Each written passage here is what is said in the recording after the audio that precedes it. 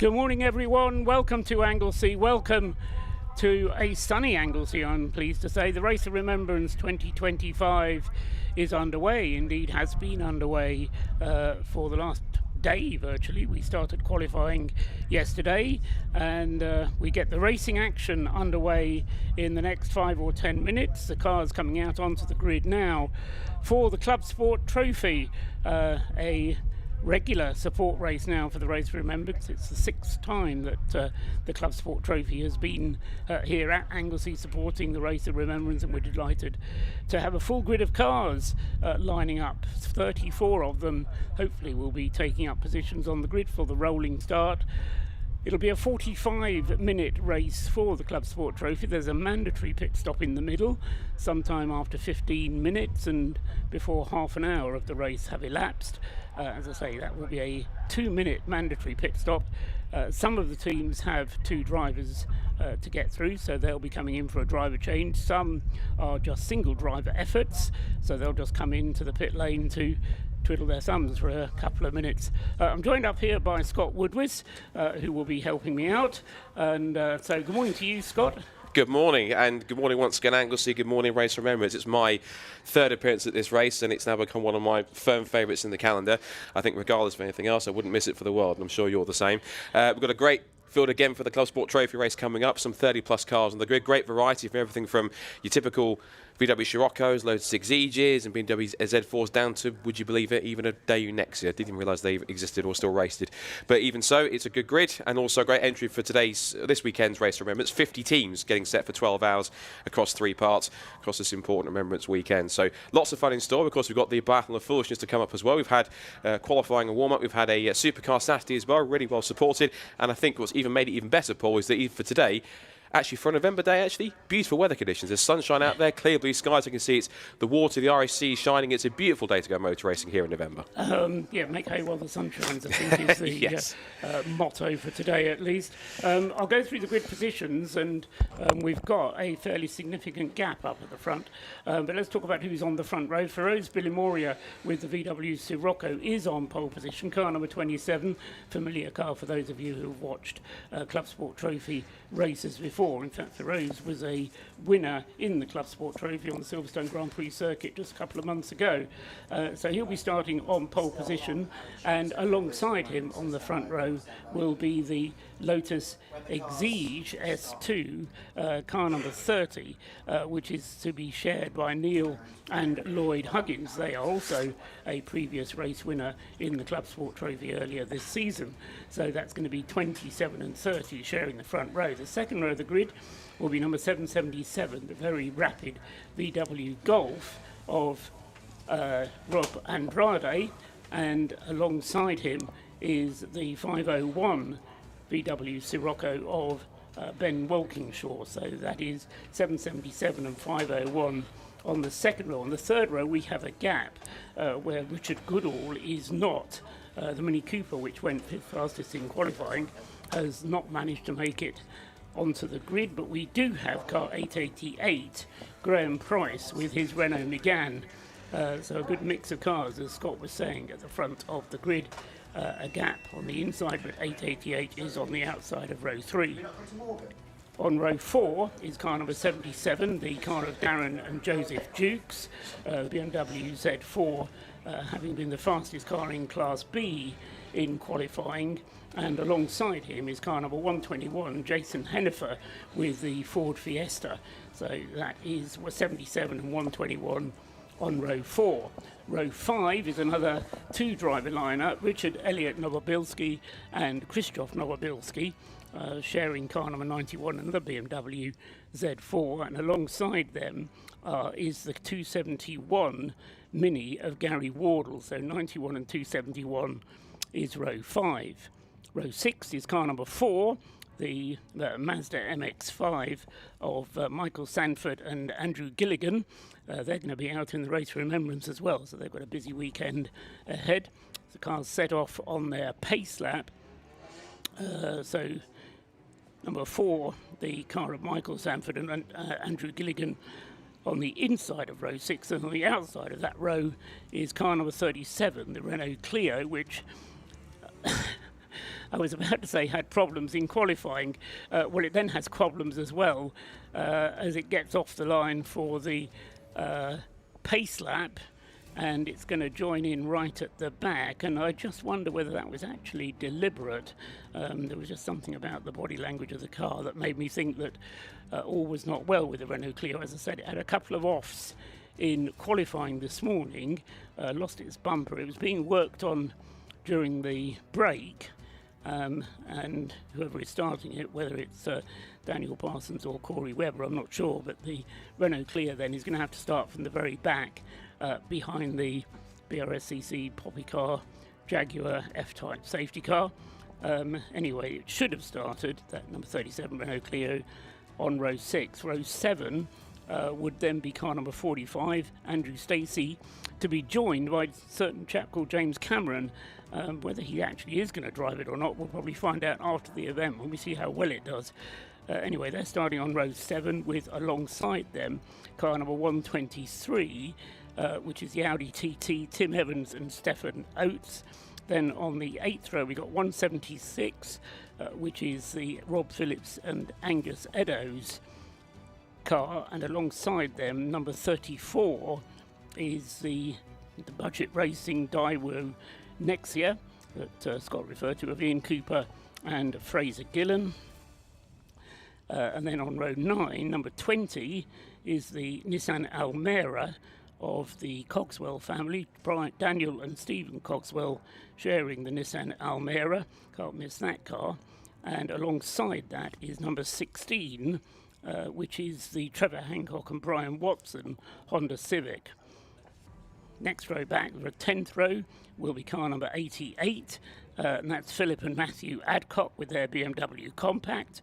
Alongside them is number 22, Chris Fantana, with his Mazda MX-5. And then the rest of the grid by number 95 and 84 share row 11. Row 12 is 42 and 15. Row 13, 150 and 116. Row 16 is 117 and 21. Row 15 is number 10 and 51. Row 16, 288 and 576. And then the mat row of the grid, 23 Stephen Moss and the Renault Megane of Matt Adams, which is a Class A car, and should be quite exciting to watch that come up from the back. Scott. Indeed. Just notice the Ford Focus, which is car supposed to be starting in 24th position, Jones and Wright, number 15 in Class A. That car starting within the pit lane, so that car not taking its spot on the 12th row of the grid. So possibly some issues with that trying to get it started, but the car's now 2 by 2 in the back straight towards the final corner, and all set to get Saturday of Race of Remembrance racing underway very shortly. The Jaguar Poppy safety car will lead them in. When it pulls off, they'll wait for the red lights to go out, and then it's in typical action. 45 minutes of ROR Club Sport Trophy action is all set to get underway to kick off what's certain to be a magnificent Race of Remembrance 2025. Yeah, the Jaguar safety car confused me a little bit there because it came all the way through the final turn and then pulled off at the very last minute. A very good start indeed then from the Lotus Exige from the outside of the front row. Whether it's Lloyd or Neil Huggins at the wheel, I'm not sure, but it was a very lively start, I'll put it that way, from the Exige. Feroz Bilimoria was trying to dictate the pace and the Lotus right with him. The Lotus actually has managed to stay with him.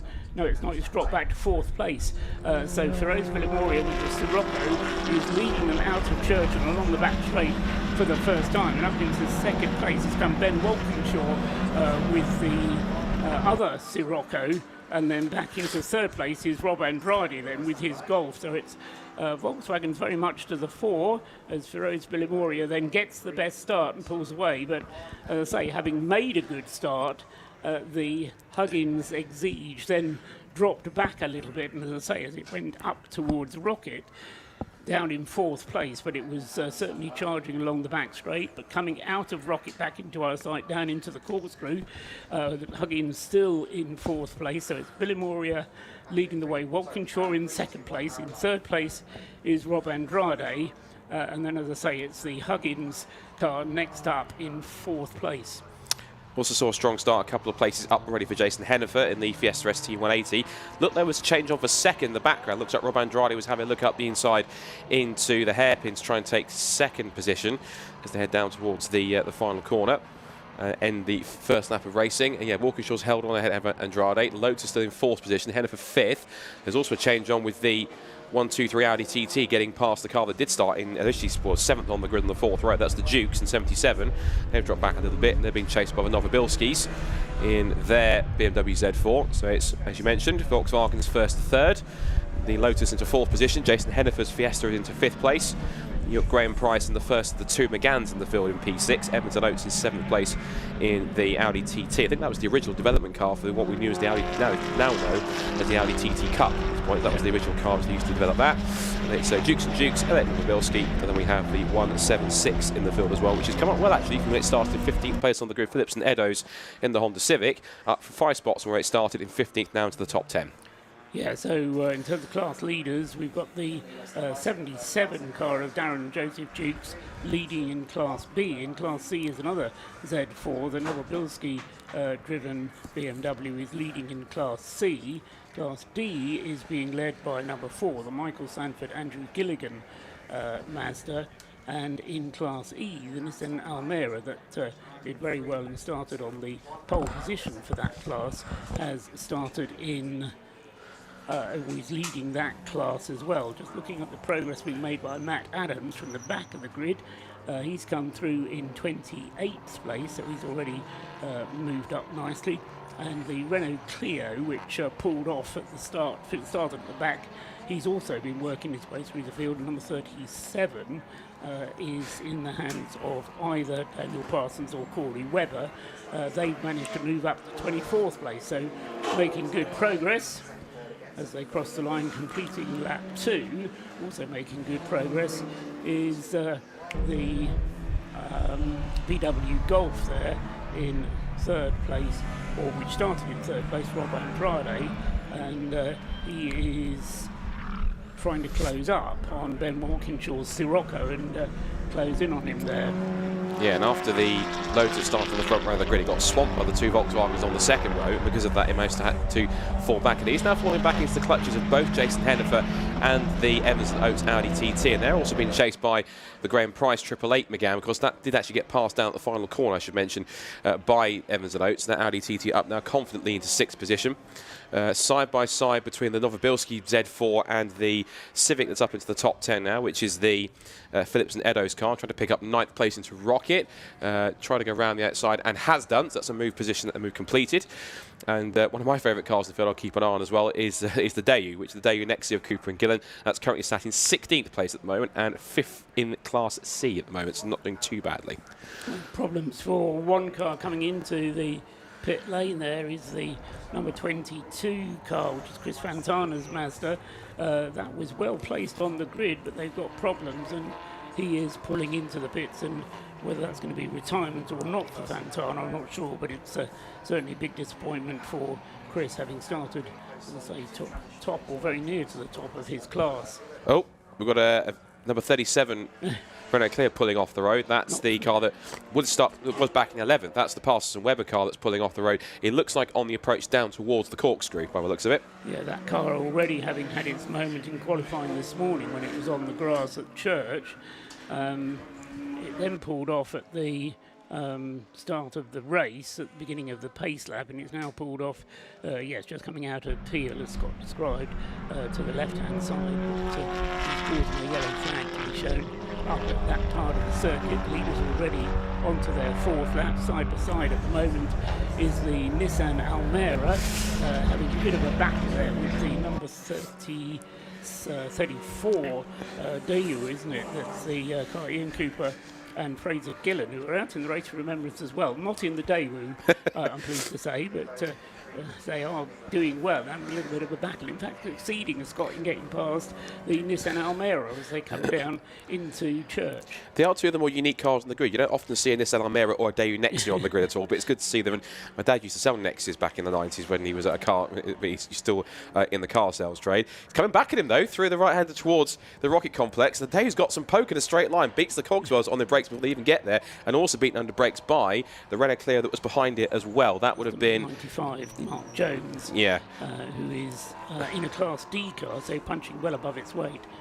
change off a second potentially. Looks like Andrade had a look up the inside into the hairpin, but now as they sprint down towards the left hand at the bus stop, it's Walkinshaw on the outside, but Andrade might have a better run on the inside line of the brakes, sweeps around the outside, and that is the Goff almost for second place, and they touch on the exit. I was going to say that was very close for second place as Walkinshaw was trying to hang on to second place, but Rob Andrade has managed to get the better of him, so Roger Andrade through into second place with the Golf. So meanwhile, whilst all of that has been going on, so Philibro's Billy Moria up at the front of the field has been making good his escape and not being shown on the screen but disappearing into the distance. Now is Billy Moria in the Sirocco 27 leading the way, but it nearly got a little bit physical there as they came into the final left-hand before the start-finish line, and Andrade, having got past Walkinshaw, I reckon, Scott, is beginning to set off now in pursuit of the other Sirocco. Look at his lap times, he's actually not that far away, I think, from the lap times that are being set by the car in front. I mean, his last lap was on 41.1, so yes, he was a second off, but he was battling with Walkinshaw. Exactly. So now he's got clear track. You're absolutely right. He'll take a lap before we see whether or not the gap comes down. It was 3.9 as they crossed the line at the start of this lap between first and second, but as I say, I think Rob Andrade is going to try and close in on Billy Moria. Still only we had 8 minutes of the race elapsed, so still plenty of racing to go. 45-minute race, still with a mandatory pit stop to come, and that will be a timed pit stop, 2 minutes from pit in to pit out. Interesting to both Billy Moria and Andrade and Ben Walkinshaw are all going it alone, so they will come in for a pit stop. No refuelling allowed in the pit stop, but it will be a time one, so they'll try and get that as close as they can to 2 minutes. Billy Moria crosses the line now, so does Andrade, goes through. It's a quicker lap time from Andrade. He does a 39.9 compared to the 1 minute 40.3 for Billy Moria, so the gap comes down from 3.9 to 3.4 seconds, half a second made on that lap, Scott. Got a bit of a McGregor family reunion here. It's all three Mazda MX-5s, and they're all been driven by McGregors, one of which has been shared by two of them, and they're all having their own intra-team, almost mini Mazda MX-5 championship battle here between the three of them. The 117 car, as you can clearly see, is trailing a bit of bodywork, so if it doesn't fall off, it will get I'm sure, a black and orange flag to say, come in and pull that off, rather than anything else. And good to see on that side. One that I should mention also with the pit stops, you're absolutely right about the 2 minutes pit in to pit out. Also, one thing to remember is that if you are short by a pit stop, even by 0.3 of a second, the default penalty is 30 seconds plus the time you are short. So even if you're short by less than a second, 0.5 or 0.6, it is still 30.6 seconds that gets applied to your race time as a penalty. So it might sound harsh, but rules are rules. Rules are rules. And indeed, last year, if I remember, Liam Crilly, who won the race, did suffer exactly that, a short pit stop. But despite that, he still managed to win the race because he managed to pull away 30 seconds, which was an impressive piece of work. That Mazda with the dragging bodywork is coming through across start finish now. Doesn't seem to be overly slowed by the fact that it's dragging, but he is being shown the black and orange flag, so that's not an option. That's a mandatory pit stop for him to come in and have that situation resolved. Billy Moria goes through now, completing his 6th lap. The gap that time goes up a little bit, so it's back to 3.9 seconds. So Billy Moria, it would seem, is on top of the situation for the race lead, and in some ways that's not a surprise. He's a regular race winner in this Sirocco, and knows the car, knows Anglesey Circuit probably pretty well by now as well. He's raced here before, so he is leading the way, as I say, by 3.9 seconds from Ben Walkinshaw, who's a further 3.6 seconds behind in the Sirocco. Then it's number 123, the Audi TT, Tim Evans and Stefan Oates. They're the first of the two driver teams. They, however, have fallen 6.3 seconds behind in 4th place.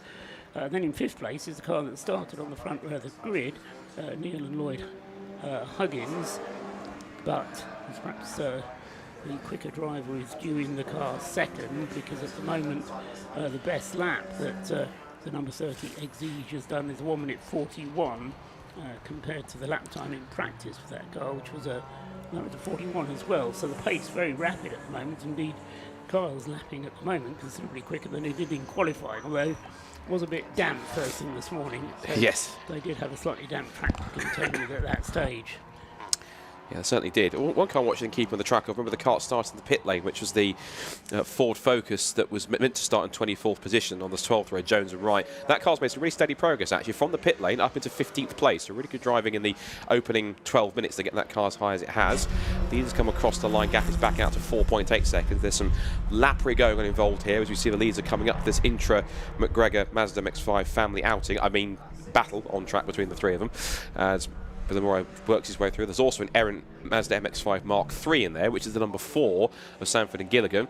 There is the Jones number 15 flame-spitting Ford Focus down towards the complex out of Peel and towards the corkscrew, off onto the international section of the circuit. I think quick checking on class leaders as well. We mentioned Billimore. Change, in fact, for Class B, just as you say that, Scott, because the two Honda Civics, 176 and 16, which were battling over that position, 176 being Rob Phillips and Angus Eddowes, just getting past as they crossed the line the other Honda Civic in the hands of Trevor Hancock and Brian Wilson. So Brian Watson, I should say, Brian Wilson, somebody else. And the pair of them had just got past the Dukes twins in the BMW Z4, so there's a very close battle indeed going on in Class B between 176, 16 and 77, the three of them separated by just 1.4 seconds. Class C being led by the Noah Bilskis. Number 91 leads Class C by a relatively comfortable margin over Ben Taylor, who's in 12th place overall. And Class D is still being held by Mark Jones, his Renault Clio. Class E, that's gone out to a second now between the Cogswells and the Adcocks. The number 20 Nissan Almera in the hands of Daniel and Stephen Cogswell, and then the Adcocks number 88 in their BMW. That's Philip and Matthew Adcock sharing that car, leading the way in Class E. And those two are regular battlers. Whenever they find themselves in a Club Sport Trophy race, you don't tend to find that BMW and that Almera too far away from each other. They tend to be perennial winners in Club Sport Trophy regularly. Seeing two of the EP3 Honda Civics having a nice little intra-Honda battle, going either side of the BMW 116 down towards the bus stop. And it looks as though it is the Phillips and Edo car that's keeping the advantage into the final corner. And that's, of course, battling away with the Hancock and Watson car, number 16. Yeah, just crossing the line now, separated by nothing at all as they turn into target. We are 1 minute away, less than 1 minute away from the pit window opening, so where there are driver changes to take place, they will be doing so. Not sure if Rob Lewis is down there in a position to help us with those two driver teams where there is a second driver waiting to go in.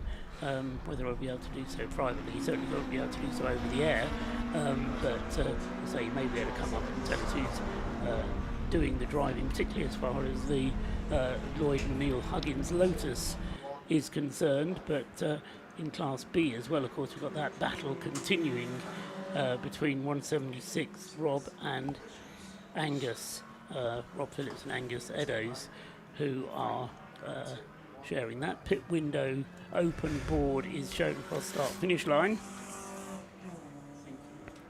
Just had a couple of notes from Rob down in pit lane. The 22 Mazda MX-5 that we saw coming with problems, that's Chris Fantana. That car out with steering damage after contact, reports Rob down in pit lane. This pit window does indeed open. The other one which has had trouble, number 68, which is Matt Adams in the Renault Megane, the second of the Renault Meganes in the field. The other one being the 888, which has been driven by Graham Price. That car has had gearbox trouble with a gear cable issue, which meant it had no gears. So I think it is back out there, but it's now 2 laps down adrift and way back down the order in 31st position, and furthermore 9th in Class A. Yeah, so they'll just try and get the car to the finish, really, more than anything else at this stage. The conventional wisdom in Club Sport Trophy, Scott, is that the longer you leave your pit stop in the window, the better off you are, just in case there's a safety car. You don't want to have done your pit stop and then find that the safety car comes out and allows everybody else to come past you. So that's the conventional thinking. If, however, you're a two-driver team and you've got your faster driver in second, then obviously you want to pit fairly early in the window. But the window will remain open for 15 minutes, and then by the end of that 15 minutes, everybody will have had to have completed their pit stop. And as I say, the pit stop as Scott was stressing, has to be a minimum of 2 minutes from pit in to pit out. And one of the clever screens here will tell us whether anybody is short on their pit stop and whether they are due to have a penalty or not. There's full searches for that one. Still watching the Inter Civic EP3 battle that's going on track at the moment. This is currently up at the top of the circuit at Peel, and that is between the two Honda Civics battling over in the top 10 overall. That's both of them battling over 8th and 9th position respectively. 176 of Phillips and Eddowes ahead of Hancock and Watson in 9th. They're just ahead of a battle for 10th going on. That's between a trio of cars, which is the two BMW Z4s in the field, the Dukes and Dukes car number 77, and number 91 of the Novobilskis, and those two also scrapping with the 84 of Ben Taylor, which will be the Paul Sheard Racing run Mazda MX-5 Mark IV. Good to see more Mark IVs getting out there. Camera's also focusing on our intra-McGregor family Mazda MX-5 battle going on. Those three cars are still pretty much together. They're just being interspersed by the fixer wheel Citroen DS3 Cup car, which is just there on the screen. You can see Henry Swanson has been a regular driver of one of those cars this year in the DS3 Cup's first season amongst the Fixer Wheel Production Cup, of course, which Fixer Wheel are the title sponsors of that season. And the DS3 Cup cars gaining in popularity. There's a few of them out there now, and aiming to get more of that. There is the two EP3 Civics, and they're getting right amongst this, towards the middle of this battle between the MX-5s, the DS3 and the third of those cars, and they're right nose to tail on the exit of the banking towards the right-hander church back towards the school straight. You see as well the Phillips Edo car just rolling it into the corner and just powering back on the exits, try and shoot past. Of course, they're in two very different classes, so much better power advantage. Yeah, it's a challenging situation, isn't it? Because they're not necessarily the quickest cars out there, but they are considerably quicker than quite a lot of the others. So there's quite a lot of back markers to get past before the end of the race. I'm sure they're going to get some faster cars coming past them. In comes the Nissan Almera for its driver change. That will either be Daniel handing over to Stephen or vice versa. Cogswell with the Nissan Almera. They come into the pits with still 3 minutes, or 3 minutes of the window having been open, so fairly early in the pit stop window. Also coming in is the Audi TT, Tim Evans and Stefan Oates. That car fairly well up in the field, in fact fourth in the standings as it came through. Battle for Class B honours continuing on the track, Scott. Indeed, two Civics going. Whilst I was watching that, just going through Peel Corner, this was a trick of the camera. I thought I saw something coming off the back. There's some smoke or steam coming off the back of the leading of these two cars, the 177 car, but it might have been a trick, 176, but it might have been a trick of the camera in terms of how it's panning across, so I might have been mistaken. A few more pit callers. Number 4 Mazda MX-5 is in as well. Also, we've seen a pit call first, in crucially for the Class E battle. The Adcock BMW did come in first, and it was leaving just as the Cogswell Nissan came in for its mandatory stop on there.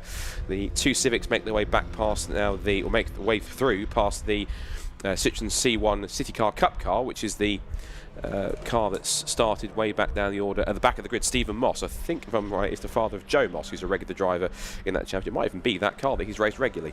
The two of them must run that car together, and Joe's the regular driver in that machine.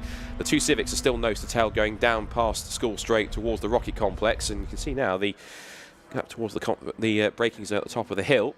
You see the Hancock and Watson car just closing in. He's pretty good under brakes. He's attacked a couple of times and looks to the outside, but the 176 defends pretty strongly in towards the first part of the complex. Keeps it nice and tight. I'll just look again, particularly through here, see if there's anything coming off the back of that car. Whether it is just particularly cold air, some steam or something coming off the back of that car. Yeah, under brakes is a little bit coming off. I think it may be the unweighted rear wheel that's just showing up a bit of tyre smoke that's coming off that car.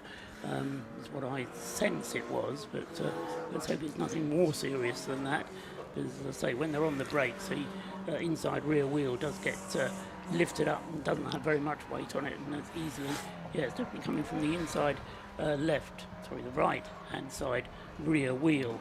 And you're right, there is definitely smoke, but I think it's just tyre smoke coming from that car, continuing to lead the class. Actually, it's not lead. Yes, it does lead the class, doesn't it? If that actually comes in, so the 176 car was talked about into the pit lane to make it stop, but the 16 carries on. So there's a split strategy between the two Civics.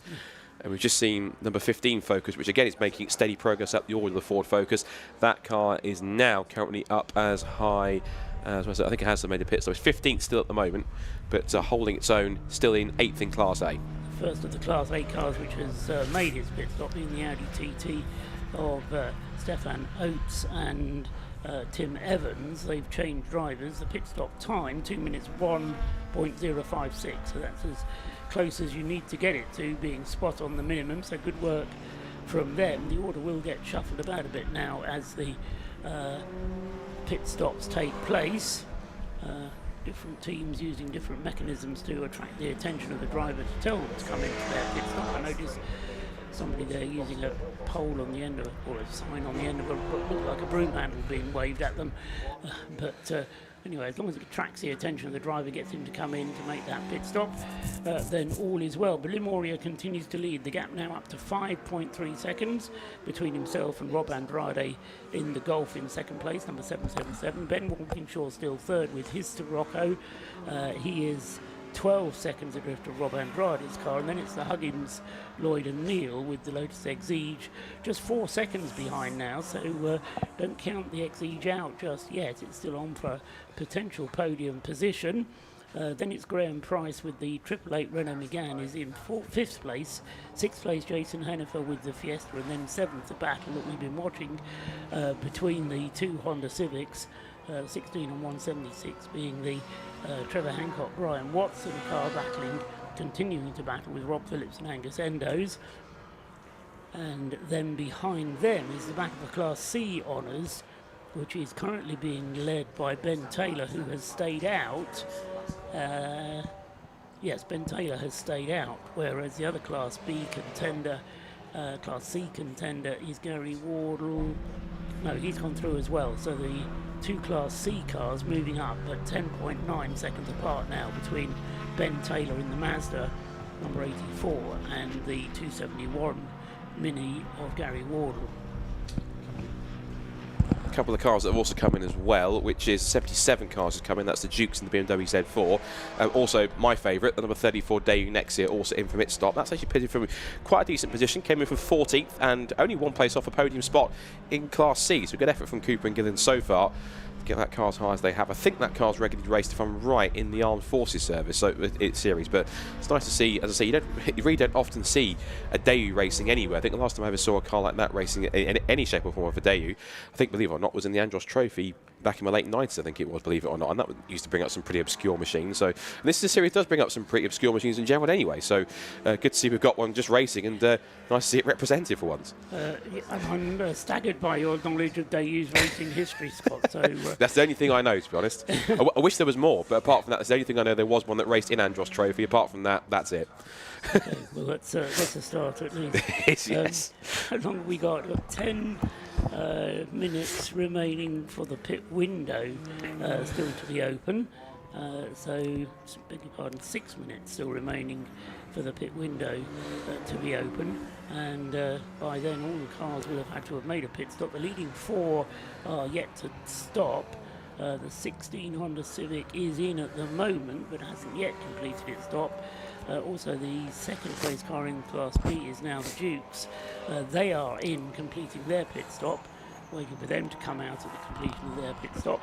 So far, everybody is over the 2 minutes, so it's all been goody two-shoes so far as the pit stops are concerned. They've done the timing right, and it's not necessarily so simple. We do see errors made, because as well, it's not just 2 minutes spent in front of your box, it's 2 minutes spent from pit in to pit out, so you have to factor that in to your calculations. Although, having said that, the pit lane here at Anglesey isn't that long, so although you do have to take it into account, it's not as complex a situation as it is in some other series and some other circuits. Ben Walkinshaw just going through, completing another lap in the 501 Scirocco.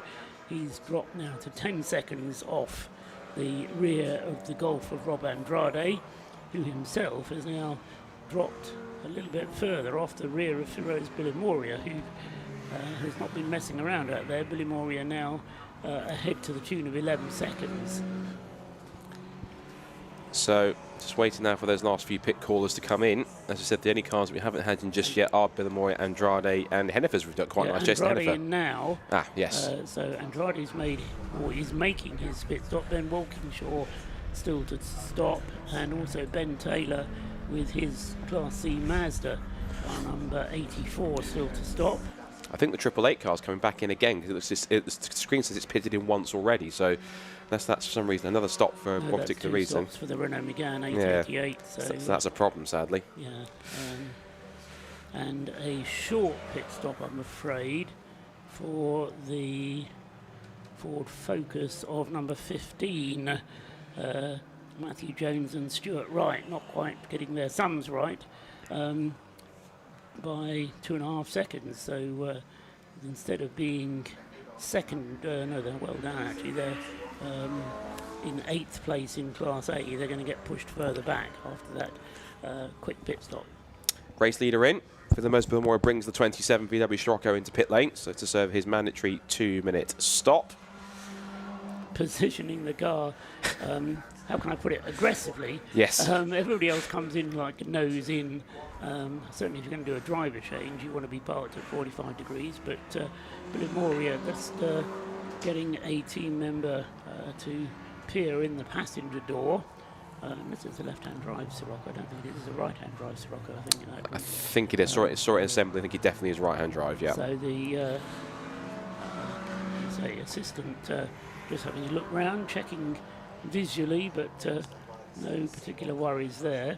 I know what some teams do is to have a little oven timer on their dashboard. As they come in, they hit the button to start the clock as they come into pit lane, and then try and time the exit so that they get exactly 2 minutes on the clock. So Billamoria is still there. Also in the pits at the moment is second place Ben Walkinshaw.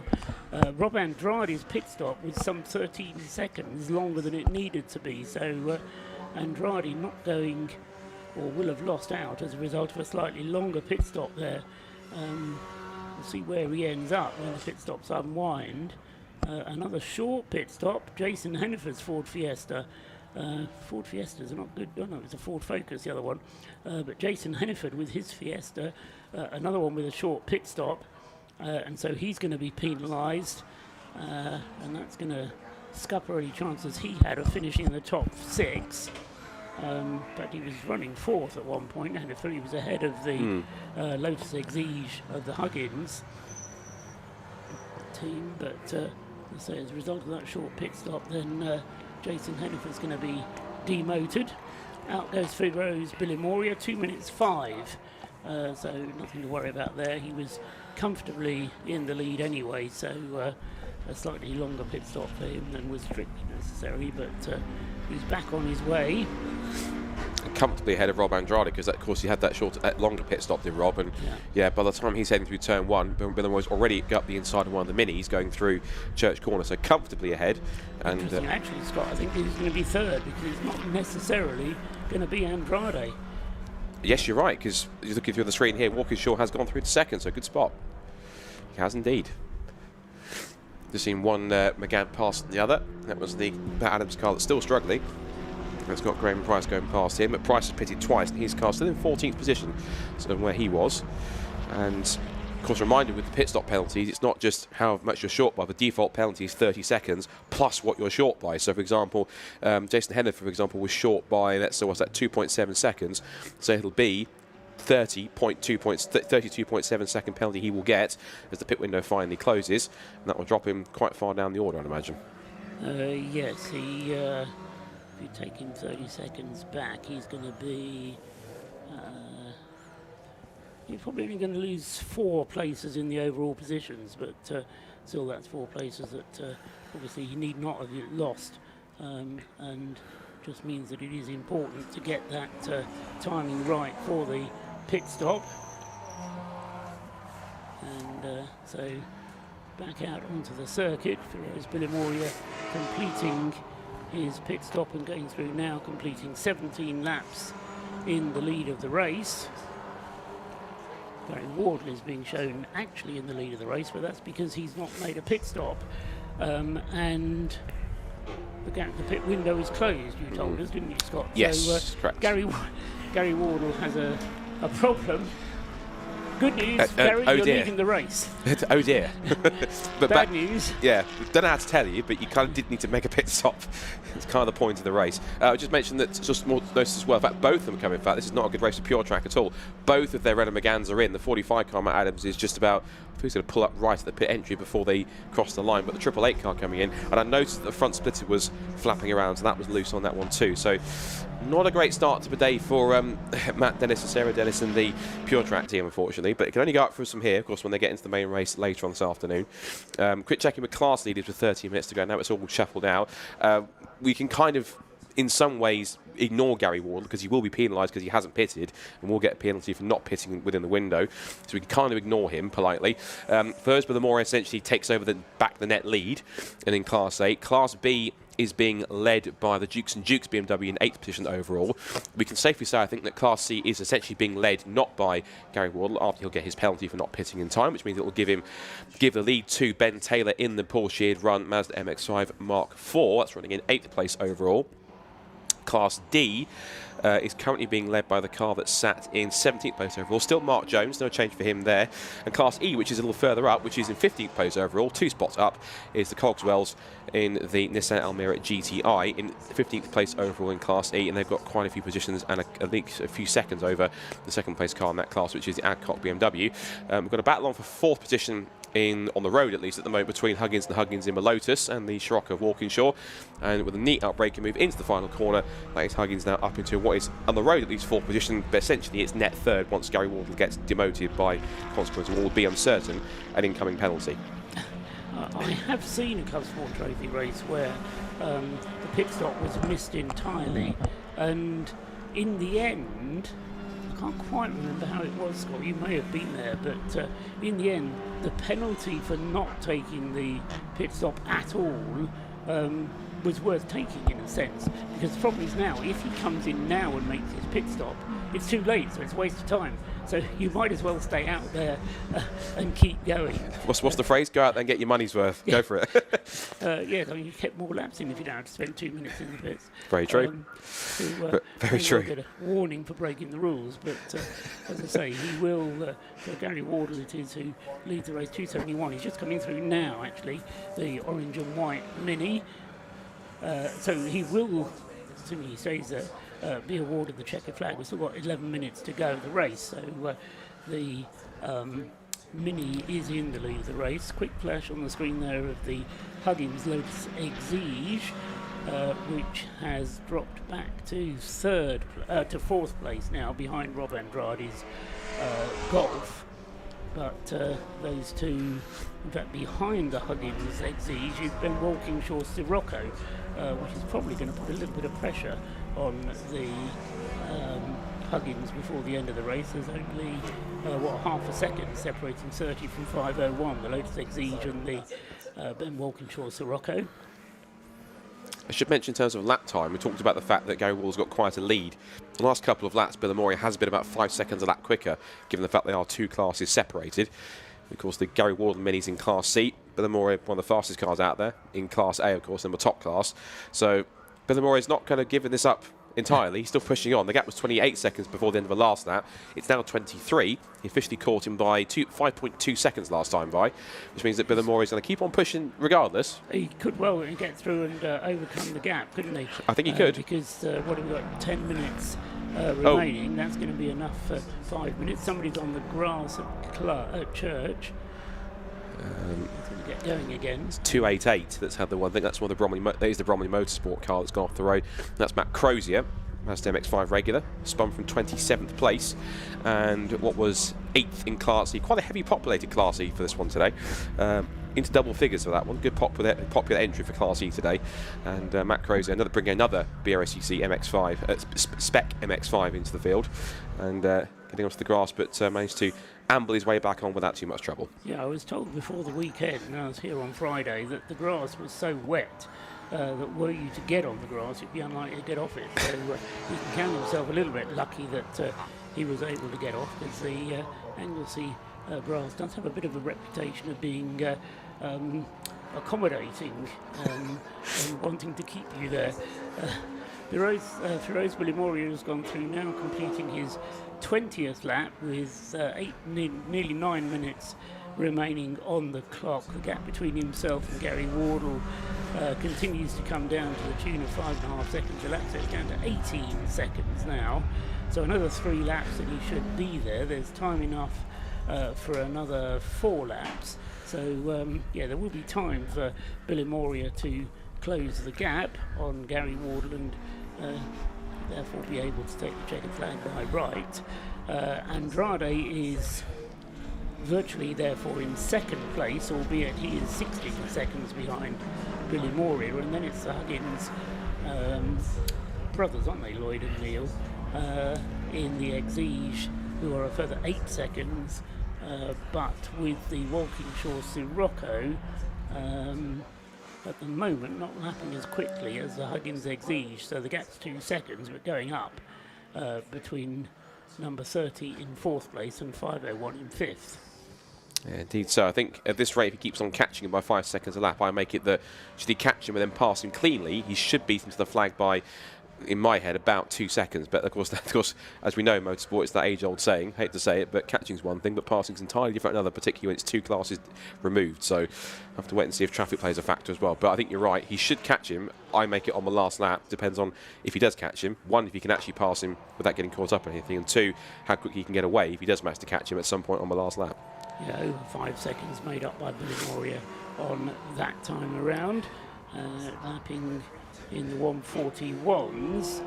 He's lapping quicker than anyone else anyway, and of course he doesn't have to push on any harder than that. We've discovered the penalty, and I think it's bigger than I think we anticipated, because Gary Ward has been given basically a 3-lap penalty for not pitting. So it's safe to say he is not winning this race, and that will drop him down effectively way down the order. In fact, 3 laps back from the leader puts him pretty much, it was far down as into at least 23rd position. So yeah, that's the highest he'll be. 22nd, 23rd, yeah. So it will not only drop him, but it will drop him to the bottom of the class, won't it? So down to 6th out of the Class C runners. So he may have got his money's worth for his entry fee, but he won't appear in the results very high up. Be interesting if the opportunity should arise, just to find out exactly what the reasoning was, whether it was done deliberately or whether it was a genuine error. But I think if you know that you're supposed to be in a mandatory pit stop race, then not taking your mandatory pit stop sort of, I don't know, it doesn't just deserve a penalty, but it also needs a word from the clerk of the course to say, you know, if everybody does this, you spoil the race, don't you? So, you know, you need to kind of conform to the regulations, not just take the penalty. Anyway, he's gone through again and gone on to his 23rd lap. Bilimoria goes through now, and he takes 4 seconds off that time, so the gap is still 10 seconds, and we've got a little under 6 minutes to go. So, yes, as you say, traffic and getting past traffic will play a role as far as Bilimoria is concerned, but I suspect he's more concerned about the gap behind him rather than the gap ahead. Andrade is 17 seconds behind in 2nd place, and then the Huggins Lotus Exige a further 6 seconds, which incidentally, whether it's with Neil or Lloyd, has just done its best lap of the race. So personal best lap for the Lotus Exige, number 30 that time around, as Gary Wardle continues to enjoy the publicity associated with the live stream showing him in the lead of the race. Well, why not take the best of what you can do at the moment? What's it, I'll say? Any publicity is good publicity, so he's taking it where he can. Confirmation, some more penalties coming through as well. Jason Hennifer has that, it says 33-second penalty, so remember it's 30 seconds plus whatever you're short by. So 33-second penalty being applied to Jason Hennifer. Number 121 Fiesta ST180. The Jones and Wright, yeah, all the Fords are in trouble today. Jones and Wright in the Ford Focus RS Mark 1, that car running 16th, 33-second penalty. Henry Swanson in car 21, that's the DS3 Cup car, given a 34-second penalty for a short pit stop. Matt Adams has been given a 33-second penalty, not that it really matters because he's back in 31st place. There's a 1-lap pending penalty also for 37 for pit lane speed, and that was for the Parsons and Webber Renault Clio that ran in 32nd position as well. So that car, but that car also pulled up with an issue anyways. That's had a world of trouble in that race pretty much for the entirety of it, and hasn't really running for most of it either, so that's not really going to affect it too much, and I don't think it'll be that much bothered either. Across the line comes Billamoria. 7 seconds adrift now, with 4 minutes remaining on the clock. So they're going to finish side by side, aren't they? Just about. It's like one of those handicap races of years gone by. Andrade coming through in second place with a lap time very close to that of the Sirocco ahead. But the Huggins continuing to push on, and in fact the Huggins duo, Neil and Lloyd, I suspect it's probably Neil at the wheel at the moment, and Neil actually lapping faster than either of the two ahead of him. So continuing to lap quicker and quicker as the race unfolds is the Huggins Exige. They started the race on the front row, didn't they, remember, and then got a little bit swamped, as you described, Scott, and dropped back to fourth. Never really looked like they were going to get up again until that longer pit stop from Rob Andrade just indicated potentially that they might have been able to gain some time. I mean, they made 9 seconds just on the pit stop. So if the Huggins can continue to push on, there might be some merit in that. The trouble is that not only is he closing in not enough, but it's a little bit too little too late, because he's closing by about a second a lap or so. Yes, it was a personal best last time, 140.6, but he's not closing in fast enough, so touch wood, unless anything happens to the two VWs in front.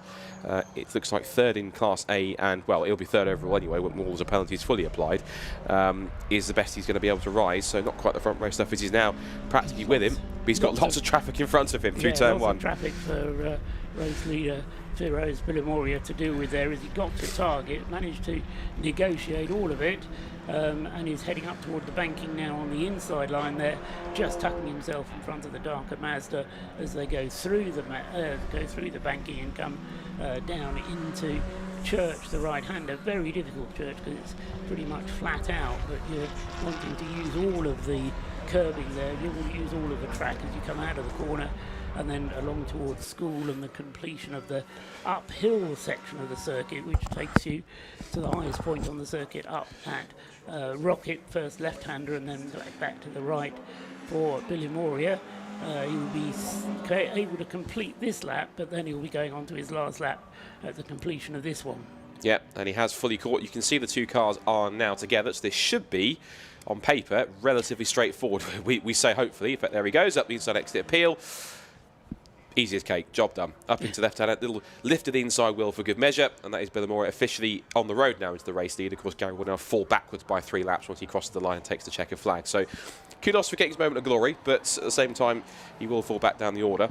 It looks like Billamoria is firmly on course to make this happen, and he'll go on to the last lap of the race with a minute left to go in this one, so he'll start the final tour of the Anglesey International Circuit, and looks like, all being well, again, touch wood, he will be on course to take the victory in this year's edition of the ROR Club Sport Trophy race. And a perfect way to round off the 2025 Club Sport Trophy season, and the popular year for the series, which you can see back in 2019 with its first 2 cameo races and very popular grids in both. There goes Billamoria past my favourite car on the field, the Daegu Nexia, which is still surviving, still succeeding. 16th place and 4th in Class C. Good effort from that one. So not a bad performance for a Daegu, I suppose. That's saying something. Everything's relative. But no, it's been a copybook performance from Rose Billamoria, as we are accustomed to seeing, really, from Rose. He's got this stable of cars that he can draw upon. The Sirocco, very often his weapon of choice in the Club Sport Trophy, but he also has 2 or possibly 3 BMW M3s that he gets out from time to time, and also goes very rapidly in. So Billamoria's done a great job up at the front, and will win this one in the end, I suspect, by something around 15 seconds. Rob Andrade still in second place, and then third place will be the Huggins, who are now 10 seconds ahead of Ben Walkinshaw's Sirocco. So that will be the 4th place finisher, and then the class winners will, well, it's going to be a run to the flag, will it? No, it's gap gone up, in fact, for the number 16 car, the Honda Civic there of Trevor Hancock and Brian Watson will take honours comfortably, I think, in Class B. Meanwhile, the Sirocco coming down into the final turn for the final time, And Feroz Bilimoria is ready, the checkered flag is ready, and it's a win then for Feroz Bilimoria, comfortably in the end taking the checkered flag overall, despite one car not making its mandatory pit stop, which was Wardle there coming through to take the checkered flag at the end of the race. Here comes, though, in second place is Rob Andrade, then he takes second place. In third place will be Neil and Lloyd Huggins with the Lotus Exige coming through now, flashing the lights and acknowledging the checkered flag, and the cheer coming from the pit wall there from Lloyd Huggins, who was on the pit wall. Ben Walkinshaw coming through now to take fourth place. In fifth place will be the Audi TT, car number 123, which will be fifth. That's Tim Evans and Stefan Oates. A little bit further back, still waiting for the Audi TT to appear out of the bus stop and come into the final turn. Here he comes now. The Audi TT then, car number 123, will take fifth place, and then inheriting sixth, and a good result for Ben Taylor in the Mazda, the Mark IV Mazda, finishing, or will finish, on the lead lap, and also taking the honours in Class C ahead of all of the Class B cars, which will be coming through next. There goes the Cogswell's Nissan Almera. They take the honours in Class E, car number 20, finishing ahead of the Adcock's BMW Compact. And winning in Class D was Mark Jones with his Renault Clio. Also say as well, it's sort of with a pleasure for me. I just realised with the penalty, Gary Wardle gets the most spot. Because Dave was in fourth before the penalty, it means that Dave is on the Class C podium in third place, which I'm actually quite pleased about. So, good effort from that one to put a Dave on the podium. I'm not sure I've never seen a Dave on the podium in a race in a class before. You're going to go and buy one now, aren't you, Scott? It's like I said, my dad used to sell Nexus, well, Daves in general, in the late 90s when he worked for their dealership. So I was around them all the time. So it was a bit new and a bit strange. Not strange, but it was new and interesting. Of course, with Heaven's Korean car company come along, but I'm slightly familiar with them in terms of Daves. Maybe not Nexus and the Espera that existed at the time, but the next generation of cars that came through, Milanos and Nubira and Laganza. I promise I'm not an expert, I just know what I know. So, but excellent stuff. I think, again, kudos to them as well. But again, kudos to everyone who took part in this race. And of course, everything which happens this weekend is all to help and support Mission Motorsport, all the incredible work that they do to help ex-servicemen and women and service leavers and veterans to, as they say, retrain and recover into the automotive and motorsport sectors. And this Club Sport Trophy race is just a small part but important part of this weekend and what it means and everything Mission Motorsport does. So kudos to everyone who entered once again for another excellent and well supported ROI Club Sport Trophy. A really nice solid race over 45 minutes. Of course, we've now got a bit of a break whilst we get ourselves set for a couple more key things, including, of course, the rather incredible but also very jovial Biathlon of Foolishness, which you always enjoy every single year. And of course, there'll be the build-up towards the big event, which is going to be at 3 o'clock, of course, the main event, which is ROR 2025, and a 50-strong entry. Once again, lots of familiar teams, a couple of new ones coming in as well. One or two familiar names, driver-wise, also in the mix as well. So I think it's going to be another race which should be, from start to finish, hopefully, one to remember once again for 2025. You call it the main event, Scott, but I know for many people the main event is the Biathlon of Foolishness. For some it is, yes. I think as well this year I heard James Cameron muttering something about a biathlon of extreme foolishness or a triathlon of extreme foolishness, yes, which I think is taking place on Monday, by which time I shall be safely back at home on my patio in the Isle of Wight. And I think if I'm right, enjoying myself, but it involves mountaineering and all sorts, I think, doesn't it? Yeah, I don't think this one requires fancy dress. I think this one is like a more regular outing of just to test of fitness rather than heading down to the coast and putting yourself under the sea and coming back in completely cold and wet on November. So that's going to be happening. I've had the signal from Rob that it says, come on, it's biathlon time, which I'm certain it is. So I'll be heading down there to see how he's getting on. And as I say, I've drawn the short straw, so I'll be down, say the short straw, it's just I'll be down by the coast, by the sea, so I'll be able to watch the contenders come through. Should give a shout out also that we've got a representative from BRSCC, as we usually do every year. So it's our our capable colleague Charlie Snell, who's taken the hit this year. Apparently his costume is a surprise, but I'll have to wait and see what he's got. But be intriguing to see what happens there. But yeah, I'm fascinated to see how this one gets on. And of course we get set for some 2 races of very different kinds, of very different reasons. Yes, and ultimately the mantra is it's the taking part that matters, and nobody really minds who wins, whether we're talking about the Biathlon of Foolishness or whether we're talking about the Race of Remembrance in some ways as well, because it is all about taking part. And as I say, when we are able to do so, then we will be bringing you coverage of the Biathlon of Foolishness. And as Scott alluded to just a moment ago, Rob Lewis will be joining us for that as well, at least joining us on air to describe the event. So Rob Lewis, who is the 3rd member of our commentary team here at Anglesey this weekend, and whether they draw straws for it or whether they just say alternate year on year, I'm not quite sure. Anyway, the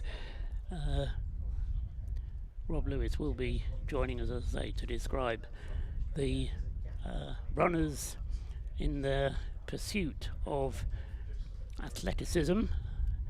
The idea is that they run from the pit lane up to through his target, up towards the banking, round the banking, down towards church, and then they veer off at church, where the ambulance is, appropriately enough.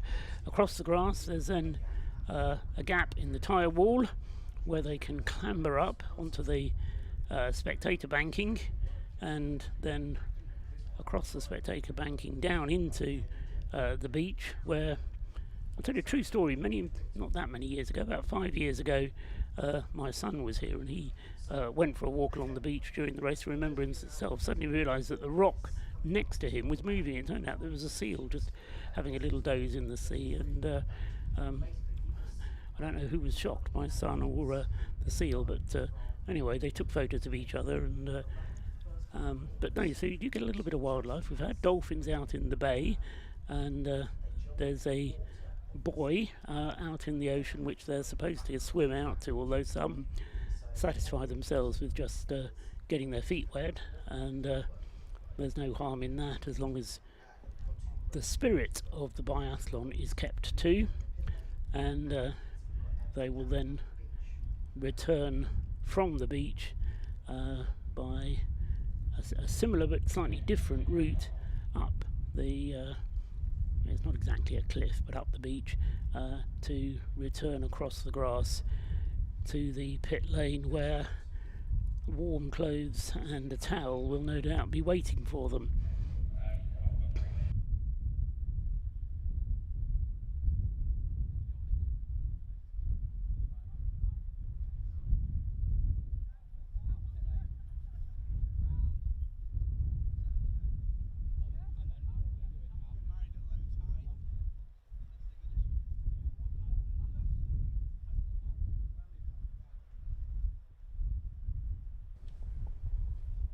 So preparations in progress for the biathlon, and although fancy dress is not mandatory, it is the weapon of choice for some, and I notice a pink flamingo being taken out as well there to assist in flotation, or just to track the cameras, I don't know.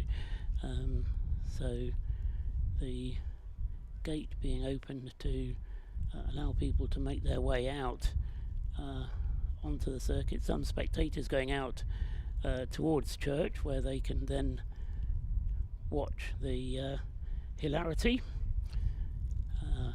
Although some take it seriously, some take it less so, and the important thing is to get a large number of people participating. I think we had over 100 starters to the biathlon last year, and a charity donation required, whether or not you're taking part, from James Cameron, who's the chairman, CEO, man in charge of Mission Motorsport, without whom and without whose efforts, it has to be said, nothing really would ever happen as far as the Race of Remembrance is concerned.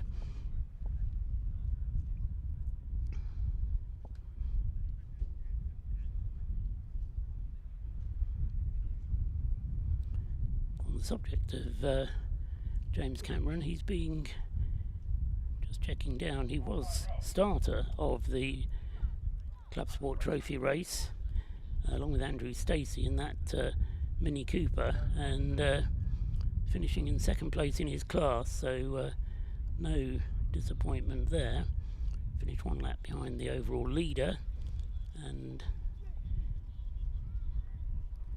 completing just under a minute behind the class leader Ben Taylor's Mazda MX-5, the number 45 Mini Cooper that James Cameron was driving.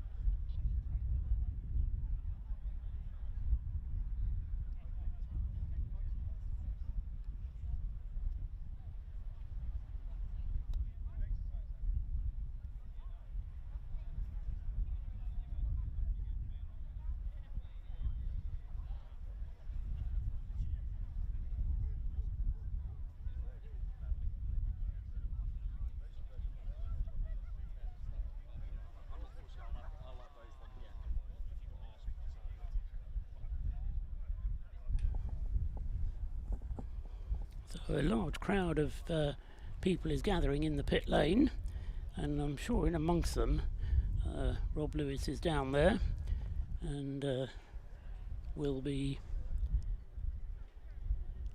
no doubt standing close by James Cameron, who normally will give the runners their instructions. Oh dear, there's bare flesh I can see down there.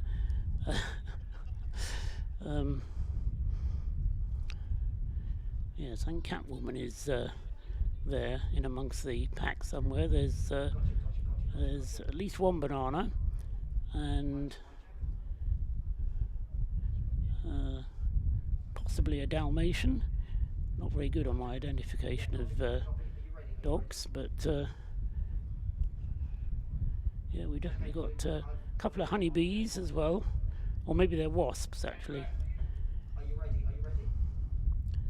And we've got a pantomime horse. Yeah, the Race of Remembrance Biathlon of Foolishness would not be the same without a pantomime horse. Well, we've got one of those. Although whether it's actually a horse, I think we're going to have to wait for Rob Lewis to interview it to get it from the mouth, the horse's mouth, you see. Yes. So preparation very high indeed down there, ready for people and to... welcome to so over to Rob. The main race, the Biathlon of Foolishness. As you can see, we have quite an eclectic mix of everyone dressed up, raising money for Mission Motorsport. And they're just getting their briefing ready to do the Biathlon of Foolishness. In a minute, these guys are going to do a half lap of the track, go around the top corner, down to the sea, and they're going to get a bit wet. Let's listen in on the briefing. Big rocks. It's slippery, it's jagged. The big rocks on the beach. Elliot, see this guy? Elliot, wristband. You need to sign the indemnity, so which hand do you right with? And I'll put the wristband on the other hand. Honestly, safety car drive.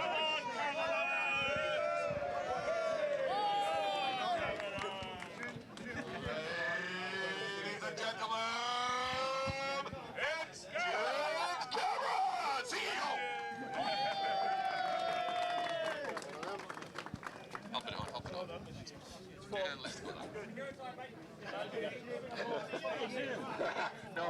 Neil, look, here we got an opportunity. Too late. Okay, so, spectators! You're in the wrong place. Spectators!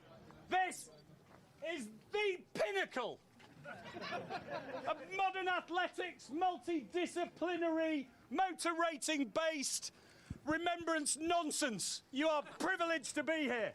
The best place to end up to watch this is across the circuit in a straight line that way. There are marshals over there who will guide you through the fence. It's barbed wire, it's not designed to be climbed through. Be careful. The single most likely way that will hurt somebody on this is when one of you clown shoes falls down the cliff laughing at them. So if you want to go and see that, spectators, go now, because they'll be quick and they'll be there pretty quickly. Direct route across the grass, go for it. If you want to go and watch it down there, go now. Right. You lot. I know we're on the line. Just come to me a bit so we can have a chat. Come to me. Come to me. Right. Our idea, the original idea was, if we came up with something so stupid and gave people compulsory entries in it, they would pay us money to not do it. It's backfired on us a little bit. Thank you so much for everybody who's raising a little bit of money in order to be able to do this. It makes a huge difference. It massively does. Share the pictures, keep pushing it, keep your fundraisers open well into next week. Get your colleagues at work, show them what you've done.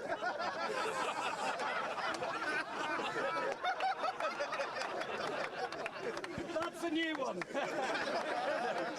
That's amazing. Excellent. But the serious point about this is we don't want anybody to hurt themselves. The way it works is we get you back into a line, we set you off, and with the speed of 1,000 gazelles, some may be a little bit slower, you're going to go out of here, feed onto the circuit, don't cross the Brend line in case someone's coming past on a quick lap. And you're going to go up and around the banking of that first corner and down to where you will see marshals marshalling you to be able to find your way through the barriers. Please don't just go and find your way through a random spot. There are some spaces to go there. For some of you, that'll mean you're queuing. It's not really a race. It's a fucking secret. Don't let on. Get yourself through the barriers, and then that route down to the water is dodgy. So help each other on your way down. Please don't fall over. Out there we've got some water safety in place. What we're expecting you to do is to go out into the waves, go round, there's an inflatable thing, they'll tell you around the back of it and then back up again. Just bear in mind, as soon as you're in the water, you don't know what's underneath. There's some big rocks and stuff and all of the rest of it down there, so please be careful of what's underfoot when you're in the water. So you get yourself out, then well done. You're back home in time for tea and medals. So as you come back up, you'll peel to the left as you go up the cliff, through the gap in the thing, straight back across the circuit here, and into the pit lane where you'll come in through the halfway point down there or across this end here. And tea and medals, you're magnificent, well done. Has anybody got any questions? No.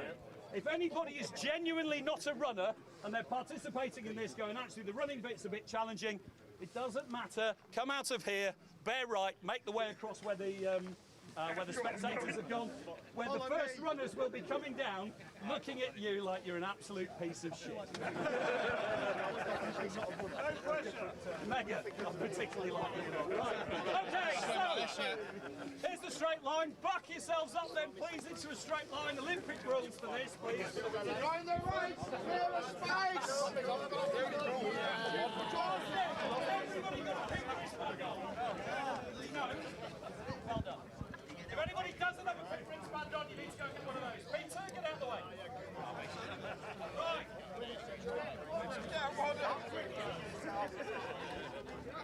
Okay, without killing the photographers, I have one of foolishness.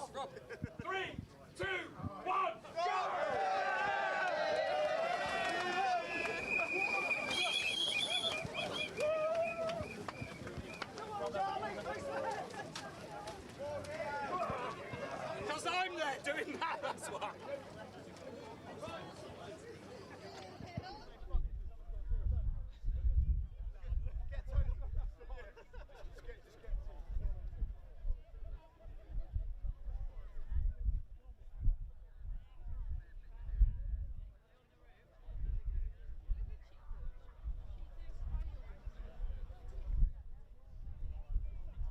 thank you, Team Silver Lake, for that. They dressed up as a dog and thought it'd be funny for him to take a little piddle on my leg. Thank you for that, chaps.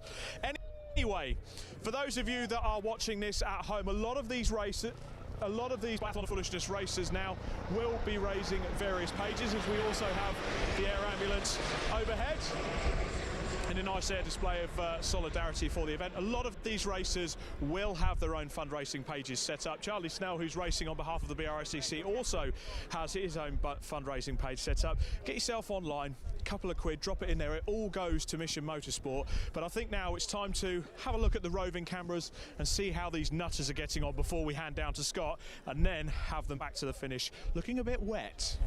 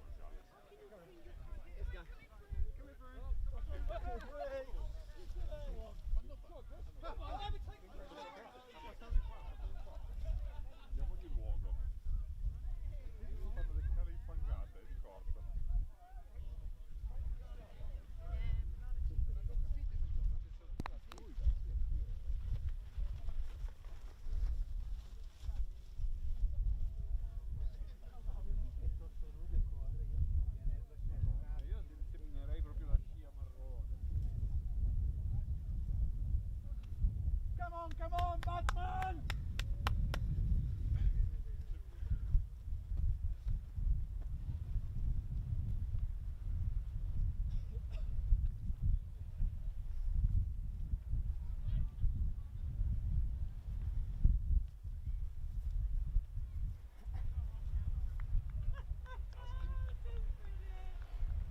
Golden balls.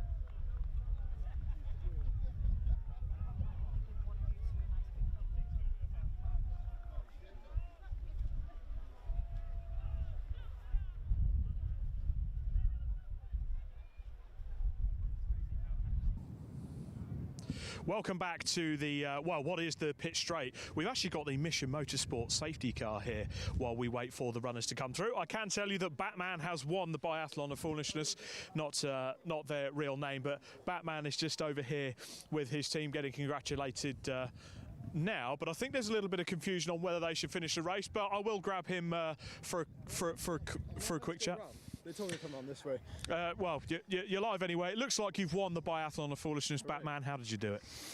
It was a lot of training, 5 a.m. every morning for the last 2 years just for this. Yeah, it's been hard, but I've got it. Yeah. Is it tough doing that and fighting crime at the same time? No, it's pretty easy, not gonna lie, just do it. Just do it, go and get the job done. Yes.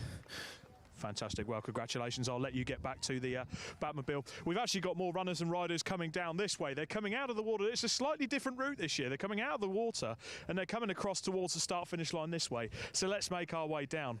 But I'll say a bit about this Jaguar safety car. It looks absolutely beautiful. And look at the writing that's on it as well. We're going to cover this a little bit more when we go into the Race of Remembrance later on. But that was a speech given by Winston Churchill on VE Day in 1945, which celebrated, or rather commemorated, the anniversary this year. Now, back to the runners and riders. As I say, I'm still suffering with a bit of a wet leg after the Silver Lake Dog, but a lot of people here racing today are doing various fundraising events, so get yourself online. There's going to be a lot of Just Giving pages, including Charlie Snell, who's dressed up as Wonder Woman, so we'll hopefully see if we can grab a chat with some of the boys and girls when they come back to us. They're using a slightly different route than last year. They came that way last year, but they've changed it and not told us. I think they're trying to get away from the camera. So let's make our way down and have a chat with some of the runners and riders coming back there now. We'll just pan the camera around. We've got a nice little group coming in now. We've got some penguins. We've got absolutely all sorts. Let's see if we can grab a chat with them. The marshals as well. Big up to our Orange Army this weekend, helping us out on this event as always for Race of Remembrance.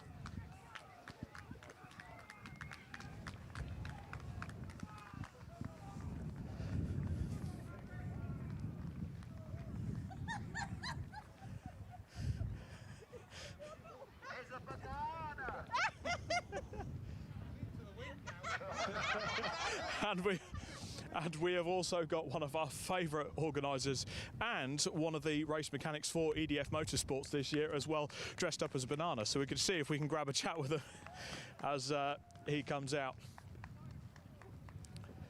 for the first time. It's the first time I've seen a fruit race. Especially in this sort of clause there. Fruit and vegetables don't really race. I was just saying, you're live on the telecast for the Race Remembrance Biathlon of Foolishness. It's not often you see a fruit and or vegetable race live on telly. What's it feel to feel like a winner as a banana? Oh, so good charity. Irony is I don't like bananas. All good fun. Everyone's had a great time. Everyone stayed safe, so great event. Love it. More importantly, what does the water feel like down there? It's pretty chilly, not gonna lie. Pretty chilly. Can't really feel my feet right now, but hey, all for a good cause.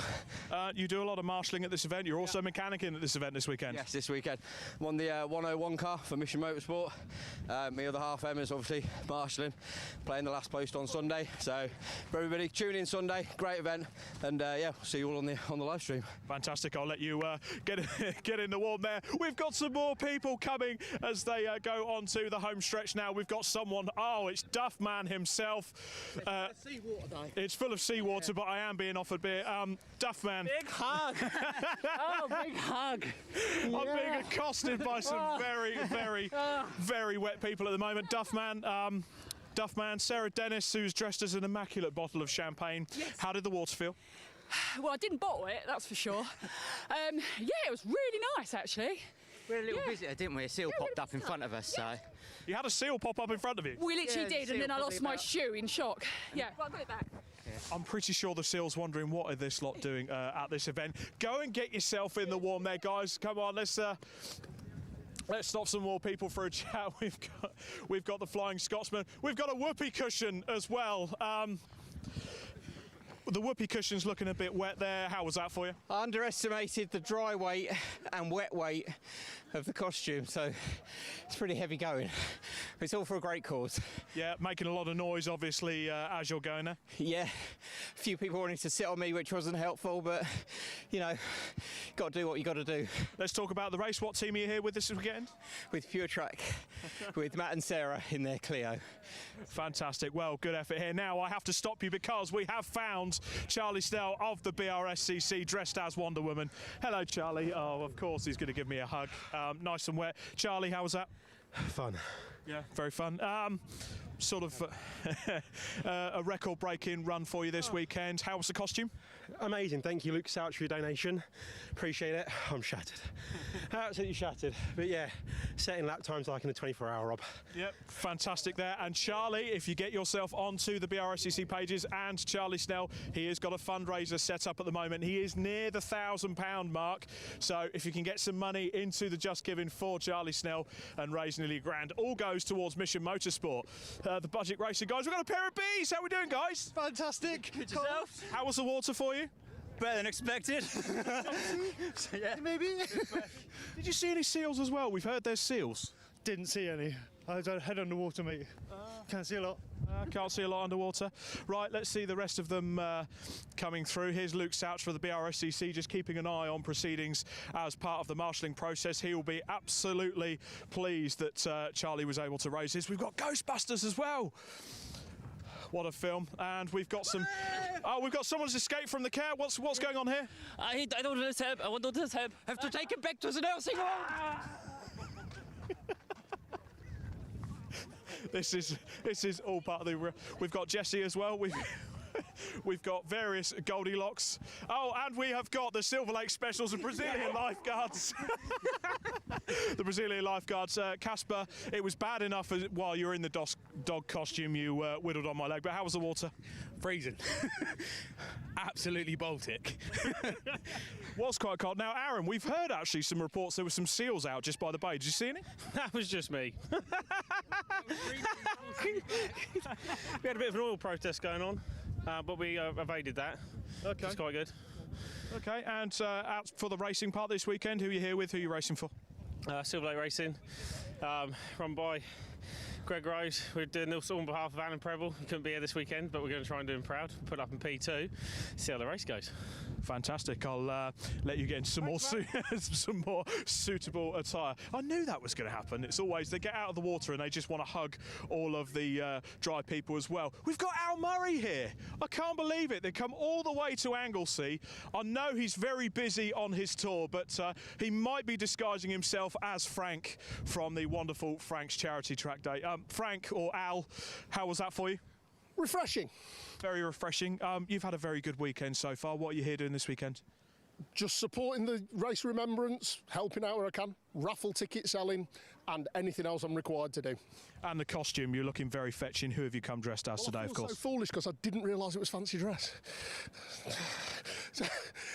Yes, I'm here as the pub landlord, Mr. Al Murray himself, who was very kindly donated a pair of tickets to his 2026 tour to the charity auction that's going on on Sunday. So. Fantastic, and the auction will be going on during the prize giving? Yeah, after the prize giving at the end of the race. And yes, I think we've got some quite interesting lots and hopefully raise a good bit of money for Mission Motorsport. And Frank, as well as Race of Remembrance, all year round, You're doing charity track days. How much have you raised so far? At the moment, we are at just over £167,000 since I started, which, considering the first ever day we did was an accidental charity track day and we raised £300, to what we're raising now, it's absolutely amazing. And we've got one for Mission Motorsport on Friday, next Friday, which should take us over the £170,000 mark. Absolutely fantastic, Frank. Fabulous work there. And we will see this man up and down the pit lane this weekend. Best I think. Broadcaster at Race of Remembrance. Cheers. Thank you very much. Very flattered there. Brilliant work from Frank. Nearly £170,000 raised for various charities. We've got a few stragglers coming towards the back, but it looks like most of our runners have made their way back. So that's the end of the Biathlon of Foolishness. Everyone has gone round and got a bit wet and got their costumes wet, and they're going to dry off now, and we've got 12 hours of racing coming up. We're going to go for a break now, and when we come back, you will hopefully see the cars gridded up ready for 12 hours of racing action here at Anglesey this weekend. For now, it's time for a break.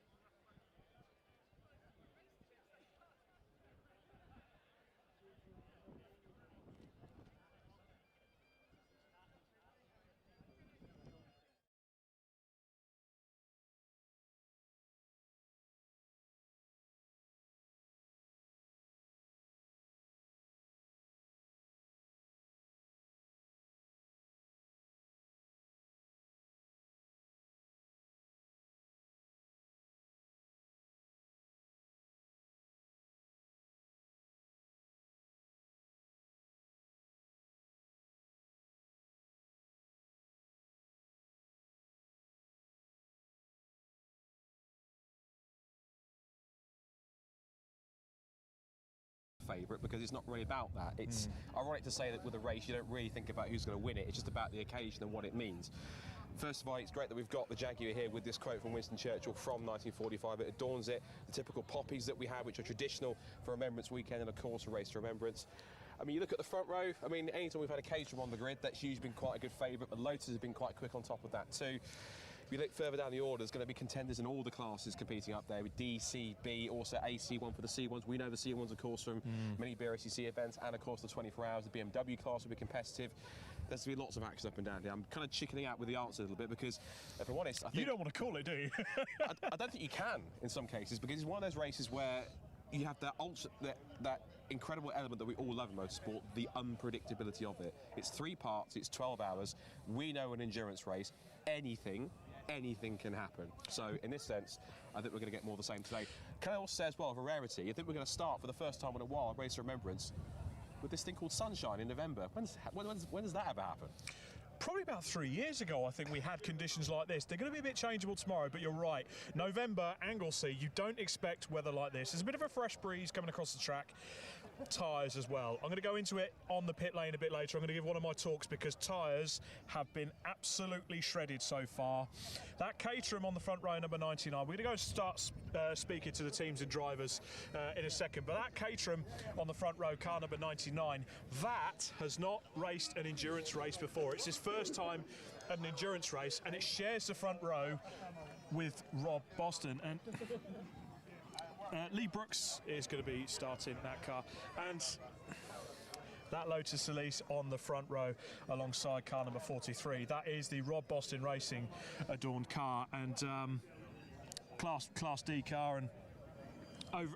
You know, on the front row overall, they had a bit of pain last year with the fire that happened, and unfortunately dropped them back. They're going to be one of the favourites as well. I've got a dark horse that I'll tell you about later, but Scott, I think it's time we went and spoke to some of the drivers. Yeah, firstly we can have a word with the man who's at the wheel of number 43, Lee Brooks. We'll see how he's feeling. Of course, Rob Boston Racing have won this race a couple of times before, so they're no strangers to this at all. I think they're about to do a bit of a team photo in a second, but we'll see if we can quickly dive in and have a word with Lee if we can. Lee, just quickly for a second as well. Well, you get the stink car no one wants, which is the start of a 12-hour race. So, obvious question: how are you going to approach it? Calm and steady, or just Harry Flatters and see what happens? No, it's a long race. There's plenty to do, so it won't be won in the first few laps. But I think car feels good. Had a great day yesterday. We'll go and run as fast as we can, staying out of trouble. That's the plan. There's a little bit of expectation on top of that, given that Rob Boston have won this race a couple of times before in one of these cars. They know how to do it. So does that add the extra pressure, or are you just taking it all in your stride? No, I mean, the event itself is bigger than the race, really. It's, it's a fantastic event. You feel like there's a sort of higher purpose to the whole thing, really. So, yeah, we're here to race. Rob's done a great job, put a great car together. And we're a bunch of mates as well, so we're just going to go out, and I don't feel a load of pressure. He has a bit of a knack for it, doesn't he, building good cars? he can make them go, that's for sure, yeah. He can send them himself as well, can't he? Absolutely, he can. And we talk about, John Hindhaugh said it at the end of last year's race on the 10th anniversary, 10th running.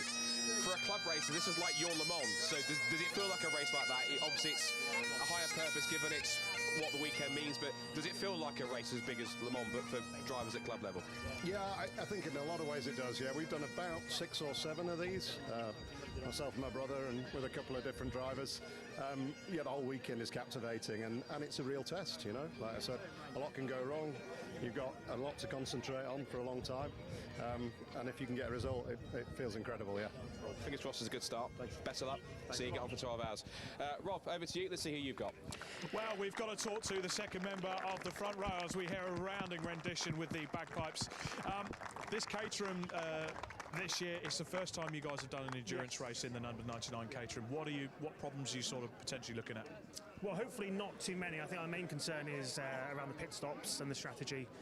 Given it is our first endurance race, I think a lot of the time it's going to be won lost in the pits, and that's the bit we're most inexperienced with. So yeah, that's where the worry is.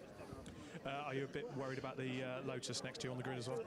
No, I mean it's obviously very fast. It's got a lot of aero, but it's a super long race, so yeah, we don't have to worry too much about what happens in the first couple of hours. Just got to keep it clean, keep good pace, and look after the car, look after the tyres. Probably the most important thing here is look after the tyres, right? Yeah, for sure. It's a long old race, and we've got lovely conditions today, but that does mean the tyres are going to maybe go through a bit quicker than we had kind of planned for. So we've definitely got to keep that in mind. Definitely got to keep that in mind. Well, good luck for the race up ahead. That's the Kuhn in the car. We've got the Patreon liveried BMW just behind them as well. This car ran well last year before going into its own problems. But we have got another Audi TT on the grid as well. I am looking for Scott Woodwist here somewhere. Scott's next to me now. I was just saying the Patreon Racing BMW did run into its own problems last year, but one of maybe the dark horses for this race? Well, we can find out, because Vera Aldridge is going to start the car next to me. Considering 12 months ago you had 1 or 2 issues, do you reckon you've hopefully fixed them for this year? Yeah, no, we're looking really good and strong for this year. So hopefully be up the front and stay at the front. What sort of changes have you made compared to 12 months ago? Good point, really. Just made it more reliable. Just knew everything that we thought might let us down. Yeah. So yeah, left nothing for chance, hopefully. And a race like this, reliability is everything. Yeah, it's all down to reliability, and that's what we're trying to do. You're in the mix. You've obviously got the Caterham Lotus in front of you here as well. You've got the Audi next to you, so you've got 4 Class D cars at the front. Yeah. This is going to be quite a skirmish in this first 7-hour part. So is it just going to be try and stay with them at the front, run a good pace and see where you are come 10 o'clock? Yeah, just find a good, happy pace and stick with it, really, and then see what the weather brings tomorrow. Well, it's dry now, so make the most of it. Absolutely. Make the most of the dry. Best of luck. Thank you very much. See you get on. Well done. Rob, over to you. Who you got? I have got Tacona Racing with their beautiful E36 BMW. Now, I've got Lewis from Tacona with me, and I've got a star lineup of drivers behind us, including the RAF Adorn, Mr. Russell. This car didn't look like this a few weeks ago, chaps. This has had a bit of a rebuild. What happened? We were up here testing, and there was an incident that we're talking about, and then a journey afterwards that resulted in us here. The car unfortunately ended up in a wall. And we had a decision point: do we keep going, do we not? And I think if it had been any other race, we probably would have just parked it and dealt with it next year after Christmas. But the people that are in the team, we're just so passionate about being here and in this event that we felt like we had to strain the relationships and the times and marriages and friends and pull on all the strings we could to get here. And Mike in the car just in front of us gave us his workshop, and Martin and Mike and Paul and everyone just clubbed together to get us here on the grid. You know, it's been tough. And the car, the emotional, the car was wrapped this way, and just look at this livery. Any retro sort of ex-tobacco livery looks absolutely stunning. And look at it. And I've got to bring in Lewis. Tacona Racing is really a brainchild and thought of as Tacona brand, which is yourself, a mental health charity. Tell us a bit about Tacona. So the idea is that we use cars, and obviously this is a good example, to get people talking about their mental health and get particularly men who are usually quite rubbish at doing that to engage with a topic that they're interested in as the starting point to conversation. So the Rothmans logo didn't exist until 3 weeks ago when they got the idea for the livery together, and there was a message going, can we do a Rothman style? So that's what we've done, and it's about that familiarity through cars being the gateway to conversation. Definitely, and it's great to see you down here, Lewis, doing some great work with the Tacona brand. Have you got anything new in the pipeline? There is, but I'm not allowed to talk about it. It's another charity element, working with another partner that could hopefully be quite a big step up in the reach and the potential that we have with what we're doing for mental health and a bit more of men's health in general. Fantastic. Well, guys, good luck at the race this weekend. I'll be honest with you, ladies and gentlemen, hopefully I don't put the commentator's curse on it. They're one of my dark horses for this race. Scott, who have we got? Well, I've got Simon Waterfall here, who is in part of the Racecraft team, one of the BMW 1 Series Super Cup cars that's making its debut for this weekend as well. Simon, you got good and some not so good memories of this circuit in the past, but is this your first crack at the 12 hours for Race of Remembrance? Yes, obviously done quite a lot of sprint racing here in Mazdas and previously sprinting in Westfield a long time ago. But yeah, first time at the full ROR this time. Yeah. So how much of a daunting prospect is it, or are you just going to take it all in your stride, do you think? Well, obviously I've drove one of these cars all season. We've done well in the main championship, but bit of a nosebleed this far up first time out, if I'm honest. You know, we've got quite a few decent pedallers in the team, and yeah, we'll just see what we can do. We've done a lot of changes to the car so that we can try and get some longer stints in, and yeah, hopefully that'll put us in good stead for the longer stints. Now, you brought out the one which I've missed through the season, my favourite looking one from the fleet that you've got in white. I have to ask the key question after Silverstone. If you know, you know. Have you remembered where to put the key this time? We have the key and it is secured. If you don't know, watch back at Silverstone in August and you'll know exactly what I mean by that. Obviously, you're up towards the front in Class C. Of course, you've got the Tacona car, you've got Breakdancer Racing, who veterans in doing endurance and doing Supersport all season as well. Do these kind of guys intimidate you at all, or are you just going to just send it and see what happens? I think it is we're a bit uncertain on the length of time. We've added a bigger fuel tank just to get some longevity. Obviously used to the car. I think we'd get there with the longer stints in the end and see where we come out. Yeah. You've got 12 hours to figure it out, so I'm sure you'll do absolutely fine. Listen, best of luck. Thanks Good stuff. very much. You drive what you did this season in one series, you'll be absolutely fine. Thank you. Good stuff. Right, we've had the whistle, so we are going to start to get ourselves moving. So we're going to move down the order. Rob, I think I said possibly one more interview before we get kicked off the grid. Rob, who do you have? Well, we've tried to make our way further down the grid. There are a plethora of these Mark III Mazda MX-5s and Mark 1s, and I've got Stuart Humphrey racing here, the EBC brakes back machine. Stuart, you've come to the Race of Remembrance for a few years now. Had your fair share of problems. What's the plan for this year? Keep it clean, get through the first stint, run it into the night, and then see tomorrow. It's going to be wet tomorrow. You've made a few changes to the car over the winter. What's the sort of tweaks you've done? Yeah, aero, that's the main thing. We thought that was the best gain we could make, and so we've done front splitter, rear wing, little bit of bonnet venting, try and keep it a bit cooler. But yeah, so all very amateur stuff, but we'll see how we go. And you've got some star drivers in the lineup as usual. Tell us about the team. We do. Well, we've got Martin Rich, so very experienced Le Mans 24-hour veteran, BRDC member. Comes along and graces us with his presence, which is always very good. He's a safe pair of hands. And then this year, first year is Tom Walpole, and he's come along to drive as well. So last minute, he gave me a call and said, "Do you know anybody with a seat going?" And just by chance we did, because unfortunately Alex, who normally races with us, can't make it this year. So we had a spare seat, and he's slipped into it. Beautiful. Well, sounds like the whistle was going on the grid, so people are going to start filtering out. For the moment, Stuart, I will wish you good luck. So that is the beautiful Mazda MX-5 of Stuart Humphrey Racing. We've got more Mazdas on the grid, including the Mark 1s. We've got Track Scotland. But, Scott, who have we got? I haven't got any in particular because they are starting to move cars and drivers off the grid ahead of the start. But just wondering through some of the teams that we've got that are coming back. We've got Breakdancer Racing back with their Mark 1, Flying Haggis Racing, one of our firm favourites in the Mix 2. Track Scotland are back also with their Mini. We've got Mission Motorsport with their 4 cars in the field. Of course, one of course is pretty key. One we're coming up to here on the right, onto my right at least, is this the 555. It's back from last year. It is the Subaru BRZ that was built up from a write-off. It's good to see that car back, and it has got adapted hand controls, so it's going to be one to watch for throughout the race. Another car to watch for has to be this one too as well, Car 101. Which is started by Alan Farriman, but as a certain Mr. Chris Harris at the wheel of it at some point. I'm certain either myself or Rob or somebody will have a chat to him throughout the day. It's his first time back, I think, in just over a decade, which is going to be quite key. I'm sure he's fired up for it just as much as we are, Rob. I definitely think he is. I am going to try and maybe sneak in here and see if we can have a chat with the team here. I've managed to dig Chris Harris out. Chris, it's the first time you've done this race in quite a long time. Great to have you here this weekend, and you brought the weather. I know. It's unusual, isn't it? In fact, the last 3 times I've been here to film, it's been like this. It won't be like this tomorrow. So we're going to enjoy it. When the sun's out, it is the most glorious place, I think, in the whole United Kingdom. I adore it here. It's the most picturesque, beautiful circuit. The layout's amazing. I'm always booked up this weekend, but Jim Cameron said, get in your diary earlier, no excuses. And I now feel I've missed out, having not done the last 9. It's on me, that one. It's an amazing event. Very much an amazing event. And you stepped into the car yesterday, and I was told by Rory, one of the mechanics on your car, that you got out with a big smile on your face after about 5 laps. I have a complicated relationship with the MX-5. I once wrote a story entitled Why I Hate the MX-5, which resulted in the MX-5 community not being very happy with me. And I'll apologise, and I'll eat some humble pie. In the wet last night, it was a hoot. It had all the power you wanted.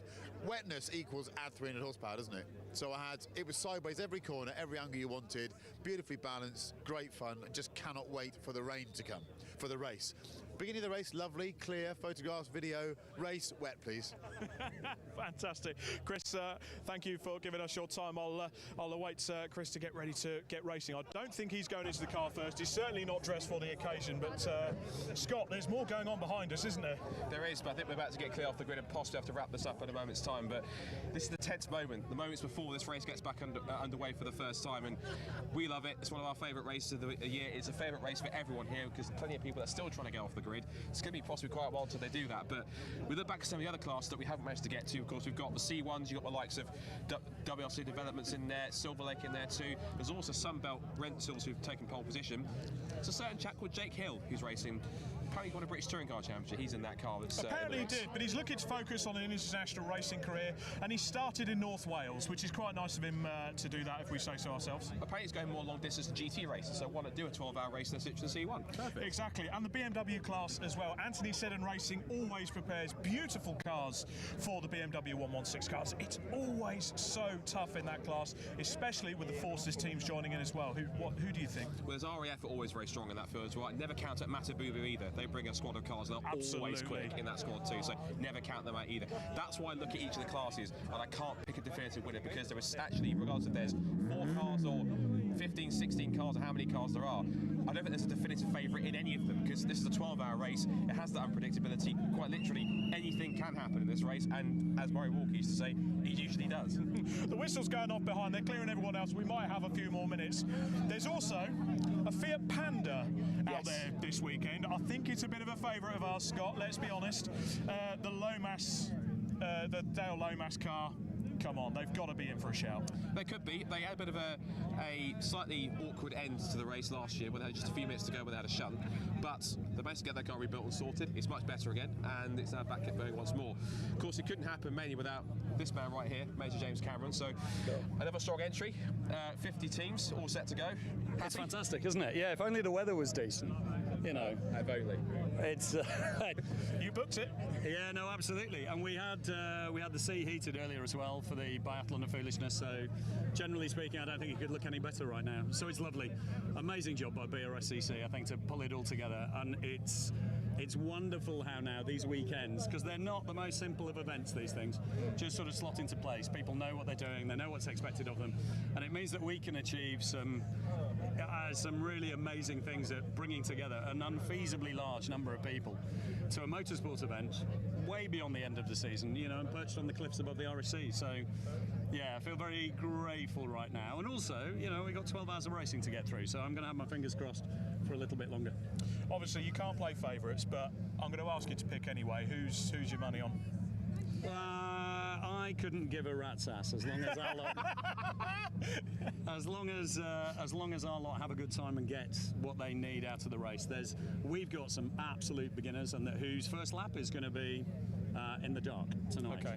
You know, and that will be their first racing lap ever. And that's a big old thing. But we've also got pit crew members and the like, some of whom the pressure, the anxiety, the people, the pressure, all of the rest of it, this is a really big challenge for them. And their journey through the course of this weekend is independent of who's going round quicker than everybody else on the circuit. This is just the tool to doing a bigger job of recovery. But yeah, so that's where I'm going. John Hindhaugh said it best last year. This is like the club races Le Mans. I think we firmly agree with that. It's one of those races where, regardless of who you are in club race and what you've done, if you come here, yes, you can want to win it, but you just want to be a part of it because it's just that kind of event. 100%. Well, it looks fantastic, couldn't we? So we couldn't wish for better weather. Bit of rain requested for tomorrow, so we're going to turn the taps on for that, but we'll keep the temperature nice and high so it'll feel pleasant. That seems all right. So I suppose at this point it's time to go racing, gents. Yeah, let's go racing. Thank you very much, sir. That's Major James Cameron there. So, Scott, it is time indeed to go racing. The only thing we need to do now is hand up to a commentating legend, that is Paul Trustwell. So, Paul Trustwell, up in the commentary box, over to you. Thanks very much, Rob Lewis and Scott Woodward down in amongst the grid and all the people that are taking part down there. Great to hear as well from James Cameron just at the end there, who put it very well, because I'm a motor racing fan, so over the course of the next 12 hours, day and a half, I'm going to get a bit excited about the motor race that's going on, but James is absolutely right. There's something far more important going on here. The Race of Remembrance is all about Mission Motorsport and its mission, its campaign to rehabilitate ex-servicemen, and it does that in a variety of ways, by giving some the opportunity to drive cars, by giving others the opportunity to work in the pits, by really bringing a military precision to the organisation of motorsport, and providing all of those people with a reason to get out in November when perhaps they don't really feel like doing so. But to be part of this event in any way, shape or form is an honour, and as I say, we'll be getting it underway for the first part. Entry entered, driven by Thomas McEwing. It will be Thomas who's starting, ably partnered by Mark Haynes and Thomas Gunther. These three very quick drivers, but as we were hearing there, they are going to be going through a fairly steep learning curve. But the Caterham is certainly a car to have. It's quick, it handles nicely, gets its way through the traffic nicely. They just have to work their way through the fuel consumption. The rules dictate that the cars must make 6 pit stops over the course of the race, each of which must be 4 minutes long. So that's going to account for everybody. They will have to make those pit stops. Don't have to make them in the first part, and indeed if for whatever reason you have to make more pit stops, then you make more, but a minimum of 6 pit stops of 4 minutes each. And as I say, that's going to possibly be the difference between DKS Motorsport and Rob Boston Racing, who starts alongside with the number 43 Lotus Elise. It is, as we heard, going to be Lee Brooks starting. He shares with Ben Brooks and Phil Grayson, and so both the cars on the front row of the grid are 3 driver lineups. 5 minutes to go before the start of the formation lap behind the safety car. The second row of the grid, number 48, is the Patrone Racing BMW, to be started by Veer Aldridge, but with some very quick drivers as well. Not that Veer's slow, but Neil McReynolds, Lee Brown and Michael Nash sharing the driving of that Patrone Racing BMW E46.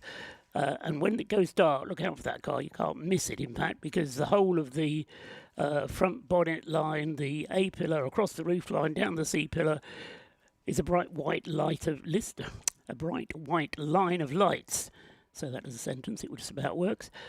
Anyway, look out for the, as I say, you won't miss it once it goes dark, the Patrone Racing 48 BMW.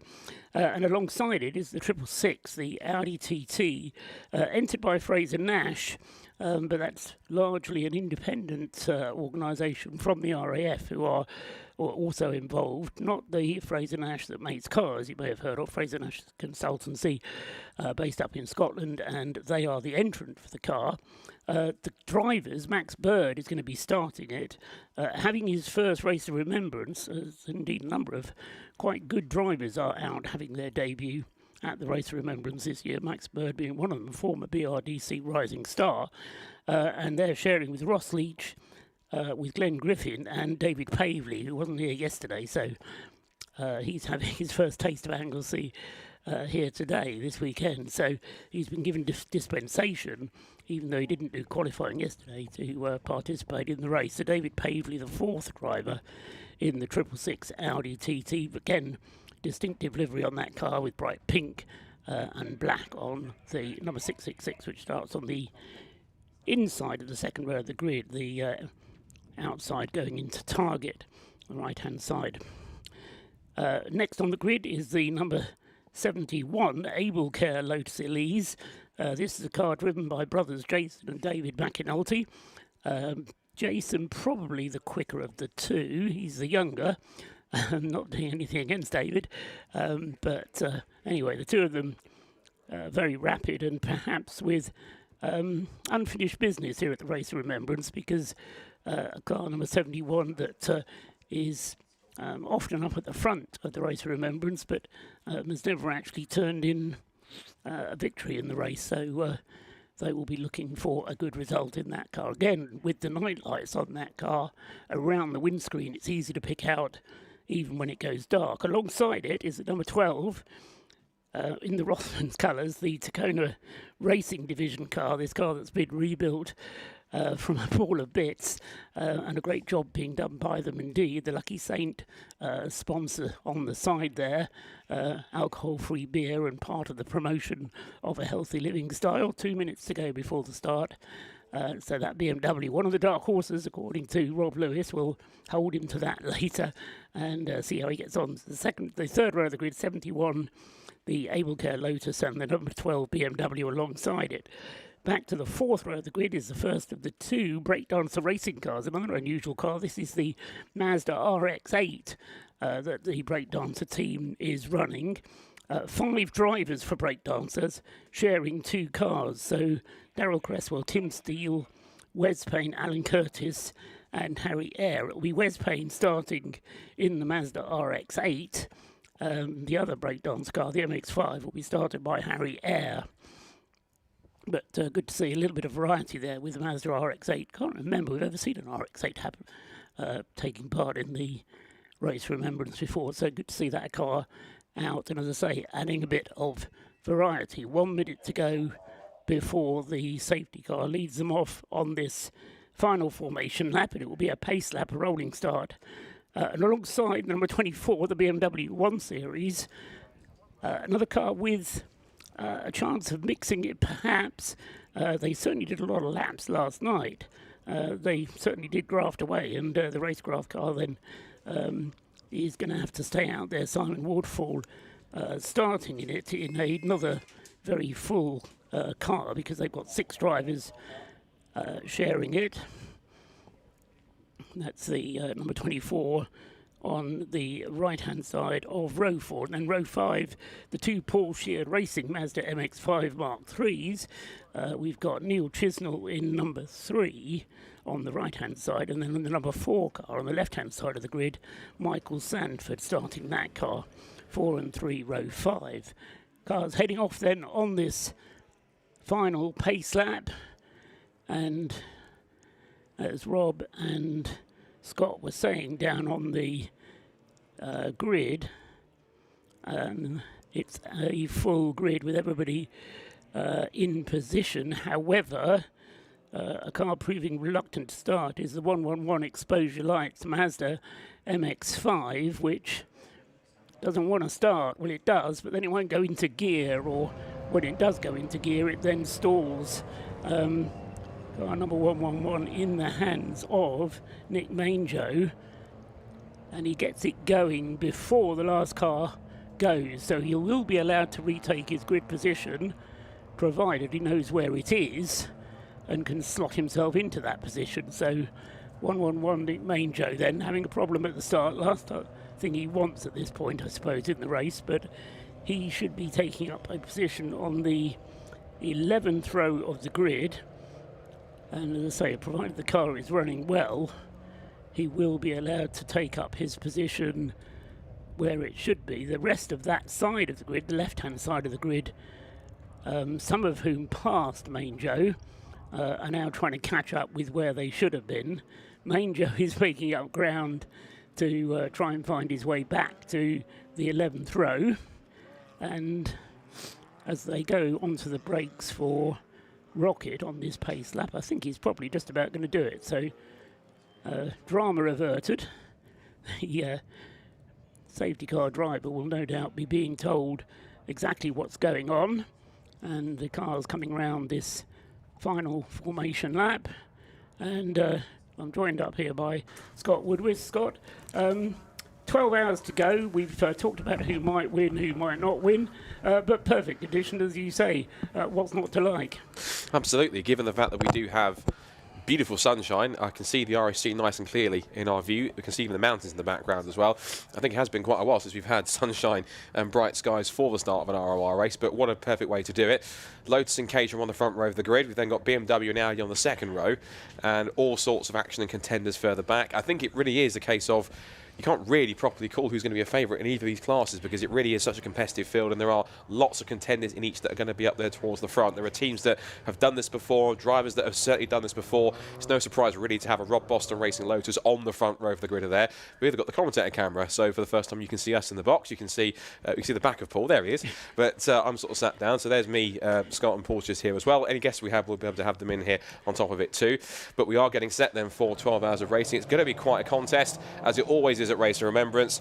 But of course, it's not really just the race, it's the fact we do it for what the Remembrance weekend means, what it's all about, and of course the race is going to be that perfect celebration of everything that Mission Motorsport does and everything this weekend symbolises. So 50 teams set for 12 hours across 3 parts. I think it's time we finally got Race of Remembrance 2025 underway for its 11th edition in its history. Buckle up, this is going to be once again another race for the ages. Yeah, the Jaguar safety car then pulling off into the pit lane.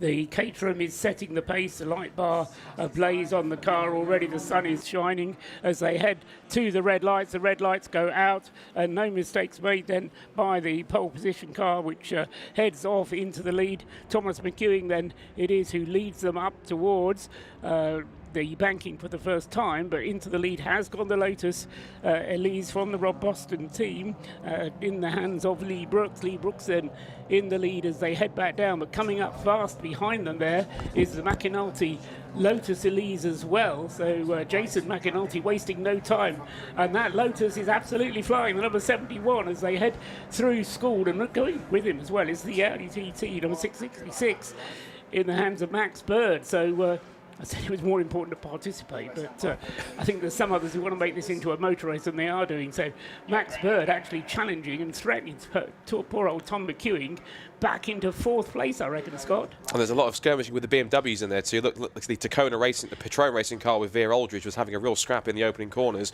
with both Simon Waterfall and the Racecraft 1 Series and the Tacona car with Russell at the wheel. So all 3 of them are going almost 3 wide through the banking for the first time. But those 2 Lotuses really are on their toes initially to head down and towards the left-hander at the corkscrew. And it's Lotus from Lotus, Caterham, then Audi. That's the top 4. Little smoky from the back of Max Bird car, but he survives. And already off is the 101 Mazda. That's the Mission Motorsport car. So that car's the one with Chris Harris, who's not at the wheel, but that's his car that he's racing. So lap number 1 already hitting troubles. I didn't quite see exactly where that's ended up. I think it's possibly gone sideways or rotated at the bottom of the corkscrew somewhere in that area. Alan Farrimond, who normally drives the pace car. Yes. You're not used to starting that far back. But anyway, he will get going again. Jason McAnulty has really got the fire in his belly, because he is going flying through into the lead, and really did make Lee Brooks look as though he was standing still as they went across the start-finish line. So he leads across the line and therefore comes up to be the race leader at the end of lap 1. So it's Jason McAnulty who leads Lee Brooks in the other Lotus Elise from Rob Boston Racing in 2nd place. In 3rd place is Tom McEwing with the Caterham, and then in 4th place is Max Bird with the Audi TT. A big gap is then forming back to the 5th place car, which is the BMW David Russell in the number 12 Rossman's coloured, not sponsored, car. And then Simon Waterfall's BMW 1 Series is next up. Veer Aldridge with the Patron Racing car is next up in 7th place. In 8th place is Michael Sanford with the Mazda. In 9th place is Wes Payne's Mazda RX-8 for the Breakdancers team. And rounding out the top 10, Stuart Humphrey in the Stuart Humphrey Racing Mazda. He's in 10th place. Certainly is. And we look at some of the other class winners as well, leaders. So of course McAnulty leads Class D at this point at the end of lap number 1 in the Flying Lotus for ES Motorsport. It is this Kona Racing BMW that starts from its pole position spot into Class C, leading 5th overall. Then in Class B, it's the Track Scotland Mini, Michael Imrie, who's usually a local at Knockhill. Good to see using his expertise in that car. A little wide of the hairpin there for the Tacona car, but it carries on. And that's in Class B. In Class BMW for the 116s, it's the Priestwood number 34 Anti-Seddon racing car, so they lead the way from the start. And in the Intra C1 class battle, it's the Sunbelt Radios car with Colin Hode at the wheel. That's the car which also has Mark Hode and a certain Jake Hill. And that car is currently leading the way. Of course, there is also a Class A car. There it is on screen. It is the only sold Class A car, which is the Ford KA of Bradley Performance. And that car currently running at the end of its first lap in 39th position overall, and mixing it with some of the 1 Series class cars. So you're one of the people that call it a KA rather than a car. I think Ford initially identified it as being a Ford car, but lots of people called it a KA purely because they chose to do it as 2 capital letters, but we don't say MINI, do we? So anyway, a debate can be held later on at night as to whether it's a car or a KA. The Fiat Panda is also going well, talking of unique cars out there, trying to go past the Mission Motorsport Toyota GT86 and succeeding in so doing. The Fiat Panda car number 25, Dean Lomas driving it, although Vincent Lomas is the start driver in that car, running in its although it's in a class with the others, it's not really on the same pace as the rest of that class. Making up ground is the 101 Mazda, having had that off with Alan Farimond on the first lap. He's trying to make up ground and has come through at the end of lap in 44th place, so making sure he doesn't fall off the lead lap just yet. Leader, meanwhile, Jason McAnulty, is wasting no time at all up in the front and opening up a bit of a lead. It was 1.7 seconds at the end of lap 1. He goes through at the end of, at the end of lap 2. He goes through at the end of lap 3, and it's up to 2.1 seconds. First to second best lap of the race, therefore, having gone to Jason McAnulty, 1 minute 39.229 so far. Lee Brooks still through in second place, McEwing third, Max Bird fourth, then a big gap still before we get Dave Russell in the leading BMW, not that far ahead of the Patrone Racing car, 48 in Via Aldridge's hands. Losing a couple of places on that lap was number 4, Michael Sanford, in the Paul Sheard Racing Mazda MX-5. He gets overtaken by the Wes Payne Breakdancer Racing Mazda RX-8.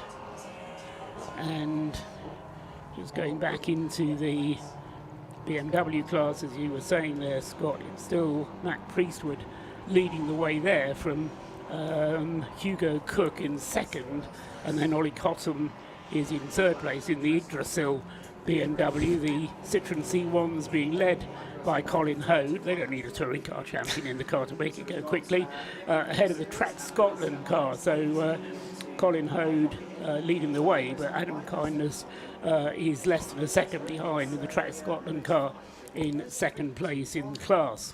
Just had a spin, also a rotation briefly at the hairpin down here for the 51. That was one of the GT86 Toyotas. Mission Motorsport car, Lee Ashton at the wheel, who started that one. A bit of a rotation, was a little fishtailing on his recovery, but he managed to get it going again. He's carried on. The only GT86 in the race, actually, Scott, because the other one, which was due to be started by Mission Motorsport, being retired, hurt following qualifying or following the practice, and the Mission Motorsport team substituting the car with a Mazda MX-5 to give the drivers their chance. So we've got only one GT86. We've got the BRZ, of course, which is practically the same thing, the Subaru, but just those two cars from Mission Motorsport.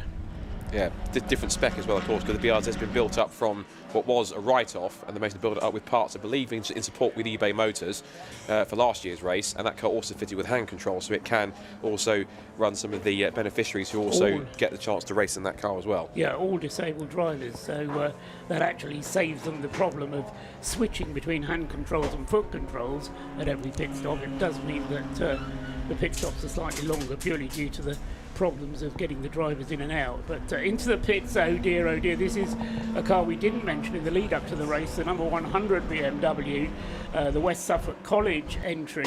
It's 330i BMW, but they have had all manner of problems. I think they've completed something like a dozen laps, no more than that, in qualifying sessions. They're on their third clutch, having replaced it umpteen times. And that looks like a serious problem again for the number 100, Scott. Yeah, driven by Ben Spencer, who's just been recently crowned the new City Car Cup champion, so sadly not a good start to his race. No, it's a team full of City Car Cup racers having this outing in the BMW, but as I say, they've just had so many problems, and the team has worked enormously hard to try and get it going, but looks like it's been to no avail. But who knows, they'll battle on.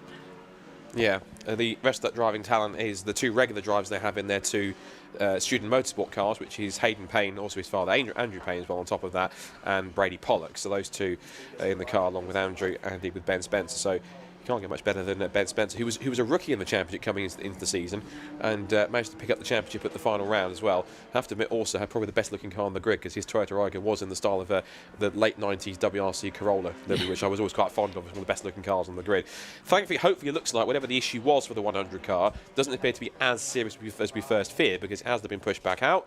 So Ben Spencer will get the car back onto the road. Still 6 hours and 50 minutes to go. He's still got plenty of time to make up. I just wonder whether that was just a systems check, because after a new clutch, then you may want to bleed the system, and it may be that they were doing that and just checking that the system was working as it should. So I just wonder whether that was just a systems check for the number 100 car. The pit stop itself was considerably less than the 4-minute minimum, so doesn't count as a proper pit stop, as it were. So we'll see how they go. And I think they were, in any case, expecting it to be a troubled race for them. But at least, as Scott says, they're back out on the circuit now. Ben Spencer at the wheel. Just quick checking also with that, the Mission Motorsport tyres that had that spin up at the hairpin. That car did recover. It's dropped down to 32nd position, so got some work to do to try and climb back up into at least the top 30 first of all. Yeah, that Mazda, the 101 car, unique in the sense that it's participated in every single Race of Remembrance there ever has been. So it's also done quite a lot of work before the fact that it ever even started participating in Race of Remembrance. But having got going and having been converted to Race of Remembrance spec, as it were, it's participated in every single race and has done a phenomenal amount of racing, probably one of the most raced cars in the country, something like that. So the top 4 still drawing away from the rest of the field, and probably I would suggest the 3rd place car is dropping away just a little bit as well. I should say the 4th place car dropping away a little bit as well. Max Bird with the Audi TT seeming to struggle a little bit as he was trying to get through the traffic there. But the Audi TT then now 7 and a bit seconds behind the DKS Motorsport Caterham 7. The Caterham 7 is indeed about the same distance, 7 seconds behind the Jason McAnulty Lotus Elise, because Lee Brooks has got himself back into the lead. Didn't quite see when that happened, but Lee Brooks then back into the lead of the race, with Jason McAnulty having, I think, having had a slower lap a couple of laps ago. So Brooks now leading, McAnulty back to 2nd. The 2 Lotus Elises still at the front, and I say it's going to be interesting to see as the race proceeds. Yeah, it was a 1:45 2 laps ago from Jason McAnulty, and that will have been enough to allow Lee Brooks back into the lead of the race. And so Lee Brooks from Jason McAnulty by now a 1/10 of a second, looking for that battle for the lead, whilst various close racing goes through the hairpin. We can have some news though. Rob Lewis is down in the pits.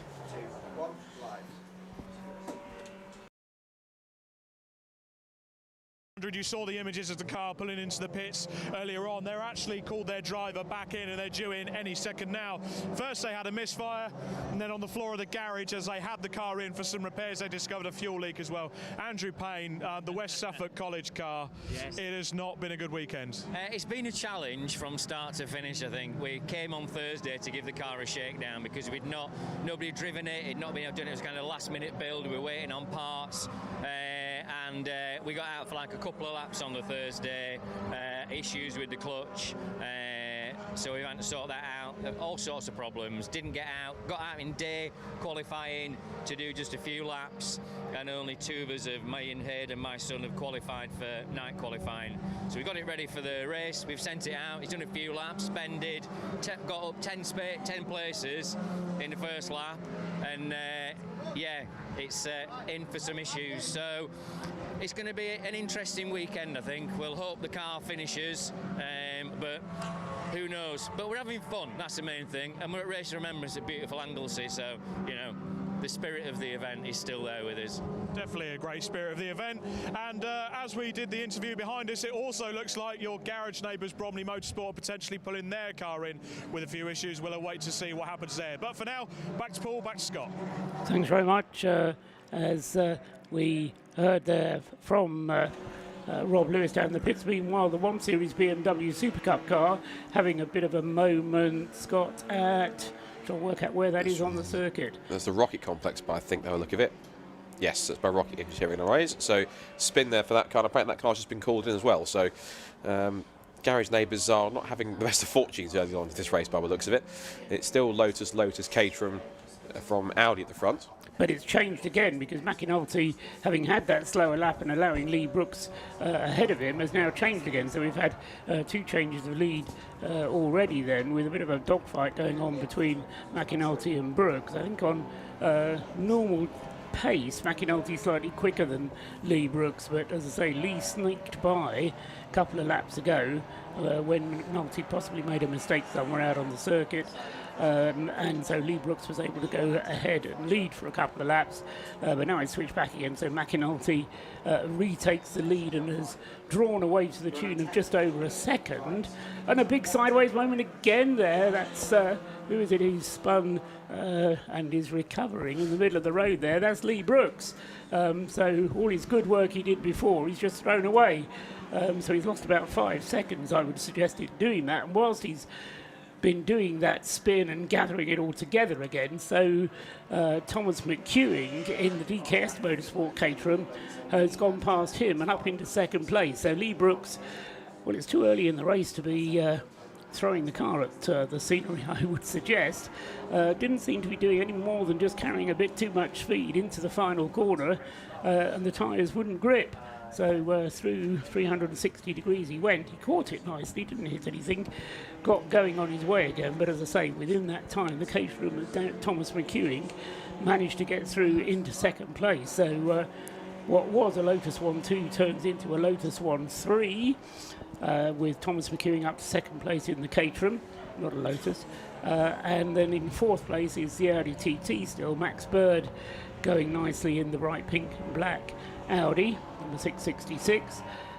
Veer Aldridge still in 5th place, David Russell in 6th in the 2 BMWs, the Patron Racing car number 48 and the Tacoma car number 12 in 6th place. And then Stuart Humphrey, the next one up, in car number 91 in 7th. Mackenzie Priestwood still leading the BMW category, and in the Citroën C1 class, the leader there is actually James Matthews. Now he's got himself ahead of Adam Kindness, who's second. What's happened to the Sunbelt Rentals car? It's brought back to third, so Colin Hode back to third in the C1 class, with Nick Dudfield in the Ford car, number 77, just ahead of him. So I suggested yesterday that the Ford car would run nicely amongst the Citroens. Well, it's pretty well matched. It's not the same type of car and not the same class, but it is pretty well matched with the Citroens. And for the sake of simplicity, if we throw it into the Citroen class, and it's running third, say behind the 2 leading cars in C1, and just ahead of Colin Hode in the Sunbelt Rentals car. Yeah, good to see that the Ford car, I'll correct myself, Ford car is looking pretty good. Looks like it's running on a pretty similar pace. If you look at its lap times compared to the C1s, its last lap was a 2-minute 4.355 compared to some of the front-running C1s. Speaking of C1s, it's usually front-running, 558, which is the Silver Lake car. Usually a front-running team in the Silver Lake Endurance Series for C1s, but that car sadly has been pulled into the garage quite early with a problem. So another one of the C1s hit in trouble, and that's one of the Gen 2 cars which has been introduced in the last couple of seasons. And sadly that car was hitting problems early on. So there are a few teams that are having in these first 20 minutes, Paul, some early teething troubles, but you kind of anticipate that a little bit in a 24-hour race. But there's been probably a few more than we probably anticipated there would have been compared to recent seasons. Yes. Yeah, I don't know. I mean, certainly the story of yesterday, we had qualifying yesterday and there was a paid practice session in the morning. There just did seem to be a lot of cars that were struggling a little bit. And yeah, I think maybe the toll of the racing season has got the better of them a little bit. Top 3 cars have gone through, completing now 11 laps across the start-finish line. Still with the Able Care Lotus of Jason McAnulty, number 71, leading the way. Thomas McEwing in the Caterham in second place. The Lotus of Lee Brooks is third, just under 2 seconds behind, and lapping a little bit quicker than Tom McEwing. So they're just going along the back straight at the moment.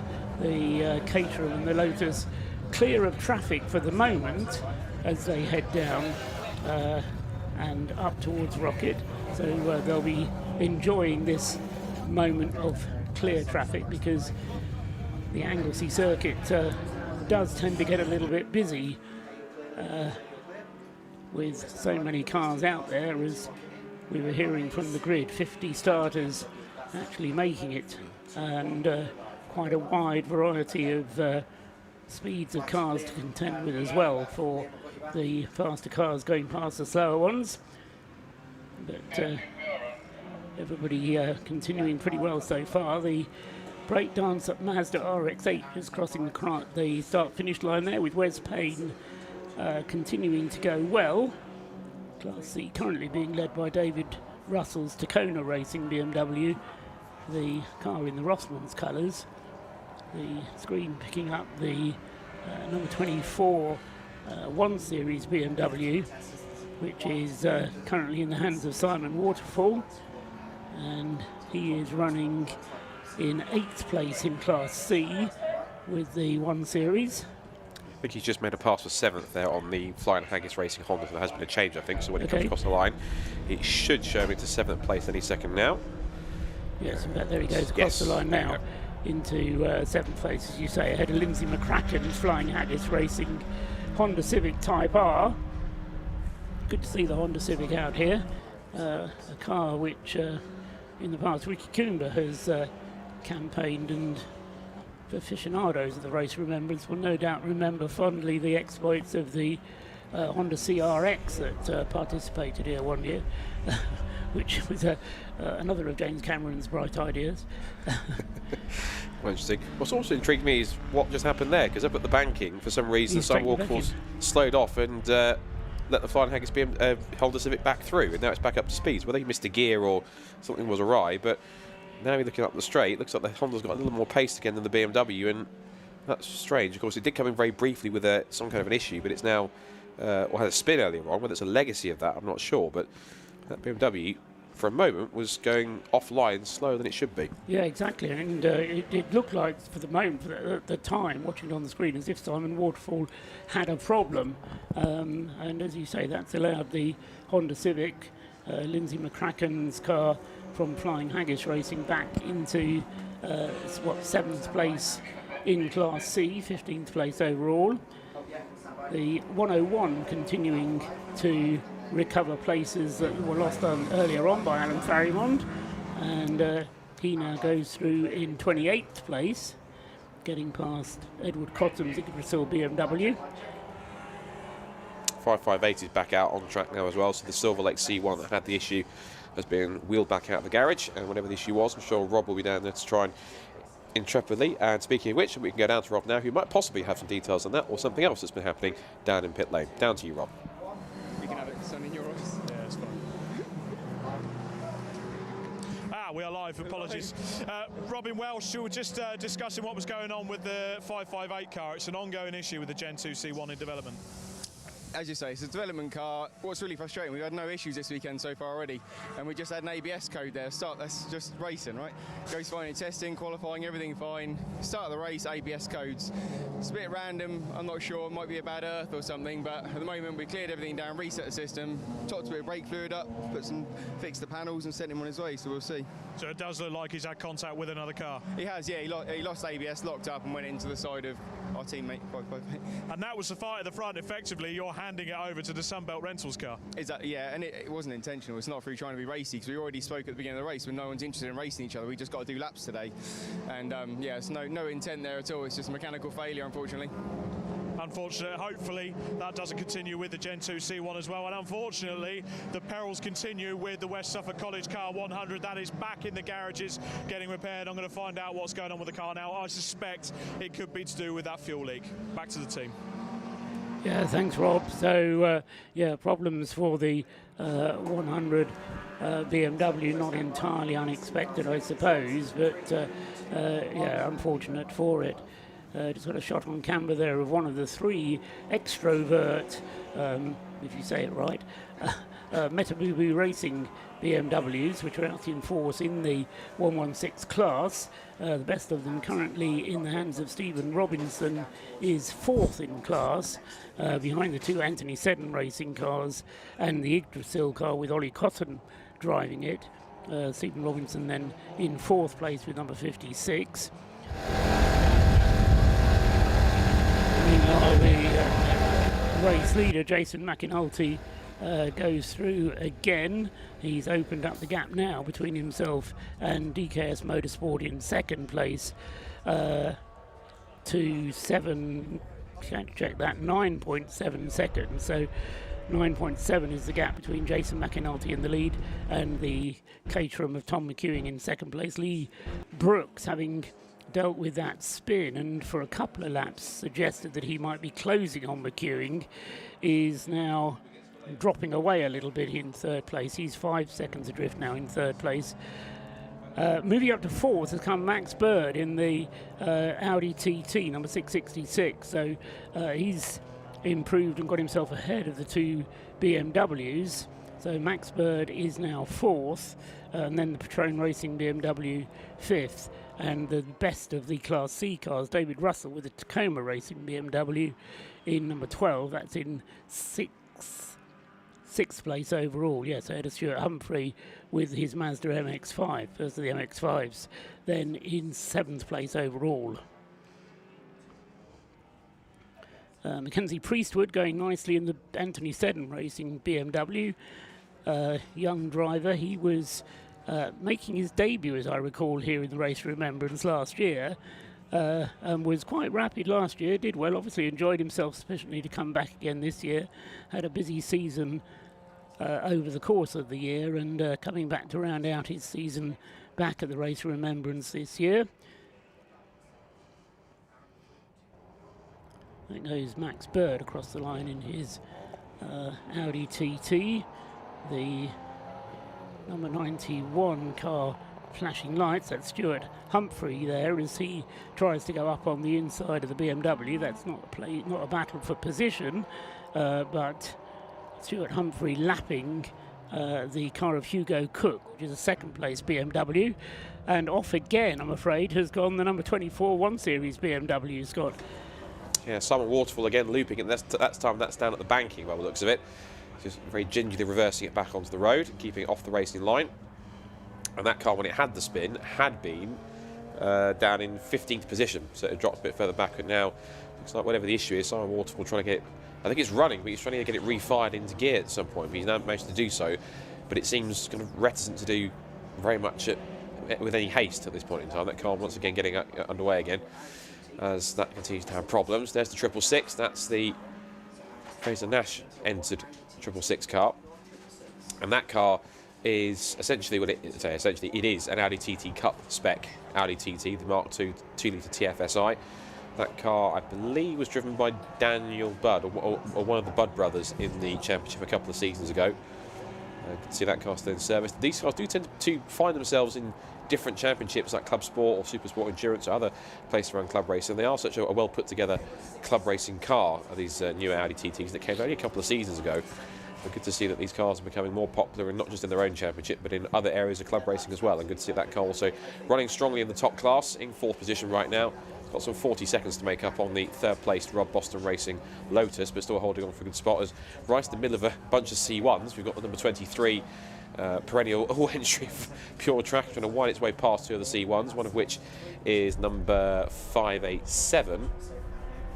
587, which is the DCM racing car, which was started by Craig McInerney, and which his son Darren McInerney has been racing the Fiesta Junior Championship in a Mark 7 Fiesta Junior in pretty much exactly the same orange and blue livery, which has been good to see. And that car's from right up at the front and scoring podiums and even getting close for a race victory. So good to see that both father and son have been getting plenty of track action so far this season.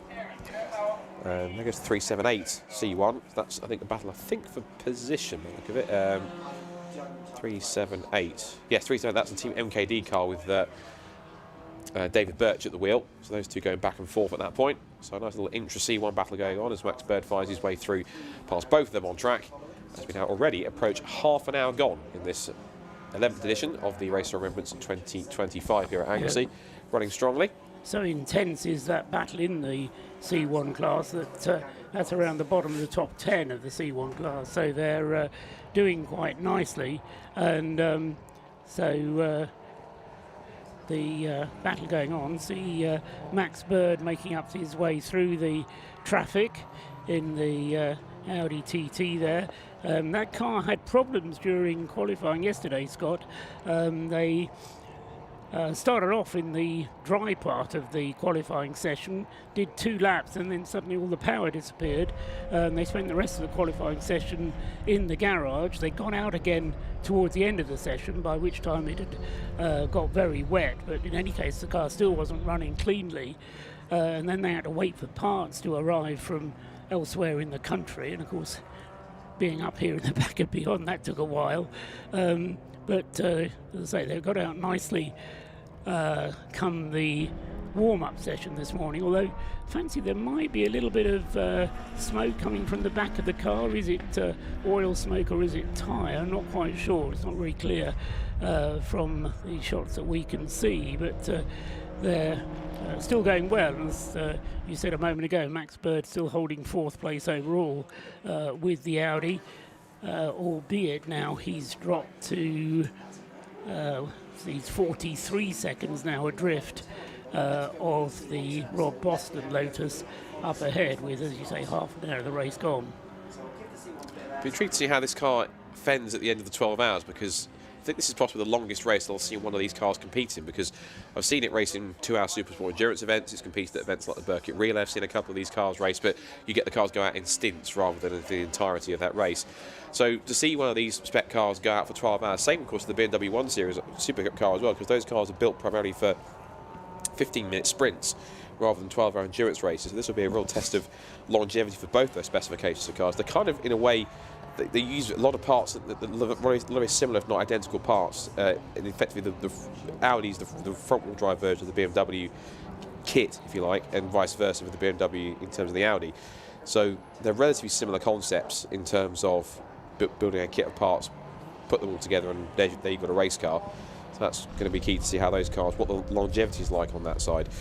Something about radials, we'll watch on screen here. This is the car which currently has Colin Hode at the wheel, and he's being chased down by 486. This is for position. This is in fact for 3rd place in the AC1 class, the C1 category, and it is 486 giving pursuit. That's supposed to be Matt Mills at the wheel starting that car, but it actually says on the screen here Shears. So I think there's a change of start driver by the look of it. So 486. Yes, we were told it was going to be Matt Mills, but it may be they have sneaked in a driver change already. As you say, Matt Shears at the wheel of the 486. He has had... no, he's not been into the pits yet, so maybe that was a change of which we were not advised. Matt Shears then driving the 486, or possibly finger trouble at TSL. We'll get somebody to check that.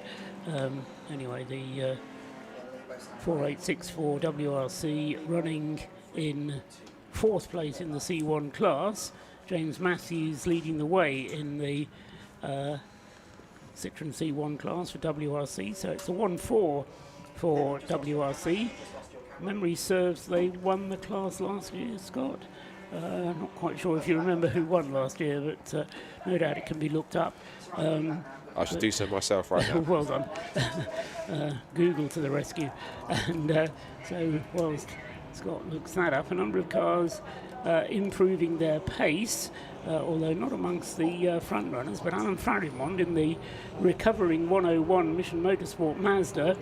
As I say, Alan more used to driving the safety car here at the Race of Remembrance, but being allowed to race this year, and I know I spoke to him back a month or so ago, and he was looking forward to actually participating in the race itself enormously in this venerable Mazda, Old Faithful, with 11 races of remembrance under its belt. I have the answer for last year. It was WRC Developments, yes. So they won the race, and that was their 6-driver lineup. They had James McIntyre, Robin Welch, Liam Crilly, of course, who'd gone ahead and won the Club Sport Trophy race earlier that day. David Drinkwater, who is always an expert, one of these C1s. Finley Edwards and James Poulton. That was the 6-driver lineup that competed and won the class, and they won it by 3 laps by the look of it. So decent performance in the end. In comes the 116 Royal Navy Motorsport BMW. This looks like something of a scheduled stop already, although they are jacking it up possibly on the left hand side. Driver staying in the car, whether it's just a regular tyre change or if there's something else afoot that's brought this car in early on. And that car's coming from what was 8th in the BMW class and 29th overall, so 116. Yeah, Richard Phillips, the driver when it came in, and I think it's a little bit more than routine for that car, with attention at the front left going on there. No sign of them refueling it. As soon as they either refuel it or change the driver, then it has to be a 4-minute stop. If it's neither a driver change nor a refuel, then they can push off and they don't need to worry about the 4-minute stop. However, of course, it doesn't count as one of their 6 mandatory stops. And he still has to tag out, as the BRSCC expression goes, when they get to the HUTAG sensor at the exit of the pit lane. So 40 kilometres an hour in the pit lane, and then come to a halt so that the HUTAG sensor can determine who the driver is. And obviously then if there isn't a driver change, then the car is not subject to the 4-minute minimum. Just see on screen here, whilst you mentioned there, number 90, one of the 2 Yggdrasil BMWs, and it's art car inspired livery. That's got Edward Cottam at the wheel, who is the father of Oliver Cottam, who is starting the other Yggdrasil car. So both father and son, according to our start sheet here, on track together, which is quite a novelty for Race of Remembrance. And Yggdrasil, of course, back for their second turn at the Race of Remembrance. I was going to set Rob off on a little mission to find out about Yggdrasil. Did a little bit of homework on it first, but I'd be interested in the team's reasoning behind having the Yggdrasil team name. There's no Welsh connection, interestingly enough. It's a Norse connection. So you have to go into Norse mythology in order to find out about Yggdrasil. You're looking fascinated, Scott. Yeah. Wait until Rob finds out later on, or in one of your pit stop turns, and see if you can find out whether the team will tell you about the history of that car. But you're right, they're very distinctive cars in their art livery, as it were, one of them having just been overtaken by Max Bird's Fraser Nash entered Audi TT. Top 4 still remaining the same. The gap first to second going out to 8.7 seconds. And I'm not quite sure if any of your information has revealed how long a Lotus Elise could go on a tank full of fuel, but I would expect it to go at least an hour and a half, if not even longer than that, an hour and 40, hour and 45 for the Lotus Elises. The Caterham, I think it's a bit of an unknown quantity for everybody, because all they've done is whack in a bigger fuel tank. They've been out to do a long run last night to see how long the fuel will last, but last night was wet and greasy compared to today, when it's, I won't say warm and dry, but cold and dry. I suspect the car will be using considerably more fuel today than it will have done in its calculations from last night. So Tom McEwing in the Caterham, again, will be coming in at some point for fuel, but I suspect there'll be, I don't know if the Caterham is fitted with anything so sophisticated as telemetry, so he may just be relying on a fuel gauge lamp coming on before he decides when to come in. The Lee Brooks Lotus making way through the traffic, turns out of the banking and heads down in towards, which that's not going in towards Church, is it? It's up at Rocket, I think. That's yes. out of Peel, that is now, going down towards the corkscrew. So lots of traffic for Lee Brooks to contend with, but his lap times for the moment not as quick as the Caterham or the McAnulty. Lee's up ahead, and in fact hats off to Tom McEwing, because he's just done his best lap of the race in the Caterham, 139.732. It's not the best lap, but it's his best lap, so Tom McEwing making his way through the traffic. Slightly slower lap time that time for McEwing, but as I say, he's pressing on with the Caterham, and the gap first to second has actually come down a bit. It's come down to 6.7 seconds now, first to second. Oh, I should look at that. We have one of our race favourites of the race in terms of fan favourites, the Panda. So that's the Fiat that's in the mix there as well, car number 100.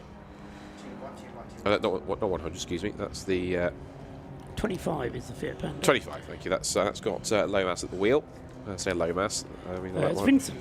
Vincent Lomas. Vincent Lomas, the starting driver in the car that he shares with Dean Lomas, and the third driver there, Michael Burton, running as a Class B car, but it's kind of not quite as quick as the other Class B cars, but it's quicker than all the Class A cars, so it's kind of, I won't say it's in a class of its own, but it's certainly not in the same class as the Mazda MX-5s that are also in Class B from Breakdancer Racing, or the Track Scotland Mini Cooper, for example, developing just 100 horsepower on the Fiat Panda, but it's such a light car that it still runs as a Class B car. So it's kind of halfway between the A's and the B's. Stuck in the rock and a hard place in terms of class allocation for that one. But yes, if you were entering the Race of Remembrance, you wouldn't enter a Fiat Panda. Well, they would, and they have. For a few years now, isn't it? This is the third year, I think, the Fiat Panda's been in the Race of Remembrance. And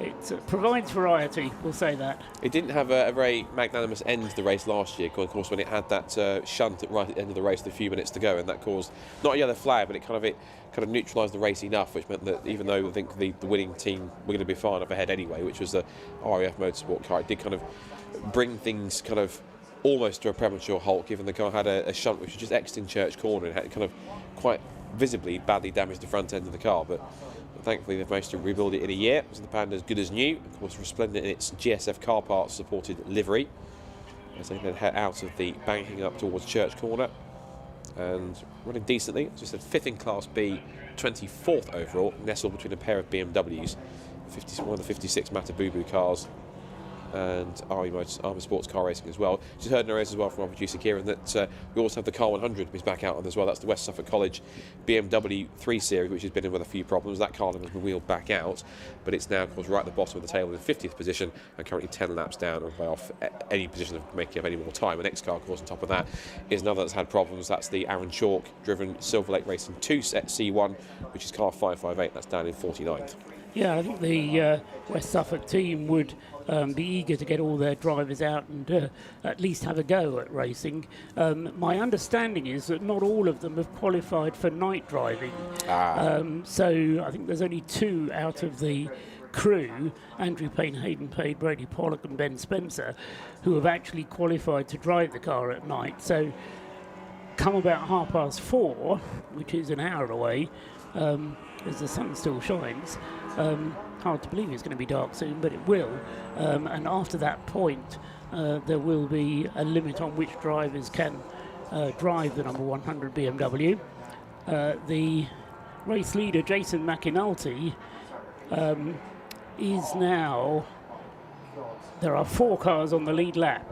As I say, he's just lapped the Patron Racing BMW number 48, and everybody else is then a lap behind. So such is the pace of Jason McAnulty, or at least the top 4, is that there are now only 4 cars on the lead lap. The Stuart Humphrey Racing Mazda putting a lap as well on one of the BMWs. Stuart Humphrey going well in car 91. He's second in Class C and is 20 seconds behind the Tacoma Racing BMW that currently leads the class. Looking at the other class leaders right now, we're coming towards 45 minutes to go alongside the... 45 minutes to go, 40 minutes gone. Not there yet. We know what you mean. I'm glad someone does. So yes, aside from the Jason McAnulty Lotus in Class D and the Class C Tacoma Racing BMW, rest of the classes sees Breakdancer Racing still leading the way in the number 5 Mazda MX-5 Mark 1 with Harry Eyre at the wheel.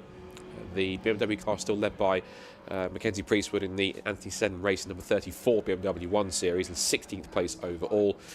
Class A still being led by the sole car in that field, which is of course the Bradley Performance Ford Ka in 36th overall, and the leading C1 at the moment by quite a few positions, in fact, by same lap but some seconds, is the number 586 WRC Developments car. So the defending champions, the WRC Developments with CB Auto Services, leading the way in C1s from Track Scotland C1 in second place to Adam Kindness and Colin Hode in the Sunbelt Rentals number 545 in the C1 class in third position and in 39th overall position.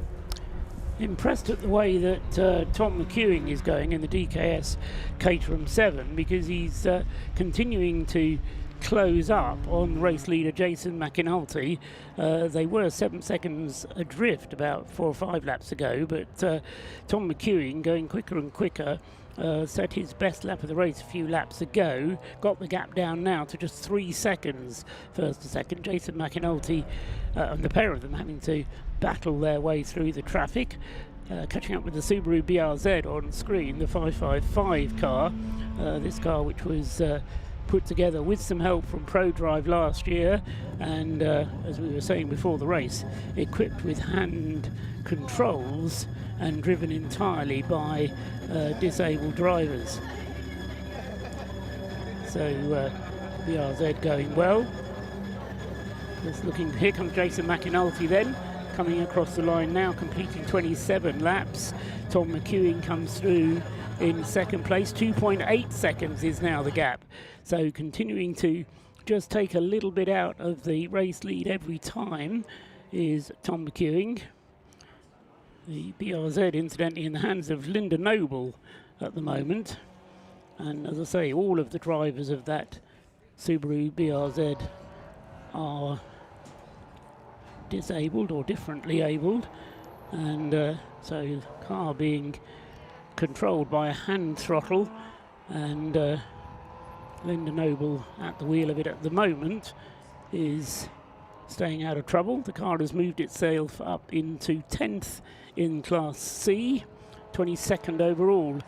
Meanwhile, the sister car, if you will, for Mission Motorsport, the number 51 Toyota GT86, is in the pit lane, and this is the at least second pit stop for that car. Lee Ashton bringing the GT86 car into the pit lane, and again that's one of the Mission Motorsport entries, and yeah, the second pit stop already then for the GT86.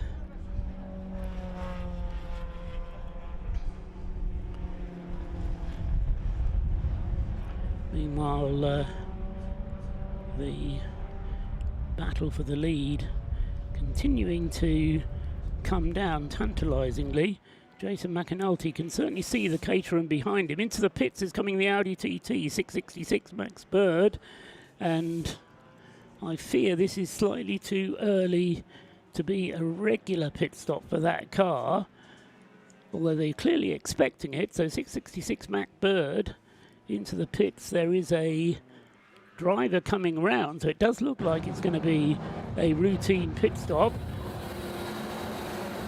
Driver out of the car, so this is one of the 6 mandatory pit stops for the Audi TT. Checks going on whilst the driver change takes place. Refueling can be done, although not while a driver is in the car. So while the driver is getting in, it looks like they're not going to refuel it just yet. But as I say, with the driver change, it will be a mandatory 4-minute pit stop, which will put that car well down in the classification. It was fourth when it came into the pits with Max Bird at the wheel. I'm sure Rob Lewis will tell us who the driver is who's getting in. My guess would be Ross Leach. He was kind of the second driver on the rotation yesterday, and if Rob can get a word with Max Bird afterwards, Max, a young driver but with experience of driving more powerful cars than these. He's been out in the Porsche Carrera Cup in the past and was a BRDC Rising Star in 2022.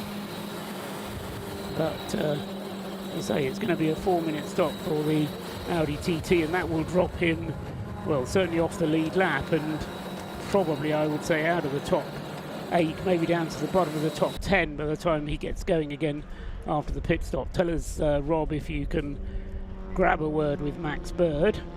Meanwhile, the leader, Jason McAnulty, charges up through the right-handers, which is basically the club straight, still being pursued by that Caterham. Tom McEwing then trying to force his way through the traffic, goes up nicely on the inside. Rocket would have saved himself a couple of tenths there. The Caterham number 99 then chasing down that Lotus. And once again, Tom McEwing coming off the back of a personal best lap of the race last time around. So Tom McEwing has got that Caterham nicely hooked up, and as I say, last time around took very nearly a second out of the lead between himself and Jason McAnulty in the lead. 1.4 seconds was the gap first to second at the start of the lap as they head up the Tom Price straight towards the hairpin. Caterham, I reckon, took a little bit more out of the lead under braking there. They dive past one of the Citroen C1s, back down past the bus stop, downhill, then judge that braking at the last possible moment. Coming into the final turn, Jason McAnulty comes up behind one of the Matabubu BMWs, crosses the line, the gap goes up a little bit, would you believe? So the Lotus there of Jason McAnulty actually lapping 0.3 of a second quicker than Tom McEwing that time around, so the gap goes up to 1.8 seconds first to second. Tom McEwing having to fight his way up here. Jason McAnulty struggling for all he's worth up at the front, and with the pit stop for the 666 car, that means that there are only 3 cars on the lead lap, the third one being the Rob Boston Racing Lotus Elise of Lee Brooks. Of course, still an awfully long way to go. We haven't even had the first hour of the 7 that are scheduled for today, but we heard from one of the Citroen drivers today is all about putting the laps on the board, but staying on the lead lap is also crucial, of course, if you can, and that will be the aim. Down through the corkscrew comes the Lotus and Caterham battle, lights on for both of them, drawing attention to the slower cars up ahead of them that they're coming. Up the Tom Price straight. We're on the 31st lap of the race now, 30 laps having been completed already. And still the Caterham pressing on, trying to pursue the Lotus Elise of the Able Care team. Jason McAnulty still hanging on in the lead of the race, crosses the start-finish line. The Caterham chases through, overtaking the Subaru as he does so, and that time slightly quicker for Tom McEwing, 1.6 seconds. The gap comes down a little bit. So good little dogfight between these two cars. And as we've been saying, lots of slower traffic to get past. One of the Yggdrasil BMWs, then the Ford car. The just one continuous stream of traffic to be dealt with on successive laps.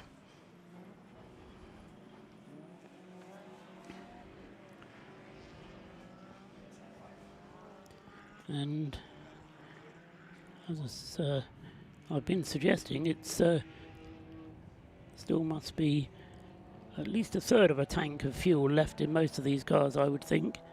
The C1s will go for practically 2 hours on a tank full of fuel,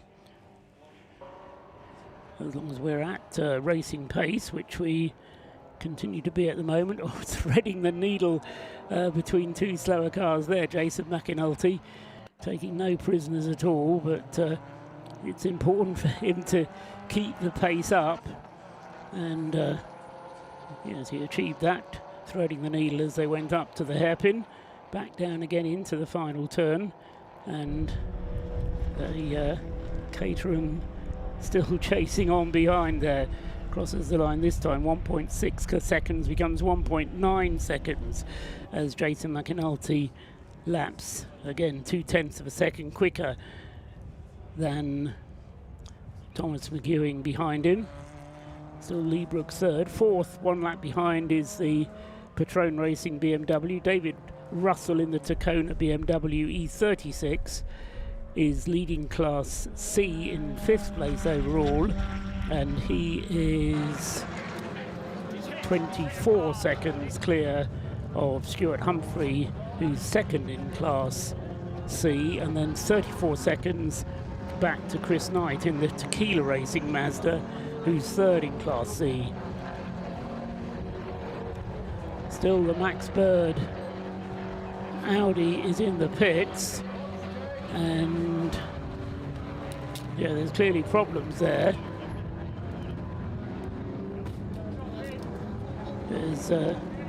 They've done the driver change, but they've been in the pits for a little while now. Let's just check the time spent in the pits for that car. Yeah, 7-8 minutes in the pits already then for the Audi. Going out of the pits now, but as I say, that's been a long old pit stop for the Audi. They've lost 8 minutes, so they have done the driver change, and it is fallen so far back. Glenn Griffin, who's taken it over, in fact, but he's dropped way back to 27th place overall, as Thomas McEwing just puts the best lap of the race in the Caterham, 99. Best lap of the race. Boot up on one of the Citroen C1s. That's the 486 car that Matt Shears is driving. So whether that had a little tap, or whether just the speed of the Citroen air pressure popping the hatch, but one is reminded of Fiat 500s that used to run with the engine cover open. Oh, and there's also damage on the back of one of the Metabubu BMWs. That's number 54, Ian Burgess's car. As another pit caller at the moment is the Mission Motorsport Mazda number 29. That's Mike Hilton, who's in the pits, and that's going to be a refueling stop. So a scheduled stop after very nearly an hour for Mazda number 29. Also coming in is the 101 Mission Motorsport Mazda MX-5. So the Mission Motorsport team deciding that an hour is long enough to drive one of these cars, and so fuel going in to the 29 BMW. Just looking down to work that is going on the 101. Driver change taking place on the 101 as well. So Alan Farimond has done his stint, and that will be handed over to one of its co-drivers. Rob Lewis will bring us news as and when he's able to. The damage on the back of the 54 has drawn attention to the marshals, who are now showing the black and orange flag to, I think, number 54, whilst fuel continues to be added to the 101 Mazda. As I mentioned, Alan Farimond is now out of the car. The battle for the lead, just waiting for the Lotus and Caterham to come round on another lap, because in fact I think Tom McEwing is no, he's right up with the Lotus Elise once again as they go along the skyline there, down into the ward, out of Rocket, down in towards Peel, and the Caterham was caught right up with the Lotus. And I was about to say that he dropped back, as it was a slightly slower lap last time around for the Lotus. Just waiting for them to come back into view. The Citroens come through. 458, 486 coming through. That's the battle for second place. Yeah, the Matt Shear's car with the rear deck having opened.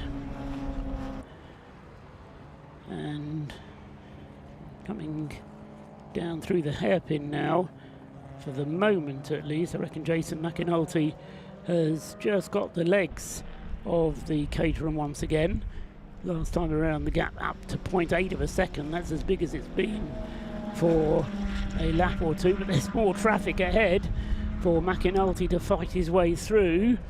McEwing is just going to get through the traffic, I think, before they get to Rocket, but it's going to be a close run thing. Onto the brakes for Rocket.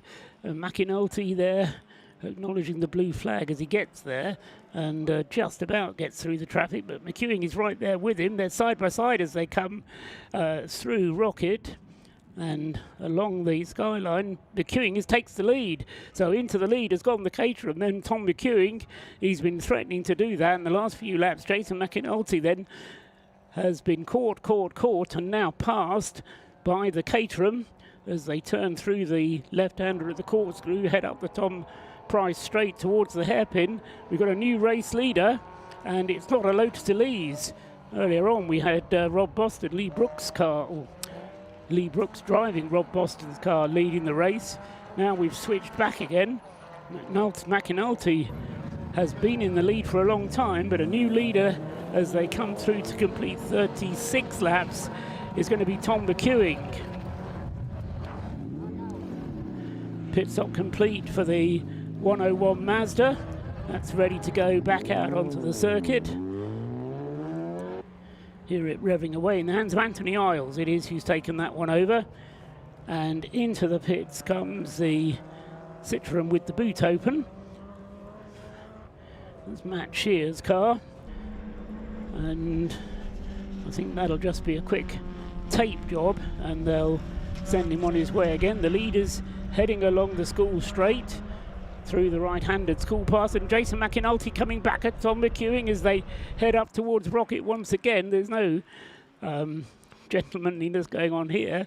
McAnulty wants the lead back. He's not going to give it up easily, but he's not quite late enough on the brakes, so McEwing still leads as they turn through Peel and come down through the right-hander, then back into our site at the commentary box here, and McEwing getting himself a little bit caught up with the traffic there, having to take the wide outside line around the Track Scotland car, and also having just overtaken the Ford car, but McEwing maintaining his lead for the moment then, with exactly an hour on the clock.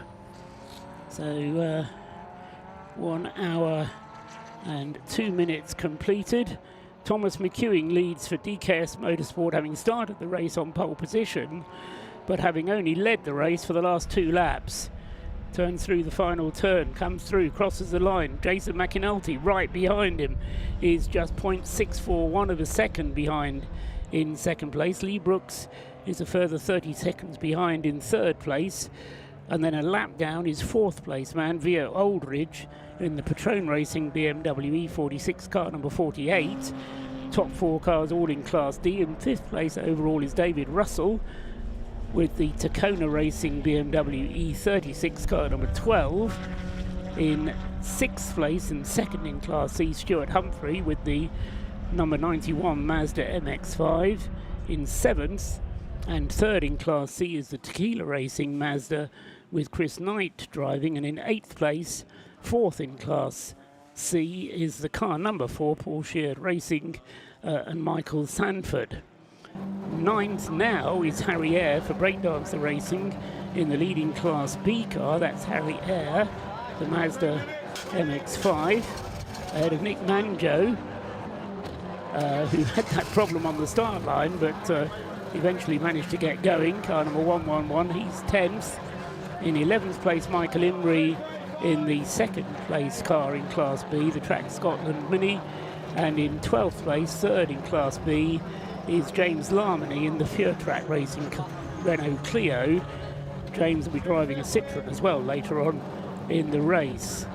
Leading the BMW class, still Mac Priestwood in the Anthony Seddon Racing BMW, car number 34, ahead of Hugo Cook's similar Anthony Seddon Racing BMW. Those two separated by 15 seconds, 34 and 21. And then third in the BMW 116 class, Ollie Cotton in the Yggdrasil BMW, car number 9. And he is a further 20 seconds adrift of the two Anthony Seddon Racing cars. In the Citroën C1 class, it's still James Matthews leading the way for WRC, ahead of Adam Kindness in the Track Scotland Citroën C1, and then Colin Hode in number 545, the Sunbelt Rentals Citroën C1.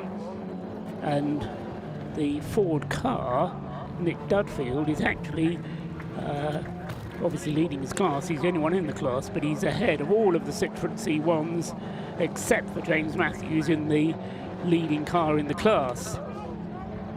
The Subaru BRZ is in. Car number 555, that's the second stop, I think, for that car. No, it's the first stop for the 111. So Linda Noble has vacated that car now, and they'll be putting a new driver into the Subaru. Slightly longer job to change the driver with the disabled drivers all in that car. Still waiting for the fuel to go in. Taking a long time for the full 20 litres of the Tough Jug to be emptied into the Subaru. Looks to me as if the fuel's actually got stuck there. No more fuel going in. It's that last drop that always takes time. Let the air out, let the air out. So eventually the fuel will go into the car. So we're continuing then on the Subaru. Meanwhile, the leading Caterham and Lotus heading down the back straight. Ooh, meanwhile, Lee Brooks there in the Rob Boston Lotus, getting a little bit excited there. He was trying to go past one of the Citroens, and at the same time he was also trying to get past the number 91 Stuart Humphrey Racing Mazda, who was trying to lap. So he's managed to get past both the Citroen and the, actually it's not a Citroen, it was a BMW 116 that he was going past, and the Mazda of Stuart Humphrey. But Stuart was involved in his own little battle there, and didn't make life easy for Lee Brooks, who found himself on the grass coming out of the final turn, but just about managed to sort everything back to how it was.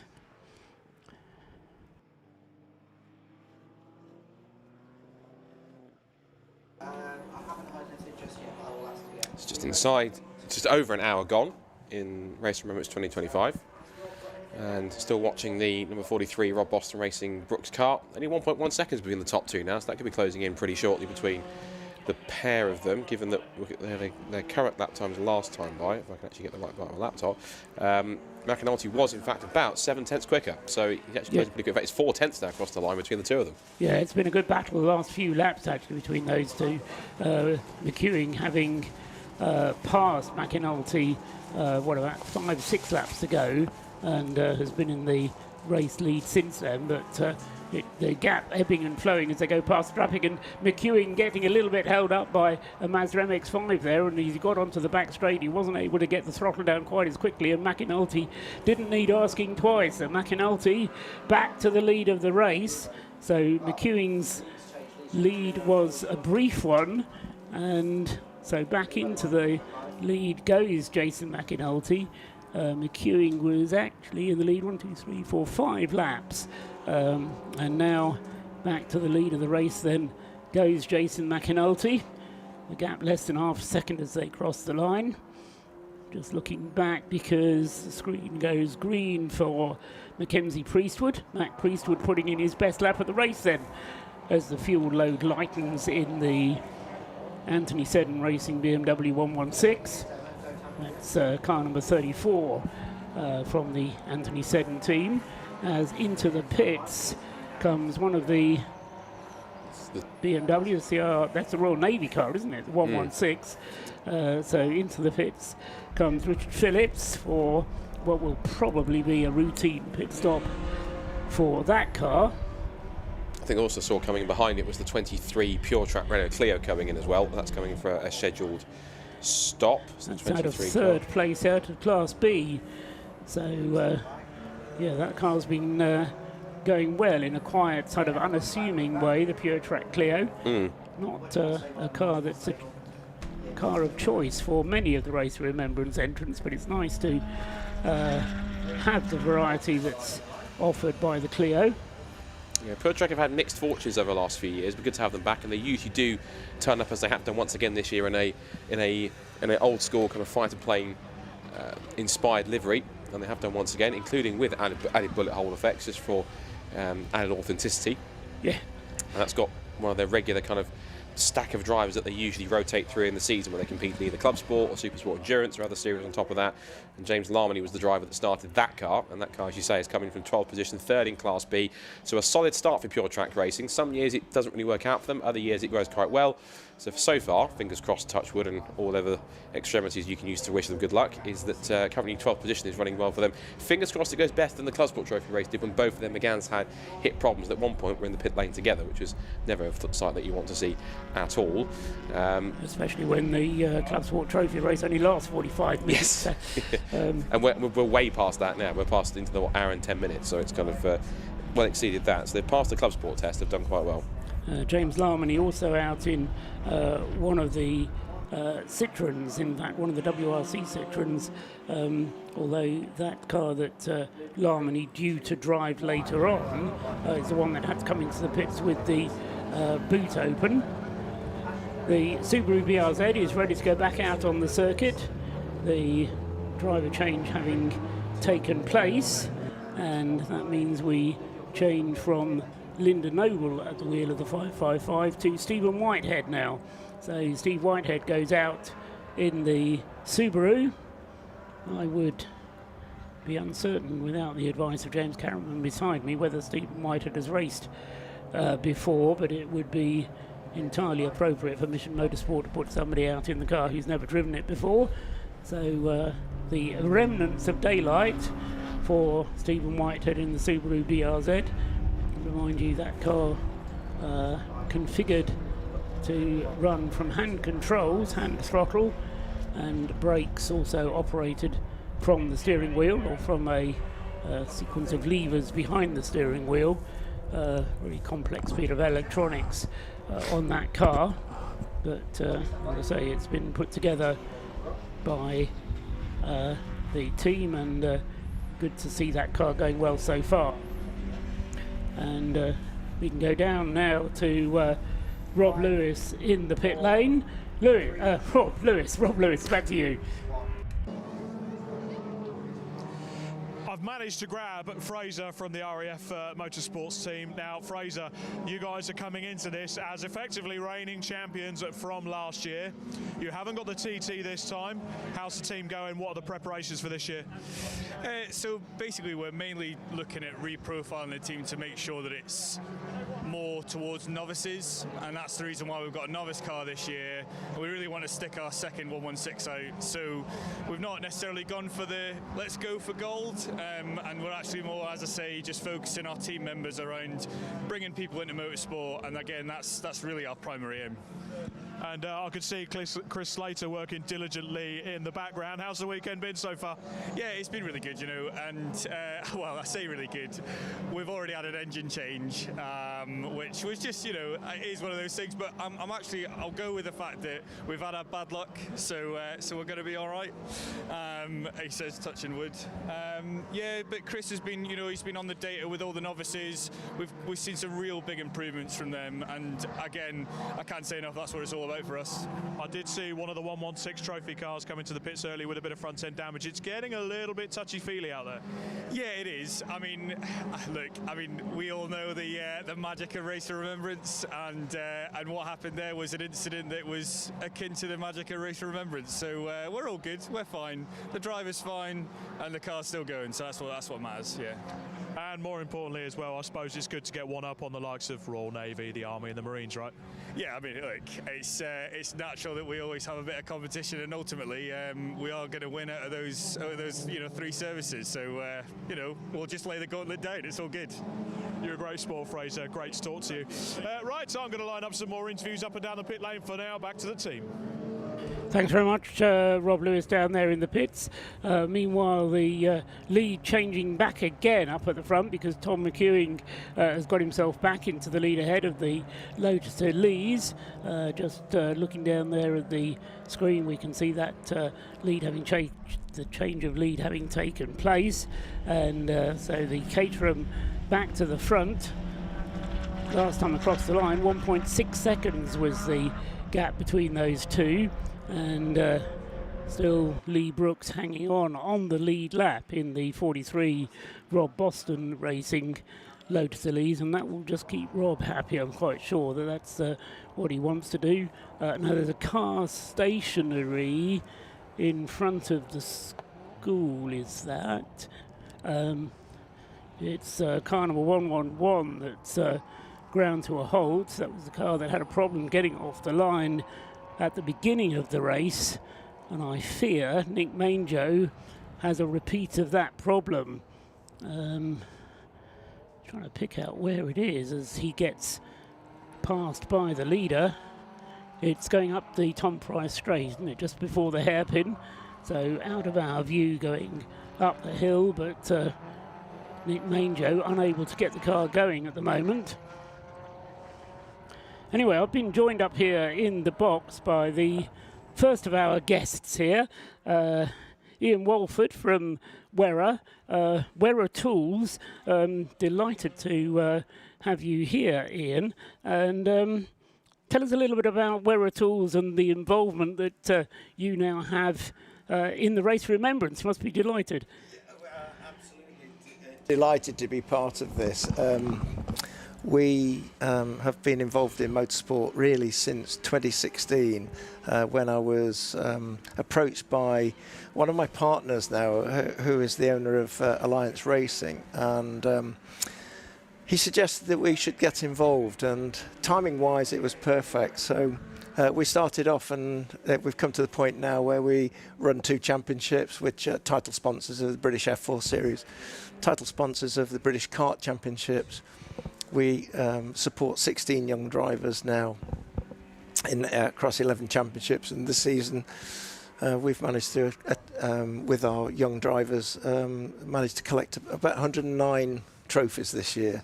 So total success. But part of the program is helping. So we're helping young drivers to come through, doing our bit. And the great thing with Mission Motorsport, I've known Jim for some years, and we kept talking about how can we become involved with Mission Motorsport. It's a great organisation, great charity, do great things, and finally we've got to the point where we've been able to become involved, and I have to say this is just an amazing event. First time here for you. First time here, first time at this circuit, and I can't believe this gem of a circuit. You didn't even know it existed, and there we are. It's fantastic. Yeah, well, you're seeing it at its best when the sunshine like we've had today. It may not be quite as gorgeous tomorrow, but incidentally, we've had a safety car called for to recover the car of Nick Manjo. So safety car is bringing the cars under control, and possibly an opportunity therefore for some pit stops to be made, because nothing to stop cars coming into the pits during a safety car interlude. So we'll try and keep on top of that. While I'm talking to Ian Walford from Wera Tools, is it just money that you're putting into this though, Ian, or is there support with tools and physical stuff as well? Many elements to it. It's not just money. Money helps to a certain extent, but it's really becoming properly involved in the sport and seeing what we can do. I remember British motorsport from the 70s and into the 80s, and this was the place where people used to come to learn the trade. And I feel that we're getting a little bit back towards that. I want to help us. I want our company and our product to help to achieve that as well. So this is why I'm working with various different organisations and make British racing the best again. Tools, of course, everybody's using tools in this industry. Makes complete sense. So let's bring the best tools to them, introduce them to our customer base, which are all these guys using these tools. It just makes complete sense for us. And of course the mission of Mission Motorsport is all about rehabilitation as well, which is, again, if you've got the right tools for the job, then you can do things, and all of a sudden you feel valuable, don't you? Yeah. And the guys, everybody, whether they've retired or whether they've had to leave the forces because of injury or whatever it is, mental issues, they deserve to have a great organisation behind them to help them to carry on their lives in civilian life, and we're so proud to be part of this, and we'll do our best to, having signed the covenant now, we'll do our best to encourage other organisations to become involved in this fabulous charity. Yeah, exactly. And I think, as James Cameron said just before the start of the race, we get absorbed into the race itself and who's winning and who's doing well and who's not. But this race is all about participation, isn't it? And I think anything that you can do to tell your friends and to encourage people to get involved is worth doing, isn't it, Ian? For sure, absolutely. And we will commit our time to this as well. I don't know where this time's coming from, but we'll invent it somehow. If only you could buy more time, that would be a great help. But, it doesn't quite work that way. You say you've signed the covenant.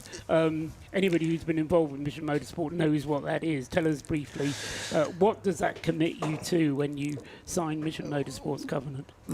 Really supporting in whatever way we can. So not just providing money, as we've helped to do with this stage of this event, but in terms of employment, finding placements for people, I think our biggest opportunity, because we're a small employer, but we know a lot of big employers, and I think our main task is to encourage these bigger employers to become involved in this organisation and give the chances to the people that are coming out of the forces, and we will do whatever. We've signed up to do various activities with Mission Motorsport, and we'll continue to build on those as time goes on. We're learning. I was going to say, I get the feeling you're in it for the long term. We are. Yeah, absolutely. Very good news indeed. Ian Walford from Wera Tools, thank you very much. Just want to try and catch up with what's going on the circuit, because we've still got a little bit of recovery time whilst the Anglesey breakdown unit goes to recover Nick Manjo's Mazda, which is ground to a complete halt on the Tom Price straight and won't be moved. However, we have had pit stops coming plenty, including for Lee Brooks in the Rob Boston Lotus. We've also had Jason McInalty's Lotus into the pits. Tom McEwing is not yet in the pits and is currently stuck behind the safety car.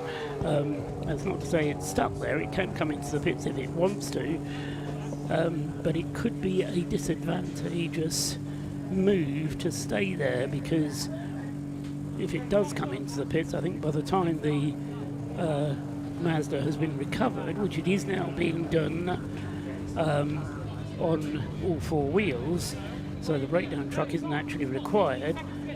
So we may well have the safety car coming in at the end of this lap, which will mean that Tom McEwen won't be able to take advantage of taking a pit stop under safety car conditions, which both of the more experienced Lotus Elise teams have been able to do. So we'll see what happens when the safety car pulls in. Tom McEwen will retake the lead of the race, and Jason McAnulty currently is still in the pits. No, he's back out in the pits, and that's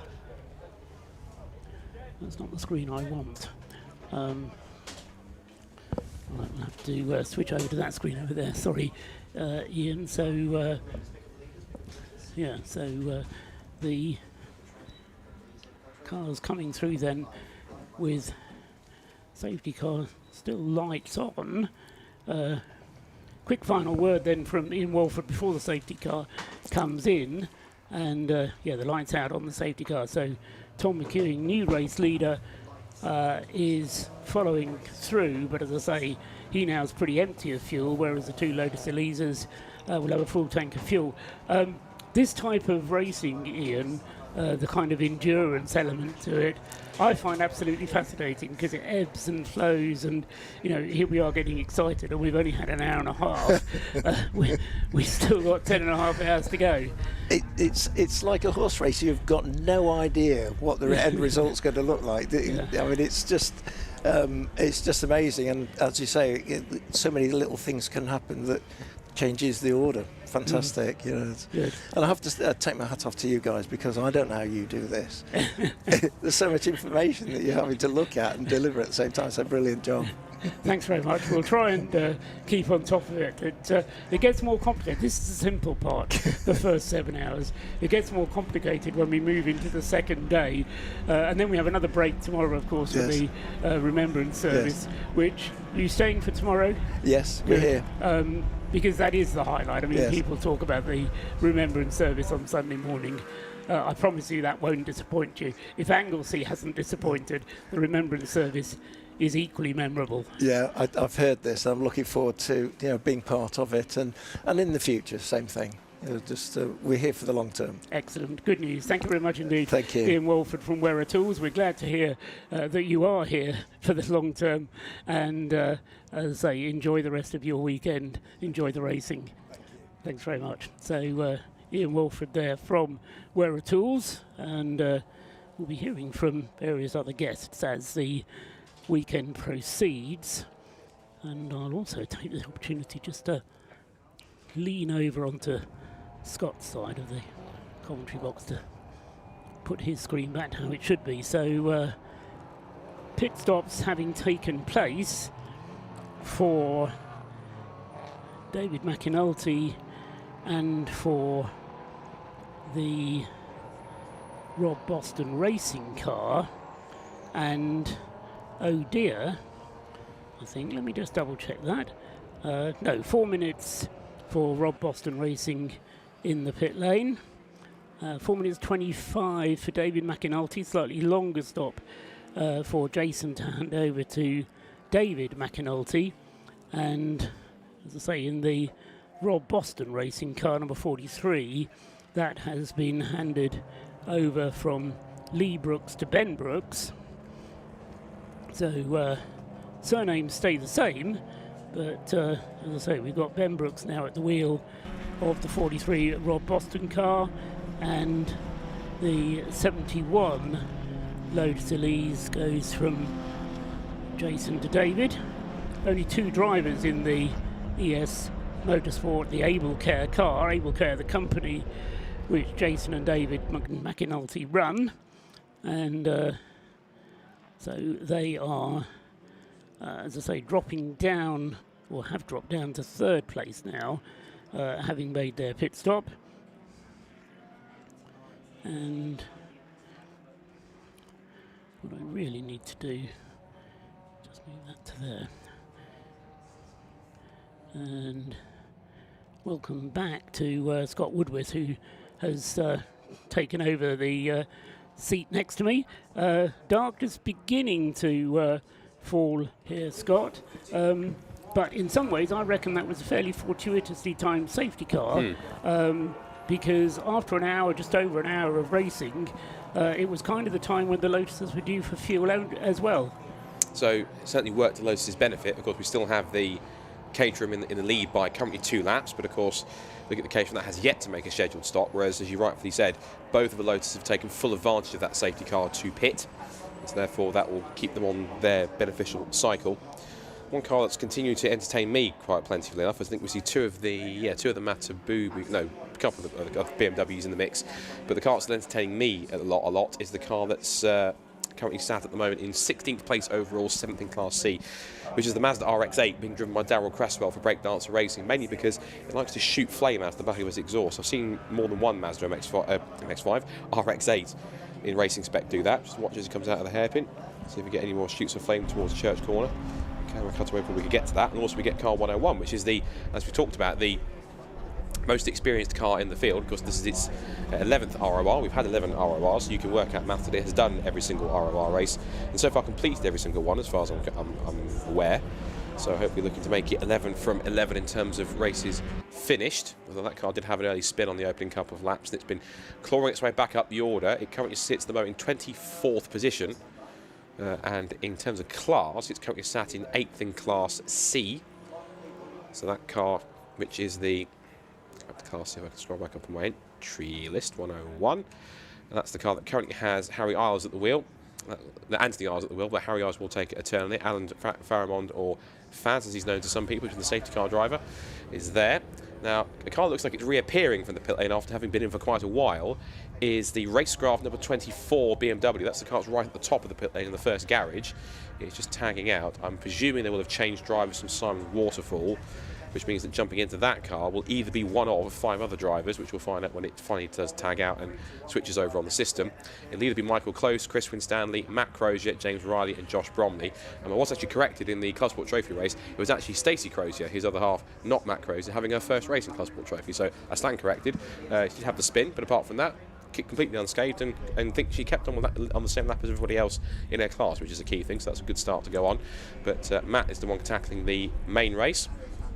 If there has been a driver change, we'll see who it is once they come back across the timing line to confirm who that was who tagged out at this point. We also have the signal from race control, mandatory now, as it seems to be with the time of day. Lights on, so they've been told now lights have to be on. You can see on the screen. I'm sure certain they will obviously keep those on until the end of the first segment of the race, and then we'll get back going again at 9 o'clock tomorrow morning. We will pause at around about 10:45.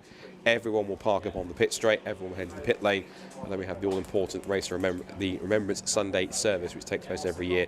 And that is, I think it's safe to say on that one, Paul, it's one of the most touching, but I call it one of the most poignant things you can be a part of, because you can see it on the screen, you can see it in pictures, you can hear people talk about it, but you have to be down on the ground to experience it, because to be there with so many people staying so silent and quiet for those 2 minutes to observe and respect the people who did what they had to do to bring us to this point here in the world, is something that's, you can't explain it in pictures. You have to be there to see it and feel it for yourself. Yes, absolutely. And I think the other aspect to it is the number of military personnel who participate in it, because yes, you go to your local cenotaph or your local war memorial, but when you're here, there are more military personnel who have real experience. We can go down to the pit lane now, though, because Rob Lewis, as promised, said he would do some work, and he has done. Who have you got for us, Rob? So we do have a few updates from the pit lane down here. 111 Mazda MX-5 you can see in the distance going out on track. Now, it was a very simple fault. It had an organic mixture fault with the fuel. It didn't have any fuel in it, so the driver was fighting so hard amongst the pack, really getting his head down. They thought they had an hour and a half's worth of fuel in the car. Turns out after an hour. So there is a little gauge on the dash, he just forgot to look at it, concentrating so hard on the fighting. Lots of activity going on up and down the pit lane, and with these pit stops, it is always key to remember the basic safety immunities. Both the fireman and the person helping out have got to have their full fire gear on. The goggles or a helmet, something similar. When the fuel goes in the car, you've got a second person here holding a fire extinguisher, making sure should the worst happen, they can spring into action. Quite unique for the Race of Remembrance and some FIA races around the world. All down these garages are little earth straps with clamps on it. They will clamp that to the car, so the car is earth, so any static electricity also cannot spark any fuel should it spill. We've also got car number 52 after serving its pit stop, one of the Metabubu racing cars going out on circuits. But yeah, a simple update for car 1111, organic mixture fault, that's what we call it, just to spare the blushes of the team. Up to the commentary box. Thank you, Rob. Out of fuel, oh dear. I've been there myself. I've been running a car that I decided didn't need as much fuel as the team decided that it needed. And we were leading the race, would you believe? It was a fun cut race in Belgium 6 years ago now. Anyway, from then on, I always make sure that we're fairly safe on fuel. Although the roulette slip that I went to at the end of one of my Red Camel races that I was doing, everybody was happy. We'd won the class. A week later, when the crew got the car back to the workshop, I got a phone call from the chief engineer. He said to me, "Do you know how much fuel you had left in the car at the end of that race, Paul?" I said, "Yeah, it was pretty tight." He said, 1.5 litres. Wouldn't have even done another lap. Yeah, if you're going to push things, you've got to push things. You're accurate. You got the car to the end with just about enough it needed. Well, exactly. I just blame them for running the car for so long in the scrutineering bay. Anyway, fuel is an integral part of the Race of Remembrance, and that was the problem for the 111 car then. What we didn't find out from Rob was what happened to Nick Manjo on the grid, because that car, you remember, didn't get away on the formation lap cleanly, although by the time the formation lap was complete, he did. Into the pits comes the race leader, number 99, so fuel now going in to Tom McEwing's DKS Motorsport Caterham. Tom is immediately out of the car, and because he's all suited and booted and helmeted, he can stand by with the fire extinguisher, which he is doing, whilst the fuel is going. Actually, it's not him. He is just now getting out of the car. He goes back to the garage, hobbling a little bit. Hour and a half at the wheel of the Caterham has been a busy time for him, and so he has, as I say, vacated the car. Once he's out of the car, then the refueling can take place. But of course, whilst that refueling is taking place, the cars going past him are doing so at full speed. When the Rob Boston and McInulty cars were being refueled, cars were going past at reduced speed.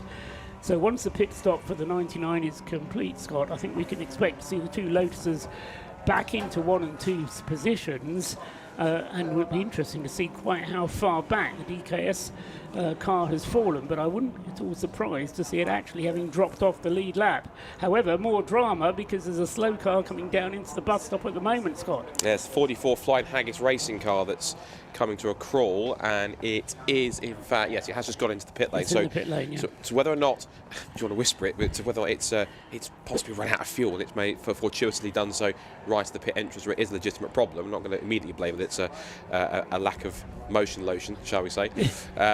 But in comes Flying Haggis. Been perennial racers at this championship, this race, for several years. Always a fun team to be around. I'm not quite sure if they're having too much fun, given the fact the cars come in with whatever appears to be an issue. Yeah, it was a very slow in that for Lindsay McCracken, who was in the car, out for an hour and 36 minutes. Don't know how long a Honda Civic will run on a tank full of fuel, but Lindsay is out of it. Has a word with the team. Door slams. The earthing lead, of which Rob was speaking a moment ago, has been fitted. Fuel is coming through. No real sense of urgency, but. And again, with 4 minutes to put the fuel in, there's no need for a huge amount of urgency. About 50 litres will go in. Each of those tough jugs holds between 20 and 25 litres, so around 50 litres then ready to go in, and that will top it up. But as I say, 4 minutes is a long time, and just looking down at the DKS Caterham, plenty of fuel going into that, and it kind of splashed back a little bit as they took the fuel off. So it's now full of fuel, the 99 Caterham, but it does mean that into the lead should have gone by now the Lotus of Rob Boston, but it's not gone through yet. Where is the 43? Waiting for it to come into view. Ben Brooks at the wheel.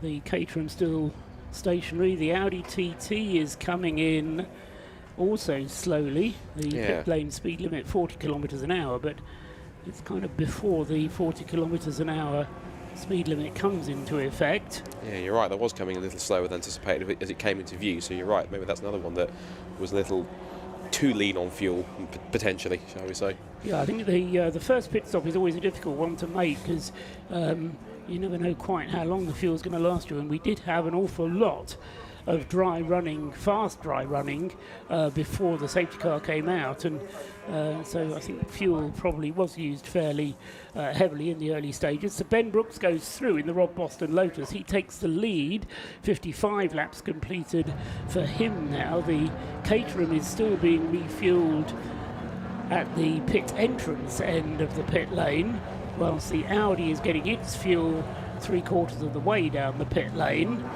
So these pit stops taking place under green conditions for those cars, and I suppose trying to push the fuel a little bit further is always a good thing if you can.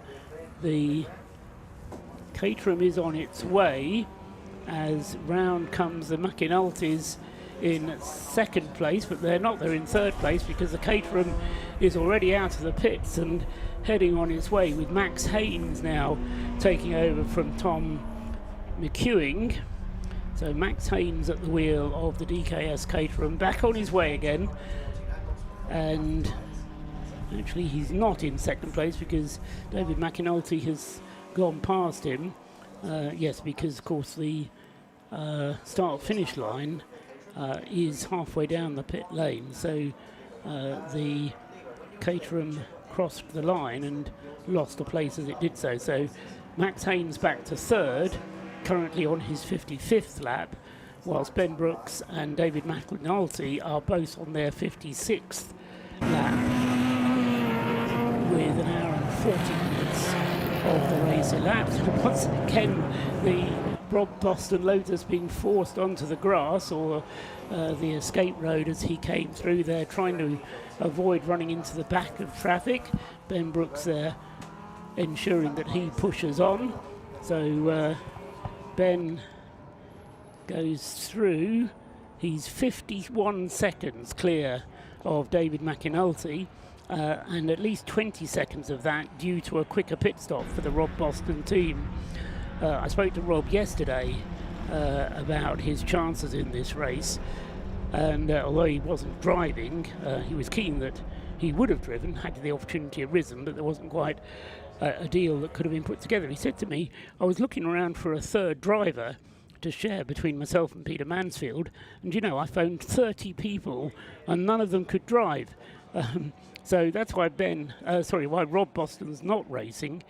But Ben Brooks, as I say, is driving in the other Rob Boston car and is now 50 seconds up the road from David McAnulty, but the car much more efficient in being turned around.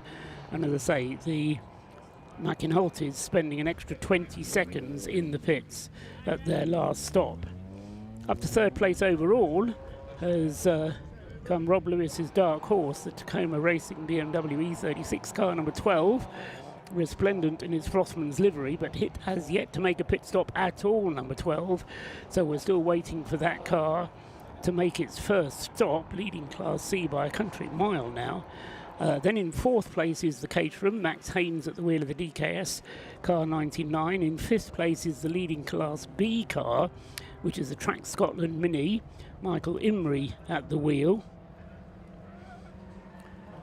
There's a lot of waving going on from the pit wall to David Benachi in the Merlu Motorsport Mazda. I'm not quite sure if they're trying to attract his attention or whether they're just showing their appreciation for what he's doing. But David Bernacchi in the Merlu Motorsport Mazda, he's made a pit stop already. No, I think it's just a very enthusiastic team down there. Want to wave at the crew, driving crews going past. So the Anthony Seddon Racing BMWs, neither of those two have made a pit stop yet. They chose to stay out during the safety car interruption. So Mac Priestwood and Hugo Cook still 1 and 2 in the BMW class. And as I say, other people make their pit stop, so they're crawling up the overall order. And in fact, the two BMWs are now in 8th and 10th places respectively, leading the class, but overall in 8th and 10th. Porsche Motorsport in the pits, Neil Chisnell's Mazda MX-5 Mark III in the pit lane, having a driver change, so Neil Chisnell getting out of the number 3 car, and we'll see when he tags out who the car is being handed over to, being pushed backwards and then sent on his way. The pit stop for the car being just 4 minutes, so right on the limit there for Paul Sheard. Another car which has a lot of, another team that has a lot of experience here at the Race of Remembrance. The Caterham Max Haynes going through, chasing the Rothmans coloured BMW, and that is going to be a challenge for position for the Caterham up toward the banking, coming back down into Church. And in fact, I think the Caterham has got past, just looking into the gloom, which is getting a bit greater now. Yes, the Caterham has got past the BMW, so the number 99 car up into 3rd place overall, going past the Class C BMW, which David Russell still to make a pit stop. Cars still to make their pit stops. We've got Hugo Cook in with the Anthony Seddon BMW, but still waiting for David Russell in the Tacoma Racing BMW to make his first pit stop. Michael Imrie in the Track Scotland Mini, still to make its first pit stop. And who else? Mac Priestwood, I mentioned. Christopher Pawley in the RAF Motorsport BMW, car number 19, that's yet to make a stop. And also Ben Moore with the Royal Engineers BMW, that car number 305, yet to make its first stop. So number of cars going quite a long way. An hour and 46 minutes we are into the race. A couple of bits of information through Excellent. from Yes, Mr. go on, Lewis. Scott. You saw the 666 Audi TT coming in with a prop with footline issue. They apparently, according to Rob, they're investigating a smoke issue, and also what's not helping is they have a lack of a working radio. So if there is any issues, they can't communicate unless the driver comes in, obviously. The other one which has had an issue apparently is the Breakdancer Racing MX-5, which has been running up there in the mix, and that car, the number 5 car, is it, which is low down that class. That car apparently has had a fan belt issue, so that's having to try and fix that on that one. He's currently en route to Flying Haggis to find out why they came in and why not only were they coming in so slowly, but then they refueled it and took quite a long time to get them back out there. So whatever the issue was, our man on the ground is en route to try and find out what it was. Right, so Rob Lewis working very hard. Yes, the Breakdancers Mazda still in the pits. Alan Curtis having brought the car in, but a slightly longer pit stop for him. I mentioned Hugo Cook in the Anthony Seddon Racing car. That's in at the moment for what they hope is a routine pit stop. And the rest of the field, as I say, just waiting for the final few to make routine pit stops. One car going through there with not very much in the way of lights on. That was the Aaron Chalk Silver Lake Racing Citroen C1, who didn't have very many lights on the front of this car. There's a lot of cars with very, very bright lights, and very many of them. For example, the Patrón Racing BMW just crossing the line just now. But as it gets darker, you'll see how necessary lights are, because unlike some race circuits at night, think Singapore Grand Prix, take everything you know about racing at night away. This is proper racing at night. This is darkness. There's a couple of lights up across the timekeeper's line in order to enable the timekeepers to see the numbers on the sides of the cars. And there's a couple of lights up at the hairpin. But apart from that, there's not a lot. So you really do need good headlights.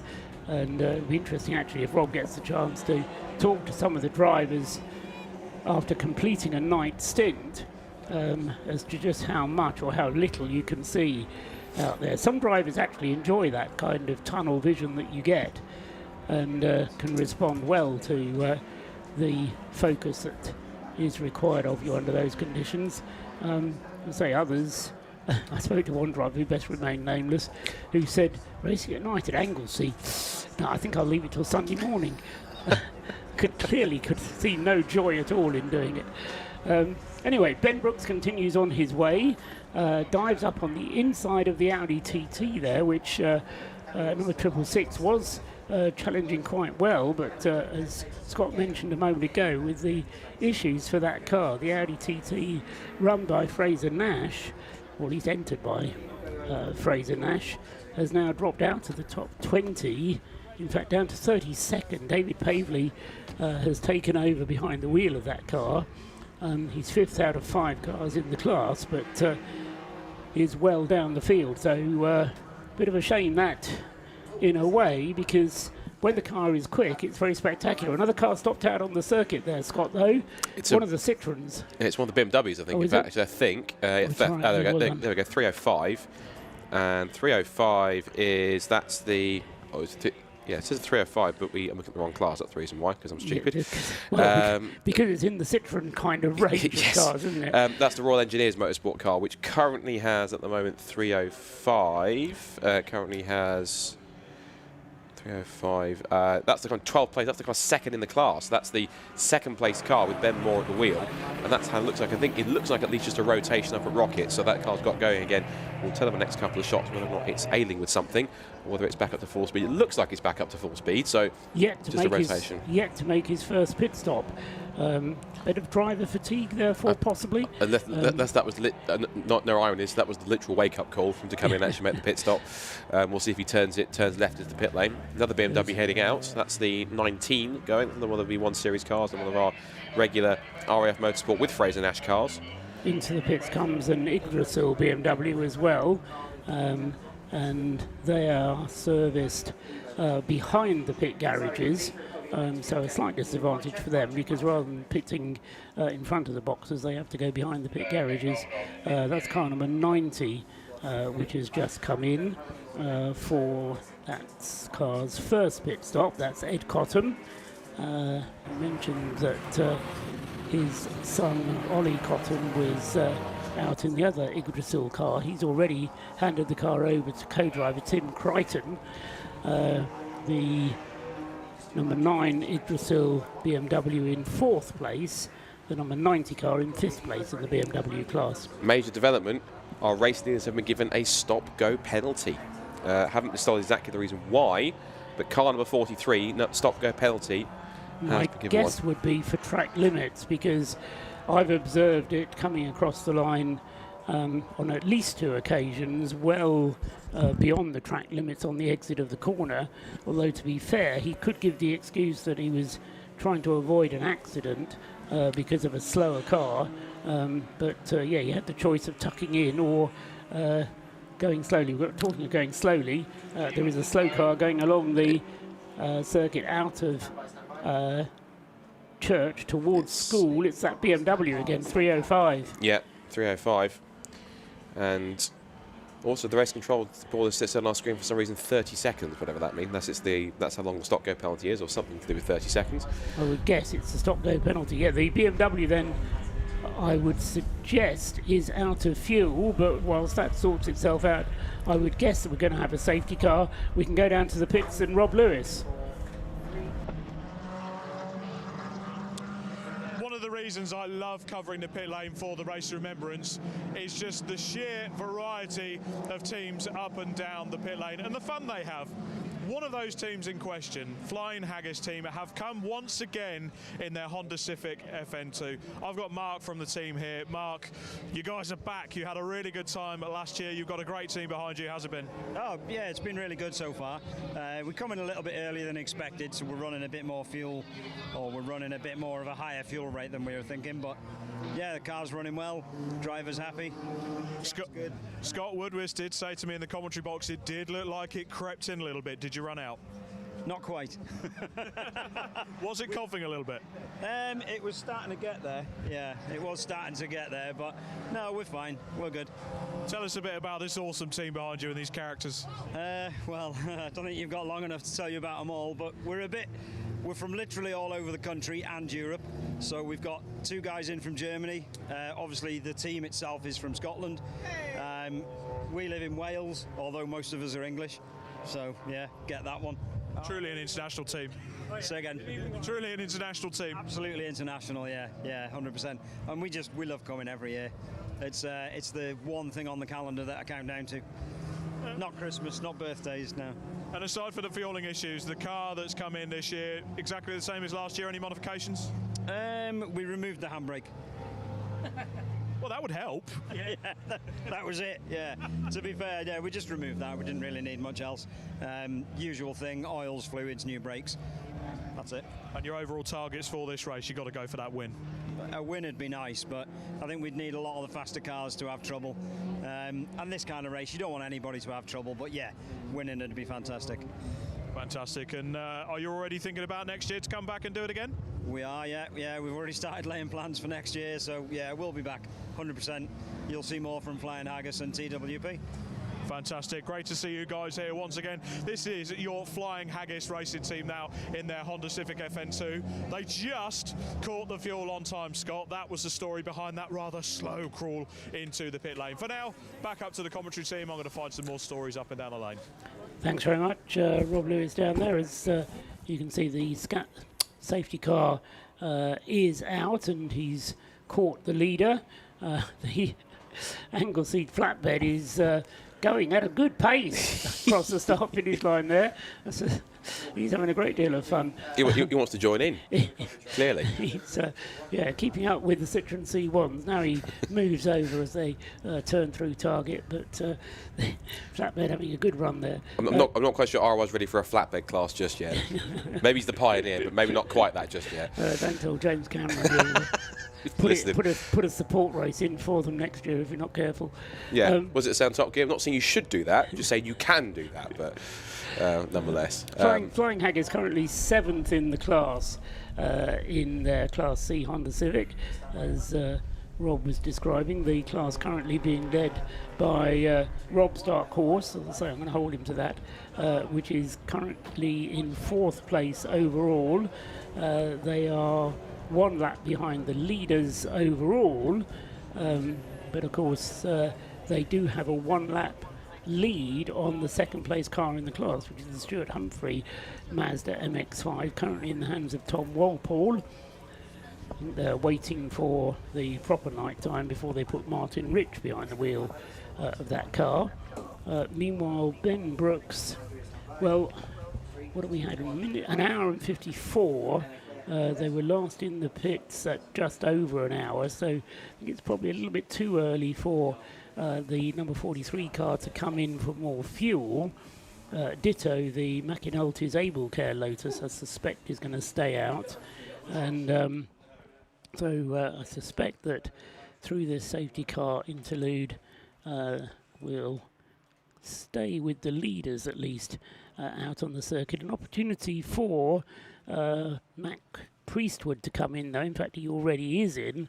Mackenzie Priestwood in the leading BMW 116 Anthony Seddon Racing, number 34. So that's a good time for that car to come in, having been one of the last cars to come into the pits, an hour and 57 minutes into the race. Just over 5 hours remaining of this segment. Say it quickly, doesn't sound so long. Also coming in right now is the Pure Track racing car that's already in the pit lane.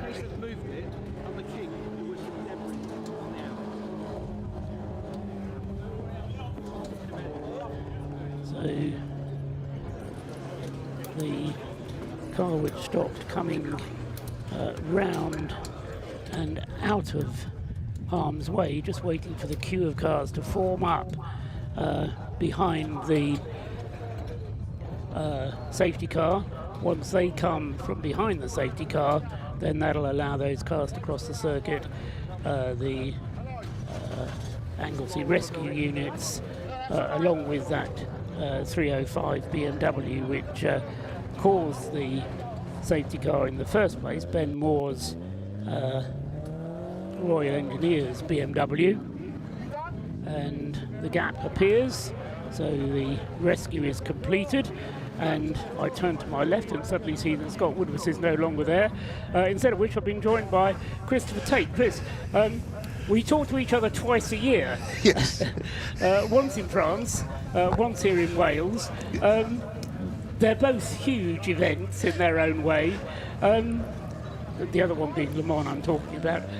The Race of Remembrance, though, Chris, is particularly close to your heart because you're involved in Mission Motorsport these days as well, aren't you? Well, that's right, and thanks very much for taking time to have a chat. But yes, I'm the chairman of this great charity and enjoy it very much. And when you see this, and particularly as it begins to get dark, just like we like at the South, there is that moment when you think, wow, this really is quite some special event. And I was just absolutely delighted last year that Motorsport UK awarded this event the prize of the event of the year. Indeed. In front of the Grand Prix, for heaven's sake, or any round of British touring cars or whatever, or a Goodwood.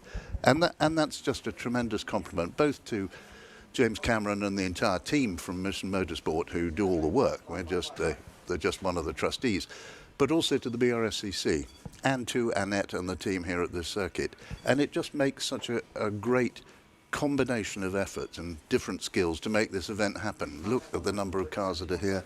Look at the number of people who are interested and involved. The sponsors, the families, the friends.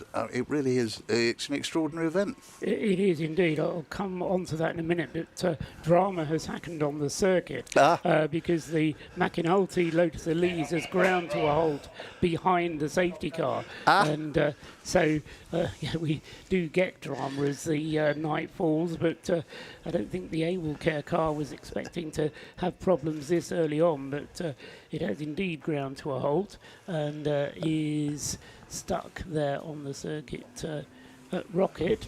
So Marshall's going to push that one, so the safety car will stay out for a little bit longer, which means we get a little bit longer to chat, Chris. Well, you know what they say, the safety car breeds another safety car always, but for cars to start stopping under the safety car is very unfortunate. That Lotus has been quick, hasn't it? So frustrating it has, yes, for David McAnulty, that car having been dicing for the lead while in the hands of younger brother Jason earlier on.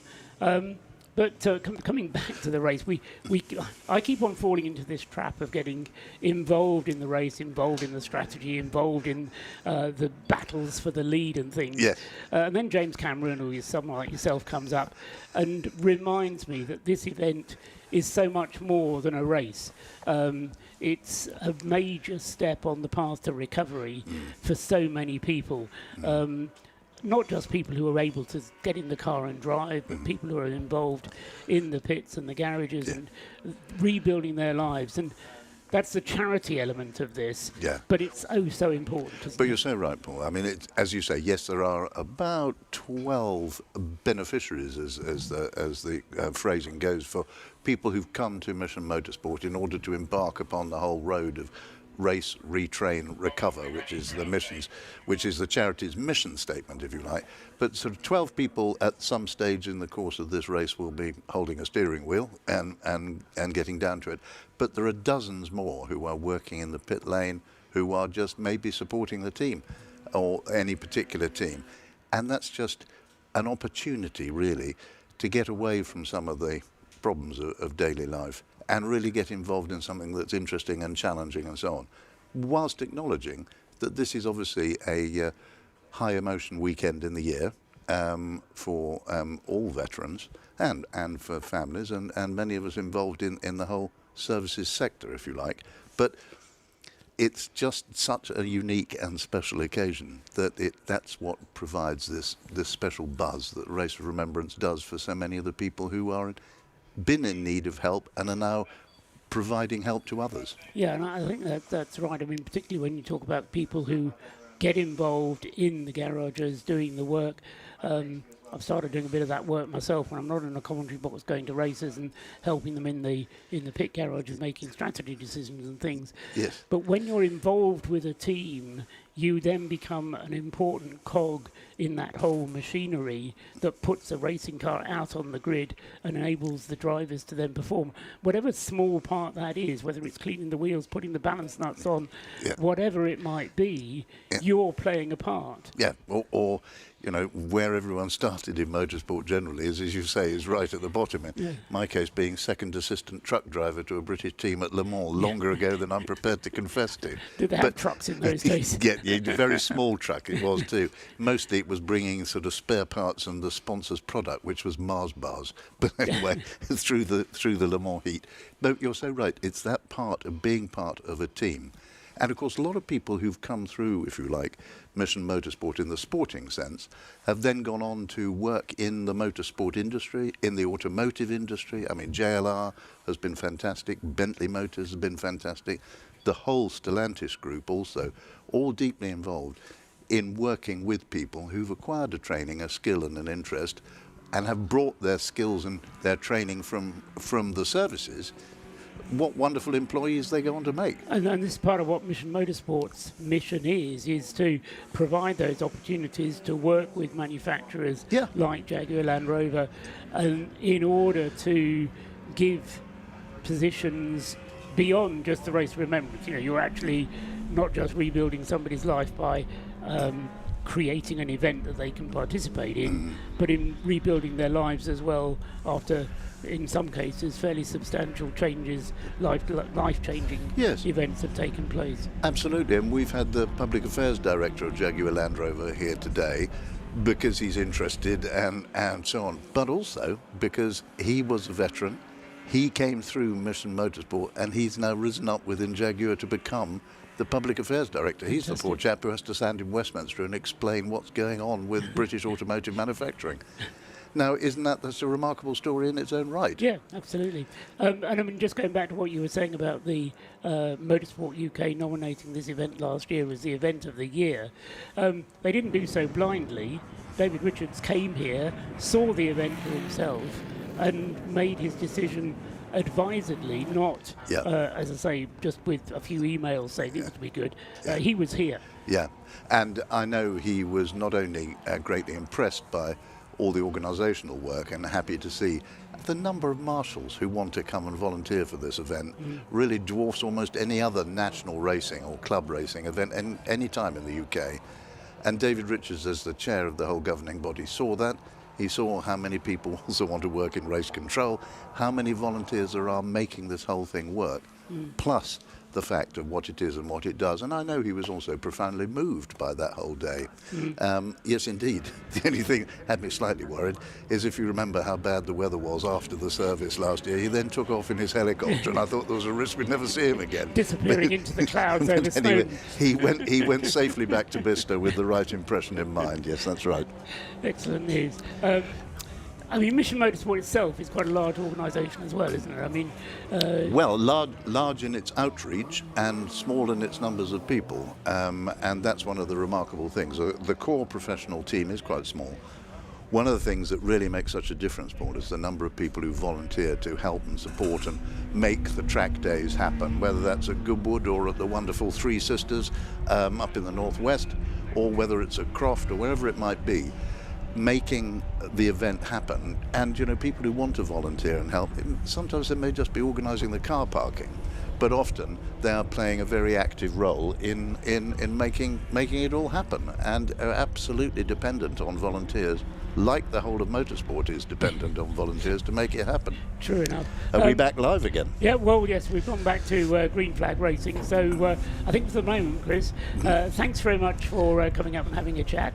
I'm sure you'll be staying for the duration. You wouldn't miss tomorrow, would you? Indeed, we'll see you tomorrow. And Paul, thanks very much for the chance to talk about it. Enjoy the race. And isn't night racing romantic? But we've always thought that, haven't we? It depends on your concept of romanticism, but I know what you're saying. It certainly is a unique thing, and particularly here at Anglesey, where it goes dark, properly dark. What do they say? Light pollution doesn't exist up here in the top left-hand corner of Anglesey.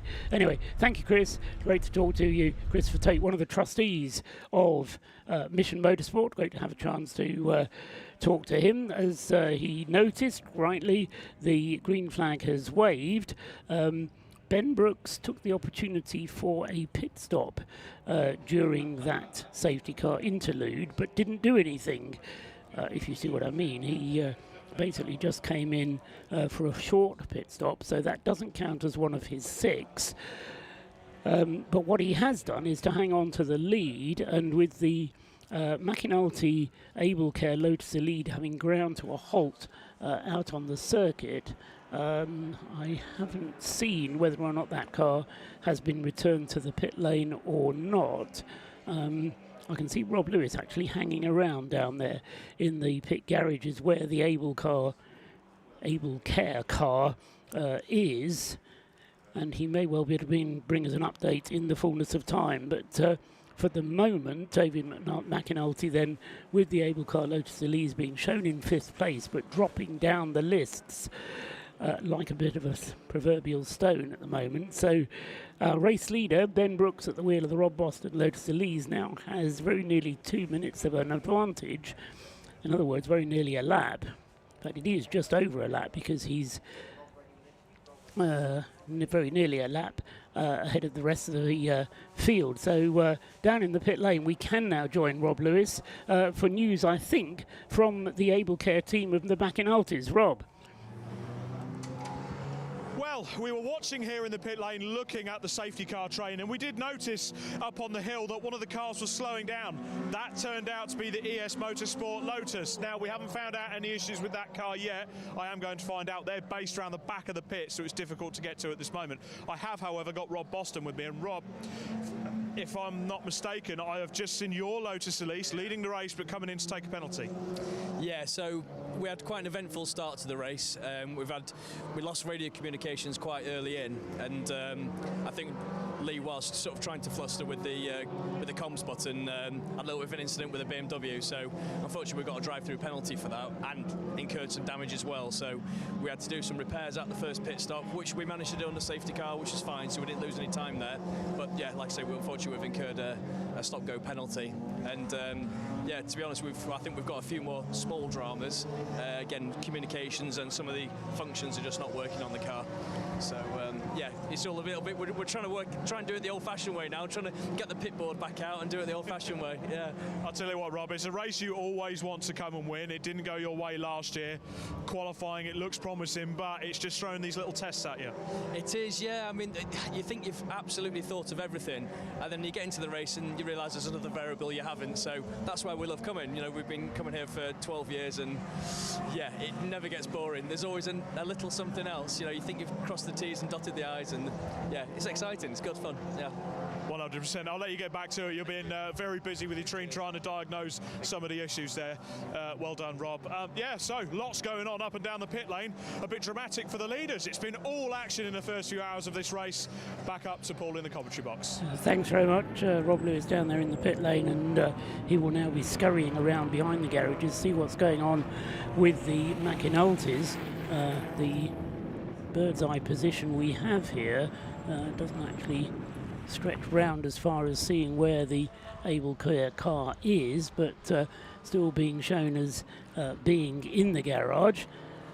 So, and there's another car stopped there is that on the exit of Target?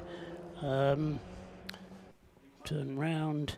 No, it's on the exit of the final turn. If I turn around, I can actually see the car, except by focusing on it. All I managed to do is to blind myself by putting the binoculars into the headlights, which isn't very good. It could be a Mini. It's not the Track Scotland Mini, but it is one of the Citroens, and there is damage to the left rear of that car. I think somebody has caught him, and still trying to just get the number of it. 508 it is.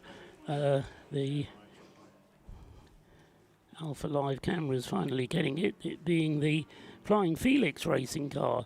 That's a car that doesn't normally draw any attention to itself at all. So 508, the Flying Felix Citroen C1 with damage to the left rear, now manages to come into the pit lane despite that damage. Keith Bond it was at the wheel of the car, and that was a car that, in fact, Keith Bond actually started.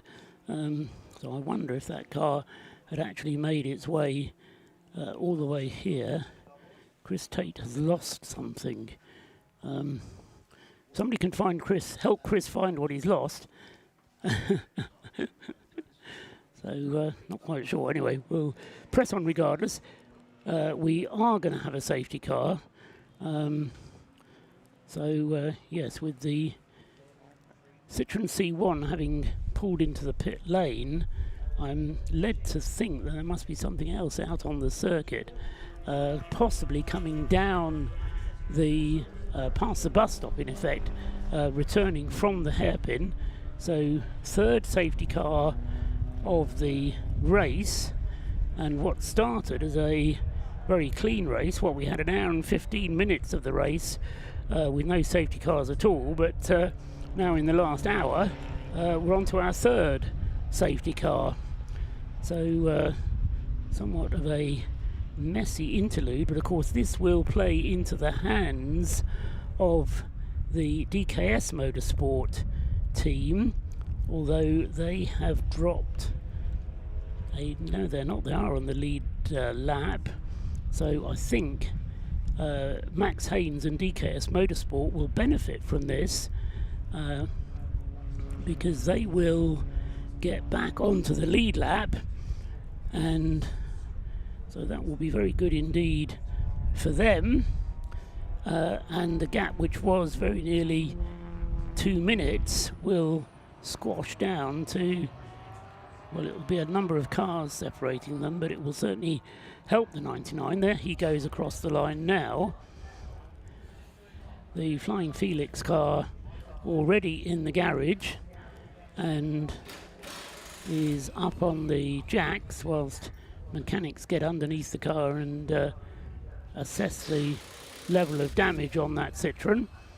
So work goes on in the garage of Flying Felix and their Citroen, which, as I say, normally is a car that is a regular competitor, not only in the Citroen C1 Endurance Series, but also in the Race of Remembrance. He was around about 9th in the class before that incident.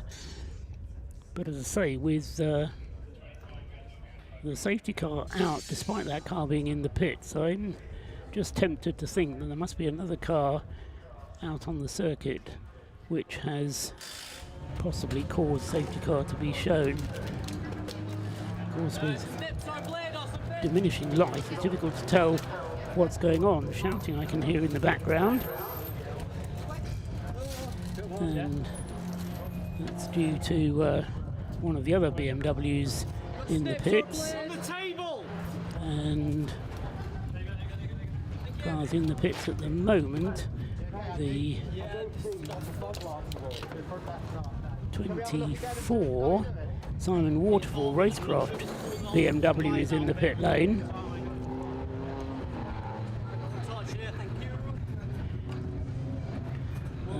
As is the 545 Citroën C1, and that is the Colin Ho Jake Hill Citroën. The safety car still forming up the queue. Takes a little longer with some slower Citroëns out there for the full safety car queue to build up. And of course, whilst the safety car is out, slowing the pace, I suppose it does help to a certain extent the McAnultys who are working on the car, trying to get back into the race. So the pace reduced, and just checking the gaps. Yes, the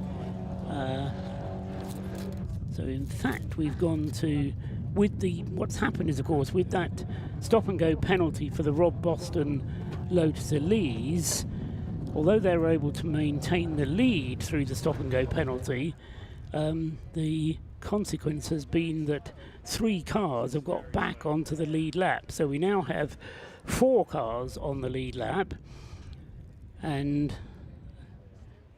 in fact only one of those is a Class D car. So we've got Ben Brooks leading the way for Rob Boston Racing, car number 43. Second place is Max Haynes in the DKS Motorsport Caterham number 99, and he is a few cars back in the train behind the safety car.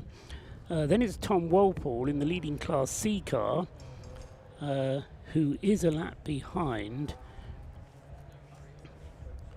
And then we have Michael Imrie. So just a correction, we have 2 cars on the lead lap, and then a gap of 2 laps before we get the leading Class C and Class B cars. Work continuing on the 305 BMW, which was the car that caused the previous safety car intervention. Ben Moore's Royal Engineers car, which has now dropped to the back of the BMW class. BMW class now, or still being led by the Anthony Seddon team, with the 34 car with Toby O'Reilly now at the wheel. He's in the lead of the race, with Matt Priestwood having handed the car over to Toby O'Reilly. And then second in the end in the BMW class is Harry Ormerod now at the wheel of the number 21 Anthony Seddon Racing car, having taken that car over from Hugo Cook. So update that, Harry Ormerod at the wheel of number 21, Toby O'Reilly at the wheel of number 34. The man with the green flag is ready down at the start-finish line, which makes me think the safety car is going to be pulling off this time. It does pull off this time.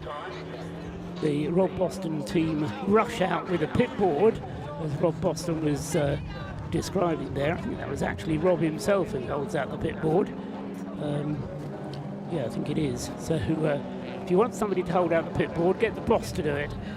So Rob Boston looking to see where the competition is, and the answer is Max Haynes 39 seconds behind as the cars cross the line and the safety car pulls back into the pit lane. In terms of cars between the Rob Boston car and the Caterham, there are about 6 of them, I would say. And so it's going to be a battle between Ben Brooks and Max Haynes, and interesting to see which of them, once they can get through the traffic, can be quicker. Obviously Ben Brooks has got the advantage because he can immediately get onto the racing pace and has a clear road ahead of him as the safety car has pulled off, and is making hay whilst that happens. So the Lotus making its way down through the corkscrew onto the Tom Price straight. The gap, which was 39 seconds, will be going up. a message arrives here. And thank you for that. And so up to the hairpin and then back down the straight. The gap will be, so we can do it on the hand watch as well to get in there slightly ahead of TSL timing. Here comes the Lotus, then Ben Brooks crosses the line, completing his 75th lap now, and does so in a 1 minute 41.5 seconds. Max Haynes still fighting his way through the traffic, will be coming through in a moment. The Audi TT comes through second on the road. The Caterham 3, 4, 5, 6, 7, 8 cars behind. Actually, it's a little bit further behind than I thought. So still waiting for the Caterham to come through. 36 seconds. And what has happened to the number 99 car? As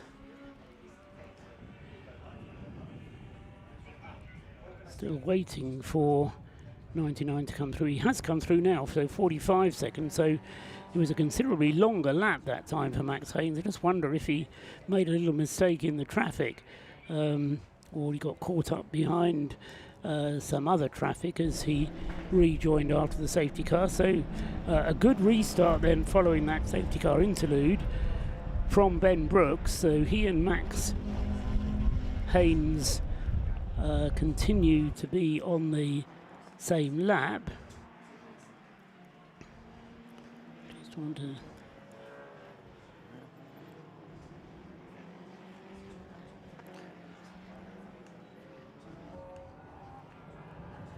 and yeah, so leading two on the same lap, and then in third place Tom Walpole leading Class C, 2 laps behind the leader, who is just 10 seconds ahead of Michael Imrie in the Track Scotland Mini. So they've gone through, and so the leading cars in Class D, the leader overall. Class C took Tom Walpole in the Stuart Humphrey Mazda, but being closed in upon by the Mini of Michael Imrie. Or actually, no, he's not, because Michael Imrie, although he's in a Class B car, yeah, he's not as quick. So Tom Walpole pulling away from the Mini. But as I say, those two are on the same lap. And then a further lap behind the class leader is the number 12 BMW from Tacoma Racing. But they've done an extra pit stop. Or at least had a longer pit stop, that's right, it was a longer pit stop for the Tacoma Racing BMW, and that's why that car has dropped behind. Scott Woodward is back beside me, having been replaced by Christopher Tate. Sorry about that, but Christopher Tate is an important man in Mission Motorsport, so it's good to talk to him. Yep. I see him also as the man who narrates 2 of my favourite Le Mans reviews, which is 99 and 2000. So that's where I know him from. But I know he's done a lot more than that in motorsport, so I fully respect that. Yes, hello. I am on the stream once again. Just quickly for thinking as well, are we aware that 43 has had a second stop-go penalty handed to them? Yes. I am now. Thank you for drawing that to our attention. I had an explanation from Andrew Roberts. So apparently they got the first stop-go penalty, came in to serve it, and after they served it, sped in the pit lane. So they've been given a second one. Apparently their excuse or their reason they've given is there's something on the dashboard or the speedo which allows them to kind of limit it, wasn't working properly. So because of that, had a fault. That's in the words of Andrew Roberts, the reason, the excuse they've given. So they've been given a second one. So the leaders now have to serve a second stop-go penalty, along with also there's another. I thought Car 66 had to serve one as well, which is the John Cobley driven Army Sports Car Racing BMW 116, which is also down in 20th place. Come in for a pit stop, which is roughly the time of a drive-through penalty rather than a stop-go. But yes, absolutely. So yes, we were. I'm not quite sure if you heard the interview that Rob Boston gave with Rob Lewis. but Rob Boston did describe certain issues that that car was experiencing, which were all around the electronics that are controlled from the steering wheel. So the radio's not working. Clearly, the pit lane speed limiter is not working either. But apropos of the pit lane, we can hear more now because Rob Lewis is down there again. Rob, bound down to you once again. All the drama that's been happening in the pit lane this evening, well, this was the cause of one of them. I've been down to ES Motorsport to find out what happened with the Lotus Elise on that safety car train. Speaking to the McAnultys, it was this part here. This is the outer CV. So this has a drive shaft that goes into it. The outer part then bolts into the hub. That provides drive to the vehicle from the gearbox.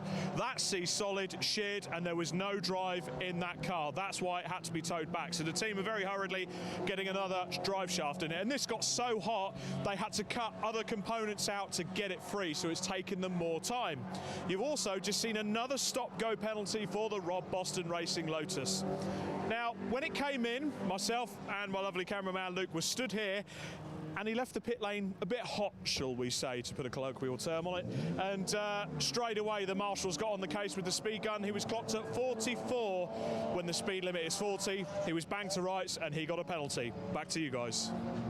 Okay, thanks very much, Rob. Yes, we had heard much of that story from Scott, but thank you for bringing it to us hot from the horse's mouth. Now, more work for you, I'm afraid, Rob, because the 99 car, the Caterham, is back into the pit lane, and that, to my mind, is far sooner than it should be in the pits. The car having been started by Tom McEwing and has now gone over to Max Haynes, and Max Haynes has brought it in after not very long at all. In fact, Max Haynes was out in the car for just 23 laps, and then he clearly has an issue, although they're refueling the car and I think also changing the driver.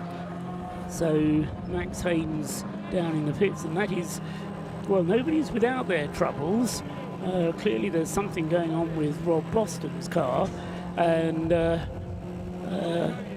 he's managing to hang on in the lead, but a lot of the competition is falling apart around him, with Tom McEwing then in the DKS Caterham having to at the moment just feel the car falling down whilst he waits for Max Haynes as he waits for the work to be completed on the car.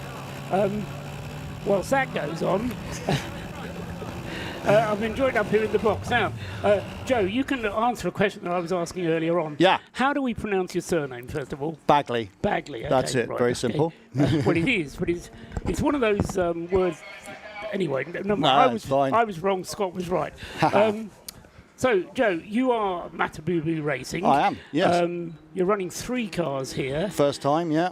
First time with running 3 cars, but it's certainly not your first time at the Race of Remembrance. No. And indeed, you're one of the trustees, I believe, aren't you? So I'm one of the trustees of Mission Motorsport. We've actually got 2 trustees driving today in the Race of Remembrance. We've got a 3rd trustee who raced Mark Cornelius as Matabubu Racing in the Club Sport Trophy today as well. So we've actually had 4 Matabubu Racing cars here. Right.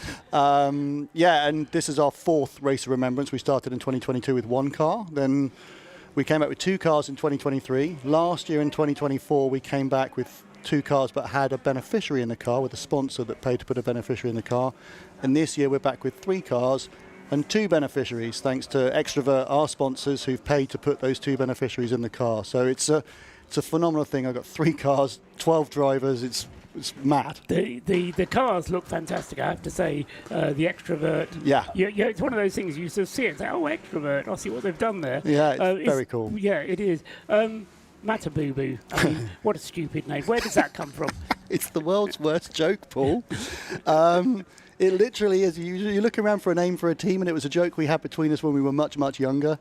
And we always said, it was back in the days when we used to go and watch racing, and we wanted to get jackets with something written on so we would look cool, and we always said, oh, let's have Matabubu Racing. And my mate came up with it. Well, what's that about? He said, it's a rubbish joke. It is literally someone would come up to go and goes, what's Matabubu? And the answer is, dunno, Yogi. That's it. There's nothing more to it than that.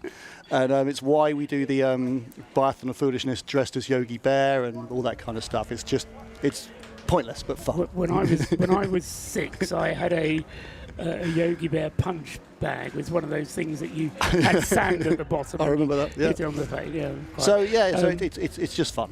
Totally. You know. And absolutely. And I mean, yes, we've talked about this already.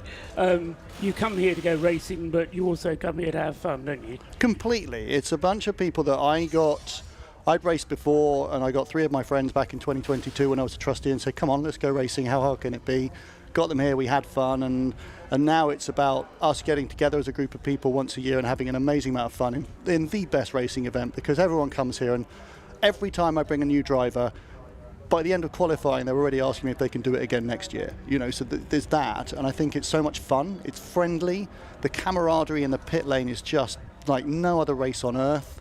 And even when you're out there racing, the racing's courteous. It's not literally, you know, no one's fighting for a championship. So it's just such a good place to be. And yeah, we just have fun. And I think for the beneficiaries that are involved that come and join a team like us, to be part of that, to be part of that gang, to have that fun, to enjoy themselves is what it's all about. But it's not quite that simple. If you have fun, you lark about, you mess about, you maybe don't take it serious. I mean, the opposite of fun is serious. Yeah. But you take it seriously, don't you? Oh, I mean, yeah. If I were to accuse you of messing about, you'd punch me. I don't think I'd quite go to violence, but yeah, I think we're definitely here to do it properly. Yeah, I think is the best way to put it. We're here to do it properly. That's why we've got Track Group here. You know, Steve Doherty and the team from Track Group are very well known and are phenomenal at running. And when I turn around and say, "Can you run 3 116s?" he and the team just don't bat an eyelid. They just turn up and it happens. And we've got, you know, this reputation for always finishing, which is phenomenal too, and he likes that. So, you know, we do it properly, we're serious, but we also make sure that we're not, you know, we don't take ourselves too seriously, I think is the point there, really. How are we doing at the moment? Simon Richardson should be running fourth in class. Yeah, he's just popped up. Stephen Robinson put an amazing... So Simon Richardson and Stephen Robinson in that car are the most rivalrous drivers we've got, to the point where on opposite sides of the car their names are in different orders. So on one side Simon's name is first, the other side Stephen's name is first. So yeah, Simon's out now, he's putting in some good times, I think. He's lapping well in the 156s, I think I've seen him doing. And then we're down in 9th and 10th, I think, at the moment with the other 2 cars, 54 and 52. Yeah, I'm in 52 eventually. 56 is definitely the gun car. 56 has got our 4 fastest drivers in. Yeah. It's the one we focus all the kit on. It's the one that's got the new engine build. It's everything's in 56, and 54 and 52 is the rest of us. And you get to drive tonight, or do you have to wait until tomorrow? No, I'm driving tonight. I'm 4th in, so I'll be on probably about 7:30, I think, by the time we bring in for the 4th drive, swap the 4th driver in. So yeah, well, our 3rd driver's down there ready. All the 3rd drivers are dressed, ready to go in just in case. You know, never know what happens. I was going to say, we've got a safety car now. So yeah, I think we're probably still too soon to swap at the moment, really. Yeah. If anything, safety cars tend to extend the length of the stint. Yeah. Because you can save fuel whilst the safety car is yeah, out. So who knows? It just means I might get in later. So yeah, typically with the 116s, we're looking at about an hour and 40, hour and 50 minutes probably on fuel. I've run one to nearly 2 hours once a couple of years ago at night. But yeah, if probably about an hour and 10, hour 20 in. If we've got a safety car, it's probably when we'll then flick that switch and swap a driver in. Less than that. Open the window. Yeah, it opens the window for us, really. Of course, the rules say that whoever finishes tonight's session has to start tomorrow morning. Yeah.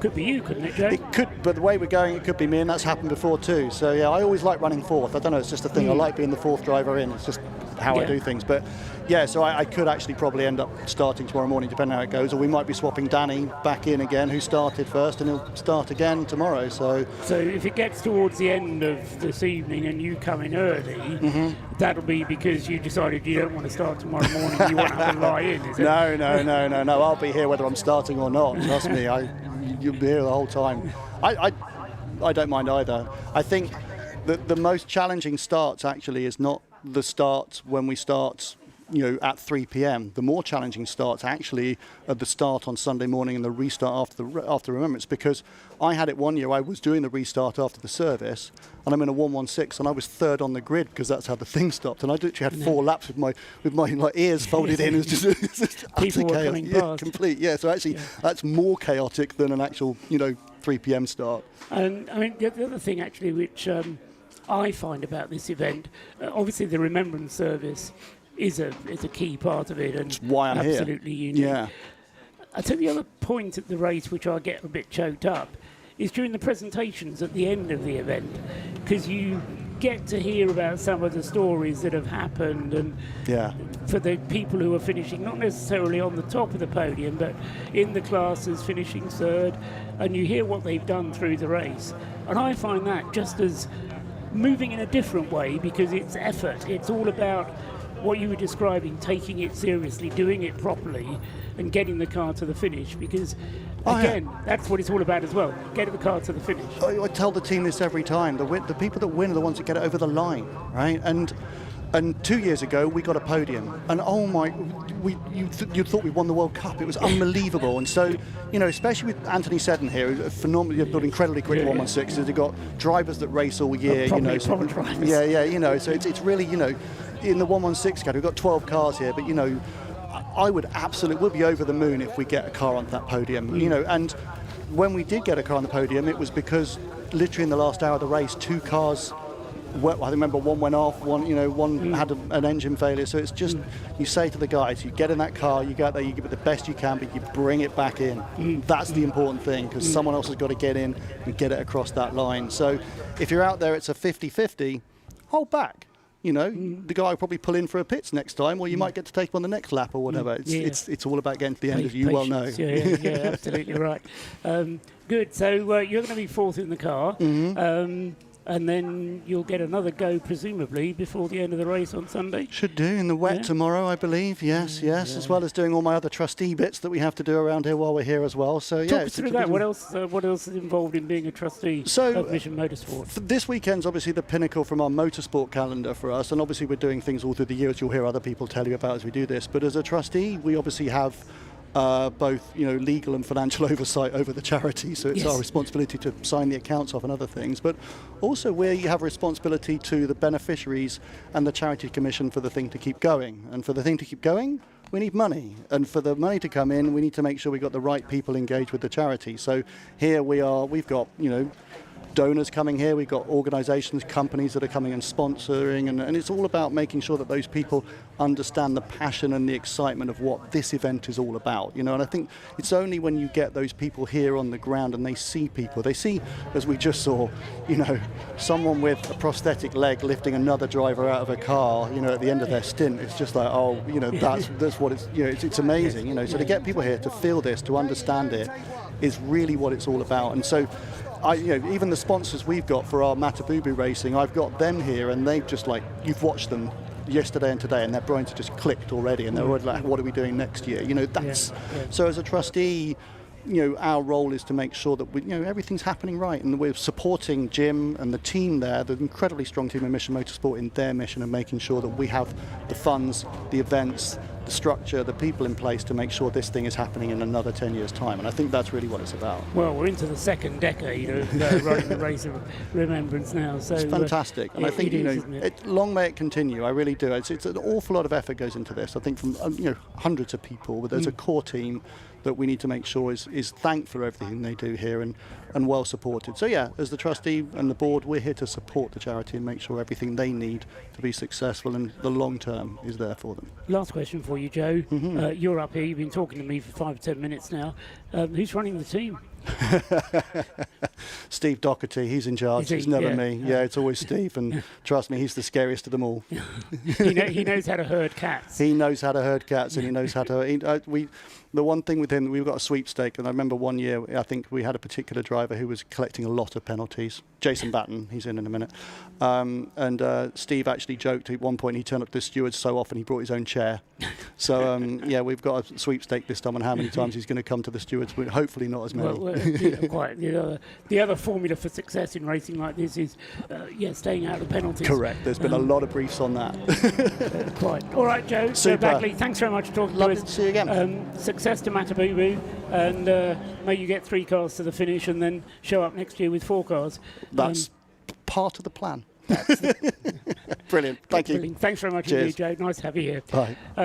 Safety car is still out, and what I have failed to do whilst talking to Joe, thanks very much for coming up and talking to us from Mission Motorsport, and so entrance of Matabubu Racing, but also one of the trustees of Mission Motorsport. What I failed to do is to find out exactly why the safety car was called for. We do have, see the safety car is carefully picking up the Rob Boston Lotus Elise, which has been in for another pit stop, but another of its 6 pit stops. So it's been in for 2 penalties and 2 proper pit stops. So the Rob Boston car now has Phil Grayson driving, and I mentioned the number of proper pit stops, in other words, the 4-minute driver change refueling pit stops, because those are the pit stops of which you have to make 6 over the course of the race. Now, of course, with a 12-hour race, you really need to be getting up towards 2 hours on each of those stops to make it fit together to get 6 of them.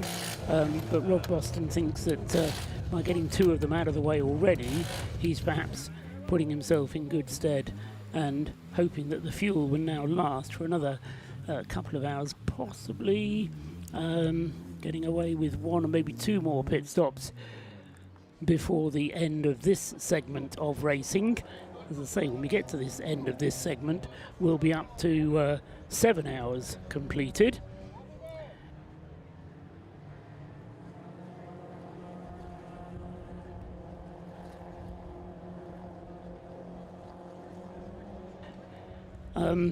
I can, but you'll have to say that again. So somebody has just asked me if I can ask for a fuel filler neck for a Citroen C1.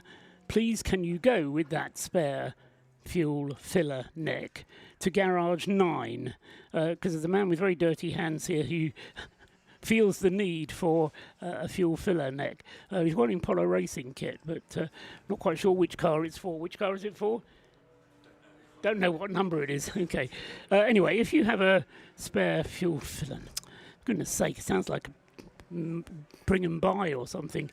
Anyway, fuel filler neck for a Citroen C1 Garage 9, and I'm sure money will have to change hands, or liquid refreshment or something.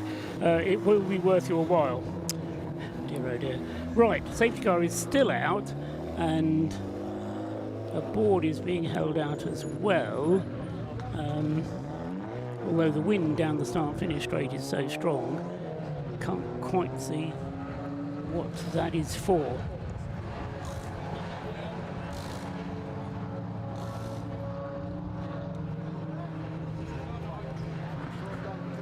So yeah, just trying to pick that out.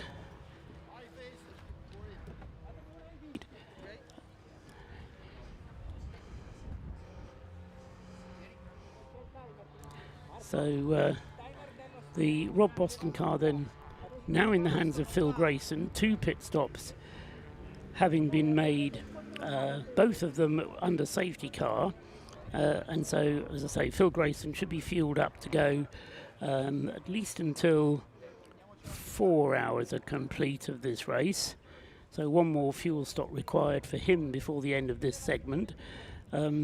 Refueling will be allowed during the interval tonight, but not during the interval tomorrow during the Remembrance service. So part ferme conditions will not apply tonight, but they will apply during the Race of Remembrance, or during the Remembrance service itself. Tom Walpole with the Stuart Humphrey Mazda is on the lead lap. I think, just check across. Yes, indeed he is on the lead lap. 1 lap behind now. Max Haynes is back at the wheel of the DKS Motorsport Caterham. So Tom McEwing having started the car, Max Haynes having come in for a pit stop under the safety car, but it was a short pit stop, I do believe. So they've only made one of their required pit stops.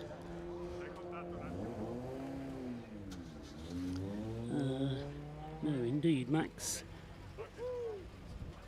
As the 99 car has actually made 2 4-minute pit stops, so that has done the same number of pit stops as the race leader, but they are now 1 lap behind the race leader. So Max Haynes and the DKS Caterham 1 lap behind the leader in 3rd place. In 4th place, the Track Scotland Mini, car number 55, leading Class B.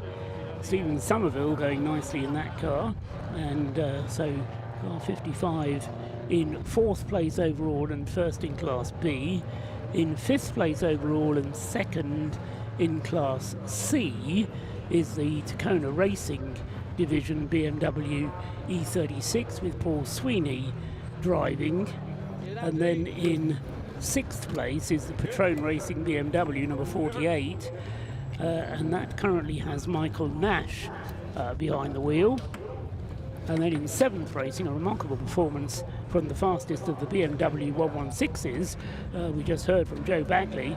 Anthony Seddon Racing then with Toby O'Reilly in the number 34, up to 7th place overall, with Tim Crichton 1 lap behind in the class.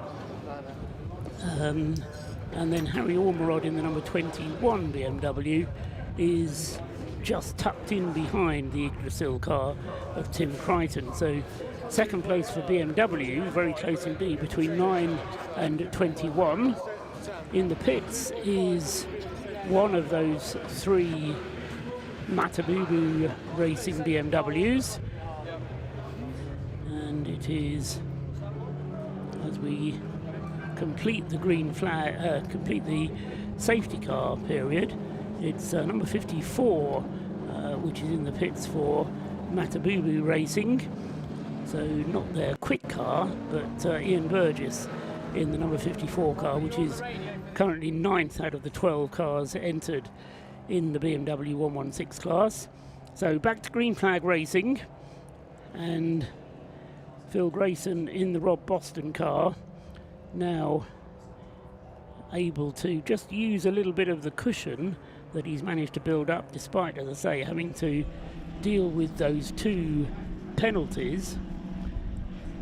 The Lotus Elise of the McAnultys is back into the race.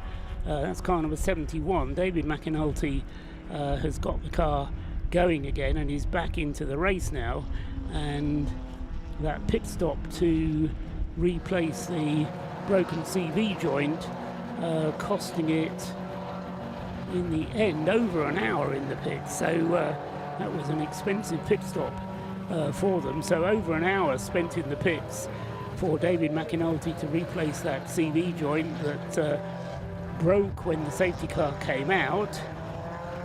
And remind you, we've had 4 safety car interludes now, but back to green flag racing once again.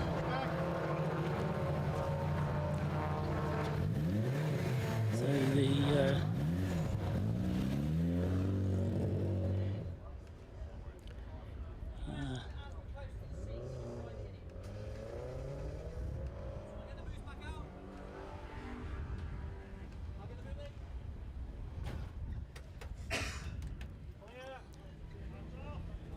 So the advantage, of course, of starting behind the safety car, immediately behind the safety car, is that Phil Grayson can open up the gap a little bit between himself and the rest. But as I say, the best of the rest at the moment, and the only car on the lead lap, is Tom Walpole's Mazda MX-5 out of Class C, which, with the best will in the world, isn't going to be able to lap as quickly as Phil Grayson.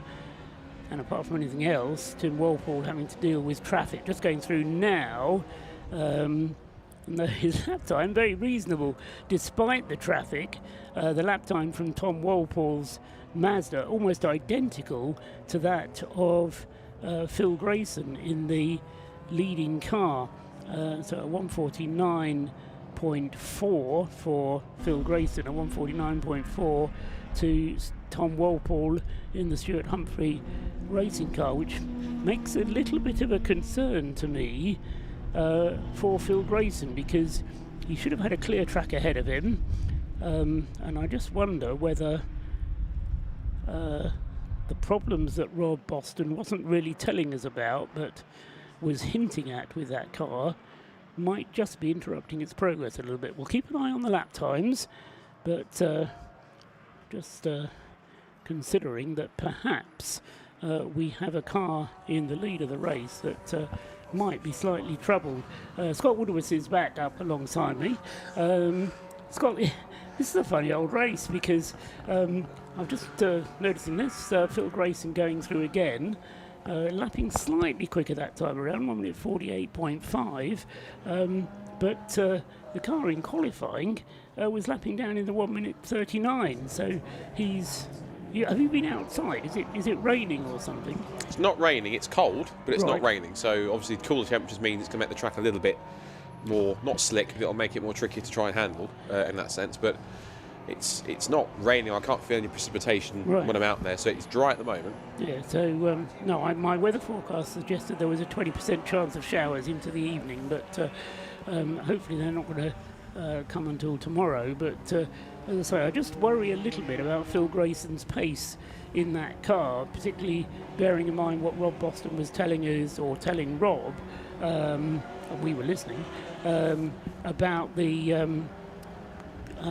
mechanical issues or electronic issues that were affecting that car, stopping the radio from working, the pit lane speed limiter not working on that car, because Tom Walpole in a Class C Mazda is actually lapping more rapidly than Phil Grayson in the race-leading Lotus Elise. Yeah, he is. And Max Haynes in the Caterham, number 99, is lapping even quicker. He's done a 1:45 on his last turn around the circuit. So either Phil not as quick as either of the Brooks brothers, or, as I say, there's a worsening issue with that Lotus Elise. We'll keep an eye on it. The other thing I noticed, Scott, is that the 71 McAnulty's Lotus, after a 1 hour pit stop, is also now back in the race. They may be 36th overall, but the Lotus of David McAnulty, 1 minute 48 last time around, so he's not quite going as quickly as we would expect either. You were talking about just pace just then for a second, about the Rob Boston Racing Lotus. It's just basically matched, or it's half a second off, but it's roughly around the same sort of ballpark now as the DKS Motorsport Caterham. The last lap time when they came past, these last lap time which is set in Lee was a 1:45.9 compared to the last lap that the Caterham was currently set before this one, which is 1:45.4. So whether he was caught up in some traffic on that last lap or the last couple of laps, but I guess that's a bit more clear pace, which means that he's now a bit more on the pace of the Caterham. Yes, it suggests that, he's just taken his time to get down to a decent pace. What was I was struggling to come to terms with was the fact that after the safety car came back into the pits, he should have had clear run ahead of him, and so therefore shouldn't have been obstructed by traffic. But we'll say maybe he was just feeling his way a little bit in the early stages, and echoing what Joe Bagley was telling us a few moments ago about at all costs bring it home, because the car does have this useful cushion. Apart from Tom Walpole in the Class C Mazda, which clearly shouldn't have the pace of the Lotus Elise, he is a lap ahead of the nearest competitor, the Max Haynes 99 DKS Caterham. Yeah, that Stuart Humphrey team are quite well oiled. They've been contenders in the Supersport Endurance Cup, not this year, but last year they were contenders for at least the class, I think it was Club and B title, which they missed out on thanks to victory that time going to George Grant. Of course, his car won the category in class last year, won its class last year. I think when he shared that car with I think he was with Rob Boston, also Will Blackwell Chambers, who this year Yes. went on to win his second MX5 Supercup Pro Class title just a few weeks ago. Yeah, George Grant, often a competitor here in the Race of Remembrance. But, and until you mentioned his name, I hadn't really noticed his absence this year. But he is notable by his absence. Indeed. So coming up now to 3 hours gone in this first part of Race of Remembrance 2025. I think we're looking at one of the Silver Lake cars because I can tell the headlights. Yeah, it's 558. That's the distinctive headlights of the Gen 2 Citroen C1. I thought for a second it was a Nissan Juke for a second. It looked very similar with those headlights on the Gen 2. I'm glad it wasn't because I thought to myself, there's no Nissan in this race. So I think that was one of the C1s. That 558 car had its own dramas. That car currently sat at the moment. It's climbed back up to 37th place. It's 13 laps off the lead, and it's actually only a lap behind the 4th place car, which now currently has, drum roll, 2024 British Touring Car Champion Jake Hill taking his first stint in the car. That car's had 2 stops, so Jake is taking his first stint in the C1 in this race. In the pit lane, we've got the Breakdancer Racing flame-spitting Mazda RX-8, as it has done for quite a bit of this race, with Clapham North stickers adorned on it. So there's a little bit of George Grant in a way, so to speak. And that car with the bonnet up, so whether that's just a routine check whilst they do the regular 4-minute pit stop, not entirely clear, but that's there. And in terms of quick lap times at the moment, one car that's moving, let's see it moving up. Another car we should look out for that's kind of trying to climb up the order after its problems earlier on is the 666 Fraser Nash Audi TT. That currently has at the moment Ross Leach at the wheel, and that's currently lapping at the 147s. The last lap was a 147.928, and that's significantly lapping quicker than just about almost every car in the mix that's up there, apart from everything in the top 5, because the Tacona Racing Division car's now gone into the 140, back into the 140s, now 148.4 its last lap. But the way that Tom Walpole is going in this Mazda, I mean, you say Stuart Humphrey runs a good team. Well, I'm not arguing with that. But for a Class C car to be lapping at that kind of pace, I mean, it's right on the pace of the Rob Boston car of Phil Grayson. Last time around, it was actually quicker than Max Haynes' Caterham as well. So Tom Walpole is just doing a sterling effort in that Mazda. And his lead in the class is now some, what's he got, over the Tacoma Racing BMW, is now 3 laps behind in the class. So Tom Walpole doing extremely well in the Mazda MX-5, and they've still got Martin Rich stacked up, raring to go behind in the next in the driver lineup. So a good sequence of drivers still to come in the Stuart Humphrey car, 2nd place overall, and as I say, lapping very respectably indeed.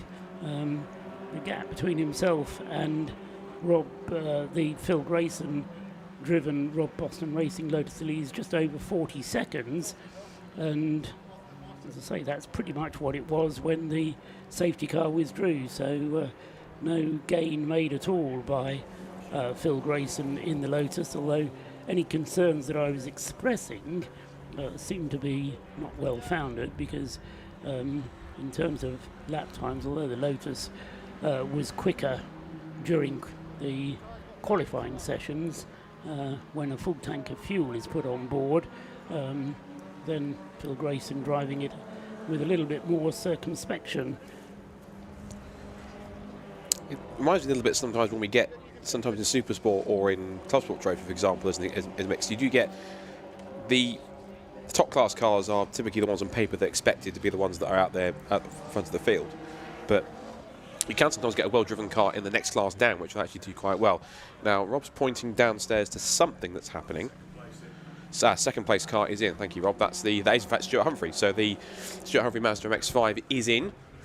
I think they are just finishing, or they're preparing to refuel. So Rob's going to go down actually have a chat to them and have a chat. I think 2 if Thomas is getting out, and yes, they are putting fuel in. They've been just prepping the rear quarter for it to be ready. Whilst that's waiting, I don't think I've done this yet in the race, but usually with Race of Remembrance likes to do like a a slight Le Mans start hourly update. So we're now kind of 3 hours in, so I might just indulge myself and do that very quickly to give us a rundown of where we are with three hours to go. We need a bit of She-Star Sanctuary for this, don't I? 3 hours gone, 4 hours to go. 3 hours to go on. Correct myself. Get my worms right. Whilst also I mentioned too, before I do that, stop-go penalty has been given to car 486. So 486 has been handed a stop-go penalty. 486 is the 8th placed WRC Developments with CB Auto Services at C1 in the C1 class. James Poulton at the wheel. That is 15 laps off the overall lead and 8th in class. So with, as you rightfully said, 3 hours down, 4 hours to go. It currently stands at the moment on lap 92. Well, he's completing that 92, is the leading Rob Boston Racing Lotus Elise S1 with Grayson at the wheel, number 43. That has a lead of 1 lap over the second place car that's currently in the pit lane, which is Thomas Walpole in the Stuart Humphrey Racing Mazda MX-5, and that leads Class C at the moment. Third place car number 99, which is the Caterham 7 of DKS Motorsport, with Haynes at the wheel right now. They're also on the same lap, but about 1 minute and 10 behind it were last time across the line. As in comes number 18, BMW.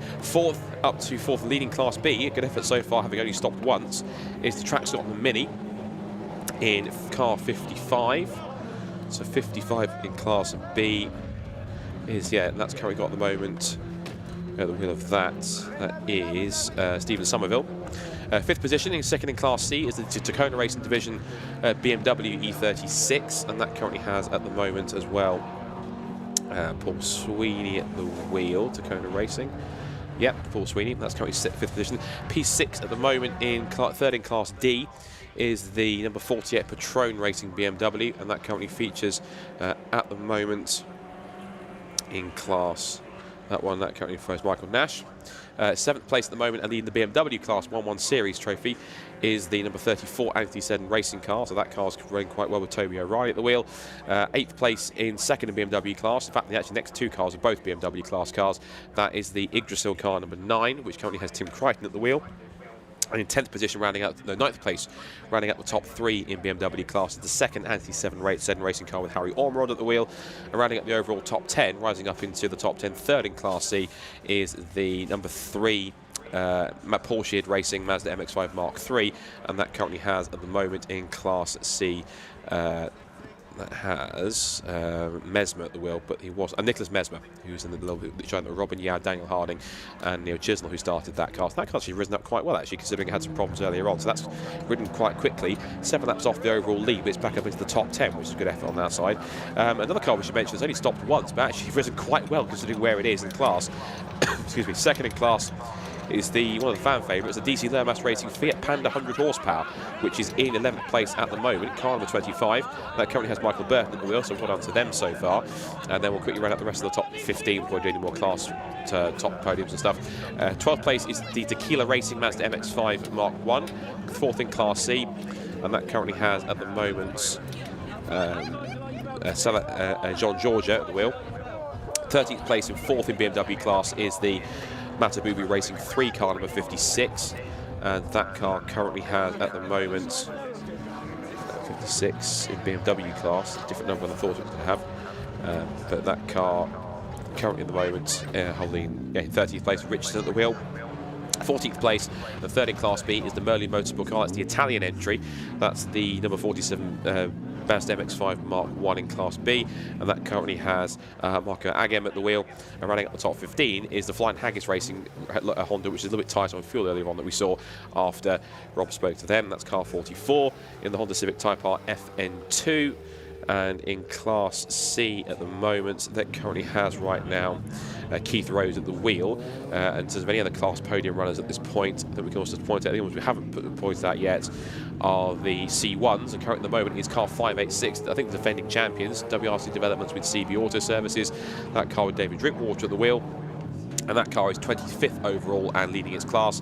Second in the C1 class is the Track Scotland C1 car, number 335, and that currently has at the wheel Craig Dillon, and that is currently at the moment about roughly 23 seconds off the lead in the...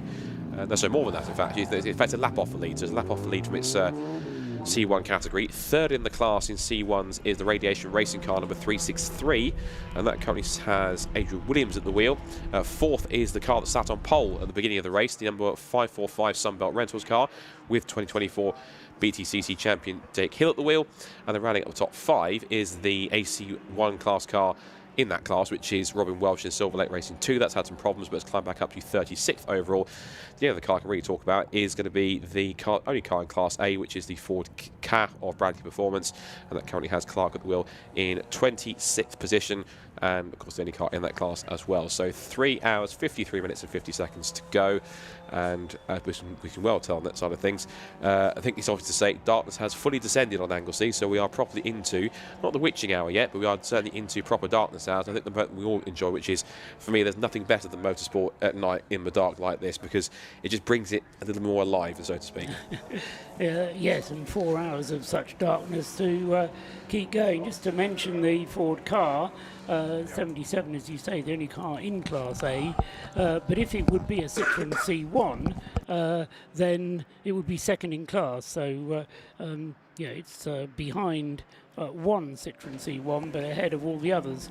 So I think the Ford car team, Bradley Performance, can be pleased with their current performance, and Steve Clark having a good clean run in the Ford car at the moment, and hoping to continue in that vein. The pit stop for the Stuart Humphrey Mazda has inevitably dropped it down the race order. He is now back out on the circuit with Martin Rich driving in car number 91, and is being shown as 5th in the standings. So Tom Walpole handing the car over to Martin Rich, and as I say, we'll now see whether Martin's going to be able to make his way back up the field. It was, an hour and 40 minutes? Yeah, just under an hour and 40 minutes that Tom Walpole was out in the Mazda number 91, but of course he saved his pit stop until the safety car had pulled in, so in pure efficiency terms it wasn't necessarily the most efficient way to run the stint. Tom Walpole took over from Stuart Humphrey whilst the safety car was out, but as I say, that second stint for Tom Walpole behind the wheel meant that he had to take his pit stop under green, which inevitably loses the car more time than it would have done had he have pitted whilst the safety car was out. Stop and go penalty for one of the Citroen C1s. Scott, that was 486, the one that was noticed. That's the other WRC Developments car that had the issue. So I think I see Rob down there trying to have an interview with them if he possibly can to find out what's happening. But there's interestingly, that car, the second of the WRC cars, was fairly well placed in the Citroen class. I think he was third or fourth earlier on, but has now dropped back, as you say, down to 8th, I think. You mentioned in that little rundown in the C1 class. So whilst things are still going well for the WRC David Drinkwater driven car, things not going so well for the other team car. No, not at all, but it swings and roundabouts to both of them by the looks of it. There's the car which had a spin early on. That's the 51 Toyota GT86. Shame there's only one of them, of course, because we typically have 4 usually, and 2 of them are usually, I'm surprised I've mentioned this yet, but 2 are usually occupied by Operation Motorsport, who I know this year weren't attending because they're actually in the process of doing their own version of Race of Remembrance over in, I think, the Virginia International Raceway, I remember correctly? VIR. VIR, that's it, yes. And then their race is taking place today. And it's taking, I'm not quite sure what the time difference is to Virginia, 6 hours, I think. It's either 5 or 6 hours. So by the end of our race, they could well be underway with their race. So it's equally Veterans Day weekend in the USA, and having had the success of competing here, as you say, in previous years, the Operation Motorsport and Operation Canada have run their own race. Apparently, I was talking to James earlier on, the entry not quite as strong as they were hoping for, but nevertheless they are having their own American Race of Remembrance at Virginia International Raceway this weekend. Yeah, time difference is 5 hours, so it's currently 10 past 6 at the moment, so it's 10 past 1 on that side of things. While we ponder time differences, down to Rob in the pit lane, who has another interview for us. Who have you got? Managed to grab Tom Warple after a fantastic stint in the Stuart Humphry Racing MX-5. The car looked immaculate as it did when it went out. How was it? The car's great, well presented by Stuart and his team. It's my first time doing this event. I was going to do it last year, but unfortunately at last minute I had to pull out. But yeah, I'm really enjoying it so far. That was a great stint. It's nothing like I've ever raced in before, and yeah, it's just a great team event. I really enjoyed it through and through. Obviously elsewhere you race a bit of GT racing. What is it about racing into the night with these cars? Yeah, I do GT Cup, but it's nothing like this. It's just, the pace is great for the type of car. It's so competitive and everyone's together as a team, and that's the best thing about it, really. And the fact of the matter is, with that pace you brought it in second overall. Is there sort of an inkling that with the faster cars hitting trouble you could maybe get an overall podium, maybe an overall win? Maybe, but it's just about keeping it all together, really. Working as a team, as I say, keeping that pace consistent throughout and passing the slower cars where you can, making that effective and through and through. Your stint done for the tonight, or are you back in later on? I'm not sure. We'll see how much fuel we've got. See if we need to go in. But yeah, possibly I'm in. The other thing as well, with such a long stint that you're managing to get out of the car, tyres, how was the drop-off? It seemed okay. We're managing tyres, but I think that we will make it last until the end, that's for sure. Fantastic. Well, pleasure to speak to you. Go get yourself a cup of tea, Tom. So, lots going on up and down the pit lane as well. There's also some silly little penalties going on for some fueling infringements. And I think later on, I'll have to show you exactly what should be happening during the fuel stops on these. And I'm going to show you what's going on with these tyres as well, because for some teams, it isn't pretty. For now, back to you, Scott, and to Paul. Thanks very much, Rob Lewis, then. So, yeah, a little bit of show and tell from Rob Lewis is always nice. Make sure you don't actually do, though, Rob, because you probably aren't dressed for it or qualified for it. But anyway, that was Tom Walpole, who just got out of the Stuart Humphry Mazda, car number 91, running in 5th place. They've dropped now a minute and a half behind the Tacoma Racing BMW, which is the class competition for that car. The battle, I suspect, is going to rage throughout the race between those two, the Tacoma Racing Division BMW and the Stuart Humphry Racing Mazda MX-5, both very well-run operations, but they're running slightly different strategies, so the battle won't necessarily be a door handle to door handle one on the track. So we'll keep our eyes open for Tacoma Racing when they come in for their next pit stop. The analysis tool that I've got in front of me suggests actually that the Tacoma Racing BMW giving slightly better fuel consumption than the Mazda is. Hardly surprising, I suppose, when you consider the racing pedigree of the BMW. Anyway, so we'll see how that pans out. Another car that I'd like to draw attention to, down in 20th place, Chris Harris is now at the wheel of Old Faithful Mazda number 101, and he's just set the best lap of the race for that car. So there was a reason why they got Chris Harris in. And, so he may hate Mazdas, or he used to hate Mazdas, I think he told Rob on the grid before the race.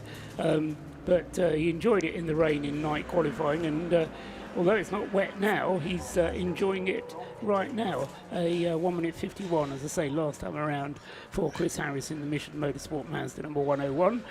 Rob Lewis is busy. He's down in the pits again. Rob.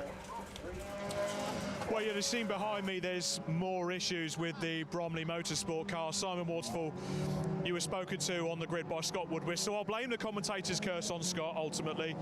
It's not been your night so far. What's been going on? I mean, start was great, up to 5th overall, I think, for the first couple of laps.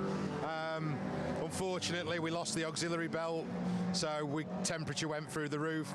That also took out the crank seal, so a load of scampering sorted that out, and then back out, unfortunately a knock with another car. We think steering angle sensor, like lots of the problems we've had through this championship year with electronics and things like that. Basically resetting steering angle sensors. We're not getting boost at the minute because I think it thinks it's all over the place. So we're just doing a bit of in and out, trying to stabilise it, and then we'll start hopefully getting through the night.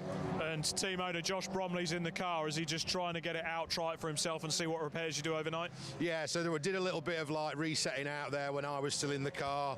We swapped and put Josh in basically so he can feel what's going on. There's just no point in putting any of the other lads in the car at the minute, just because we've got so much more time in these cars compared to the guys that have just turned up for the weekend to have a go. So we'll get it right, and then we'll get some laps under our belt, hopefully.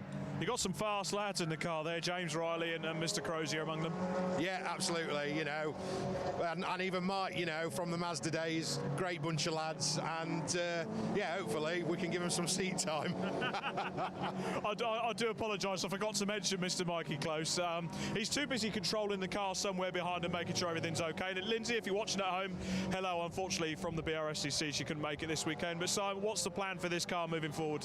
So we'll move it back to sprint car spec. It'll be hired out next year through Josh again. So if anybody wants to come and have a go in BMW Super Cup, this is probably not the best advert at the minute, but it's really, really good fun.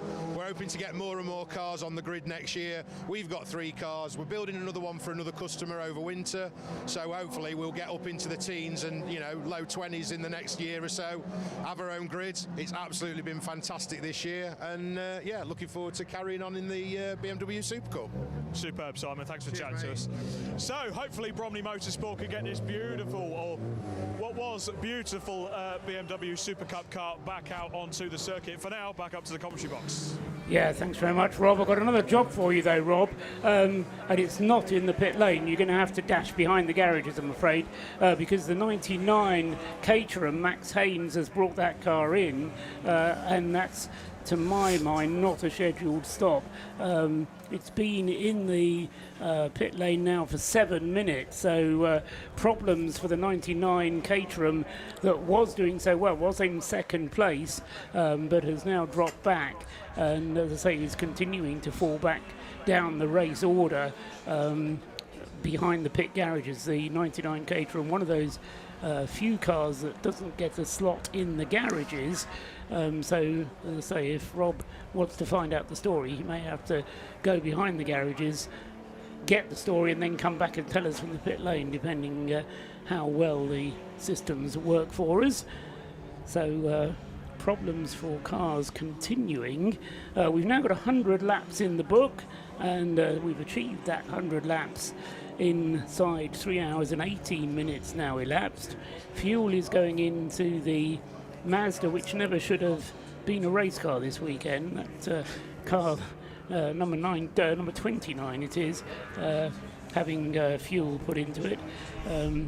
The car shared by Mike Hilton, Ian Moulton, Alistair Scott and Thomas MacArthur, who are all part of the Mission Motorsport recovery team, and so they not having a go in the Toyota GT6 as they were hoping to, but there was a plan B, I was told, and luckily there was, because the Mazda so far has been running well, and currently is running 9th in Class C. Ian Moulton, the last driver to bring the car in.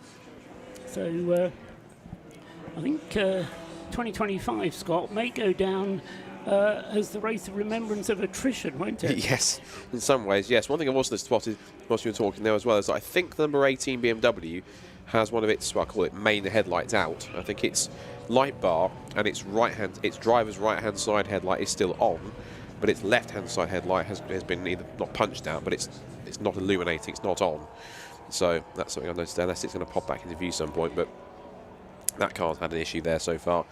There's a shame about the 99 Caterham. That car, obviously a front-running contender, and still has been up until this point, but sadly that car hitting problems, and of course with the squad having to sort the car out behind the garage, makes their task a little more difficult, because then they haven't got to do it under the can't do it under the cover of any shelter at all. It's not raining, but it's just quite cold out there. Well, they do have a tent in which they can retreat to get a little bit of warmth, but it does make life just a little bit more difficult for them.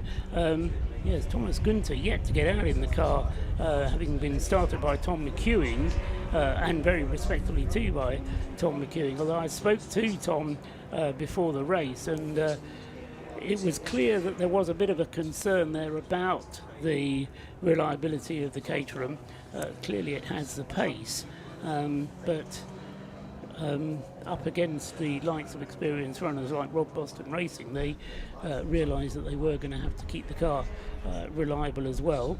Another stop-and-go penalty has been issued, this time to the breakdancer Mazda RX-8, and so that car will have to come in for a stop-and-go if it hasn't already done so.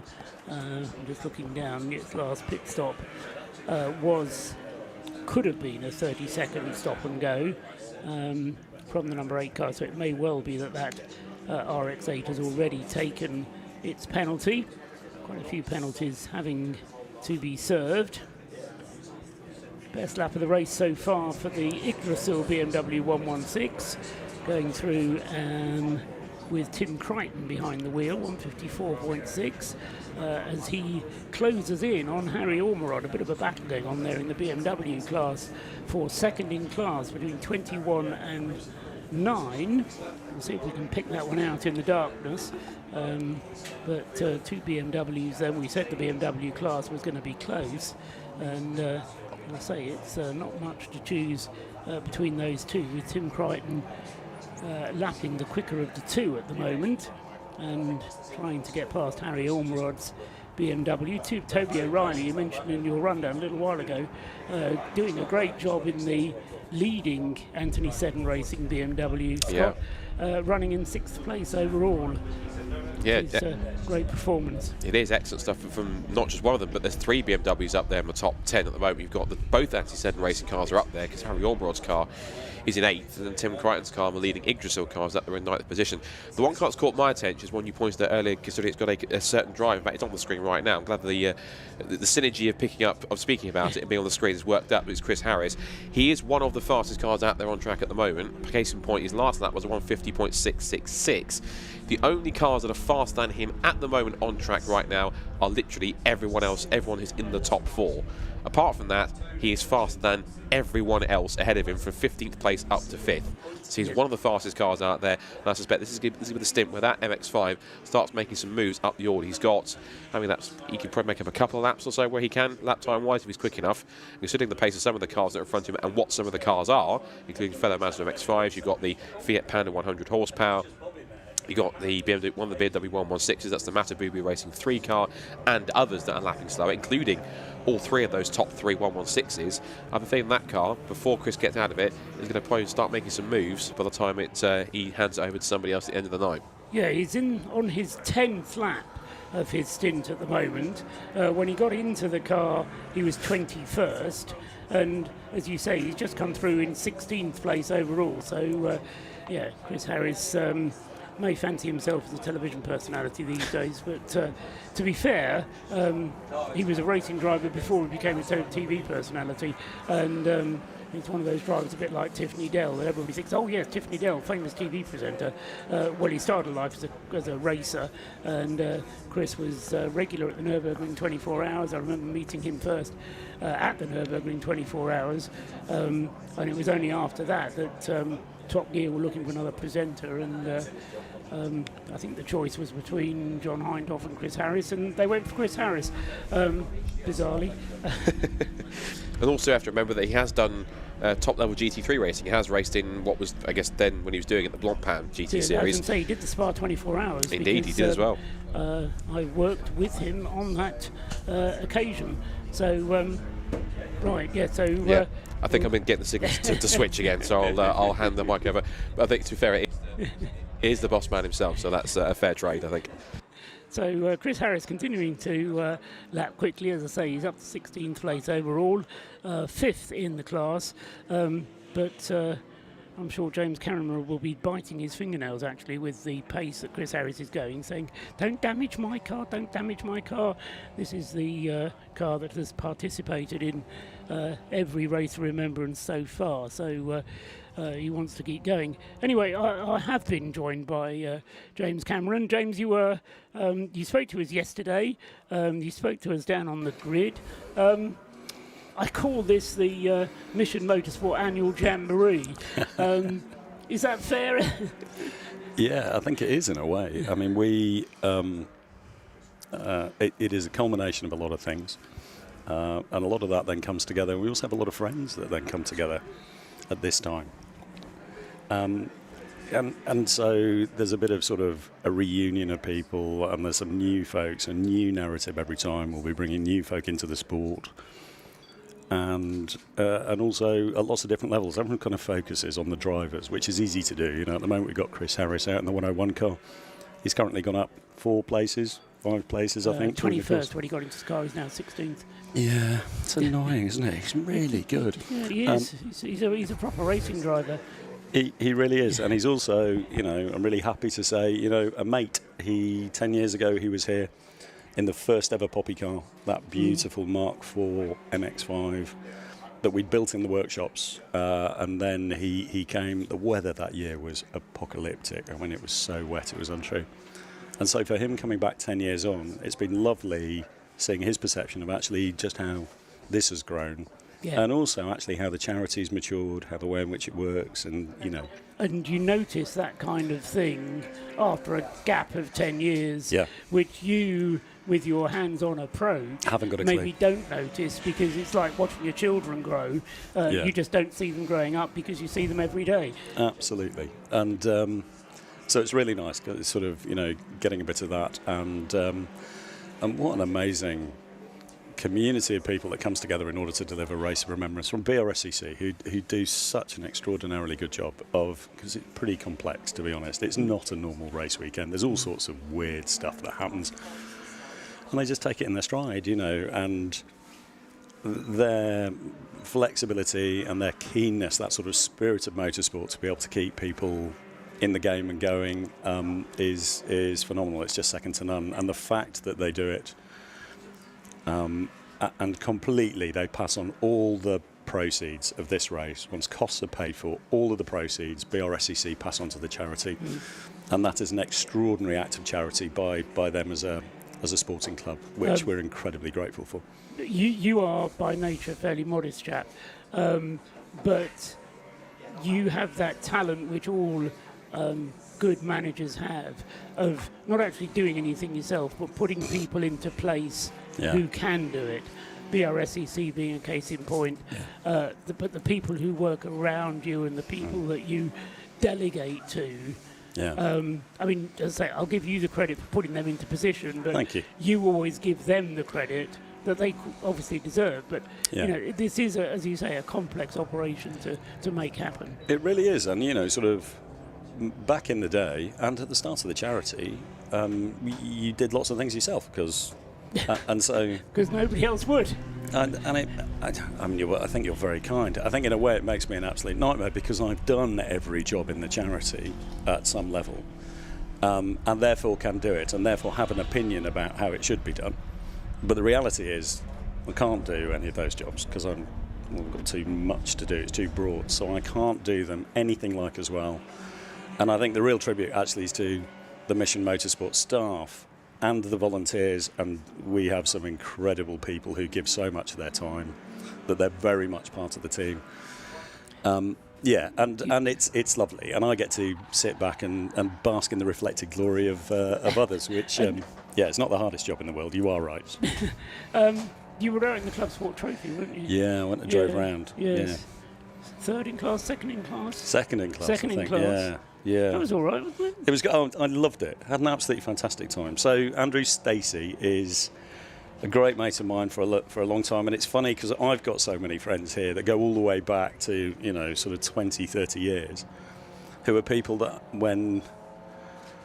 particularly when I came back from Afghanistan, you know, was really passionate about doing something, had a cause, wanted to do something. Then it's your friends network that you call upon.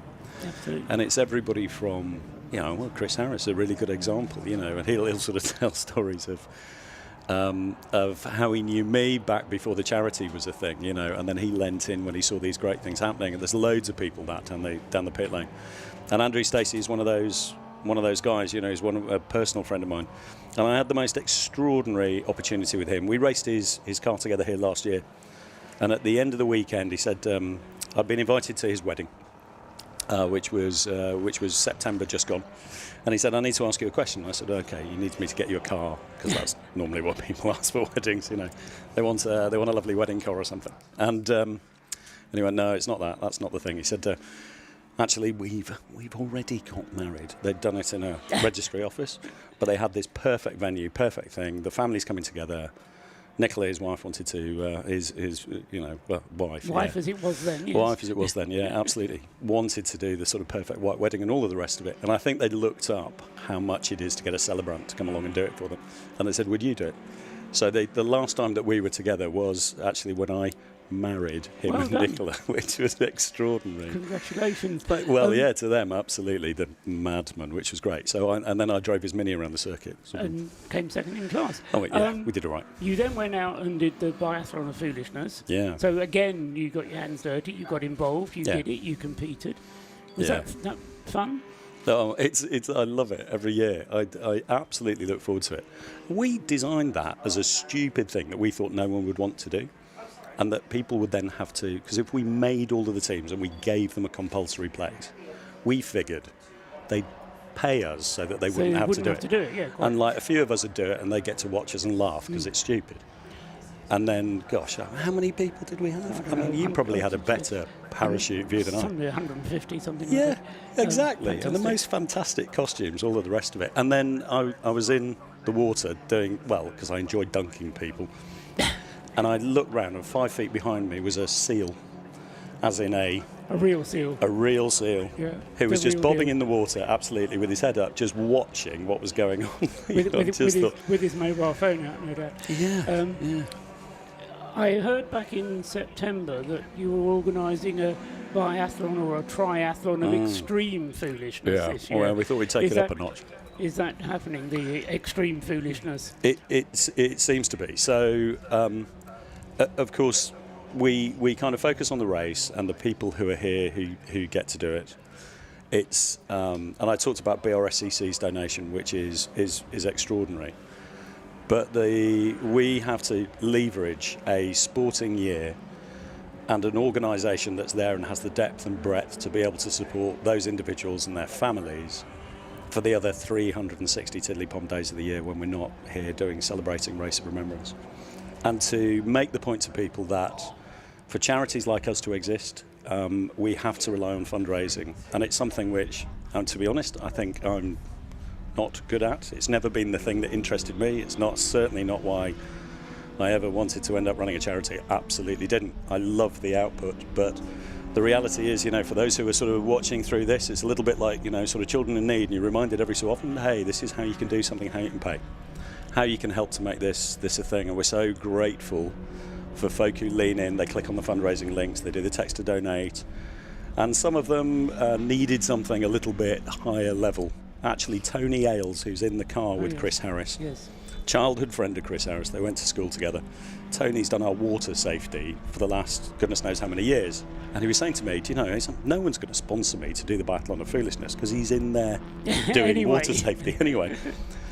So I said, well, a few of us on the Monday after like to go up Snowdon. And last year we did it, the weather was beautiful, so we jumped in the lake at Glaslyn at the top, which was so cold, it absolutely took the breath from me. It's the sea here is about 13 or 14 degrees, I think. Glaslyn, 3 or 4. So it's properly icy. Yeah, and it was a lovely day, so we jumped in and we went, hey, this would be really good. And we thought, should we do this next year? So on Monday, there's a few of us, and each one has raised a proper amount of money, which is really good. Mark Cornelius, one of my trustees, who also raced in the club sport race, he's going to be coming up with us on Monday. There's another couple as well, and again, they've raised some proper money. And we're going to go up Snowdon, up the pig track, and then down and just a little pop in the water for a swim in Glaslyn before on the way back down. It's not just the Race of Remembrance here, because you've got a Race of Remembrance karting event as well. In its 5th year now at Thruxton. Again, you're organising, but you're organising it from here. Yeah. Delegation again must be the answer. Yes, absolutely, because I'm not organising it from here at all. There's competent people who are doing that, who are all over it. And, we've got It's lovely, you know. We'll have some Welsh Guardsmen here tomorrow, which I'm really proud of. We've been doing, you know, low level. The Welsh Guards are based just up the road from us in Windsor, and their welfare officer is a fantastic bloke. And in order to be able to connect some of his blokes and families in need, we've just been helping them out a little bit. There's a lovely little relationship there, and then they said, look, well, can we help and get you some guardsmen in bearskins, all of the rest of it? So that's going to happen at Thruxton. It's going to happen down here as well. Mission Motorsport is all about recovery, retraining, rehabilitating military personnel. You always have a dozen stories about your beneficiaries. Who's your favourite beneficiary this year? Not to the exclusion of any others, of course, but give us one of the stories of one of the beneficiaries that you've helped this year. Oh my goodness! I mean, and there are. I mean, it's particularly because we've got some characters, you know, 11 years in now, who've come back, and it's incredible hearing about how it changed their lives, and since then they've gone on and flourished, and they're not just successful civilians; they are wonderful people who you look up to and you just think, gosh, they're absolutely wonderful. And we didn't do that. They did that. But you provided the platform. Provided that little trampet, that thing to unlock things, the idea that there was a map and a path that they could follow, and they've gone on and done it themselves. And I absolutely am not going to single out anyone, but there's a few of those here today, and it's lovely for me. One of the reasons why we go up Snowdon on the Monday is because it's a great motor race. It's also a lot of work, and you know, lots of silly bugger jumping in the sea and things like that as well. But also, it's quite an emotional, you know, sort of 3 or 4 days that we kind of have up here, which is great. And a little bit of that on Monday is a bit of head clearing exercise, you know, to be sort of up in the mountains, which is great. And we work quite hard as well, because that post Race of Remembrance dip is a thing. You know, well imagine. Competitors tell us about it, you know, just as much as staff and volunteers and beneficiaries too. So yes, and I think I've hopefully artfully dodged your question of who's my favourite beneficiary. You certainly did. And Good. Got onto a completely different subject. Yeah, that's good. I thought I had. So the but ultimately it is about the beneficiaries. I always get excited about the race because I'm a motor racing fan. Of course. Scott and Rob are similar. They asked you to pick a winner at the beginning, which again, you artfully dodged the question. Because it is about the people.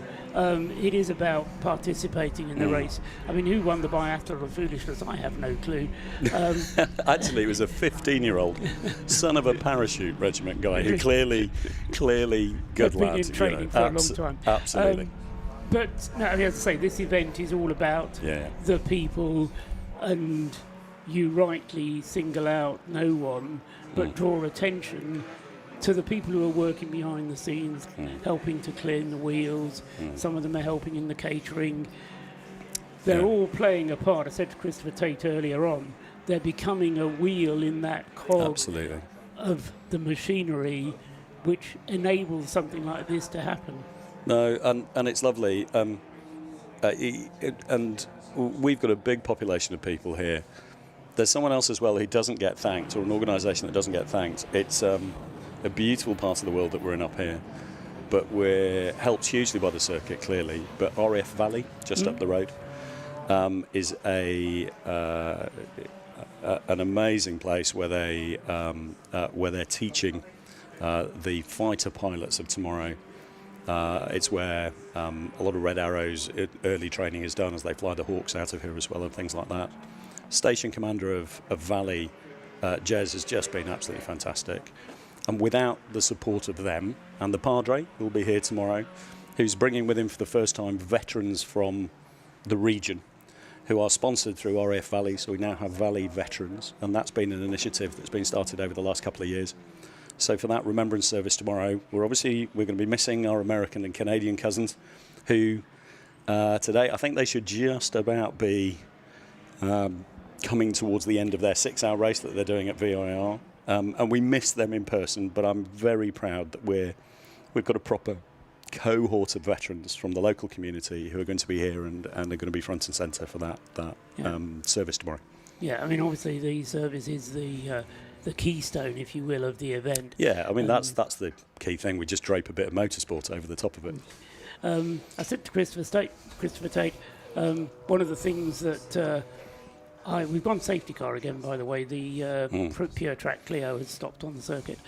The other thing I find moving about this event is the prize giving at the end, because that's when you hear some of the stories and the effort that people have gone to get their cars to the finish. That kind of, again, the enthusiast in me. It's all about overcoming adversity, and that's what Mission Motorsport does, isn't it? It's all about overcoming adversity. Absolutely, and you have setbacks, but you don't, pack up and go home. You figure out how you're going to pick yourself back up and go and get going again, and whether that's at real low levels, for a driver who has a bit of an off, has an incident out on circuit, they've got to be able to bring themselves back and then, get up and get on with the job. But the safety car now, and actually you just mentioned the Pure Track Clio, is probably something worth mentioning. The safety car is an F-Type. It's owned by the charity. It was donated by Jaguar Land Rover more than 6 years ago. And the normal way that when a charity is fortunate enough to be donated a vehicle by a car company, you will do the PR stuff, you'll hang on it for the shortest amount of time and you'll sell it because depreciation. It just makes sense. And we kept the car because of the very close relationship with JLR. That goes on to this day. We're really proud of it. More than 1,600 veterans have now found employment within Jaguar Land Rover, thanks to the programme that we've helped deliver for more than 10 years. But that car was turned into a poppy car.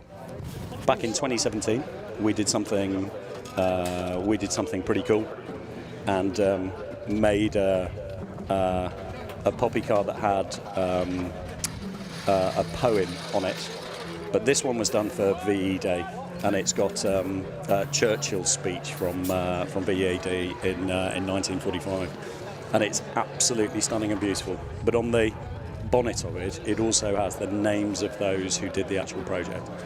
And tragically, and it's the other side of the coin as well, as we celebrate the successes that we managed to do as a community, but sometimes it doesn't work out for you. And there's a guy's name who's on the bonnet of that car, Mark Tarling, who was a rifleman, whose battles with his mental health, he sadly lost this summer, and he died by suicide. He was local to us, he was involved in a lot of the livery projects, and that wonderful Lotus that we had was his specific project. You might remember that from a couple of years ago. It still holds the lap record for Race of Remembrance, which I'm particularly pleased with. Mark Tarling, was an absolutely lovely bloke, and we miss him terribly. We've got to be able to talk about this stuff. We can't shy away from it. It is important. We're very proud that his name is on the car. And consequently, we also have a livery trophy, which we will give out every year to the car with the finest livery. And actually, that Pure Track Clio is a beautiful thing. Every year, they put so much time and effort and love into doing something which is really, really cool. That one looks like the Memphis Belle. They've done it. I think the Americans would be really proud of them for the great job which they've done. It's great. So I hope it hasn't stopped terminally, and it'll continue to go around. They're wonderful competitors who are back every year. But we will be doing a livery prize, which is going to be called the Tarling Trophy. It'll be given out at the end of this race, and then that's something that'll happen every year. And it's just lovely that we can remember Mark, because he was very proud of the work that he did, and we hope that he'd love what we've done in his memory. Yeah, I'm sure.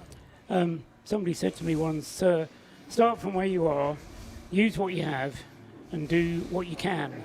I've often thought that's a good motto for the beneficiaries that you bring out, James. Mission Motorsport is a fantastic charity.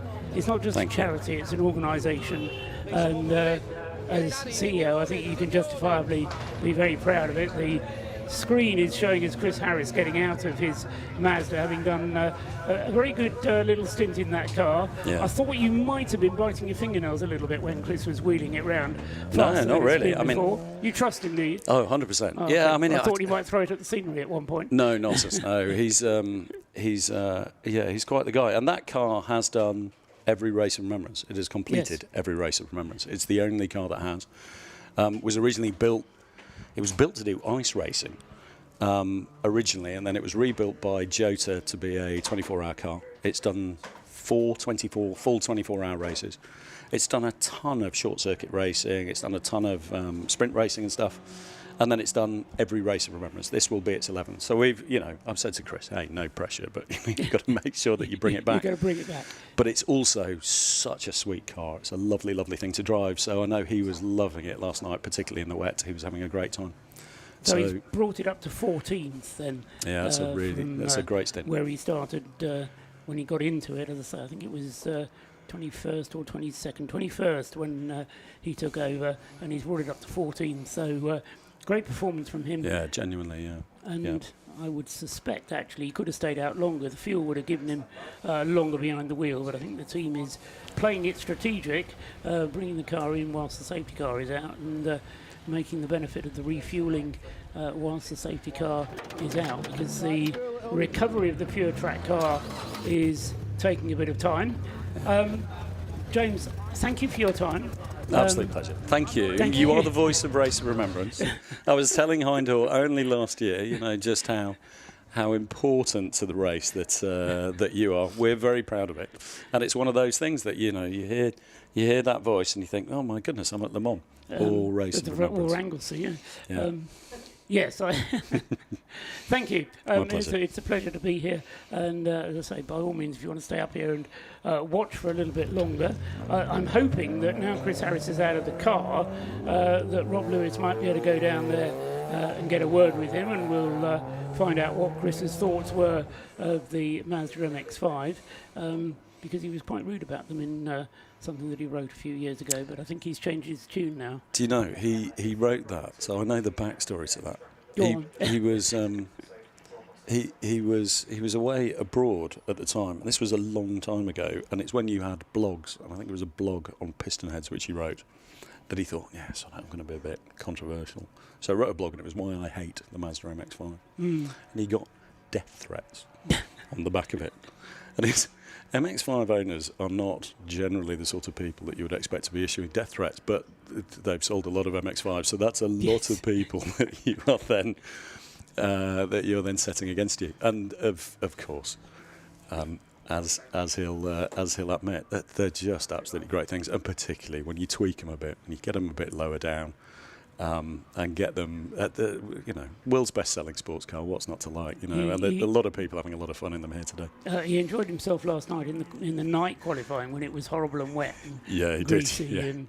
Yeah. And described having a great deal of fun in the car. So no, I think the love-hate relationship has leaned towards love now. So I think the hate messages can probably be absolutely banged right. And it's really good. And I think the Subaru's okay as well, because I've been dragged around a number of things. So I've been away from stuff too. We've got 5 drivers in the Subaru, all of whom are lower limb disabled. So there's quite a lot of sort of carnage in the pit lane with wheelchairs and things like that, and people transferring.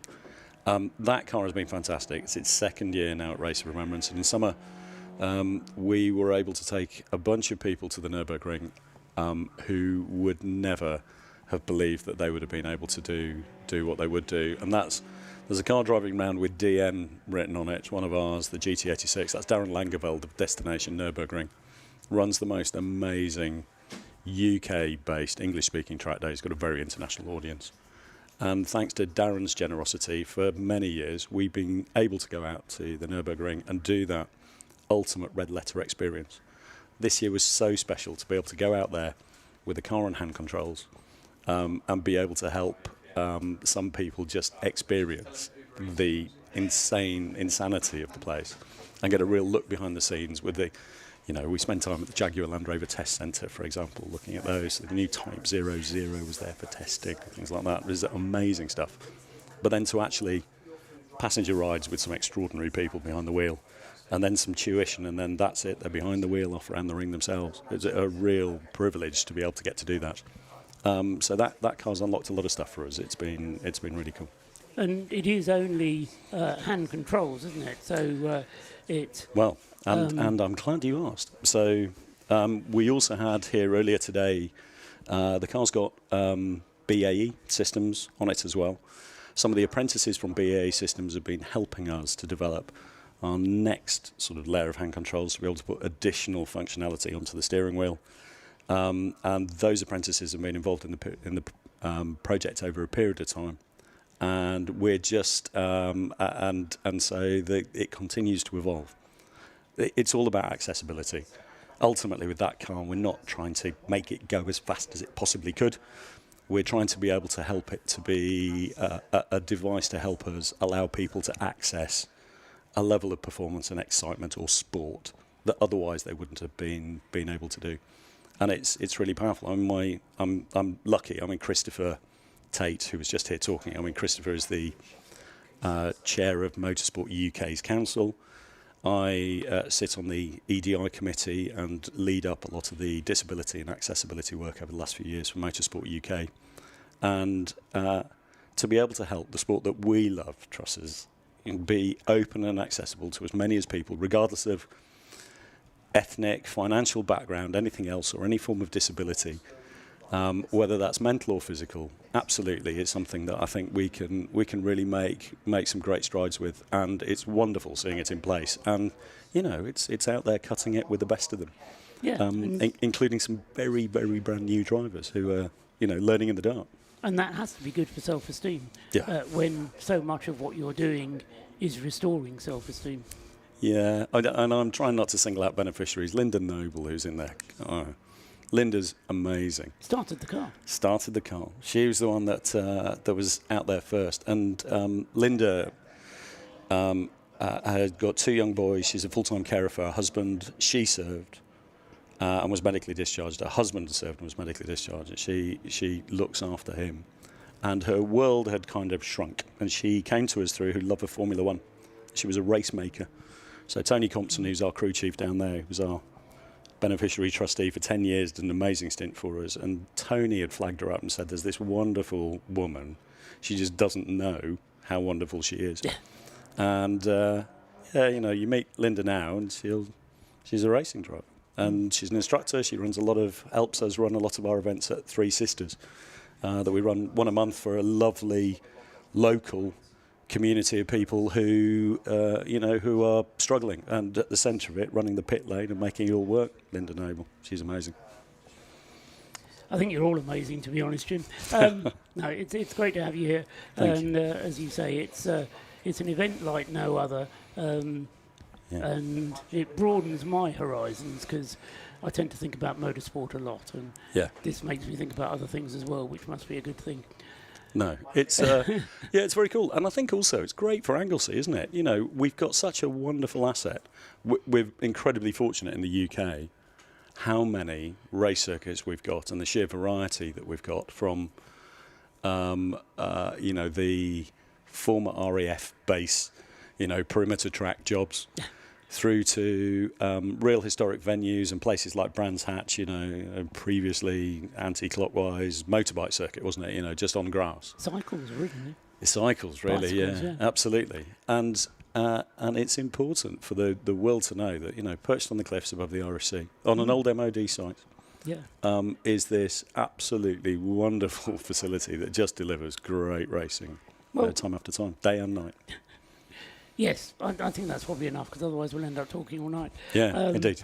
Which would be fun, but I think we have a responsibility to tell people about the race. We should. A closing thought, a parting thought? Parting thought. For today. The thing that we've done, so we're here looking at racing at night. We piloted a track night here earlier this year. So like a track day, but night time, just as they're setting off. And we're going to do it again in January. So watch this space, but it's going to be possible for track day goers potentially to come and experience this place in the dark in January. Watch this space.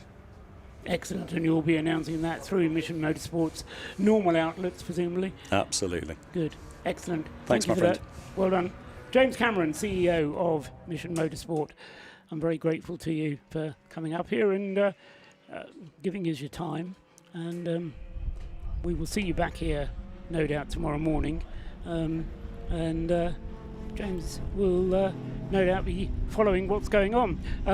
As he mentioned in passing, the safety car has now pulled into the pits and we're back under green flag conditions racing again. I feel the need to recap where we are, because we've nearly had 4 hours of racing now, just over 3 to go. It's nearly 7 o'clock in the evening here in Anglesey. We go through till 10 o'clock tonight. That's why James is going, because his dinner booking is getting ready. But we can go down into the pit lane first, because Rob Lewis has caught up with Chris Harris. Rob, away you go. Well, I have managed to grab a very happy Chris Harris as he stepped out of his MX-5. Chris, night stint, MX-5, Race of Remembrance, how was that? Fabulous, absolutely fabulous. Car was spot on, and I just grinned my whole stint. I think it's so much fun, because frankly, it's not the fastest car I've driven, but you're fighting the track, you're fighting other people, you've got to use all of the circuit and all the performance all the time. You make little mistakes, you scold yourself, you do better the next lap, you're looking for grip, looking for better lines. Love it. And still praying for the rain to come? Oh yeah, in the rain we'll be the mustard, we will. In the dry we're lacking a bit of power. There was another MX-5 going very well. I couldn't quite stay with him, so I decided to, rather than try and stay with him and wreck the car, I'd just hang back a bit. But the team seemed happy with my performance. I'm sure I'll get a debrief now and a dressing down for something. Saw a safety car, thought I'd come in and save the time. Away from the actual racing part of this weekend, what does it mean to work with this team? I think, personally, been a bumpy couple of years, and I think it's really good to come and mix with a grid of people who fought for the country, and frankly they've got a lot more to be thinking about than me. It's very humbling, and I just love being around all of these people.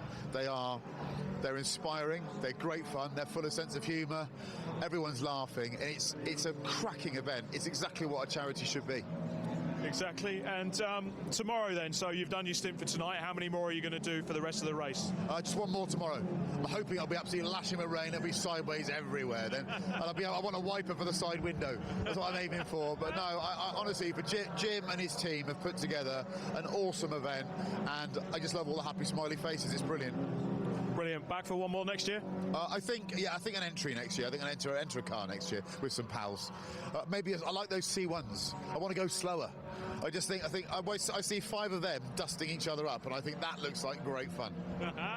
Fantastic. I'll take you up on that offer, Chris, but for the meantime, fantastic. It's great to have you here at the Race of Remembrance. So that was Chris Harris with us. I do want to bring one more person in, Mr. Rory. Now, I will admit to the world out there, I know Rory very well. We've raced together in the Modified Ford Series, but you're with Mission Motorsport this weekend, and you're ex-Forces. Tell us a bit about your history. Yeah, so I left the Forces in 2016 after a medical injury. Unfortunately broke my back doing something really silly. I then found Mission Motorsport in 2018, and I've been with them ever since as a beneficiary. This is my second Race Remembrance. Unfortunately, last year I was off in America doing fun things at SEAM Show, and I'm back again this year, and I've been dragged into, luckily, running Mr. Chris Harris in the lovely 101 MX-5 of Mission Motorsport, and yeah, we're going all right. We're going great guns, to be honest with you. We're actually doing a lot better than I thought we were going to. We had a little bit of an unexpected pit stop there for Chris, where he's cut his session a little bit short, but we've got one of our beneficiaries out in the car now, Danny, and he's going to go have some fun, and hopefully, I'm not tempting fate here, but at the minute, it's still clear-ish. It's a bit windy, it's cold, but it's dry, so hopefully he has a nice blast around the circuit. So, yeah, it's all fun and games again. All fun and games, certainly. And for yourself, what does Mission Motorsport do to help you after you've come out of the Forces? So really it's just a place to gather the veteran community as such, and you know, using motorsport as a guide and a way to recovery as such, and you know, James started this mad idea way back when, and it's grown to the extent of it is now. You know, this is I think our 11th year of Race of Remembrance, and you look at the amount of crowds that are coming in of veterans and even, you know, general public, civilians that are coming along to help out now, all the amazing teams that have joined the Race of Remembrance this year. Motorsports as a whole is a fantastic tool for recovery. The guys that you're surrounded with are all passionate about what they're doing as well, and I mean, you can't ask for anything better, realistically. I know it's a cold November weekend, but the laughs that these guys have been having along the way just makes it all much more worthwhile. So, yeah, it's mega. It's such a good community. We just need more people here. It'd be fantastic. You imagine the crowds we could collect on a November weekend at Anglesey Circuit, but, you know, it's great. I really enjoy it. It's mega. So, yeah, awesome sauce. Brilliant. It's great to see the smile on your face, Rory. Always good to talk to Rory. I'm sure there's there's a meaning behind that, but yeah, so that was Chris Harris and Rory Jose from Mission Motorsport. Back to the commentary box. Yeah, and as they say, that 101 car, Danny Graham now driving it, is currently running 8th in class, but in the top 20 overall, so I think they're probably, that's what they're referring to when saying how well they're doing. They've had completed 108 laps. On the 109th lap, they're 8 laps behind the class leader in Class C, who is now Martin Rich, driving the Stuart Humphrey Mazda MX-5 number 91. He is in 3rd place overall. The race still being led by the Rob Boston Racing Lotus Elise car number 43, which has gone through actually and completed another lap a moment ago, completing 120 laps. Then Lee Brooks back at the wheel of the Rob Boston car, having started the car at 3 o'clock this afternoon. They've cycled through Ben Brooks and the third driver in that car, Phil Grayson, having had his turn behind the wheel. So they've actually now completed 3 of their mandatory pit stops. So they're putting those in the bag as well. And they also have a lap clear lead of the Track Scotland Mini Cooper number 55, which has somehow managed to work its way up to 2nd place overall. I had a quick word with the team earlier on today, because you might remember in the warm-up this morning they were going around very slowly indeed, and I expressed some concern about the car. Well, I realised later, or discovered later when I talked to the team, they were just bedding brakes in. So having bedded the brakes in the warm-up, you don't want to be going very fast when you're bedding brakes. So the team sorted that. They put new brakes onto the car for the start of the race. And Steve Somerville's currently at the wheel of the Mini Cooper, running around in 2nd place overall.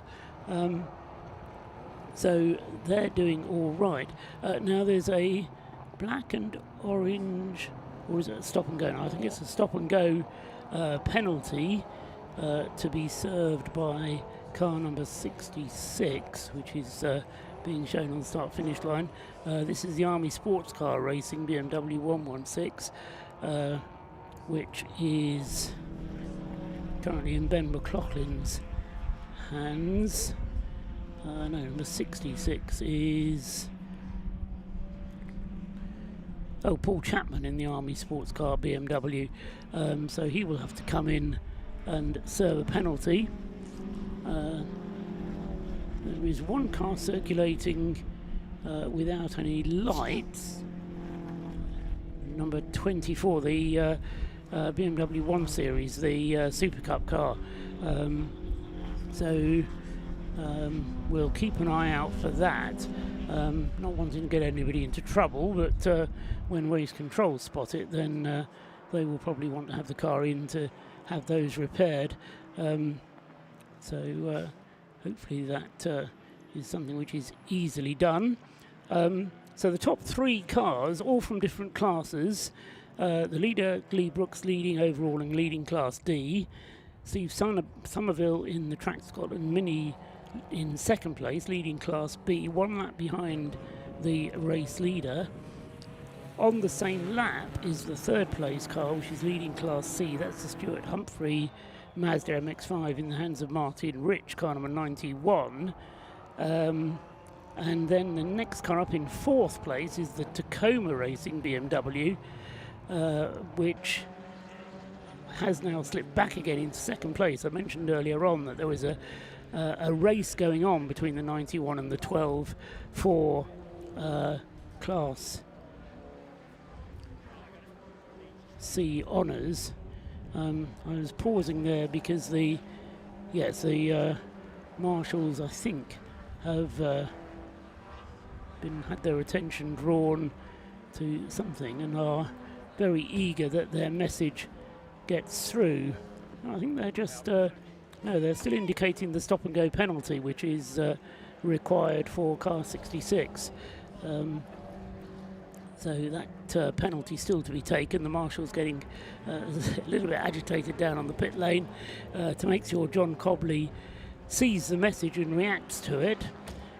So so the top 4 then, one car from Class D, one car from Class B, and then 2 from Class C.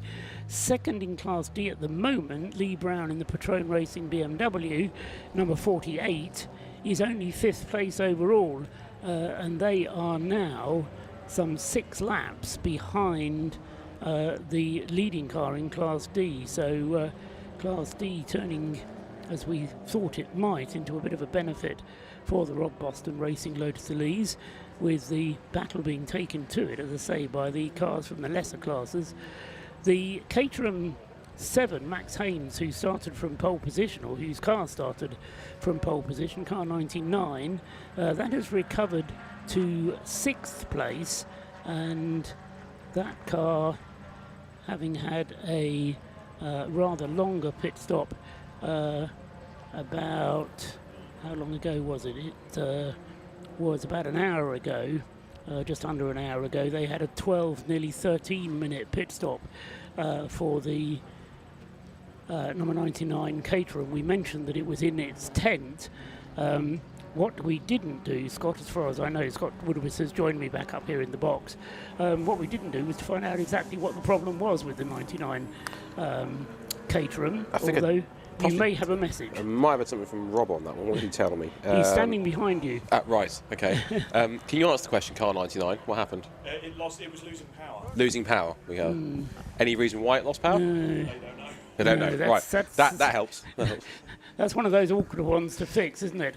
It's easy to lose power. Something more difficult to resolve the situation and put the power back. But the car is lapping rapidly enough at the moment. In fact, I think it's fair to say it's the fastest car on the circuit, with the exception of the Max Bird driven Audi TT.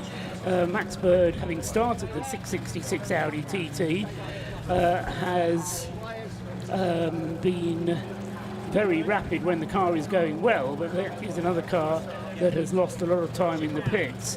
So Max Bird in the 666 car, that car is another one which has had a longer pit stop. In fact, none of its pit stops have been under 5 minutes. When the minimum pit stop time is 4 minutes, that's a bit of a problem. So Max Bird trying to stage a recovery run, but hang it all, that's what we've been talking about with a lot of our interviewees. You never give up, never say die, keep going as long as you can. We observe some work going on with the number 51 Toyota GT86. I think I heard in the background calls for a hammer and get the thing to turn over. The mechanics there with a number of hammers, but driver trying to start the car, but it don't want to go. I don't think they've got the car jacked up on the left-hand side. This is the Mission Motorsport Toyota GT86, and as I say, with problems for that car, it's dropped down to 44th out of our 50 runners. You can probably hear the hammering going on in the background. It's been in the pits for 5 minutes now, so losing time all the time whilst that work is going on. But so as mentioning to Scott earlier on, we're finding attrition a bit of an issue this year in the Race of Remembrance. Yeah, a lot of the front-running cars are starting to hit trouble and hit problems more often than we've seen in the last couple of races. We have seen times when cars had issues. I'm observing about Rob as well. There was an incident for the 23 Pure Track Renault Clio, which is a shame because that car usually has, its luck never sits in the middle. It either has extreme good luck or extreme bad luck. More problems also as well for the number 8 car. This is the Breakdancer Racing Mazda RX-8 that's also had problems and fallen back with penalties.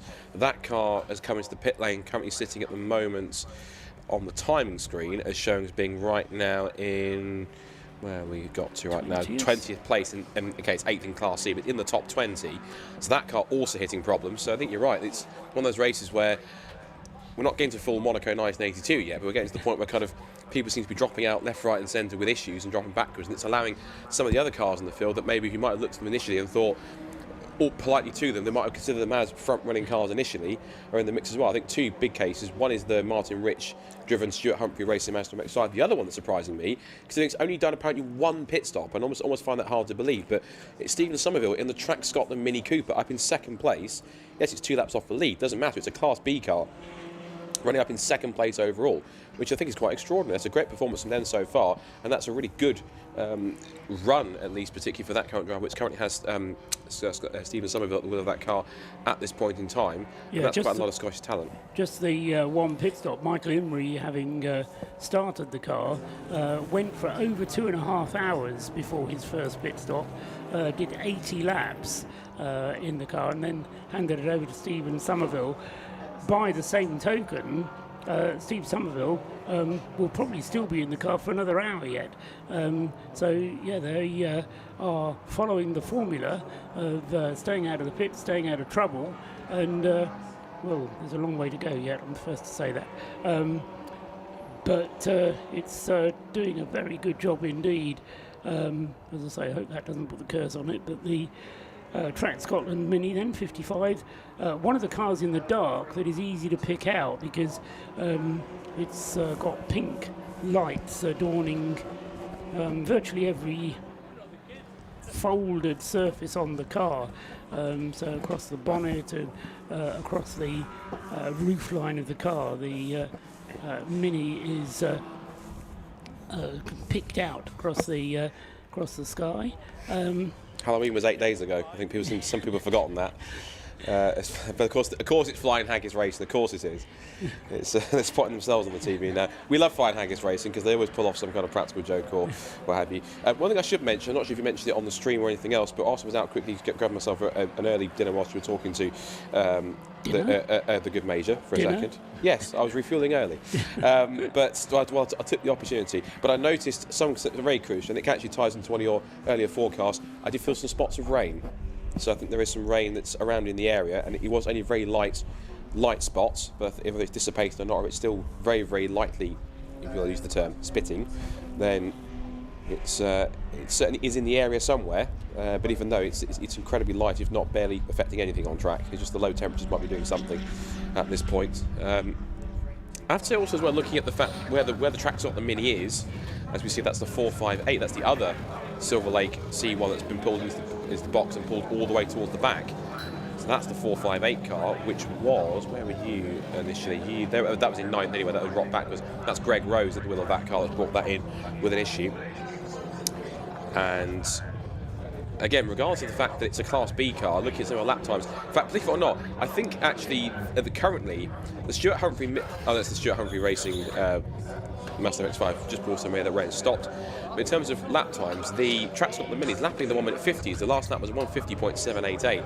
That's not a slow lap time for a Class B car, particularly considering that the next car in the field is in second place, is the Merlin Motorsport car, which has Marco Agam at the wheel. That's the all Italian entered team car, which has also been entered, I think, apparently by, might be an error on the entry list. It's definitely Merlin Motorsport on the timing screen. But that car's back in 11th place compared to third place for the Track Scotland Mini.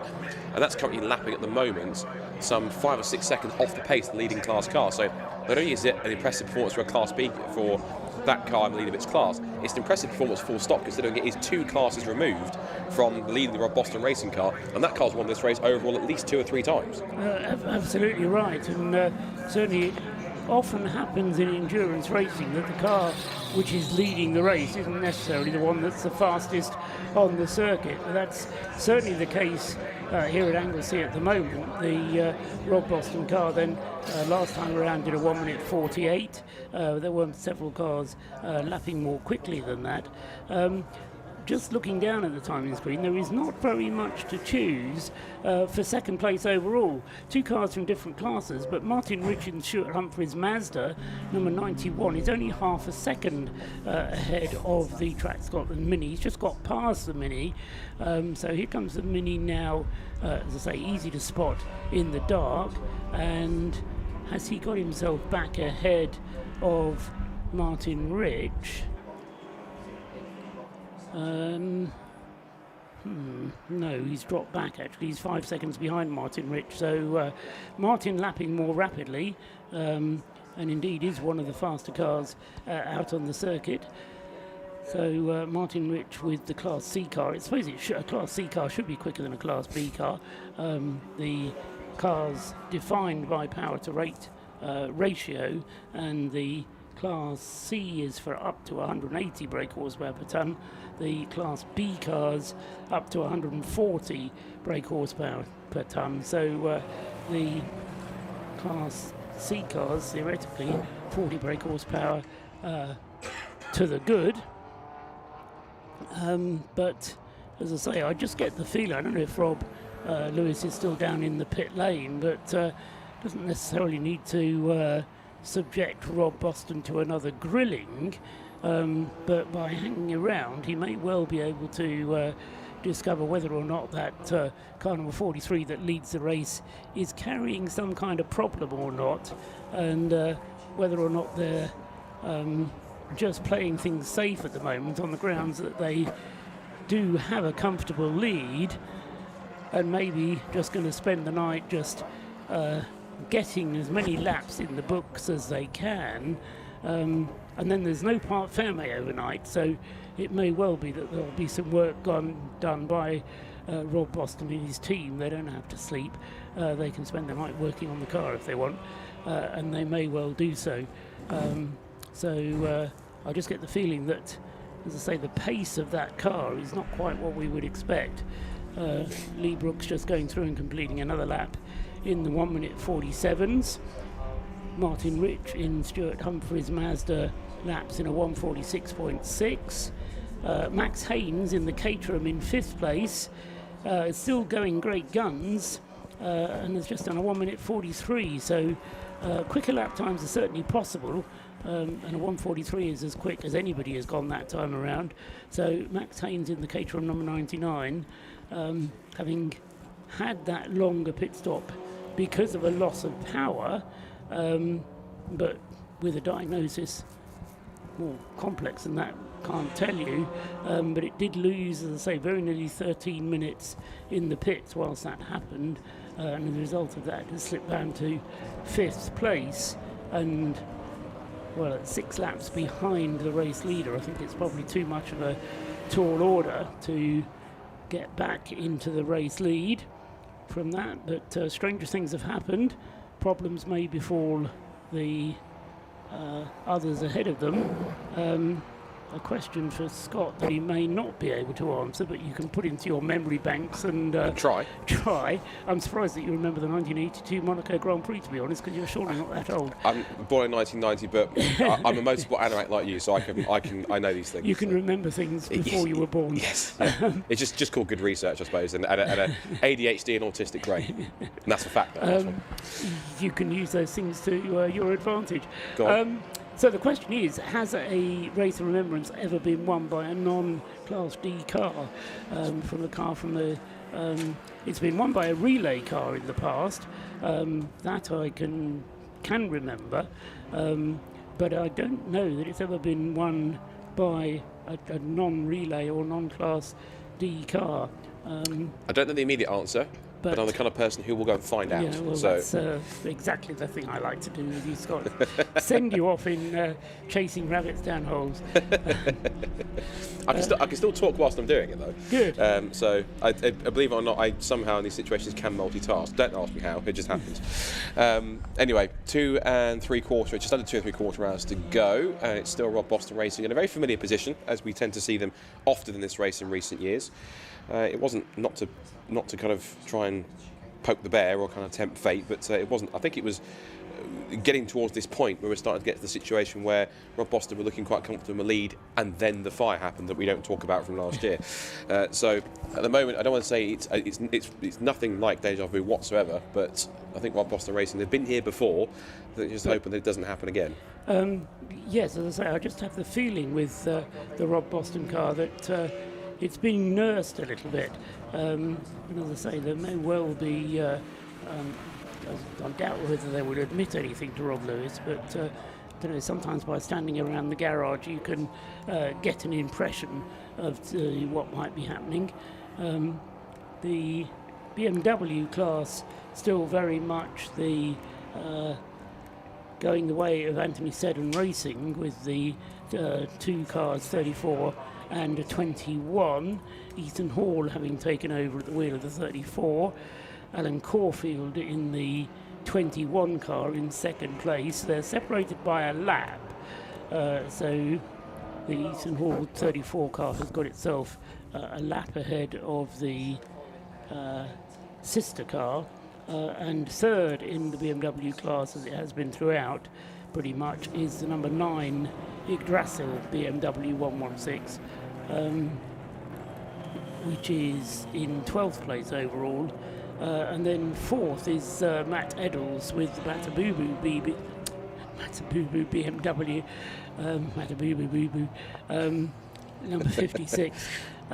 Matt Eddles then going strongly in 4th place in the BMW class. And then the first of the, how can I put it, Forces teams in 5th place in the BMW class is the RAF, Fraser Gillen leading, or in 5th place, but as I say, the leading of the Forces cars in 5th place in the BMW class.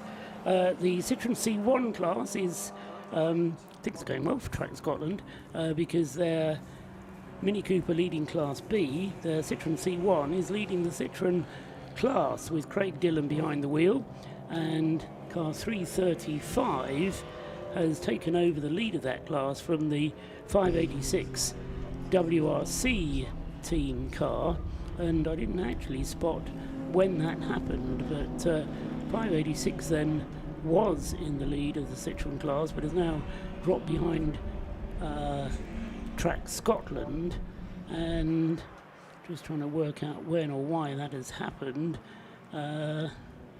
It's being done on pit stops, because WRC has made 2 pit stops, whereas Track Scotland are mean with their fuel. They're making Adam Kindness, who was out for the best part of 2 hours and 20 minutes, and now the car having been handed over to Craig Dillon, he's been out for just over 2 hours, not quite 2 hours, but it's a long old stint then for both of the Track Scotland cars. But I suspect what we may see is the 335 losing the lead of the C1 class when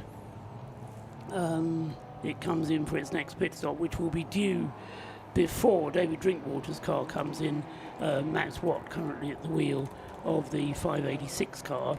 Third in C1 is Silver Lake Racing, car 558, Robin Welsh at the wheel of the 558 car, and as I say, he is third in C1. The Ford car has dropped down a little bit because Charles Clark is now driving the Ford car, number 77, and he's dropped down to 30th place now overall, and that is behind 3 of the Citroën C1s, whereas he was only just behind the race leader. So the Ford car, I suspect, not giving quite such good mileage on a tank of fuel as the Citroën C1s do, so extra pit stops required.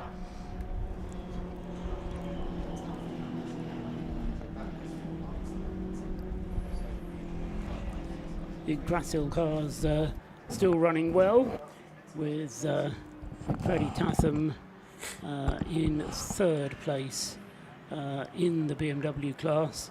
The other Yggdrasil class, Callum Wilson, has dropped down. Actually, he's down at the back of the BMW class now. So the 90 car, yes, we saw that car disappearing off for some extra work to be done on it. And so that car had a longer pit stop earlier in the race, which is why it has dropped down. What can you offer us, Scott? I think obviously the class structure changed a little bit in terms of previous years. So the last time, if we say technically a car that wasn't in what we call Class D won the race. As far as I can see, on a technicality, if you like, is 2017 when a Class C car won. Technicality is, I think Class C was a Caterham relay class rather than actually being like a Class C as in A, B, C, D. Right. There was also a Class L as in L for Lotus. This was back in 2017. That was won by the Dayton Motorsport 2 car of John Lamester and Craig Denman on that side. That was back in 2017. Outside of that, it's been definitely a relay team in 2017. Yeah. Because I remember talking about it because of the unfortunate naming of the team name, which those of you who were here will remember it. It was all about soft furnishings. Yes, there was something along those. Soft furnishings and going rather quickly, shall we say? Combine them the two. Yes. Royal Soft Furnishings. Indeed. Porsche Motorsports Mazda number 3 getting a push down the pit lane. They've already had problems with their number 4 car, and Paul Scheer, actually no, it's the number 3 car which has been the problem one. The number 4 car, I should say, is in the top 10. So it's the number 3 car which has given problems so far. Nick Mesmer, the driver of the car, and as I say, it's now been pushed to the very top end of the pit lane to receive some servicing. Scott has more history. I'll offer Class I, whatever that looks like, what the equivalent of that is today. Invitation, right, okay. In that case, there was an invitation class car that won, and it was the Synchro Motorsport Honda Civic back the couple of years prior to that in 2016, Alan James and Dan Wheeler. 2016. Yes. Okay, so yes, it's not unheard of, but certainly in recent years the winner has come from the main class, fastest class, and every reason to suppose it will do again this year. 4.5 hours of today's 7 have elapsed, so 2.5 hours still to go. Lee Brooks still leading the way, and as I say, he has a lap of an advantage on the next car up in the overall positions, but a 6-lap advantage over the nearest Class D car. So the nearest Class D car is Max Haynes Caterham, which is in 5th place overall. And then the next car up in 6th place overall is Lee Brown driving the Patrone Racing BMW car 48. Although that isn't lapping as quickly as the Caterham is. Max Haynes, say, lapping very rapidly indeed. In fact, 5 seconds quicker last time around to Lee Brooks. So,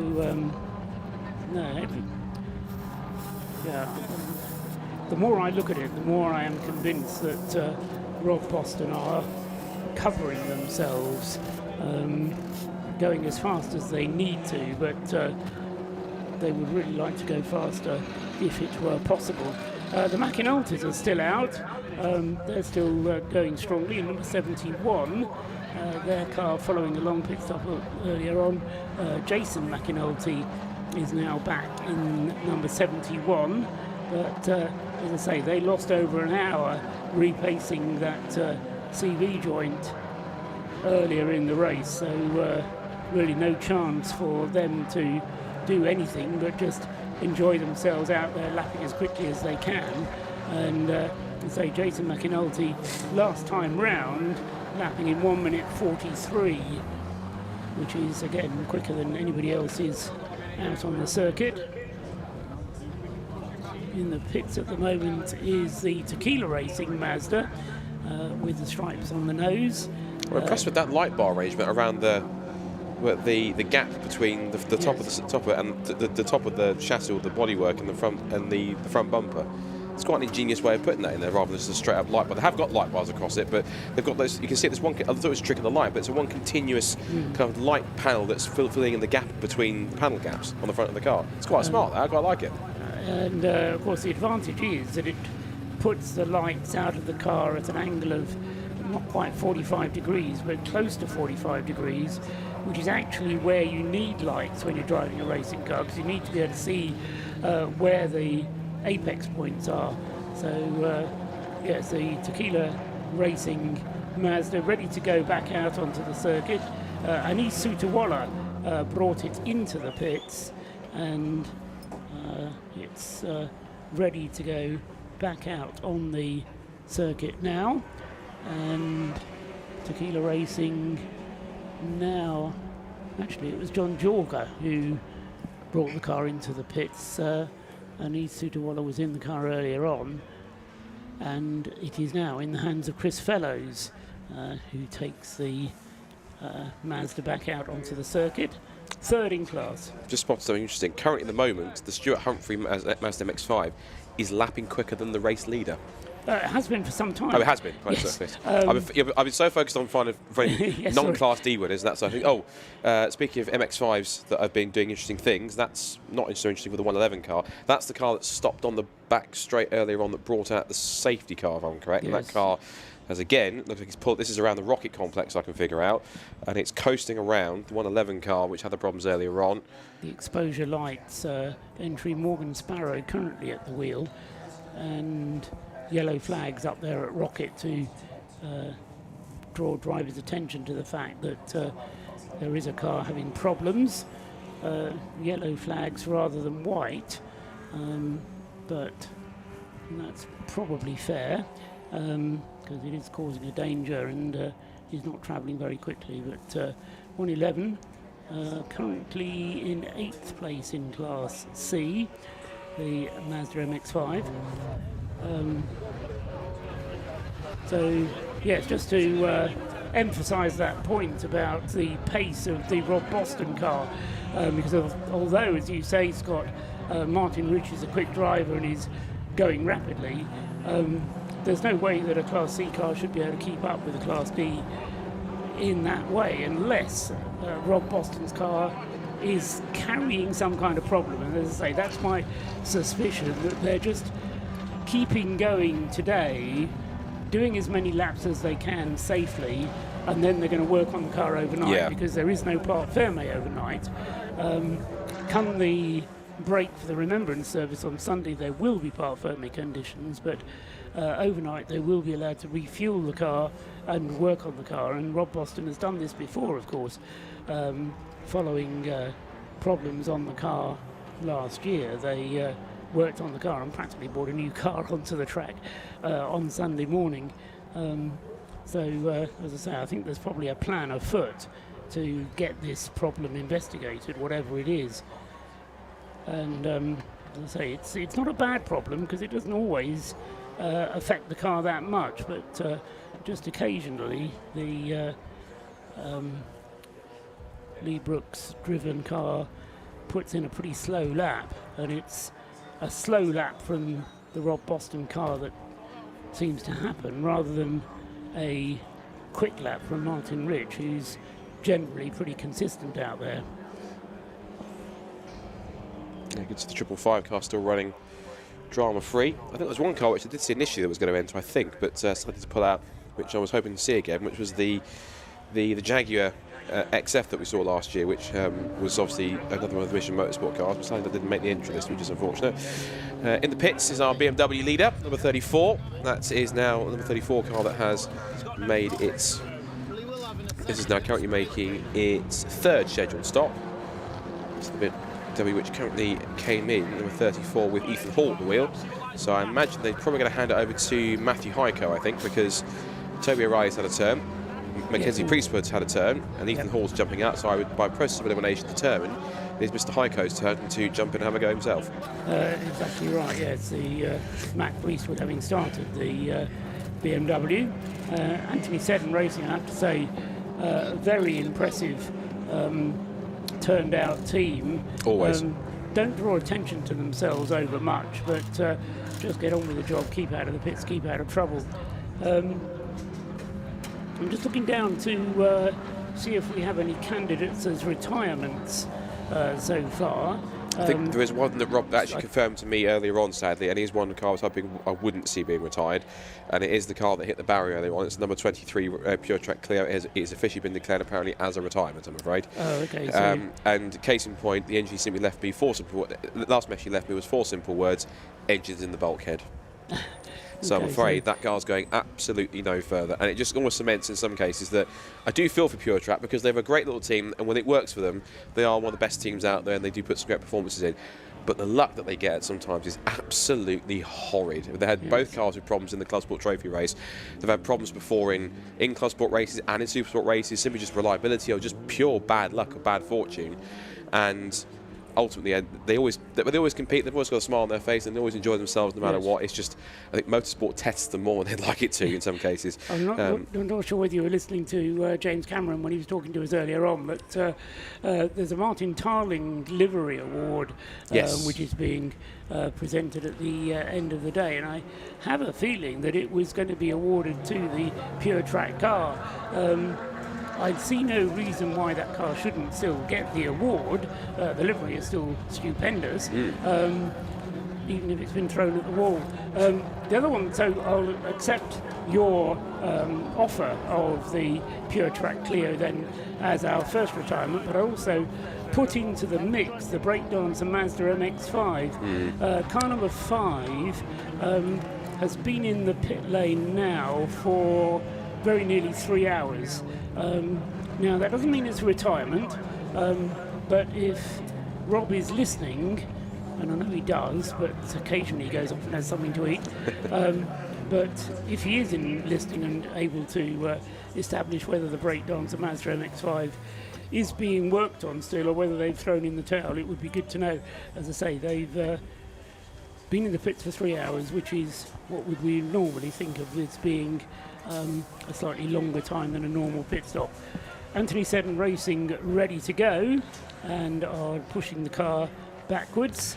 The car has been in the pits for 4 minutes and 14 seconds as it heads down the pit lane to the Who Tag sensor, and that is Toby O'Reilly who is getting back into the car. Which rather scuppers our assumptions of driving order. Yes. And indeed, Toby O'Reilly was second in the car, so they've gone driver 1, driver 2, driver 3, back to driver 2. Interesting stuff. For which there must be a reason. Yes. Anyway, they decided that Toby O'Reilly should be the driver going out again, and the car, no it's not, double check. Yeah. Ethan Hall was in it before, wasn't he? Yes, he's just been. I think that was his first stint in the car just then, that side of things. Yes, but he's now been shown as taking the car out of the pits. Unless the HUTAG hasn't updated yet when he's gone past in the pits, which is interesting. I was going to leave this for party shot because I'm about to be rotated again for another interview, but which is fine. But the number 91 car, car was in second place, is making its next scheduled stop. So the Stephen Somerville has brought that. No, Martin Richards brought that car in for its third scheduled stop. Still running like clockwork and still looking good. So I should be back. Thanks very much, Scott Woodworth there, who's been up and down more often than normal on a Saturday night, but he's keeping us informed, keeping the research going, and so thank you for that. The Martin Rich car then being pushed back, so both second and third place cars coming in for their pit stops at exactly the same time. In the case of the second place car, it is their second pit stop, the Track Scotland Mini having their second stop, and in the case of the Stuart Humphrey racing car, this is their third pit stop, with Martin Rich, I assume, getting out of the car and handing the car back to Stuart Humphrey. There is a car stopped on the circuit, and that is car number 34. That's Ethan Hall, who has only just left the pits, and on his outlap he's ground to a halt on the way up towards the banking, I think that is. So a very early stage in the stint for Ethan Hall, and this may call for another safety car, which gives me the opportunity to introduce another of the Race of Remembrance partners this weekend, Ashley Smith. Yeah, that's it. Okay. Yeah. From Davanti Tyres. Now, Davanti are one of the new partners of the Race for Remembrance. I think it's the first time that Davanti has been involved in the Race for Remembrance. Yeah, it's our first year sponsoring the event, and obviously we've also supplied some tyres to the Mission Motorsport team, which obviously is a first for us as well. And the tyres going well. I mean, this is presumably a bit of research and development as well for you, as in addition to just providing tyres. I mean, there'll be work going on the development of the tyre construction itself, presumably.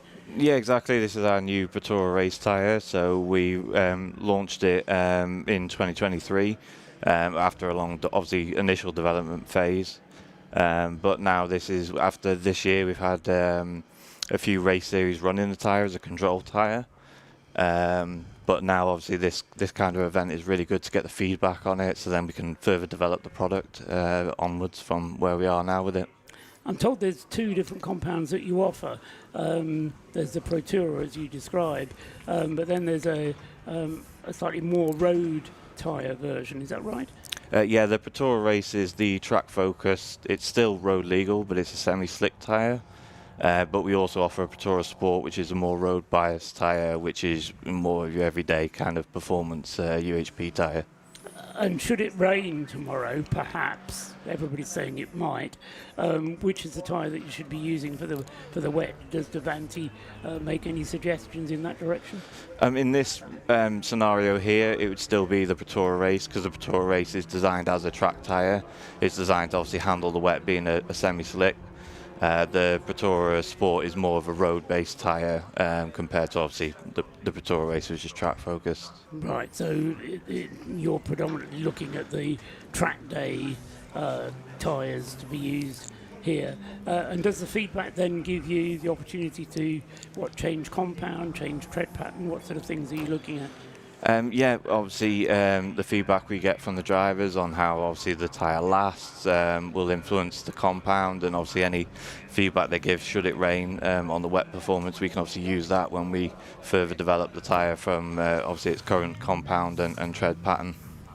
Where does Davanti come from? Because I have to admit, it's not a, if somebody offered me Davanti tyres in my local tyre store, I'd kind of say, who? You're a bit of a new name in the tyre manufacturing. In terms of what I've heard, you're not a household name. Yeah, we are obviously relatively new as a tyre brand. This year is actually our 10-year anniversary on the marketplace, and obviously over that 10 years we've had quite a large growth. We offer tyres for everything from all-season and passenger car tyres to all-terrain, and then obviously the branch into motorsport and track-specific tyres is obviously a new venture for us. But it's obviously a testament of where we're at with the brand, that we're confident enough to put that tyre out there and have it running in race series and things like that. It kind of shows where we've come from, and we're sold globally, not just here in the UK, but mainland Europe and places as far away as South America and Trinidad and Tobago. So yeah, it's got obviously we're still growing against the big players, but yeah, we're definitely there in the marketplace now. Yeah, and so is the UK the biggest market, or is that in the rest of this continental Europe? UK is one of our obviously biggest markets because we've got quite a wide distribution there. Obviously being a British founded company, that's where we've started with distributing, but we do sell globally, so yeah. Focusing on getting more involved in motorsport as well, from the sounds of it. Yeah, branching out. Obviously, now that we've got the Pretoria race tyre out in the market, and it's been used across, a wide variety of race series and things like that. The aim is obviously to continue that technological development to increase the range of tyres that we offer within that motorsport space. What other series are you involved in?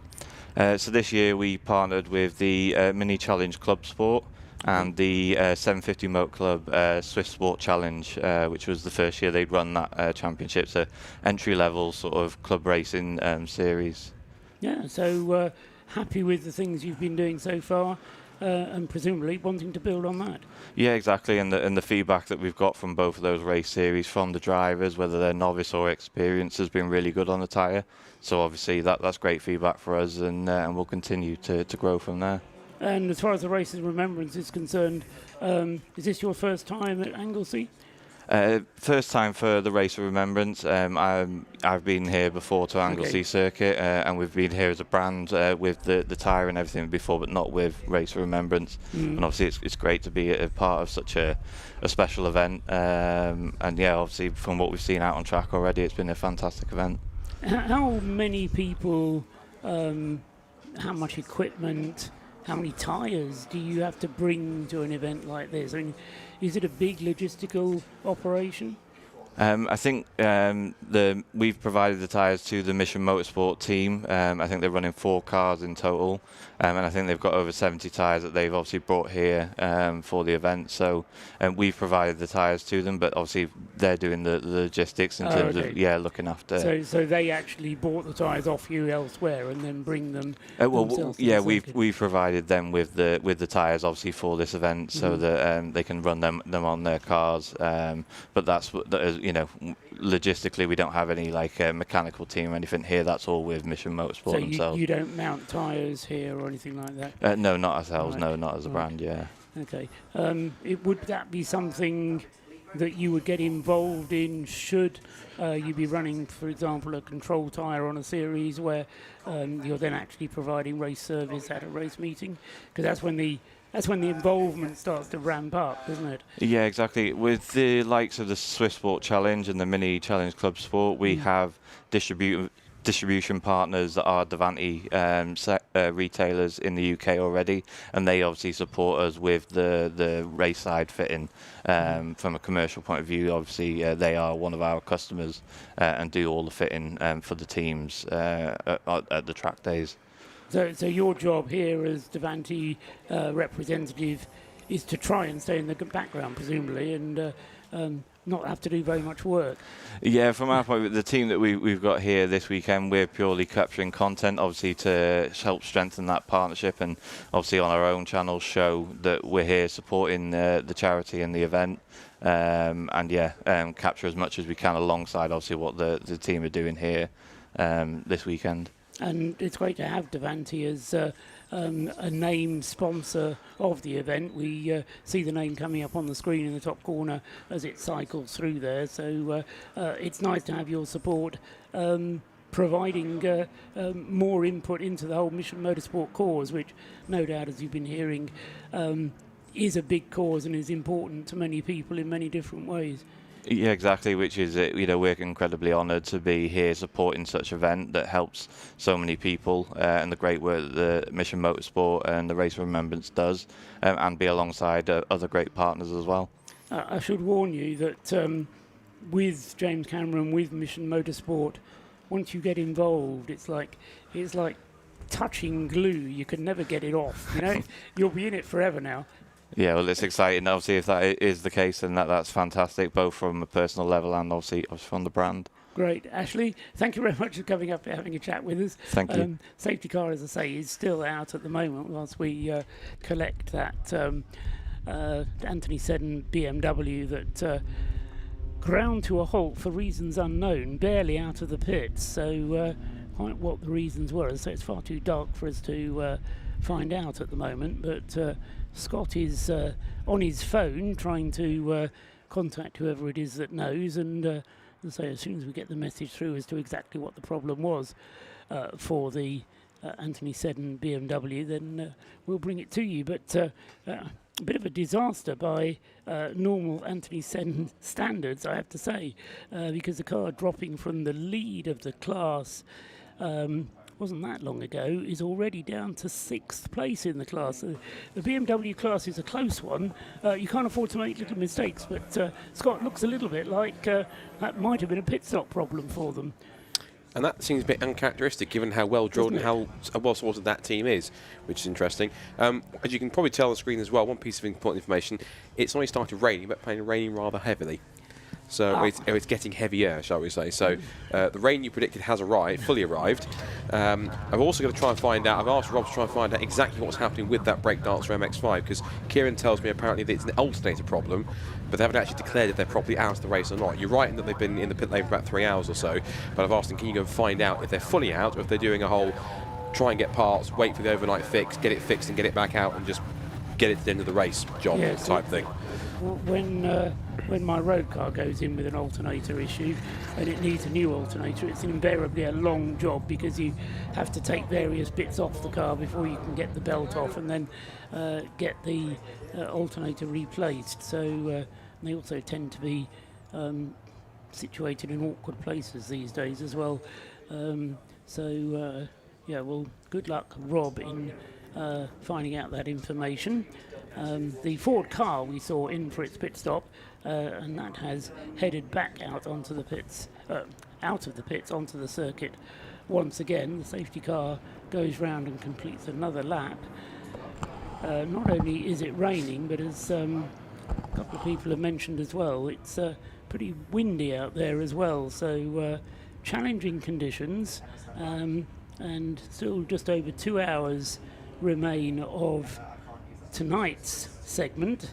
That will bring us just over halfway through the 12 hours plus a lap. I haven't really mentioned or made a big thing about the fact that we run to 12 hours plus a lap, but we do. Not quite sure why we do, but we do. There are a lot of things about the Race of Remembrance that only happens here. Anyway, the 48 Patrone Racing BMW is in for service. That's the car that's second in Class D, because it's moved ahead of the Caterham. Now, that can only be because the Caterham has been in for another stop, number 99, the Caterham. Max Haynes probably has come to the end of his fuel, or approaching the end of his fuel.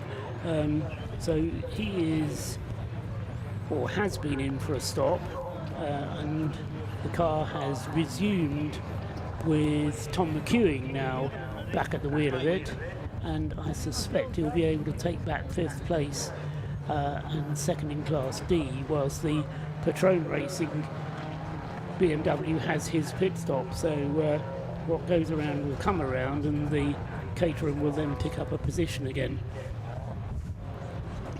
Meanwhile, Rob Boston's Lotus continues to lead, does so now by 3 laps, but he's currently on his 146th lap.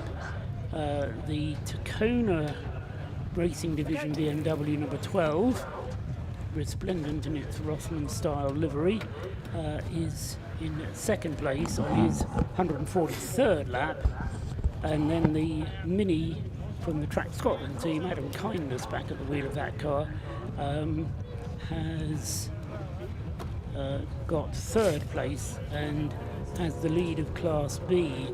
I say Adam Kindness back at the wheel of the Track Scotland Mini, because he hasn't actually driven that car before, has he? Because, of course, Michael Imrie started the 55. Adam Kindness started in the Track Scotland C1, green flag shows, and the number 55 car, having been started by Michael Imrie, then went to Stephen Somerville and is, as I say, now in the hands of Adam Kindness. So they've now done 2 pit stops, 2 of their 4-minute pit stops at least, compared to the Rob Boston Lotus, which hasn't come into the pits during that last safety car interlude. They stayed out, and so Lee Brooks continuing to lead. They've done their 3 pit stops, but electing not to pit during that safety car interlude, as Lee Brooks had only been in the car for just over an hour, just about an hour, and they decided that's not long enough to warrant another refueling pit stop. I suspect they'll try and get to within a point where their next pit stop will be their final stop, and the rules allow refueling overnight, so it doesn't really matter if you need to come in for fuel in the last few minutes. You probably would aim not to. Patrone Racing heads down the pit lane, car number 48, 4 minutes 10, 4 minutes 11, 4 minutes 12, so good timing from them. They head back out into the race with car number 48, Lee Brown, having taken the car over, Neil McReynolds taking the car over from Lee Brown, and so Neil McReynolds then at the wheel of the 48 heads off into the night with just over 2 hours still to go of this segment. and the attrition continues. Who would have guessed an Anthony Seddon racing car was going to become victim to it? We've still got an Anthony Seddon car leading, but it's the number 21 car, not the perhaps quicker version, which Matt Priestwood and Toby O'Reilly were driving. So Alan Caulfield currently at the wheel of the number 21. The fourth driver who's yet to get in the number 21 BMW for Anthony Seddon is Sam Carrington-Yates, who was here last year, I remember, and is the son of David Carrington-Yates, who will test the memory of those who remember the Uniroyal Production Saloon Car Series of the 1980s, when David Carrington-Yates used to compete in a... No, I'm struggling. I shouldn't have started that sentence. I want to say a Ford Escort, but anyway. I remember, this is from watching through from old like Car Wars crash compilations, there was the David Yates that raced the Sierra Sapphire. But I don't think that's... it's the same one. Yes. It's the same one? Yes, oh, okay. He was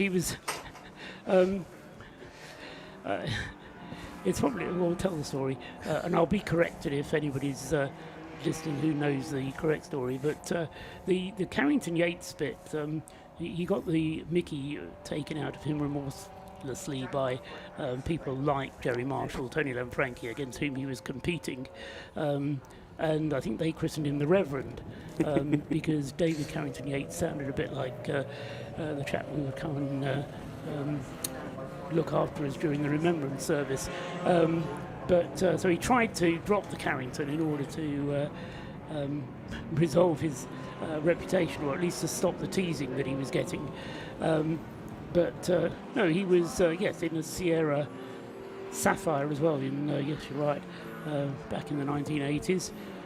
Was one kind of like a two-tone blue, like a darker blue with some, like a two-tone blue, I think. That's my ADHD autistic brain remembering that stuff from watching those crash compilations as a kid. That happens. Yes. This does. Remarkable, well done. So it is one and the same. Amazing. And Sam is the son of David, and he... I don't know why we're talking about him, because he hasn't driven the car yet. He is the one who gets in the car next, and the car's still running, touch wood, madly for Anthony Seddon Racing now, and he will be getting in after Alan Caulfield. The car running 7th overall, but quite remarkably leading the BMW 116 class by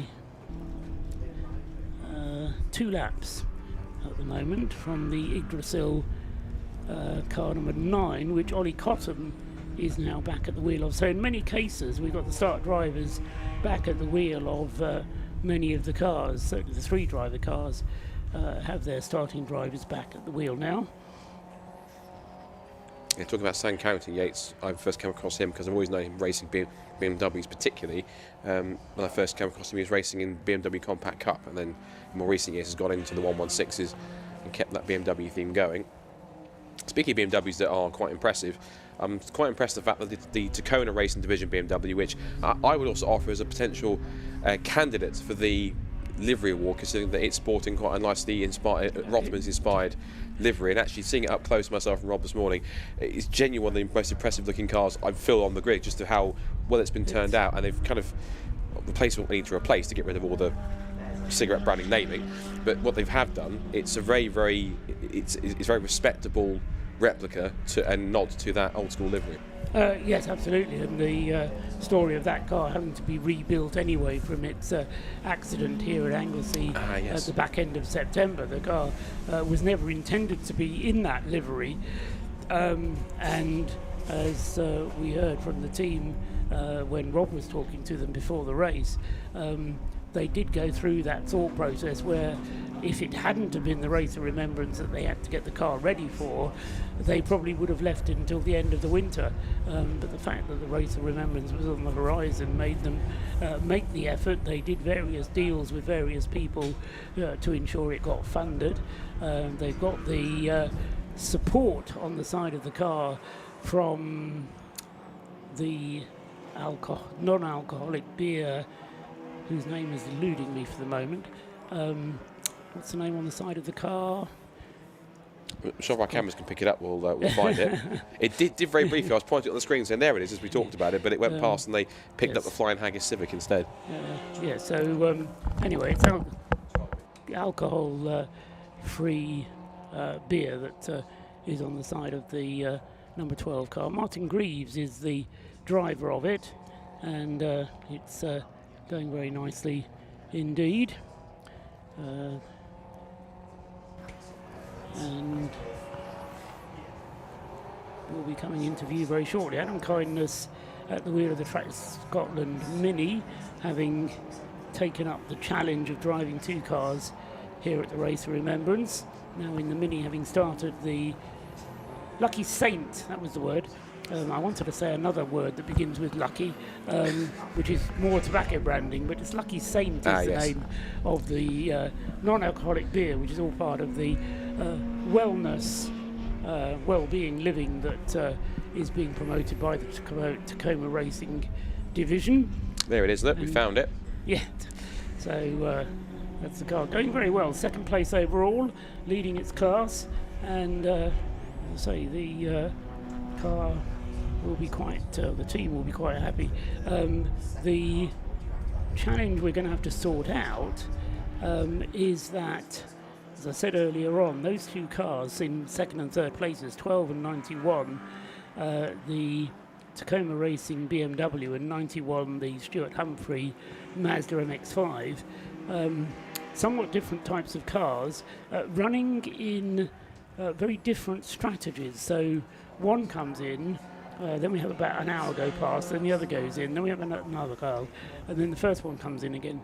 Now, that means that one of them is going to run out of fuel before the end of this segment, and the other one's going to have just enough to get them to the end of this segment. And the one that's going to benefit, just trying to work it out. Yeah, the Mazda doesn't go as far on its fuel as the BMW does on its, so 40 or 50 laps is the stint length for them. So I think in fairness it will be the 91 car that finishes ahead come the end of the race. So Martin Rich still at the wheel of the 91, is it? No, it's not. It's gone back to Tom Walpole. So we heard from Tom earlier on, didn't we, in the number 91 car. Well, he is back at the wheel of the number 91. So Stuart Humphrey started it. Walpole drove 2nd, then Martin Rich.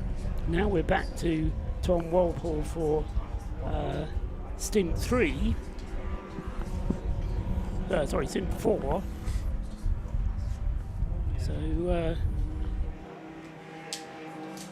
that car, another one that's not cycling through their drivers consistently, having gone driver 1, driver 2, driver 3, and then back to driver 2 again.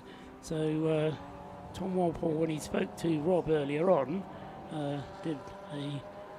had been doing a jolly good job, and as I say, according to the TSL timing screen, is back at the wheel of the 91 now.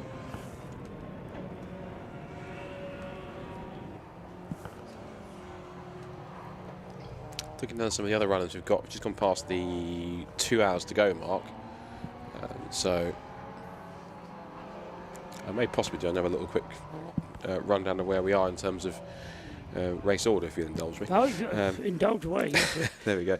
I might be doing this on camera because you can see me now. So we are now just under 2 hours to go in the first part of Race of Remembrance 2025 at Anglesey. We'll give you a rundown, bit of a Le Mans style, slightly sort of off out of the update. Rob Boston Racing leads the way. And car number 43, I'm going to move across so I can see more in the shot because I'm almost in the corner. So Rob Boston Racing, number 43, leads the way, half completed. We've passed 150 laps, by the way, 152 completed. With a 3-lap lead over the second place car, which is the Class C leading, number 12, which is the Tacoma Racing Division, Martin Greaves, BMW E36. Third place in car number 91 is Thomas Walpole in the Stuart Humphrey Racing Mazda MX-5, which leads Class C. The Class B leader, which is the Track Scotland Mini of Adam Kindness, is currently in 4th position, car number 55. And then rounding up the top 5 is a car that had some problems earlier on, but is now back on track and trying to make up the time, and that is the number 99 DKS Motorsport Caterham 7 with Tom McEwing at the wheel. 6th is now the number 48 Retrain Racing BMW, number E46, 3rd in Class D. 7th place is our BMW class leader, which is Alan Caulfield in the Anthony Seddon racing car. That's the only car that hasn't had a problem out of those two, because we saw the other one have an issue earlier on. 8th at the moment is the 3rd place car in Class C, the Tequila Racing. That's another car that's very silently, quietly moved up the order and not had too many issues, and just got on with its job throughout the race. And then into 9th place, again back in the top 10, having been further back down the order, but motoring on quite well and taking out several seconds a lap from the cars around it, is the 666 Fraser Nash car with Max Bird at the wheel. And then rounding up the top 10, 2nd in the BMW class, is the Yggdrasil car with Oliver Cottam at the wheel. Of course, Ed Cottam's had his turn at the wheel in his car. Oliver's now at the back of the wheel of his car too as well. And that's the overall top 10.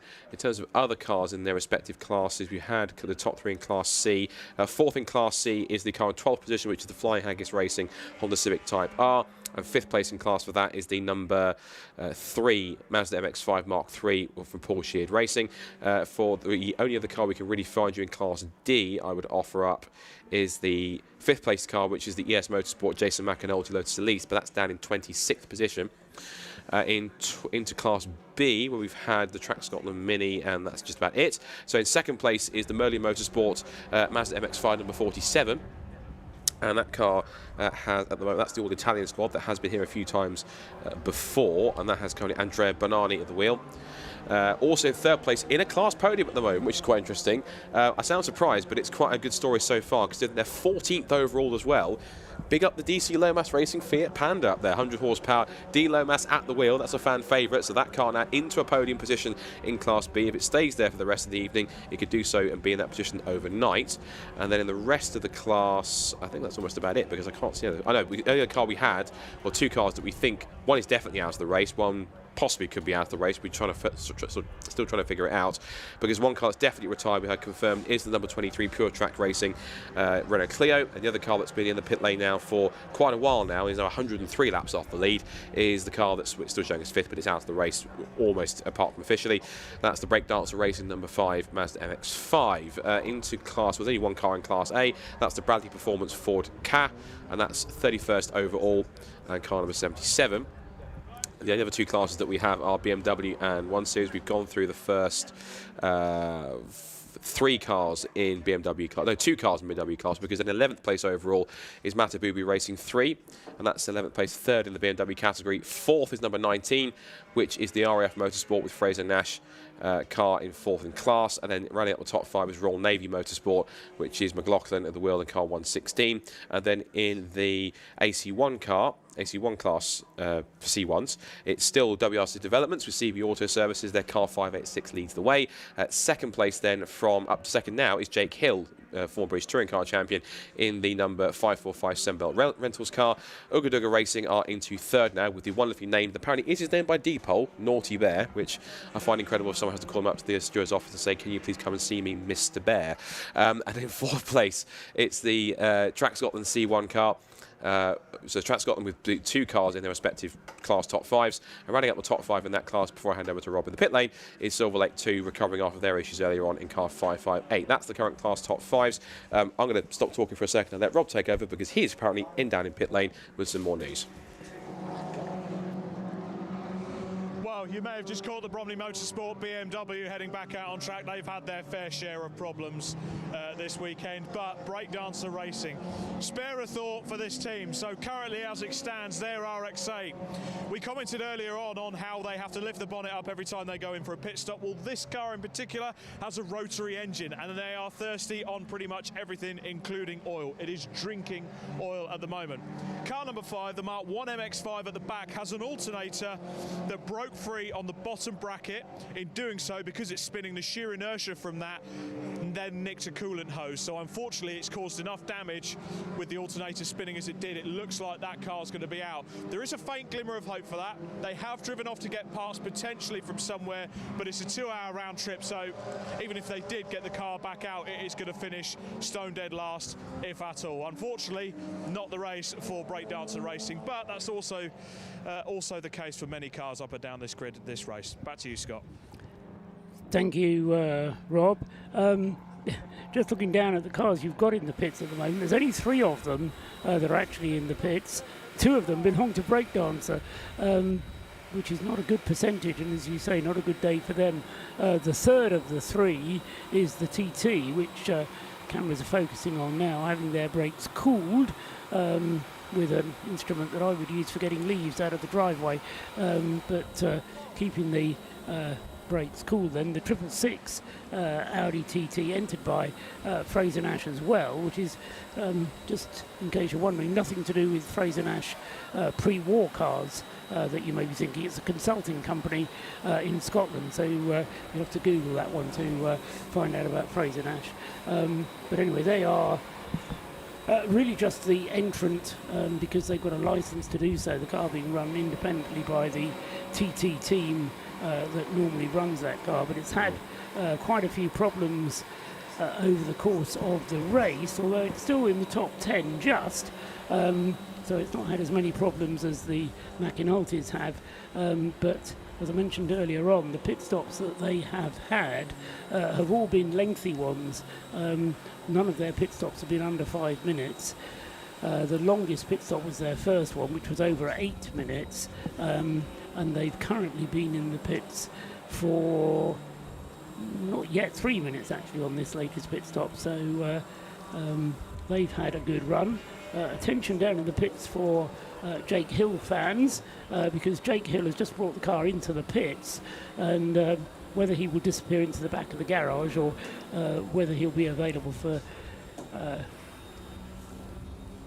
Rob to have a word with, sorry, my mind went blank for a minute, for Rob to have a word with, remains to be seen. So 5:45 then, class, the Citroen, which Jake Hill has been driving. I spoke to him briefly yesterday, and he was clearly enjoying the experience of driving it, but the car, having started for the race from pole position in the C1 class, has now moved itself up to second in the class, so Jake's been doing a good job in 27th place overall. Where was it when Jake actually took the car over? He was as highly placed as that, so Jake Hill has done a good job in dragging the car up from fairly well down. Yes, he was 33rd when he took the car over, and so Jake Hill pulling it up to 27th, and as I say, he'll hop out, and we'll see who takes the car over from him next.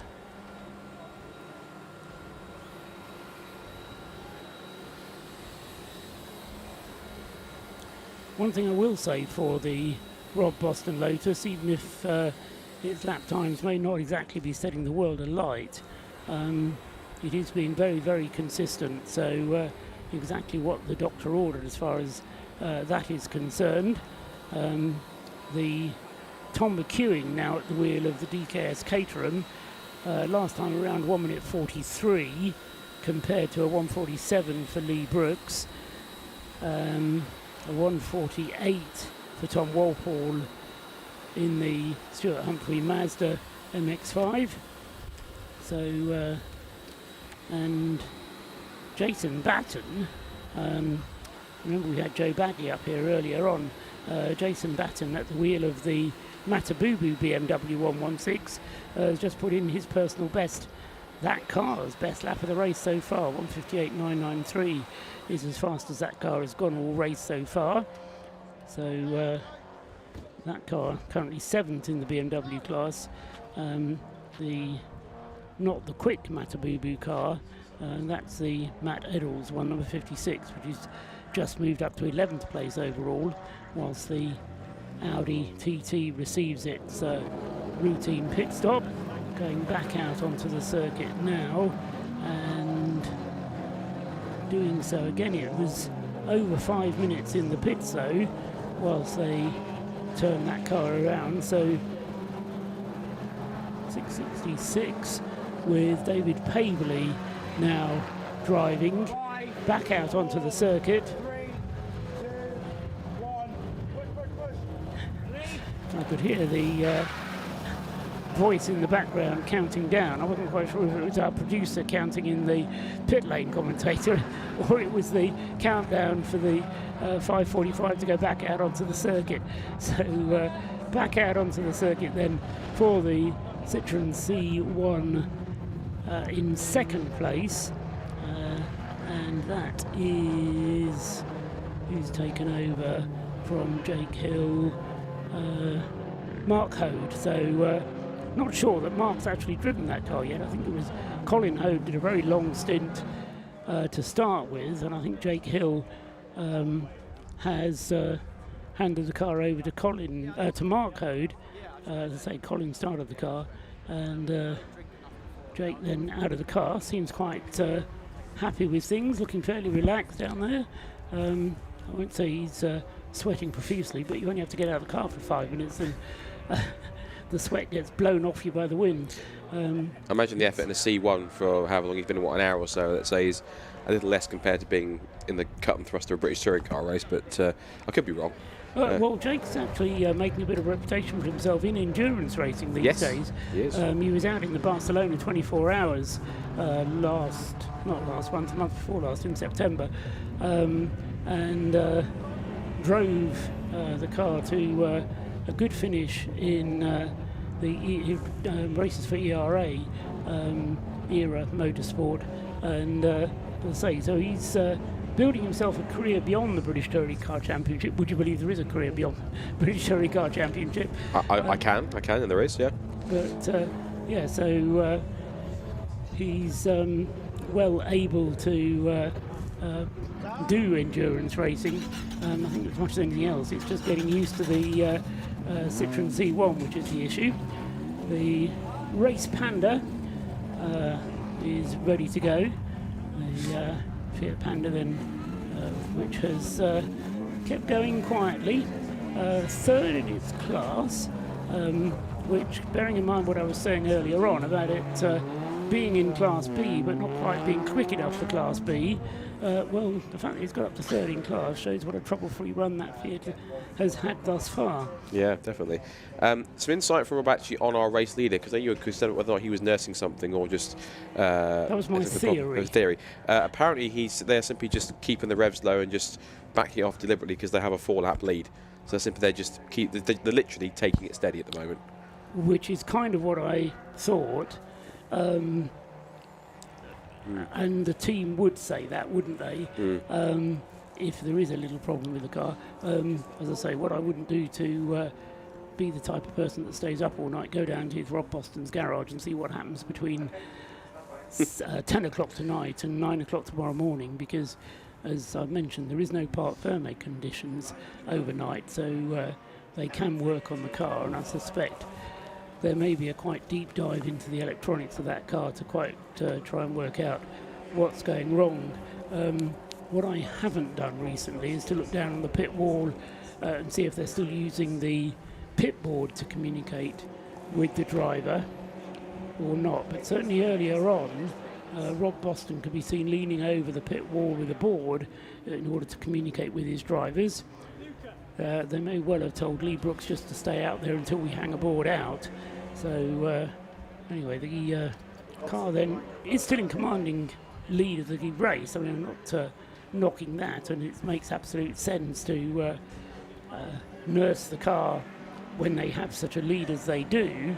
In Class D, it's actually now a 7-lap lead.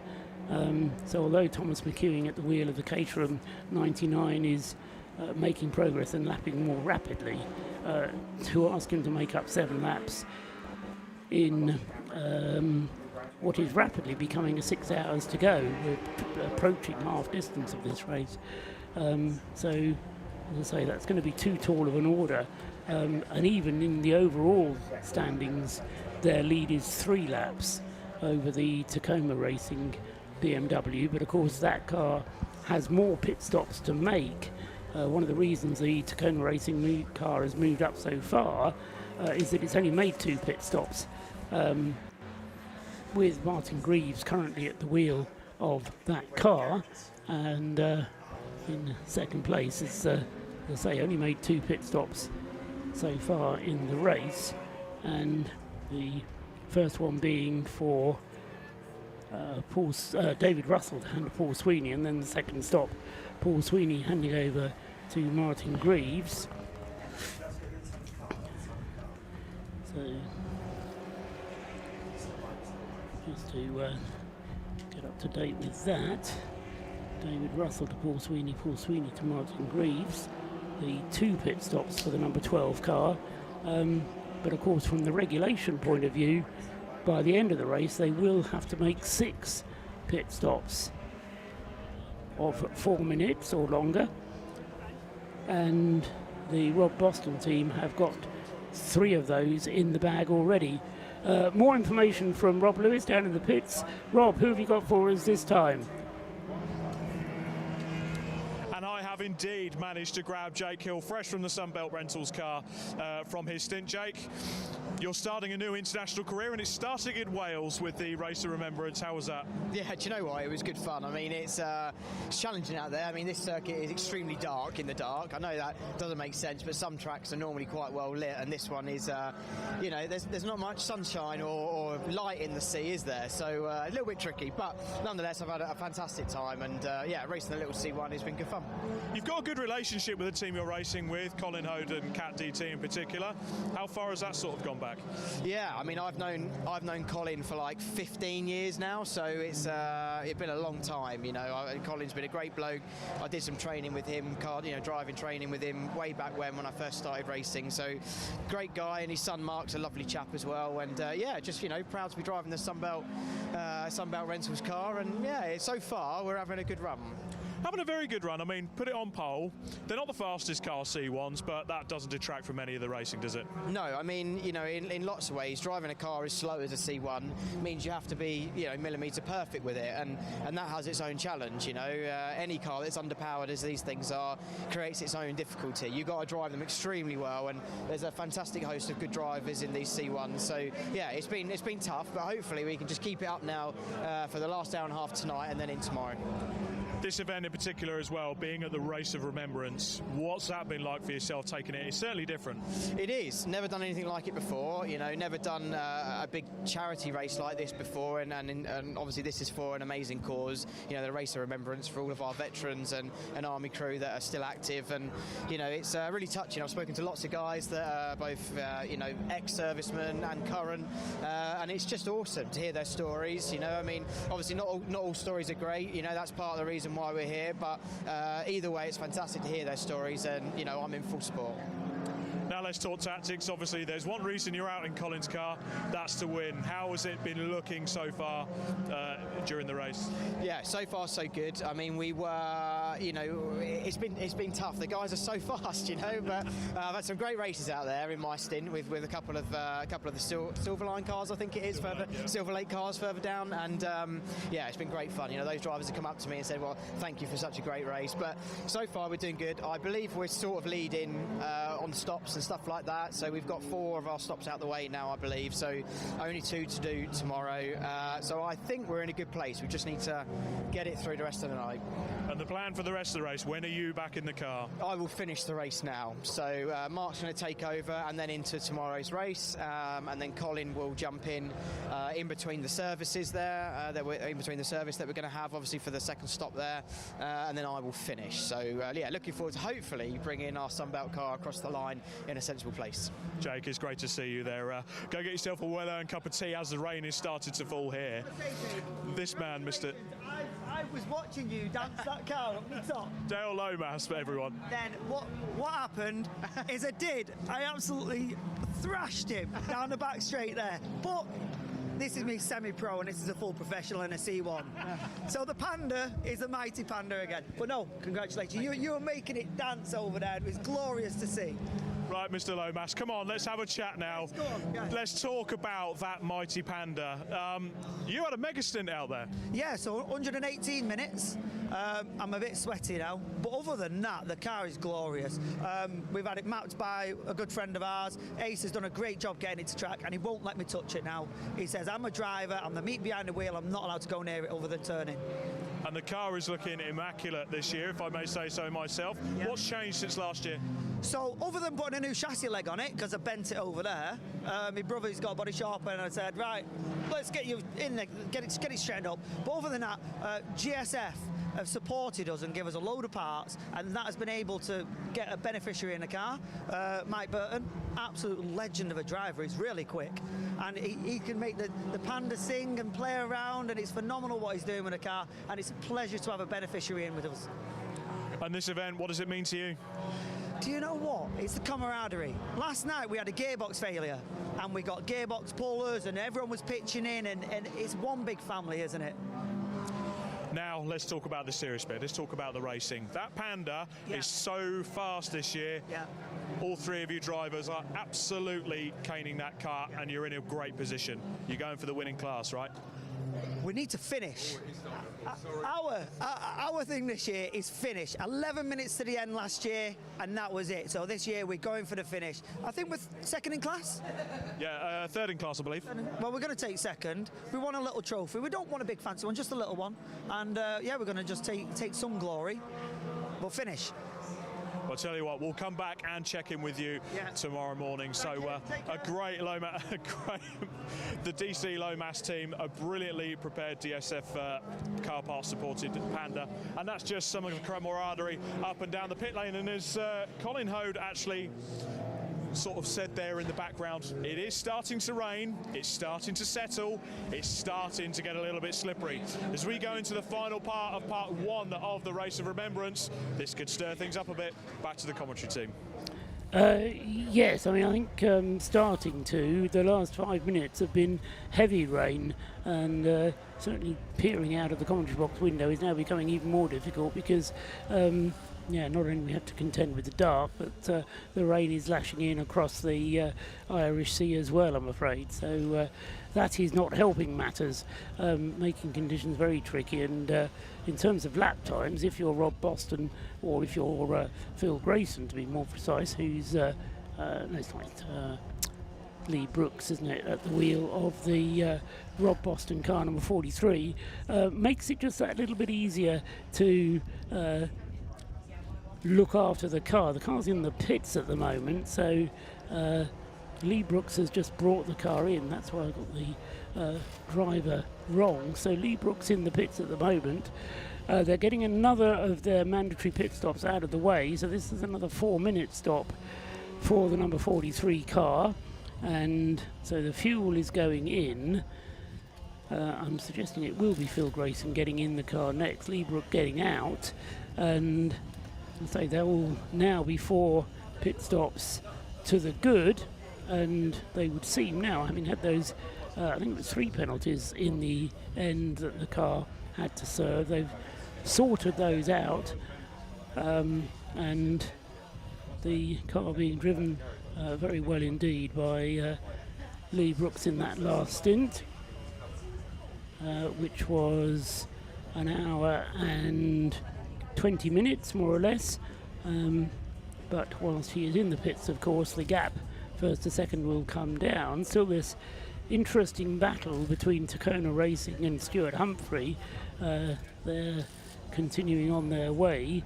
Tacona Racing is probably only about a lap or two away from its final pit stop of the night. I think they'll probably aim to go from now to the end of the race without another pit stop. Only another hour and a half of racing tonight, so Tacona Racing will come in for their pit stop.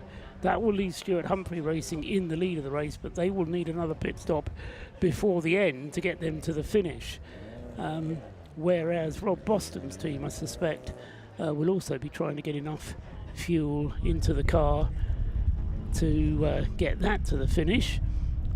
I noticed that a penalty of 10 laps has just been applied to car 458. That's the Silver Lake Racing Citroen C1.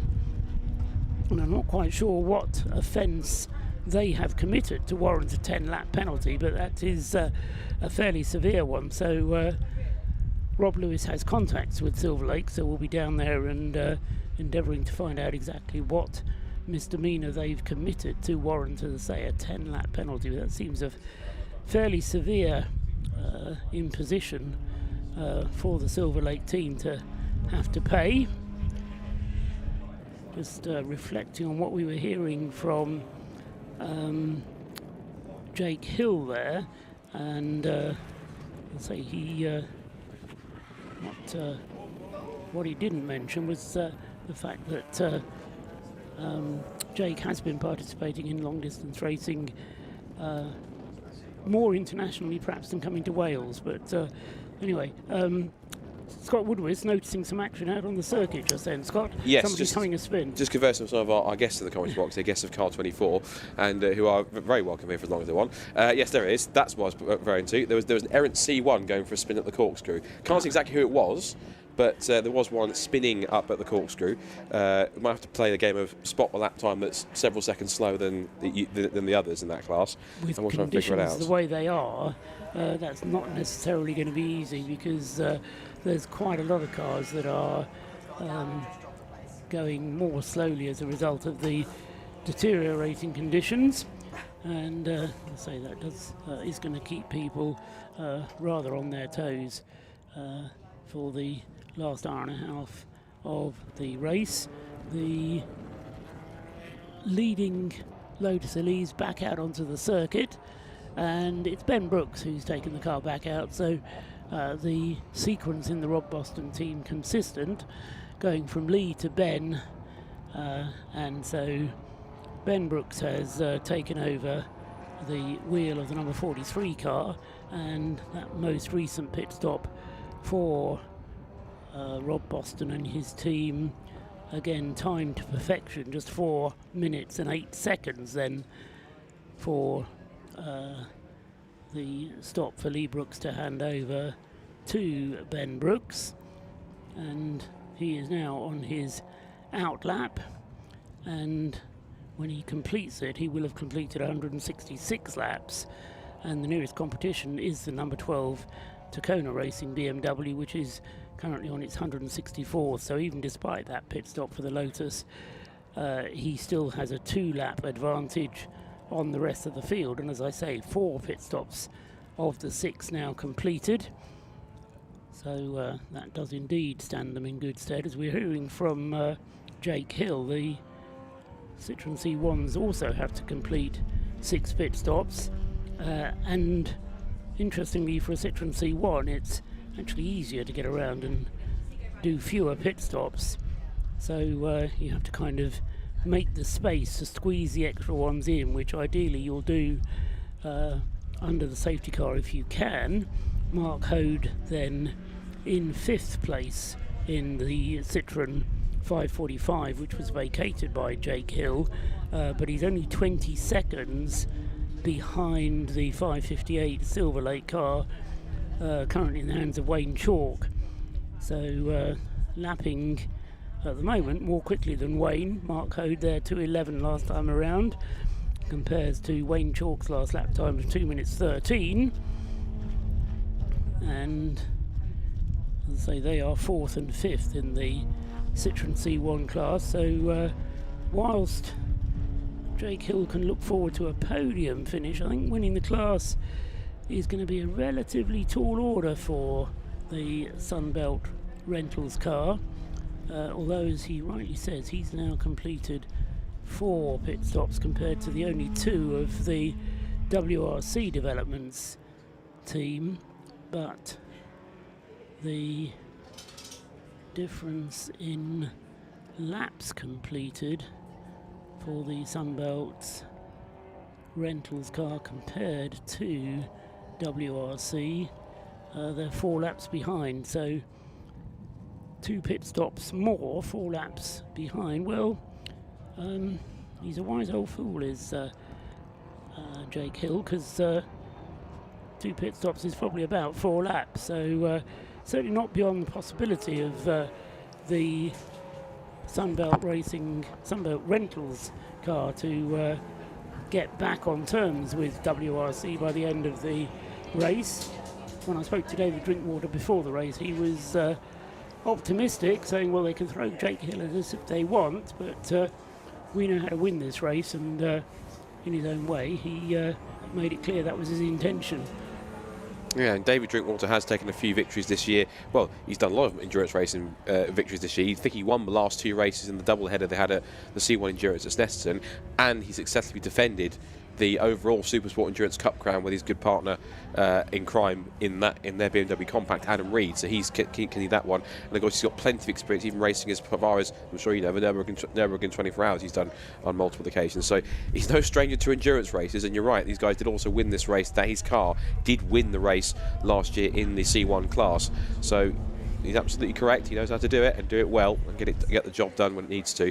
We had a stop-go penalty in for 5 to 8. We saw the Super Performance car, which was in for one of its scheduled pit stops. The reason why it gets the stop-go penalty, didn't tag out properly, so that's the reason they have to come back in and stop, so they can actually properly do that. Then the irony is they'll try and go down the pit lane again, forget to tag, and then they'll get another penalty. The other thing I was mentioning whilst you were off air a moment ago, Scott, which I don't know if you can work out what the reason for was, but the Silver Lake car, the number, which one is it? It's the 458 Silver Lake car, yes, has been hit with a 10-lap penalty. Now that is a very severe penalty, and it must have been a fairly serious offence to warrant such a penalty. I can tell you, because one of our clerks, Andrew Roberts, who's been sending me a lot of different information about stop-goes and penalties that come through. That's all very useful stuff, yes. He's told me that the 458 got the 10-lap penalty for both overtaking and avoidable contact during the safety car. Right. So they've been given that basically it's a double whammy, which has resulted in that 10-lap penalty. So that's currently hanging over them at the moment, and where they would be regularly 49 laps ahead, which means it's only going to make 1 position difference because they'd be ahead of the Flying Felix Racing Squad. It now puts them in 46th currently at the moment, and down in 59 laps. So ultimately, the penalty hasn't really made too much of a difference, albeit just literally dropped them 1 position in the order compared to where they would currently be, which would be above the position higher overall, and it still puts them with their problems 13th place in the class anyway.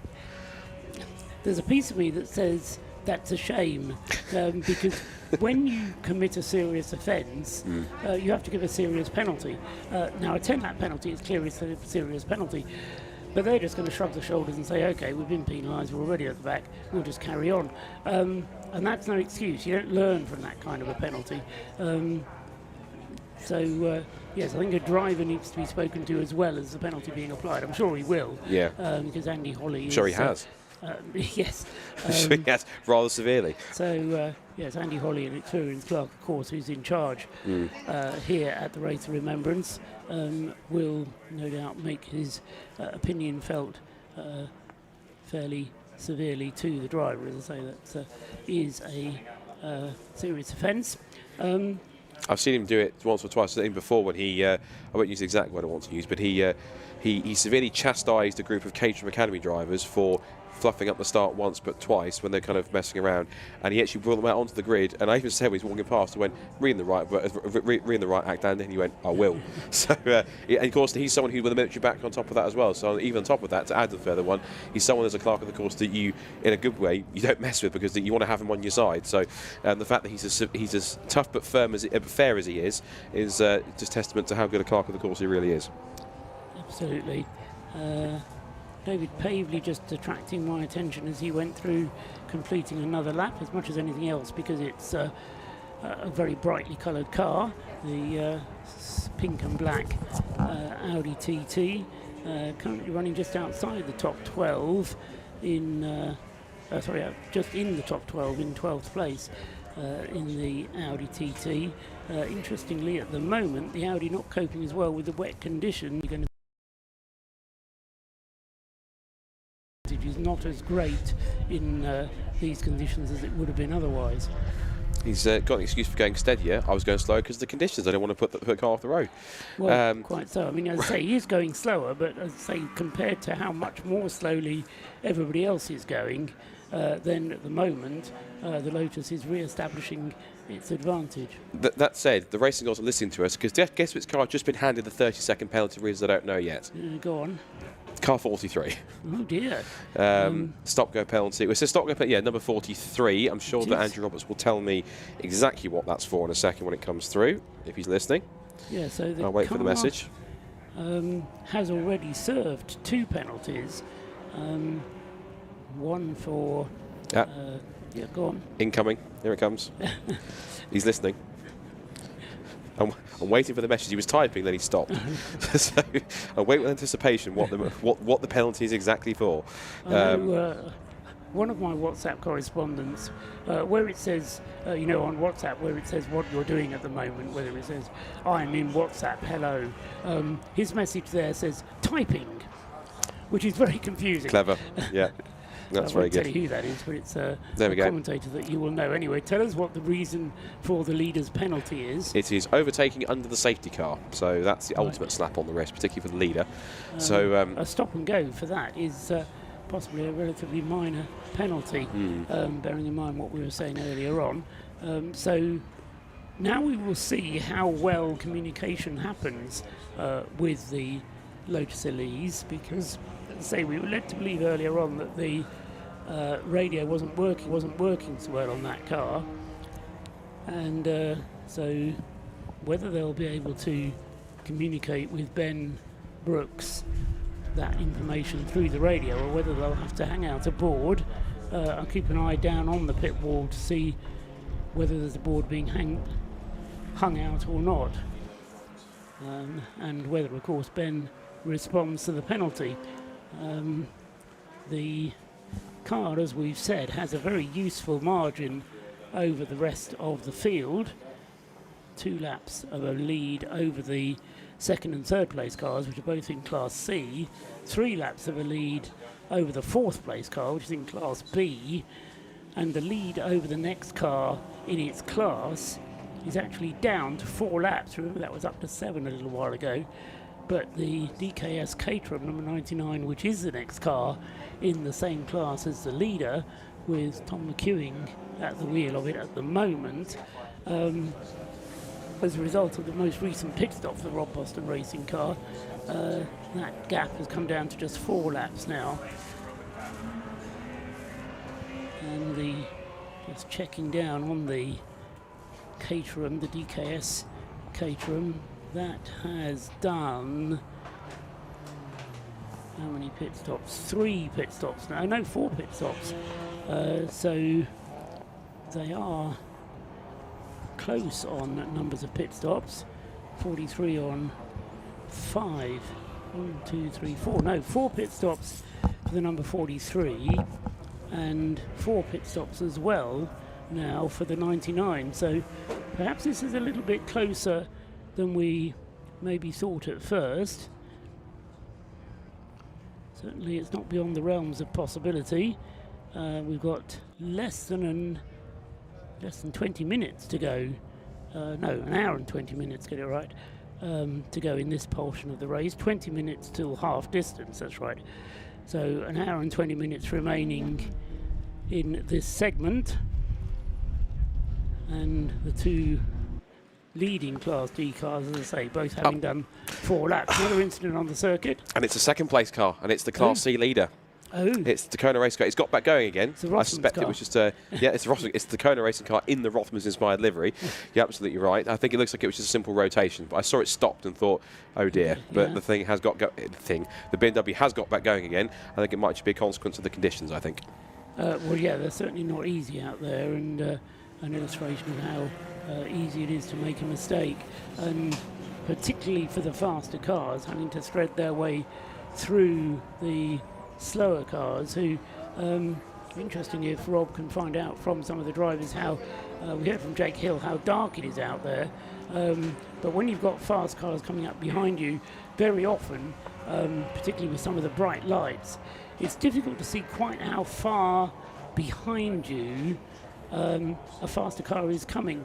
When you're driving along the motorway, you flip up into the rear view mirror and perhaps see a car with headlights on quite a long way back, and then all of a sudden it's on your tail. Well, you can judge that much better in a road car than you can with a racing car, because they tend to run on full beam all the time when they're out on the circuit.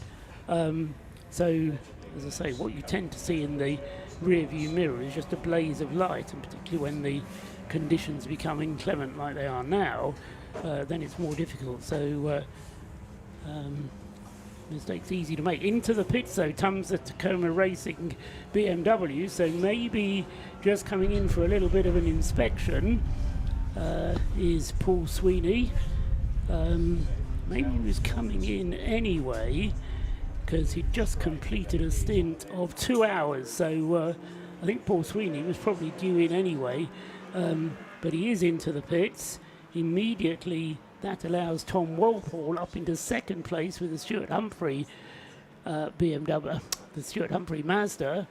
The Tacoma Racing BMW then will have its pit stop, and from here we'll be able to get to the end of this part without having to come in for more fuel. So this will be the final pit stop for the Tacoma Racing BMW. And they will be changing the driver, and that should be changing from Martin Greaves, who's currently driving, to Paul Wooding, who's yet to get in that number 12 car. So Paul Wooding, I would expect, will take the car to the flag from here, and then we'll have to start the car tomorrow morning, because that's what it says in the rules. You can do what you like to the car, but the driver who starts part 2 has to be the same driver that finishes part 1, which in Paul Wooding's case is going to mean a long stint for him, because he'll drive an hour and a half now, and then probably another hour and a half tomorrow morning before the Remembrance service. So just trying to catch up with the BMW and make sure that all is well with the number 12. 2 minutes on the clock so far for that car in the pit lane.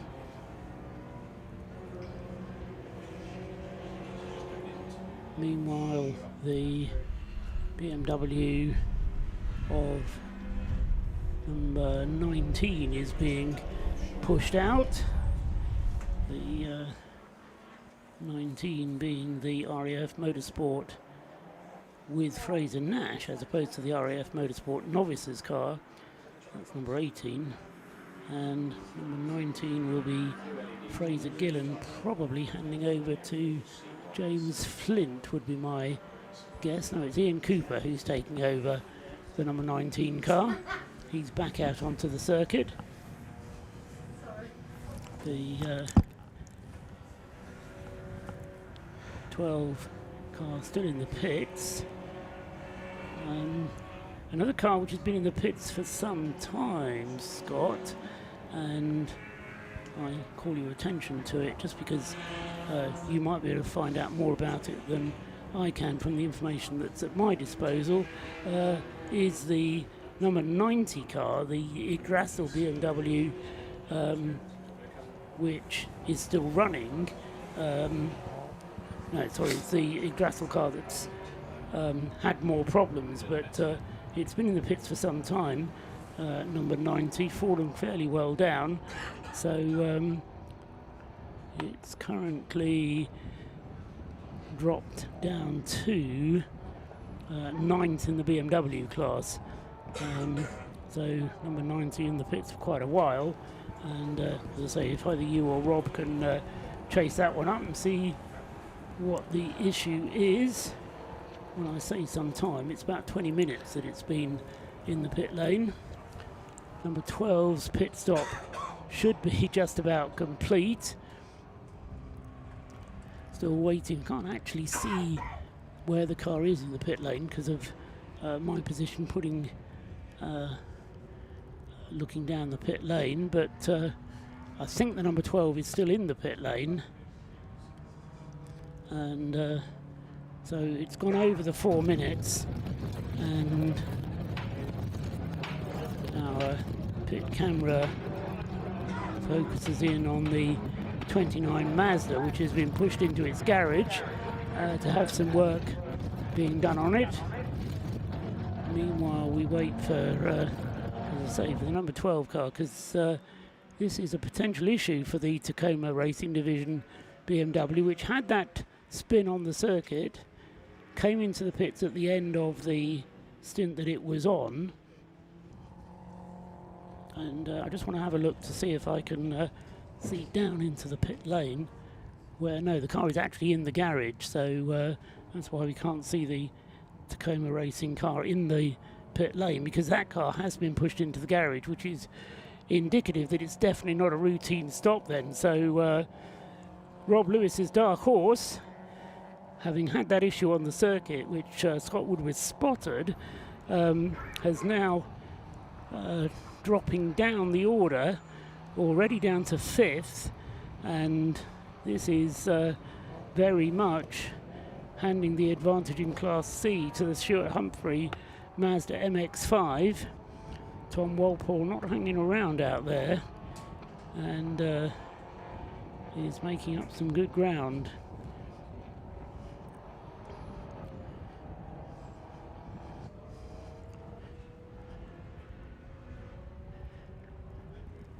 I am somewhat surprised to see a 1 minute 44 second lap time being shown for the Patrone Racing BMW, because that is shown as the best lap so far from the Patrone Racing BMW. So very impressive indeed from, who is it in that car at the moment? Neil McReynolds in the Patrone Racing BMW. In wet conditions, has just done his personal best lap of the race. Now there's on the screen what's happened to the Tacoma Racing car. Something at the rear end has broken because it's been jacked up, and so as a result of the spin, possibly some damage, or was it something that broke which forced him into the spin? Scott Woodward says an opinion. Possibly the latter, I think. Either that or, do we dare say the statement, has he been, what statement? Did he jump or was he pushed? Did he have contact which pushed him into the spin? As I say, he was coming towards the end of his stint anyway. We need Rob Lewis down there to answer to ask one of his searching questions. I think he's gone for food at the moment, so I might have to quickly run down and ask myself if I can and quickly come back up. But what's also might be telling slightly, it's not the full evidence, but the fact it's damaged on the left rear, and he turned and he spun around at Rocket, which the first part of it is a left-hander, which suggests maybe someone was either trying to go up the inside of him, although he's second in overall anyway, so unless it's the leader, which is the Rob Boston Lotus, which is taking it steady, maybe it's a back marker that he thought he'd passed. It's all hypotheticals, yes, but almost trying to look at ways in which that's kind of got to that point. I think it's time you stopped speculating, Scott, and went down into the pit lane and I'll have do a little walk around. For once, I'll stop talking and actually go and do something a bit more useful, which is find out what's going on. And what I can say is more useful is the C1 leader is in, Summer 586, with a scheduled fuel stop by the look of it. We've also got the 24 BMW that's been in and out again, so for its 16th, 17th visit to the pits. And we've also got the actual literal number 116 Royal Navy Motorsport BMW is also in as well. Right, I'm going to quickly run down and ask Tacona what is going on and then run back up. Make sure you dress appropriately because it's cold and damp out there. Don't want you catching a cold. So Scott is going to go and find out what's going on down there, and meanwhile we'll possibly get an answer in any case. But yeah, so the Tacoma Racing BMW then losing ground on the field, and as I say, this is playing into the hands of the Stuart Humphrey Mazda, which has thus far stayed out of trouble. They've completed 3 pit stops compared to the 4 of the Rob Boston Lotus. Adam Kindner still going well in the Track Scotland Mini in 3rd place overall, and then the Caterham from DKS Motorsport, Thomas McEwing at the wheel of the 99 car, moves up into 4th place, and is still 4 laps behind the Rob Boston car. But as I say, they have completed the same number of pit stops, same number of 4-minute pit stops, so not necessarily all over just yet, but That's the situation as Ben Brooks goes through completing another lap.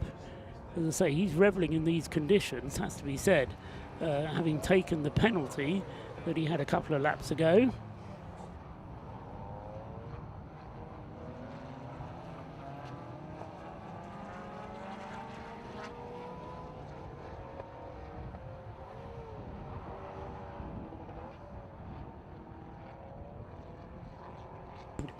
So while Scott Woodward pops downstairs to find out what's happening with the Tacoma Racing BMW, I've got Gary Franks with me, who's joined us, and he is part of the team, well, part of the Mission Motorsport team that runs the Subaru BRZ, which was here last year. This is a, well, I say absolutely, it's a unique car.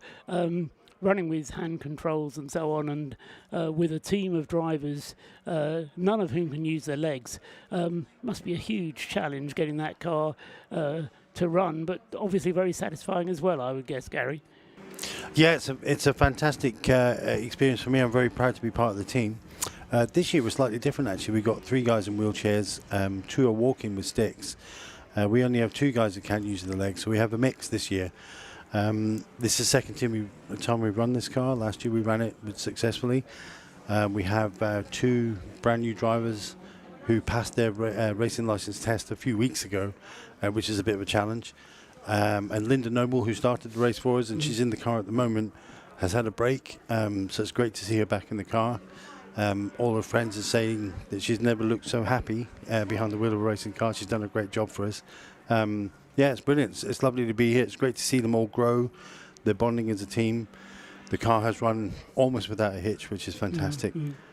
Yeah, James Cameron was up here earlier on and telling us about Linda Noble and her performance and how she's responded to being in the car. It's great to see her. And as you say, back in the car now in conditions which aren't easy, are they? Not ideal, no, but not unexpected. It is Wales after all. Not quite. Am I right in saying that the car doesn't have any pedals at all? It's all controlled from the hand? No, the hand controls basically operate the pedals remotely. Okay, so the pedals so are there. an able-bodied driver can still use them. Right, So last year we had one of the drivers had 1 working leg, so he used the pedals. Right. And the other 3 had no working leg, so they used the hand controls. Right. I think James was up earlier talking about the development that we're trying to do with the car to bring some more sexy hand controls so they can operate the throttle and the brake with their thumbs or their fingers, which gives them better car control because they've got better balance on the steering. It's been, some testing has happened, some bits and pieces have arrived, but it's not quite ready yet. Hopefully by the time we kick off next year in March or April, we'll have a better handle on where it's going. Yeah, but it's part of the fun of evolving and developing the car. Exactly what James was saying is that there is this ongoing development to make it more accessible to more people. Absolutely. And that's obviously going back to the rationale behind what Mission Motorsport is trying to do. Absolutely. I mean, this race and that car in this race encapsulates everything that Mission Motorsport is trying to do. So everyone that we've got in the car, they've been injured, obviously quite seriously, as part of their service in the military, mostly. And to get them better and happier and driving a racing car, which seems like a bit of a frivolous thing, has given them so much focus. I've done some coaching with a couple of the other guys driving some of the other Mission cars, and they're night and day different from being introverted and closed in last year to being bright-eyed and bushy-tailed and full of beans for this year. It's just not just in the car that I'm running, but the other cars as well. It's fantastic. And from your point of view, Gary, as well, that must be hugely satisfying, motivating for yourself that you're doing something worthwhile. Absolutely. I mean, I'm doing what I enjoy doing. This is when I'm not doing this here, it's a full-time job. So coaching people is I love it. Particularly poignant here because of my military connections. I served 12 years in the Royal Signals. And I got away with no injuries, so for me it feels great to give something back to the guys that weren't as lucky as me or went to more scary places than me. So it's great for me personally, it's great. Great growth, great development. I'm aware of how much they look at me for a bit of guidance, so staying calm and helping them through their problems is quite an important thing. So yeah, it's great, great personal development as well as what's going on for the guys in the car. And the car itself looks fantastic. Well, it does. I mean, the wing, as James jokes, the wing is probably better there. We should probably put a heated element in it for the marshals when they have to push it off the grass. But it might even be slowing it down. But it's quite important, I think, to have a car that's not too peaky, not too spiky. So the big wing on the back, while it looks fantastic, is giving us some stability. It may be slowing the car down a little bit, but outright pace is not really what we're looking for. We want a car that's stable, forgiving. And it does look, I mean, it's an iconic livery. It's I think it's the best looking car in the pit lane. And being biased doesn't mean that I'm wrong. So we'll see how it goes if there's ever a vote on it. But and Gary, it goes beyond the drivers. I mean, you've spoken about the drivers and how they benefit from being involved. But it goes beyond that as well, because you've got guys working in the garage, supporting the car. And as a guest, because the car doesn't run itself, does it? Absolutely not. I mean, we've got 4 cars that are running under the Mission umbrella. We must have 30 people in the garage in there, so we've got dedicated people for the cleaning the windscreens, which sounds really mundane, but it's very important. We've got people talking the tyres, checking the pressures. We've got a couple of guys who are suited up in their fireproof overalls doing the fuel. Everyone's a volunteer. Everyone's got a military connection. Everyone feels that part of a team, and I can reflect on that from my time in the military. You work together under difficult circumstances as a team, relying on each other, and it's exactly what's going on here. And for people who have suffered the misfortunes that happen in the military, putting them back into that team environment, it's like falling off the horse, I would think. Yeah. Where that's the way to get them back. Absolutely, and we've had. I've not heard the phrase exactly, but it's like coming home for some of them. Certainly for me, I left the military 25 years ago. And it feels just like I'm back. I'm back in Wales. I'm cold. I love it, and the tea's slightly stewed, and but it's fantastic. It really feels like the best of times from before. And I'm aware the guys who maybe got injured on deployment or who are away may have a slight anxiety about being back in that environment because that's where they were when they got hurt. But we all enjoyed that feeling of brotherhood, that being part of a team. So this has given them that familiarity back, I think. And you can really see the joy they're getting out of it and the sense of achievement they get. There's a lot of nervous people when we start, particularly the drivers. And we've got 2 novices who are they don't know what to compare this to, but they've all done really well. And we're approaching one more driver change before we go to bed for the night. Tomorrow will be easier because it's daytime, but then we have the service at 11 o'clock to deal with, and that's always a bit of a tearjerker as well. I was going to say, particularly for the people that you're working with, going racing again after that must take a bit of a kind of control or reset in your mind to say, okay, we've done the racing, we've got that, now we've done the service, now we go back to racing. Is part of your role to check out on how your whole team is feeling and it is. managing that? What's quite good is we the way the regulations are set up, and we're going to comply with those, obviously, is that the guy who finished before the service, we could make an exception and say we need to change driver, but everyone's encouraged to keep the same driver, which gives you a bit of continuity. So I only have to focus on one person for, that's done now, get your head back in the game and away we go. Last year it went really well, we had no dramas. I'm expecting it to be fine today. I think I've worked out who the driver's going to be. Right. It's part of the thing. You've got to get back on with it. Yeah. Sentimentality has to be put to one side, and then the job has to be done. So key part of motorsport, they say, is never look back. That's it. Yeah. And I think that's true for able-bodied racing drivers. Just as much as it is for the less able-bodied ones that you're dealing with, Gary. And I think there's many great things about this program with Mission Motorsport, but to build that inclusivity, that it's the same for able-bodied people, and so you feel there's less difference between the guys that I'm looking after and able-bodied people, which is part of the core of what we're trying to do. So it's fantastic to be a part of it.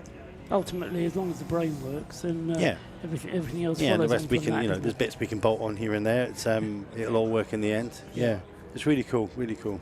Good. Okay, Gary. Well, I'll let you get back.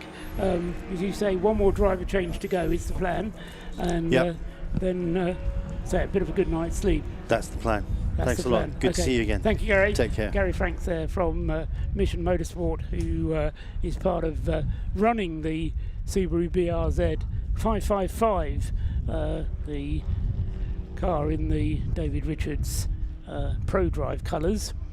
And we can go down into the pits, having heard from Gary Franks, and have some news from the pit lane down to the pits.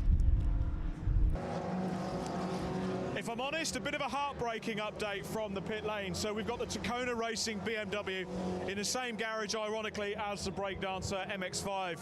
They've had an impact on the left-hand rear quarter of the car, right on the drive line. And where we're looking at here on the car is where the bottom arm reaches the rear axle. On a BMW, that's where all your drive comes from. So if any of that is bent and out of sync, when you put the power down, it makes it really, really, really undrivable. So unfortunately, the team are taking photos. They're ringing whatever contacts they've got, and after what is an outstanding performance so far in this race, it's a race against time to get the parts in to repair the car ready for tomorrow. But for the moment, it looks like Tacona are out for tonight at least. That is a great shame, Rob. Thanks for the update.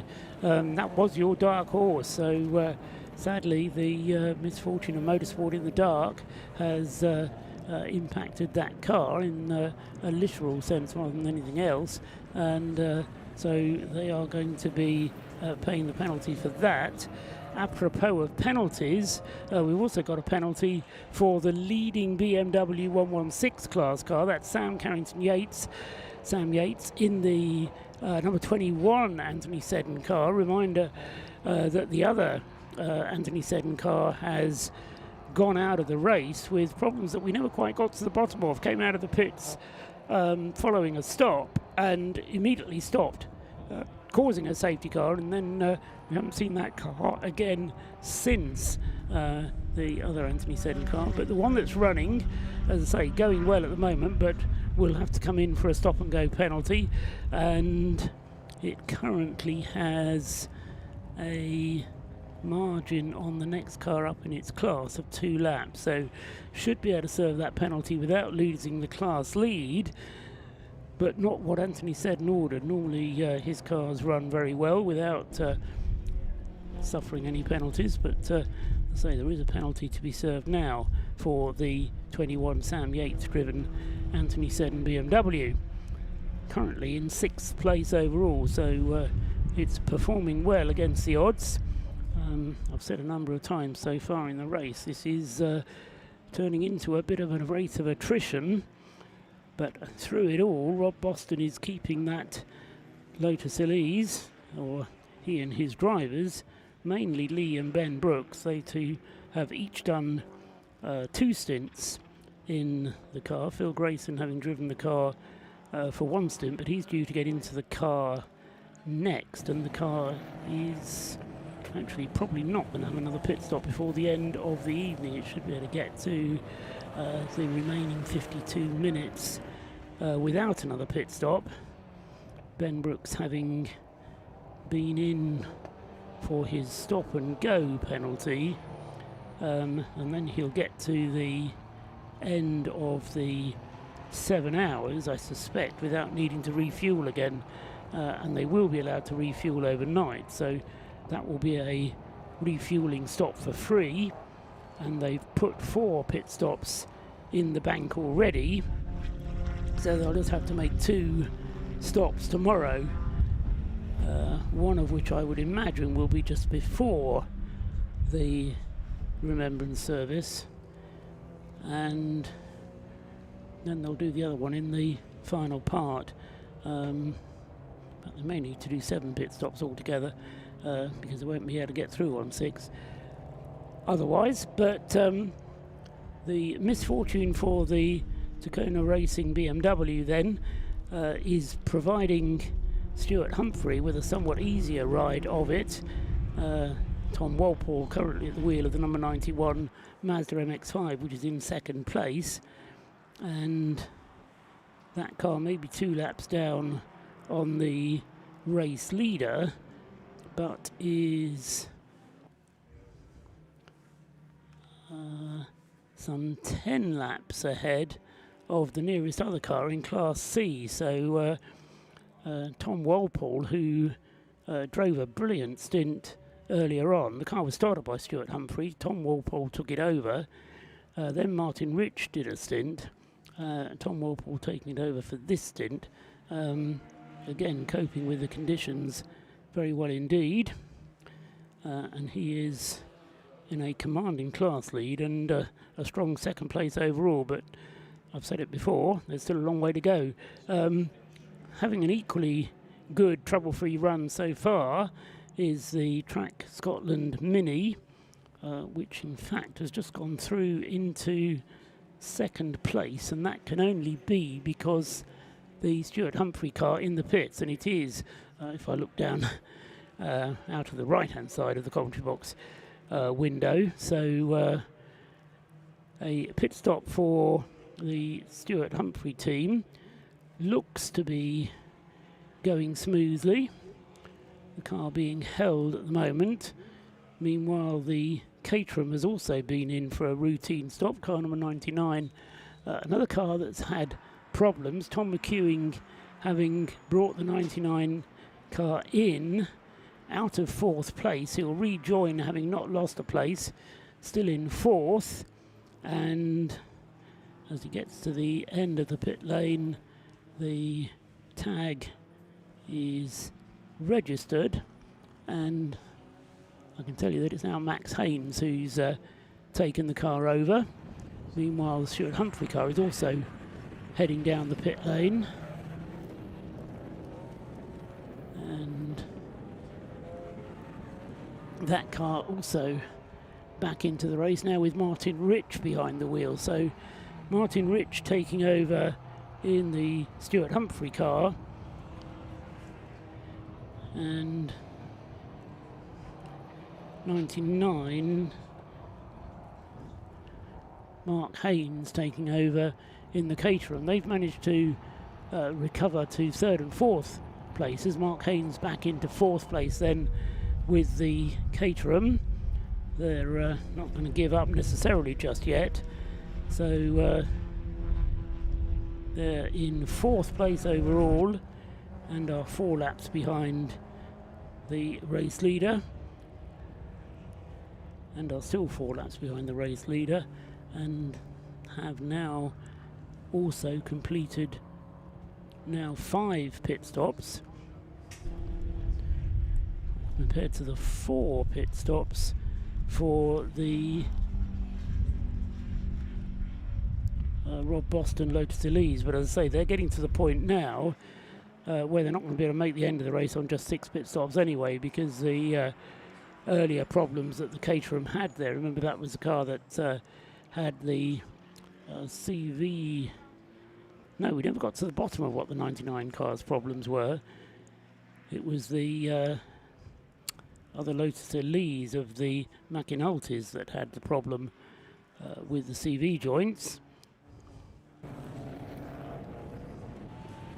Matabubu Racing are in 3rd place in the BMW class. Number 56, their gun car, in 3rd place in the class. Joe Bagley, who we had up here earlier on talking to us, has indeed now taken over the driving of the 52 Matabubu car, and so Joe Bagley is in 6th place in the BMW class. Matabubu still going strongly with all 3 of their BMWs, currently in 3rd place, 6th place and 8th place with their 3 cars. So aiming to get all 3 to the finish, and as we're hearing from Joe earlier on, having a lot of fun but doing things properly were Joe's words, and so far that seems to be the case. The 21 BMW has been in for its penalty and served the stop and go penalty for Sam Yates, but as I say, he managed to do so without losing 6th place overall. David Pavley has come in with the 666 Audi TT, and also the Track Scotland Mini is now in. That's car number 55, Adam Kindness, coming in with the Track Scotland car. Hesitate to say that's been an absolutely trouble-free run for that car, but hopefully it will continue in that vein. Fuel going into the car at the moment. It looks like they might be considering putting a new set of tyres on the front. There are tyres standing by. No work allowed to be done on the car whilst it's being refueled. So, as I say, they're standing by with torches and tyres at the ready, and could well be that another set of tyres being readied for the Track Scotland Mini. Fuel is in. At least one churn of fuel is in. We'll see the second churn going in a moment. As I say, the 666 Audi TT is also getting refueled. The 666 car in the pits for just over 3 minutes now. The 55 Track Scotland car just coming up for 2 minutes, so the TT ready to go. Or at least the fueling is done. Bonnet comes up, inspection of the engine area. New driver being prepared to get into the car. As I say, it was Andrew Pavley who was in the car, David Pavley I should say, who was in the car when it came into the pits, and just trying to work out who will be getting in next. Could well be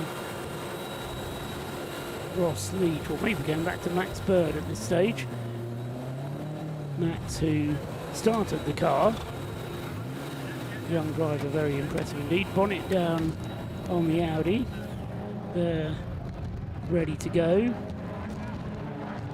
The Track Scotland car also getting ready to go. Now the Audi is ready, off he goes. Applause for the team. Good stop that for the 666, and he's back on his way in 4 minutes and 27 seconds. So good work from the Audi TT boys. And as I say, we now wait for the Track Scotland Mini to get back out onto the circuit. That's being pushed back from its refueling box. They've put the fuel into the car. I didn't actually catch whether they changed the front wheels at the same time. I think they did. Yes, because the tyres that were standing by have disappeared. So the Track Scotland car just waiting for the time to count down. They've already pushed it so that it's ready to go. 3 minutes 50 on the clock, 3 minutes 55 on the clock. Away he goes, 5 seconds to drive down the pit lane. We'll see the Track Scotland Mini out onto the circuit with 4 minutes 04, 4 minutes 05. Perfect timing then for Track Scotland. Gets the Mini back out onto the circuit. The pit stop time for the number 55 car, 4 minutes and 11 seconds. Pretty good timing from Track Scotland. Craig Dillon it is who's taken over that car, and second place on the road is no mean feat for a Class B car. So still a long way to go for Track Scotland. 40 minutes just over remaining of tonight's segment. We have an hour and a half tomorrow morning before the Remembrance service, and then the remaining 3.5 hours after the Remembrance service tomorrow will take us to around about 3 o'clock. At least that's the aim. And then we'll throw the checkered flag to end the race, whereas this segment will see a unique ending to a race anywhere, a suspension it should be called, because the red and white checkered flag will be displayed to bring this segment to a close. A red and white checkered flag having been introduced by the BRSCC. They got special approval to use the red and white checkered flag to, in effect, officially suspend a race. The way it will be processed is that the safety car will come out with about 10 minutes to go, line the field up, and then, as I say, the safety car will come through to suspend the race. 99 Caterham goes through, Tom McEwing at the wheel, Max Haynes behind the wheel of the 99 car. In 4th place at the moment. Max Haynes having taken the car over from Tom McEwing, but Max then in 4th place, lapping rapidly. Conditions not as bad now as they were, and Max doing a 1 minute 42 that last time around, lapping quicker than the race leader. But as I say, the Caterham having lost 6 laps earlier on. In the pits, having fuel added, is the Breakdancer Racing Mazda.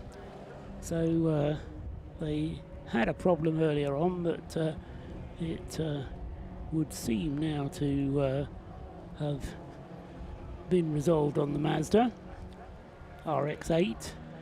So the fuel going into that car. A penalty for the 555. Oh, and a penalty for the Stuart Humphrey racing car as well. And it's a 1 lap penalty for the Stuart Humphrey car, which I'm guessing, well, no, I won't speculate because I don't know. So I'll wait until either Rob or Scott comes up with a reason for that Stuart Humphrey racing car's penalty. But they have a 1 lap penalty to be paid, and that will remove them from 3rd place and put them down to certainly 4th, if not 5th place. They'll still be leading Class C because the car has a 7 lap advantage over the next car up in Class C, which is the Tequila Racing Mazda. So Mazda's 1st and 2nd in the Class C, but as I say, that car, number 91, having been taken over by Martin Rich now, who's taken the car from Tom Walpole. Stuart Humphrey having driven the 1st stint, but I don't think he's been in the car since. So he's contented himself with managing the team. That's his job. And so Martin Rich and Tom Walpole having driven the race while Stuart has been keeping busy looking after the team. But as I say, that's a expensive penalty for the number 91 car, and as I say, they're going to have a 1 lap penalty applied to their time, which will, I think it'll only drop them down to 4th in fact, but it will allow Max Haynes with the Caterham up into 3rd place. So the Class D cars, which have had problems earlier on, slowly bubbling their way back towards the top positions. Max Haynes with the Caterham is 4th, shortly to become 3rd. Neil McReynolds in the 48 Patrone Racing BMW is in 5th place. And then the next car up in the Class D, the fast class, is the Audi TT, which Ross Leach is driving, and he's still down in 9th place. That won't be affected by the penalty to the Stuart Humphrey car. There's the Mazda RX-8, number 8, with the Tequila Racing Mazda just coming in behind it. Chris Fellows, that's been a long stint for Chris Fellows. Seems to have been out for quite a long time in the number 16 car.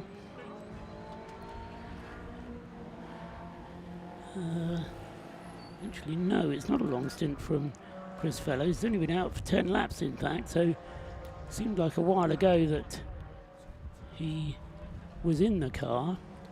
That's because it's now being driven not by Chris Fellows. That's where I've gone wrong. It's Chris Knight who started the car, who's now at the wheel of the number 16. And that's a quick stop for Chris Knight in the Tequila Racing car. In fact, he's still in the pit, sorry, that was someone else coming out.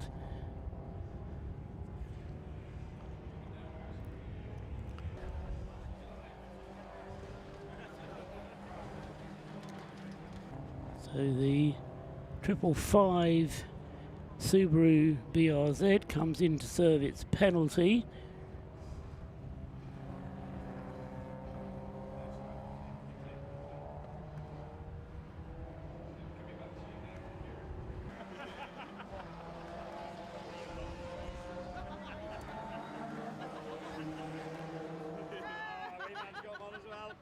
People having fun down in the pit garages there. Needless to say, that's the crew from the Flying Haggis team. Gordon Duncan in 11th place with the Honda Civic. Currently third in Class C. Two Mazda MX-5s leading the way in Class C. Stuart Humphrey, Martin Rich leading with the penalised car number 3. Then second in that class is the Tequila Racing Mazda, which just made that quick stop. Back on his way now with Chris Knight behind the wheel. And then the third place car in Class C is the Flying Haggis Honda Civic Type R. I say Gordon Duncan currently at the wheel of that car. So another team, Flying Haggis, who know how to have fun, but also know how to do things properly. Going well in the top 3 places of the Class C. Flying Haggis just outside the top 10 overall places. 10th is a car we've not said much about, the Mission Motorsport Mazda. David Bernacchi at the wheel of the car at the moment, car 47. They are second in Class B to the Track Scotland Mini, which leads the way. So Mission Motorsport has stayed nicely out of trouble, and even though they are some 11 laps down on the class leader, Track Scotland, they are doing well and staying out of trouble. And then third in Class B, the remarkable Fiat Panda, which Vince Lomas is currently driving. He's in 13th place overall, but as I say, third in Class B. And that's been a good long stint from Vince Lomas. 34 laps completed, but he should have fuel enough to get him to the end of this segment, of which 32 minutes remain. And having had the flurry of safety cars in the middle part of the race, I shouldn't say this, we've now had over an hour of running without a safety car. In fact, it's 40,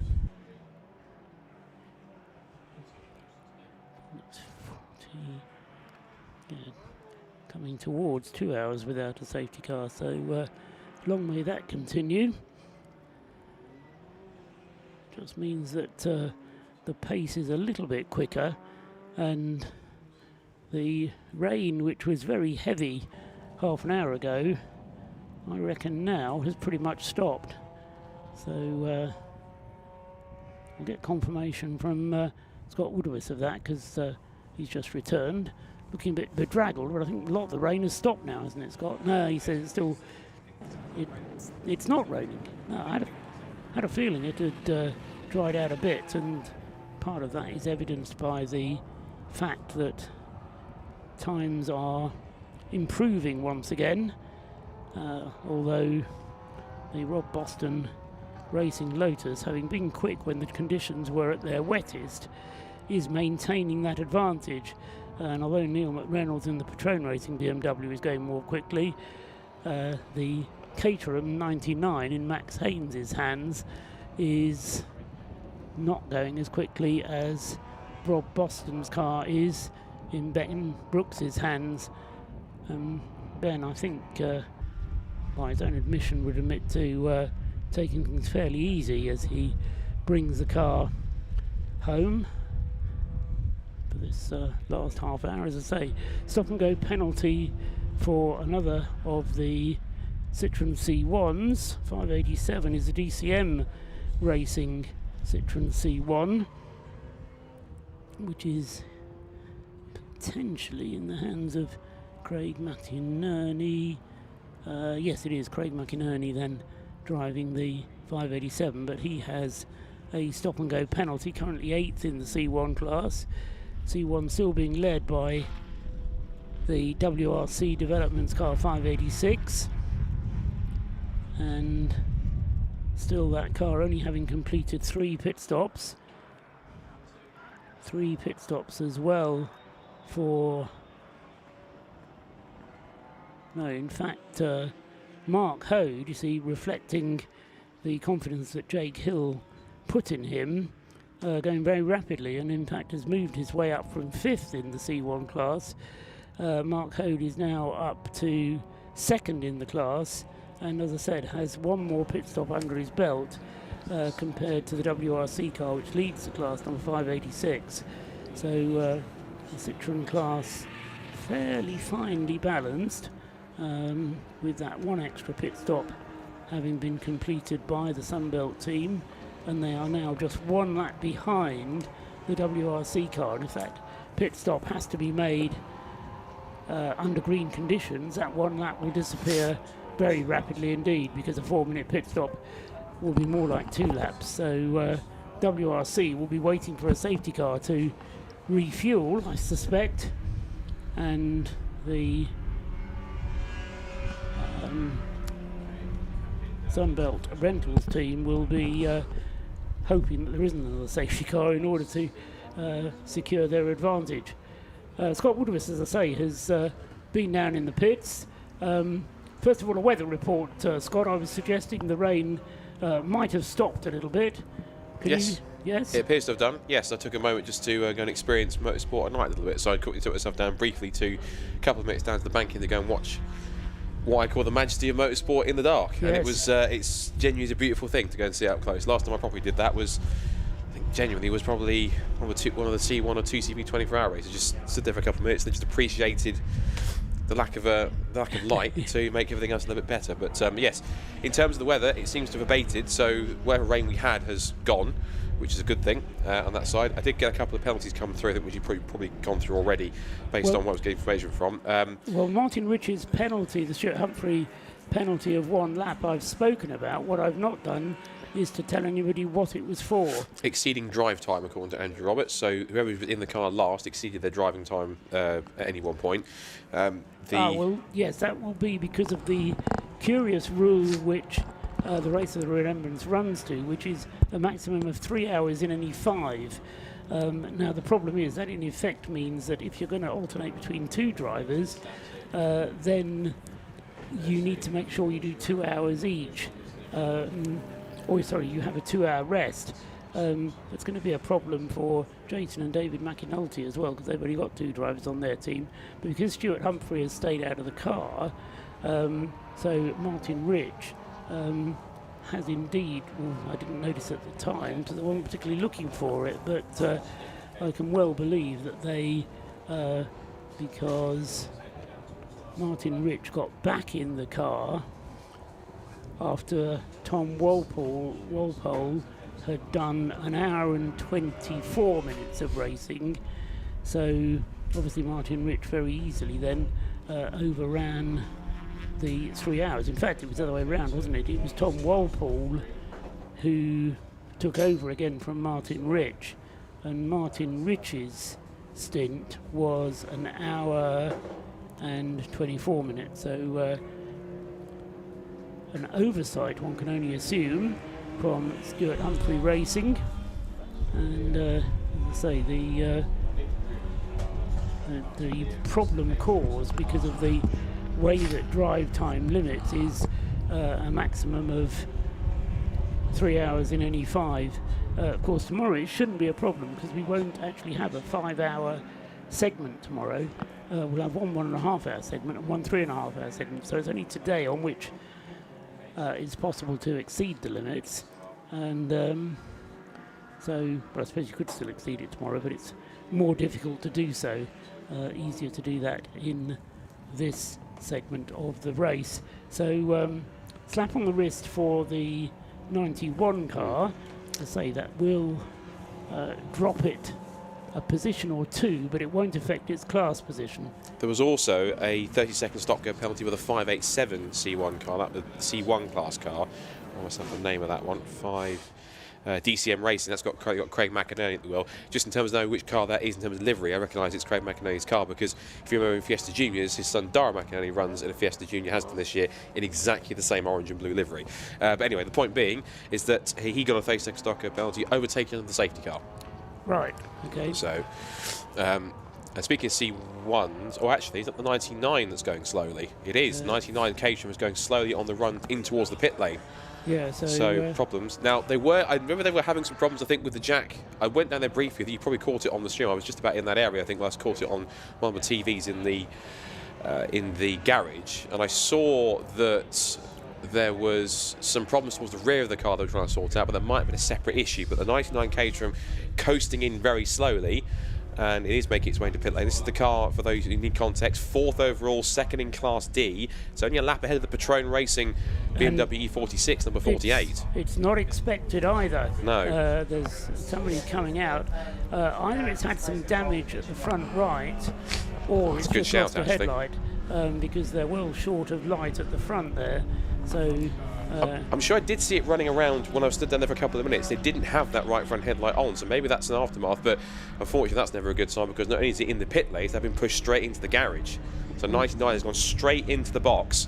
Well, 99 is anyway serviced behind the pit garages. Well, yes, anyway, you're right. So it goes to the area behind to have service done. But having said that, you're not allowed to refuel the car in the garage. So if they're just doing a simple driver change or a refueling change, then the car would be serviced in front of the garage and would be able to see it. The fact is that, as you say, it's been pushed back, which means further problems for the car which started this race, remember, on pole position and was battling for the lead in the early stages, but has been one of our troubled cars. It had a pit stop of some 13 minutes 3 hours ago, which we never really got to the bottom of why it had that extra long pit stop. That was what dropped it down the order, but I'm afraid another long pit stop looks as though it might be in order for the 99 Max Haynes DKS Motorsport Caterham 7. And hopefully we'll get some news coming through to us to establish exactly the why and the wherefore.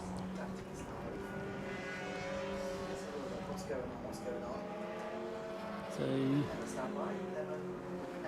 time ticking down into the last 22 minutes of this segment. More boards being held out on the start-finish line, but I think that's just repeating the stop-and-go penalty information to the 587 Citroën. Just going through now, in fact.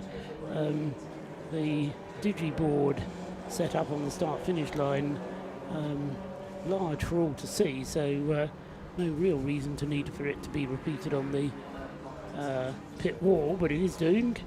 Ben Brooks goes through and completes his 203rd lap now, and lapping again nicely into the 145s, which, apart from anything else, suggests that it is getting drier once again.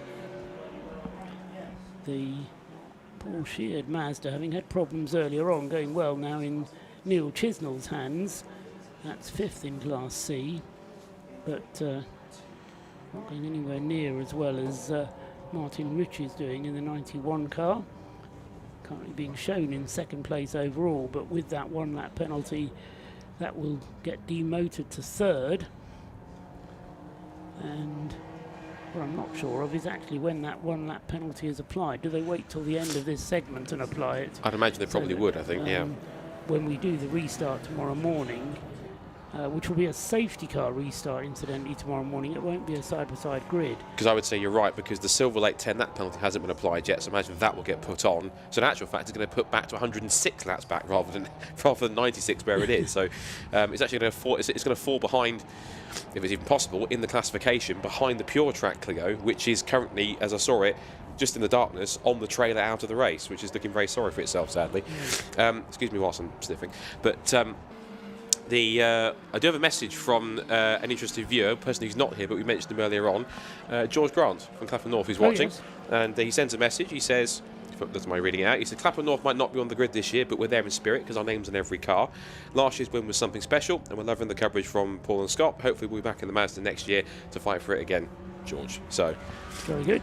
And yes, salute to you, Mr. Grant, and hopefully we'll get you back here for Race of Remembrance with an actual car and yourself here for 2026. Fingers crossed. One of the great enthusiasts that involved in motorsport, and no doubt, we're very grateful indeed to the support that Clapham North MOT offers to us. And as George says, the name Clapham North appearing on, I think, all of the number plates, certainly on many of the rear number plates on the cars, and so, as he says, here in spirit.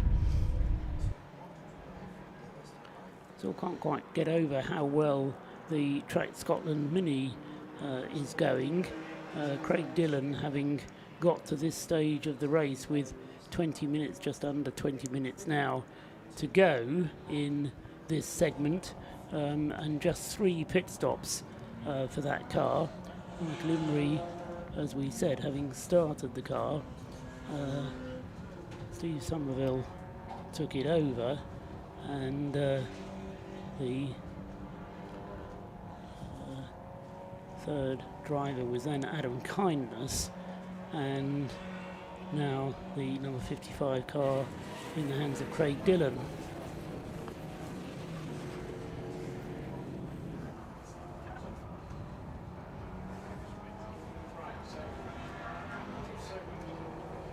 Just update my own records to make sure that I can remember that tomorrow. Number 100's in. Haven't spoken about that too much since it had the issues at the beginning. Oh, tiny little spillage of fuel there, but careful. But managed to get the dry brake back in once again. Number 100, which we should remind ourselves, 47th at the moment. Now had Andrew Payne at the wheel, so Andrew Sawano had one of his turns in the mix. And I think he's handing over to, excuse me, that's Andrew Payne handing over to his son Hayden.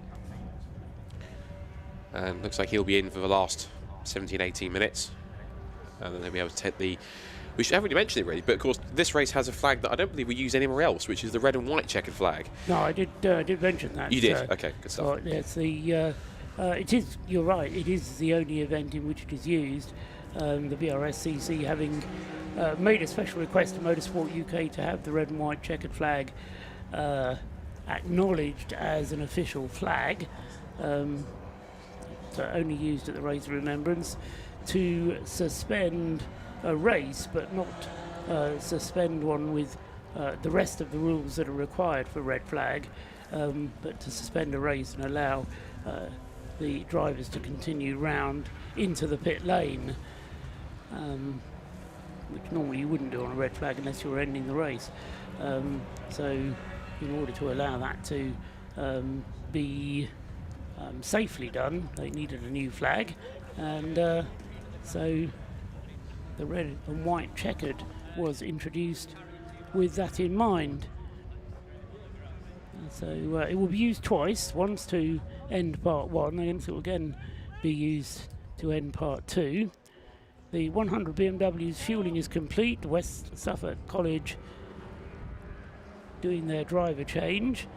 Once the refueling is done, I think they'll be quite pleased to have got that car as far as it's gone, because it hadn't really run until the race got underway, having had 2 clutch replacements during yesterday's testing and then qualifying. That then caused other issues to occur on the car, but it's done 115 laps compared to the class leader's 200 now, so it's had its problems. Neil McReynolds, still this startling pace. He's putting in repeated best laps of the race for that car, number 48, the Retrain Racing BMW, and Neil doing some quite sterling work in the number 48, as I say, getting the car going as fast as it's done all race now, and having the car having been started by Via Aldridge, Mike Nash doing the second stint, then Lee Brown taking it over, and Neil McReynolds now at the wheel, but he is by far the fastest driver on the team, and even when we had the damp conditions, Neil McReynolds able to get that Retrain Racing car to go quicker than it's been thus far. So it's moved up to 4th place with the, we hope, temporary demise of the Caterham, which is back out on the track following its last pit stop. So whatever befell the Caterham, it took just under 10 minutes, 9.25 minutes in the pits. The Caterham back out again then, and heading just through our screenshot there. The rear of the Caterham very distinctive and easy to pick out. So now heading through the left hand around the rocket sequence of quarters into Peel, and another penalty is notified for us on the screen, and that being another serious penalty in terms of a number of laps being applied to the number 77 Ford car. Bradley Performance, number 77, the Ford car has done something fairly serious, either in the hands of Charles Clark or whoever was driving the car before him. He's got was it a 6-lap penalty, Scott? 6-lap penalty. Not to make light of the situation, I think it's one thing you take comfort in. He's still going to win the class, so he's the only one in it. So that's all that's going to matter to him. But he's going to be one of those penalties where he'll just take it and he'll go, okay, well, it's not going to affect anything too much, so I'll just carry on. Well, yeah. Do you know what it was for? Have you got the message through? Hopefully that will be coming through. I shall ask Mr. Andrew Robertson, ask him to give me the answer unless he's listening. Yes, quite. So that will be useful to have, because again, a 6-lap penalty may not affect its class position, but possibly might earn a number of points on a licence. Possibly, at the very least, will earn a talking to from Andy Holly, clerk of the course. The 99 Caterham, having had that pit stop, continuing to go quickly. It's been taken over by Max Haynes, hasn't it? Yeah, so Max Haynes now at the wheel of the 99 he's on his first flying lap now, actually, following the pit stop. So we picked it up pretty quickly, having come back out onto the circuit. So waiting for Max Haynes to come through just to see quite what his lap time might be. As I say, unfortunately, having lost 12 minutes earlier on, very nearly 10 minutes on that most recent pit stop, and information coming from mostly just this, there's a McInulty Lotus going through. I have the answer on the 6-lap penalty. I must admit, I'm not a clerk of the course, but it seems a tiny bit harsh. But the reason why it's been given is because they've exceeded the driving time by 26 minutes. Yes, well, that will be why there is a table that is presented, and again, as I said earlier on, it's because of the way the rule is written.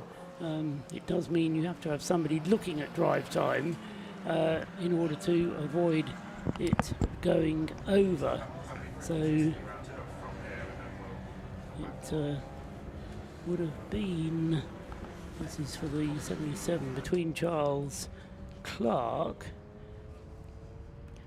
work out which drivers it was, because in effect what you have to measure is whether or not the rest time is 2 hours, because that's what gets forced upon you.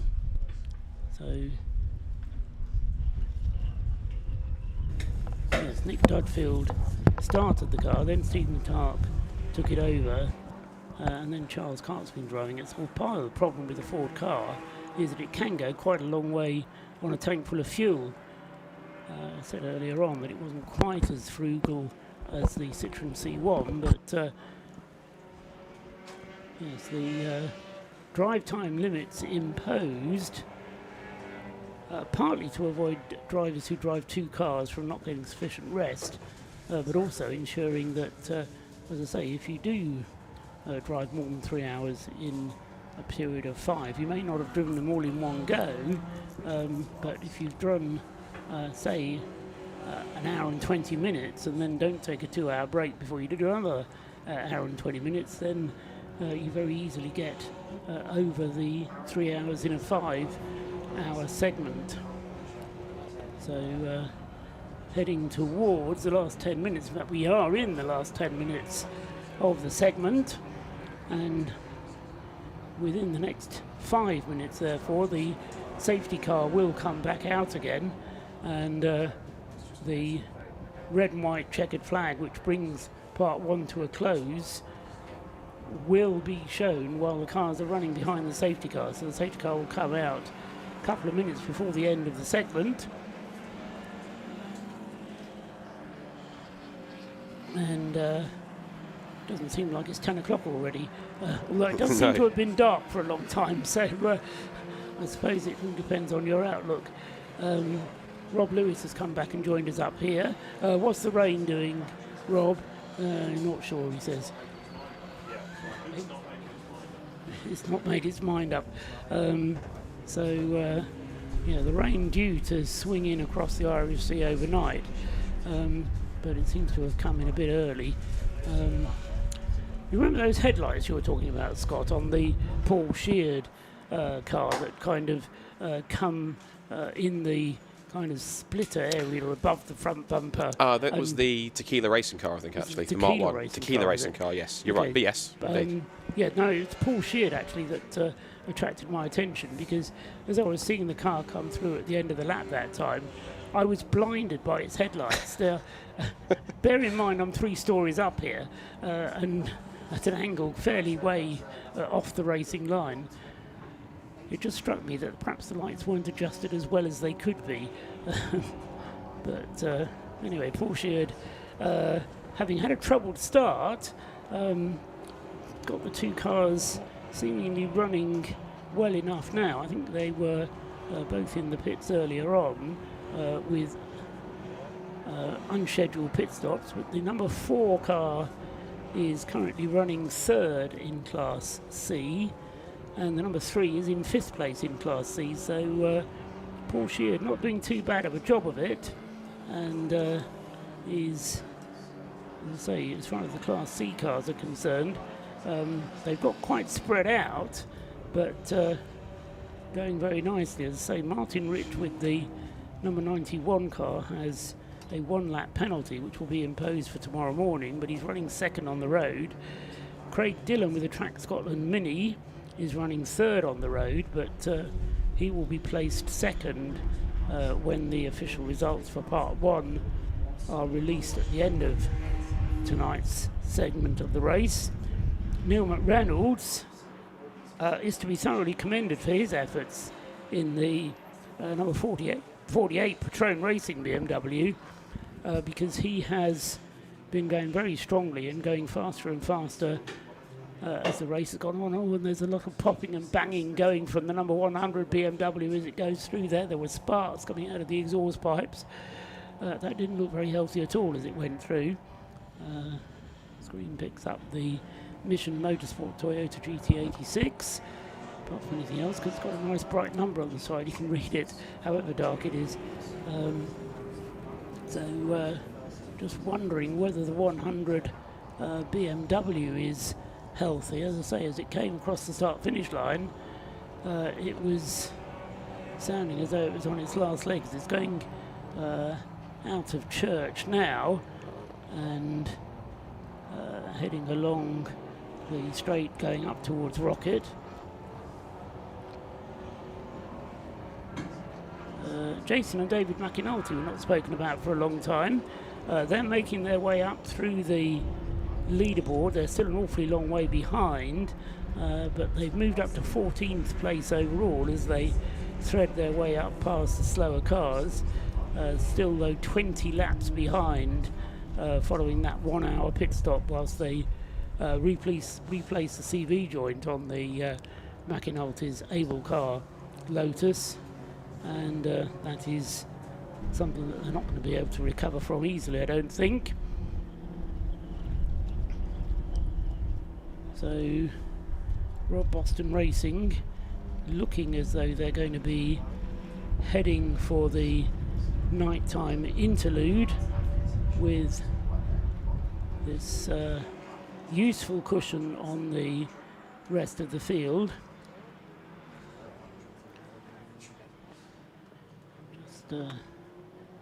Adjusting my screen to make it easier to read.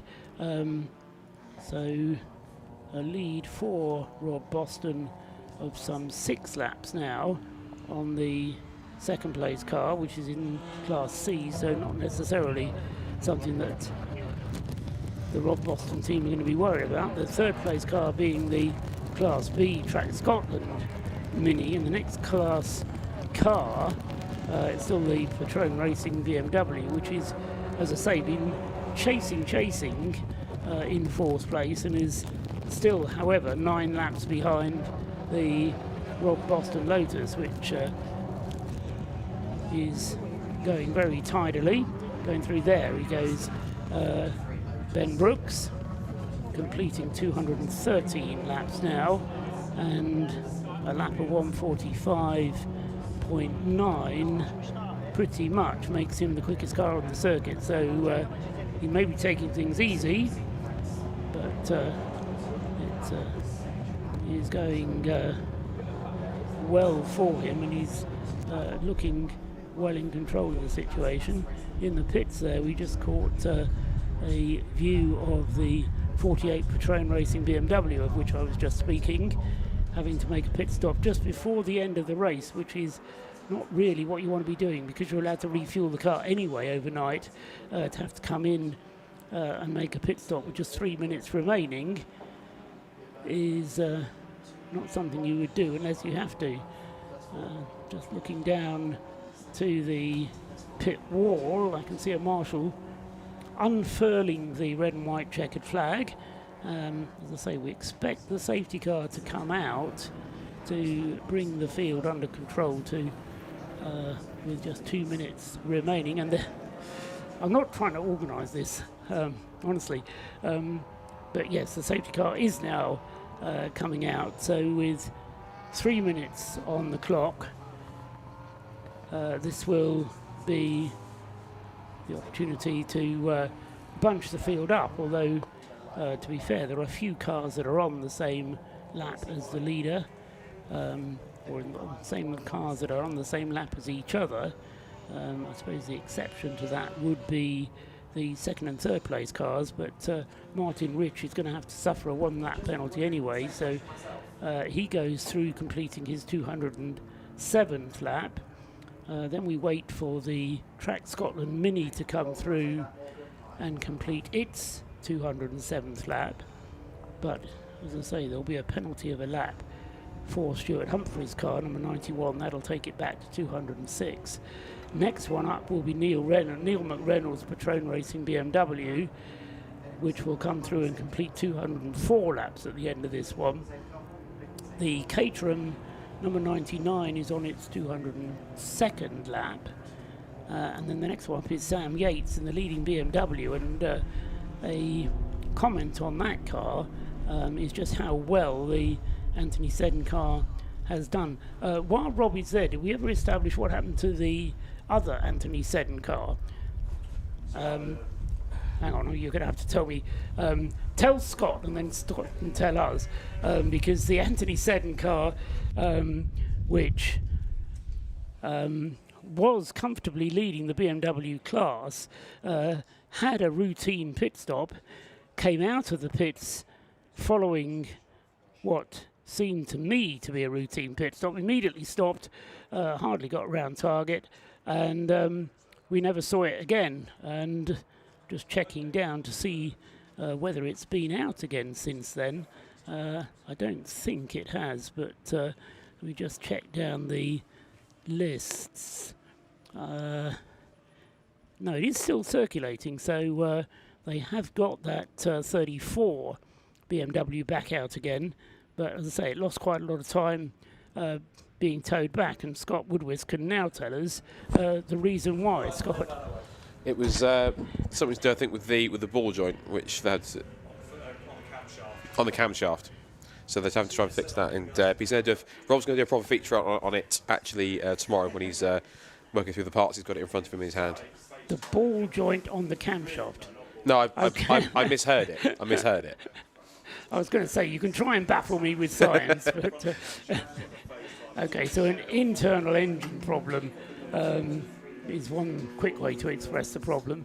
But they've clearly managed to fix it because the car is out again. So good work for Anthony Seddon, but a bit of a disaster for them. Although the other Anthony Seddon car still going strongly. That's in 6th place overall, as I say. That was what brought me on to the Anthony Seddon issues. In 7th place is the Tequila Racing Mazda, which is 2nd in Class C. In 8th place is the 666 Audi TT, which Ross Leach is driving. And that is 4th in Class D, following a couple of longer pit stops. But when it runs quickly, the Audi TT. So they're trying to make their way back up the overall order. In 9th place and 2nd in the BMW 116 class is Ollie Cottam driving the Yggdrasil BMW 116. And then rounding out the top 10 and 2nd in Class B is the Mission Motorsport Mazda. And talking about cars not drawing attention to themselves, the Mission Motorsport Mazda, I don't think we've seen it do anything yet, but it's been getting on with its job very quietly, very efficiently indeed, and they are, let's say, just rounding out the top 10. Within the top 10 then we've got leaders of all of the classes. Checkered flag is out, so that is the end of part 1 with 7 hours and a minute on the clock. So cars will now return to the pit lane and may be worked upon. There goes the Track Scotland Mini. Big cheer for that. That's done so well. The Track Scotland crew there, Craig Dillon, brings the car across the line, but ably supported by Michael Imrie, Adam Kine and Steve Somerville. Don't think Adam Morrison's actually driven the 55 Track Scotland Mini or not, but nobody's contradicting me, so I'll assume that's right. So they've done a very good job indeed.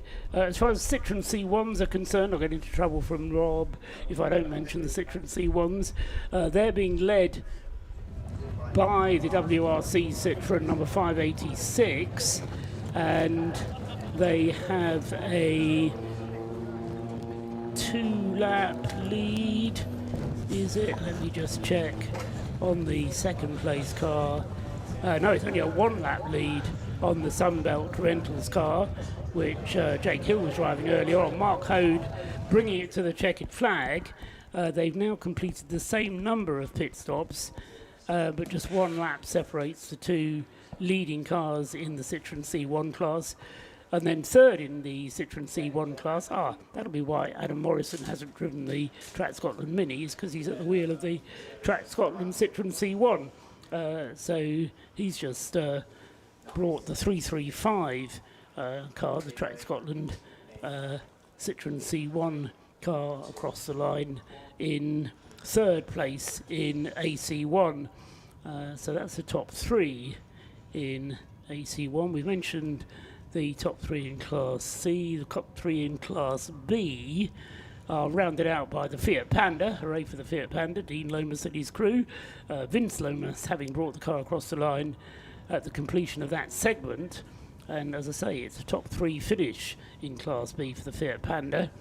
Just got another 5 hours to run tomorrow, and there'll be celebrations of a Panda variety later on. The other BMW that is in the top 3 in their class is the Matabubu racing car 56. So BMW's got Anthony Seddon leading, Yggdrasil in second place, and then Matabubu in third.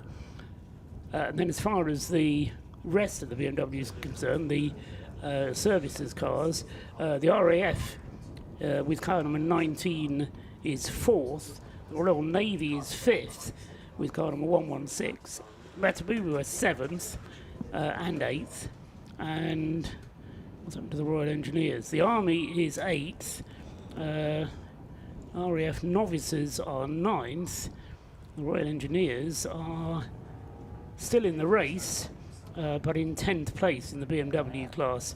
And then 11th is the Anthony Seddon car, which, as I say, is still running,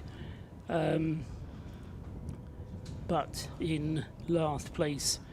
No, it's not, because the other Yggdrasil car, number 90, is in last place in the BMW class.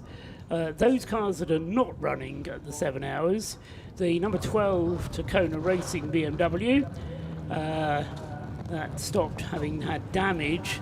They can work on the car overnight, of course, and they probably will. The Racecraft BMW 1 Series, Matt Crozier, has been out of the race for the last half hour.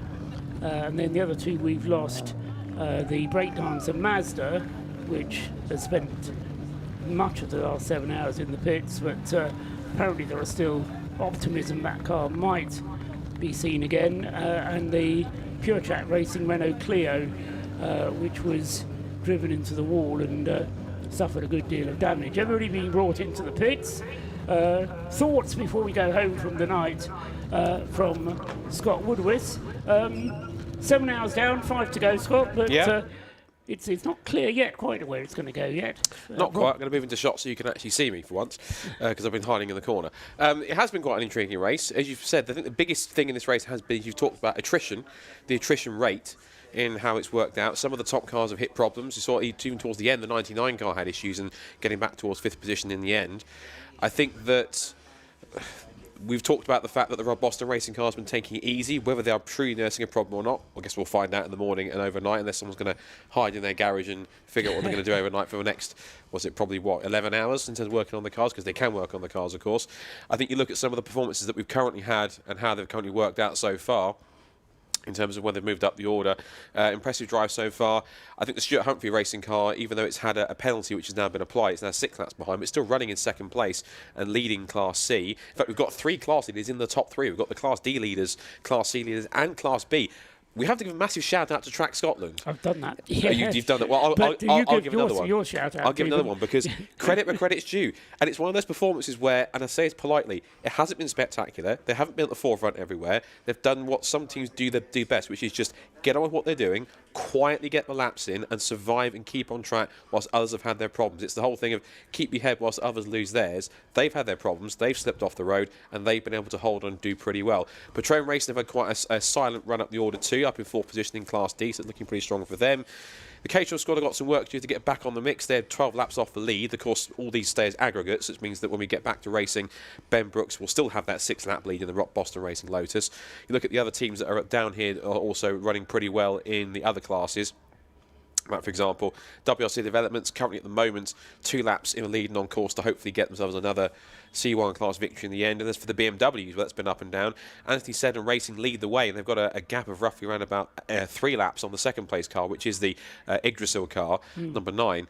And they've had a mixed race. And we've had something we don't normally see, which is an Anthony Seddon Racing car having even an imperfect pit stop or problems. And that's a rarity in this race. There's a rarity for them full stops. That's been quite interesting. So there's been a few anomalies in this race. There's been a few different things we haven't quite expected.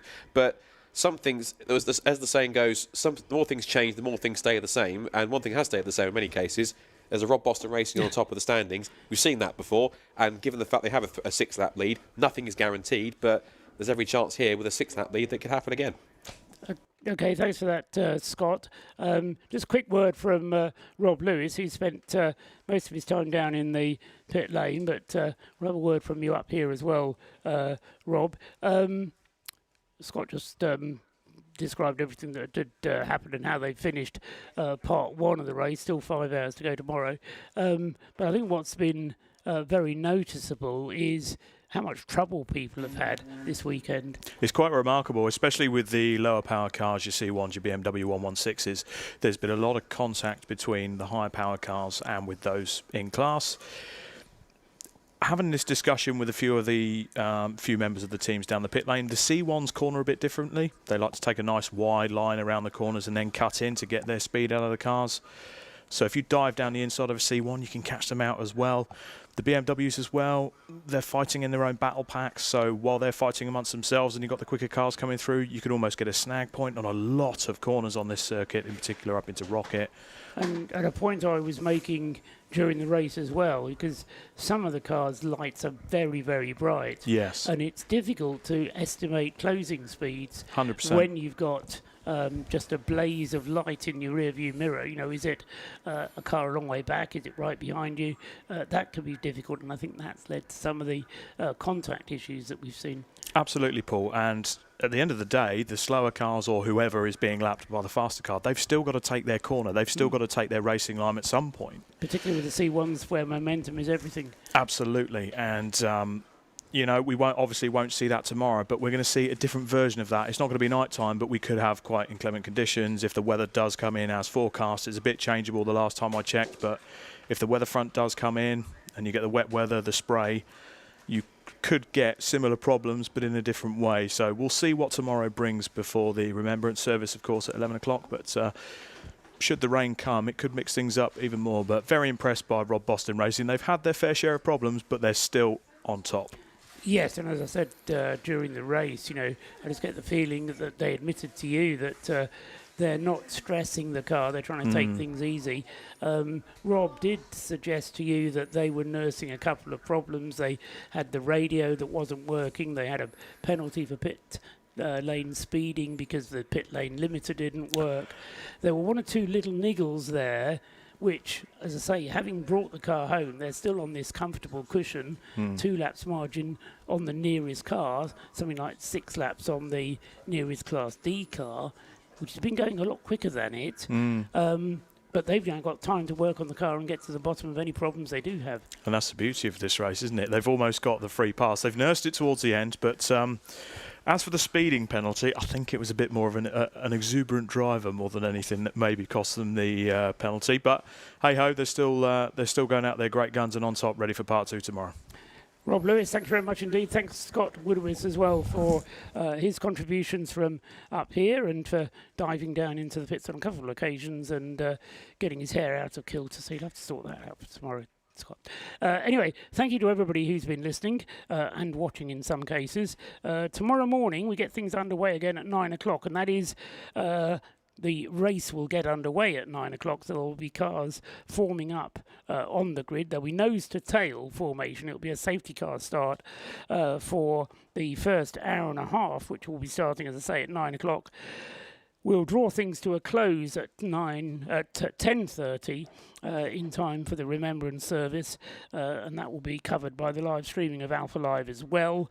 And then James Cameron will shout at the top of his voice, "Let's go racing," and we will put the Remembrance service behind us, never look back, move on to the final part, 3.5 hours of racing, which should go through to a conclusion at 3 o'clock tomorrow afternoon, which will be followed by the prize giving as well, which is always a moving time when you hear some of the stories that come from the various teams. But for now, from Scott Woodward, from Rob Lewis, from myself, Paul Trustwell, good night.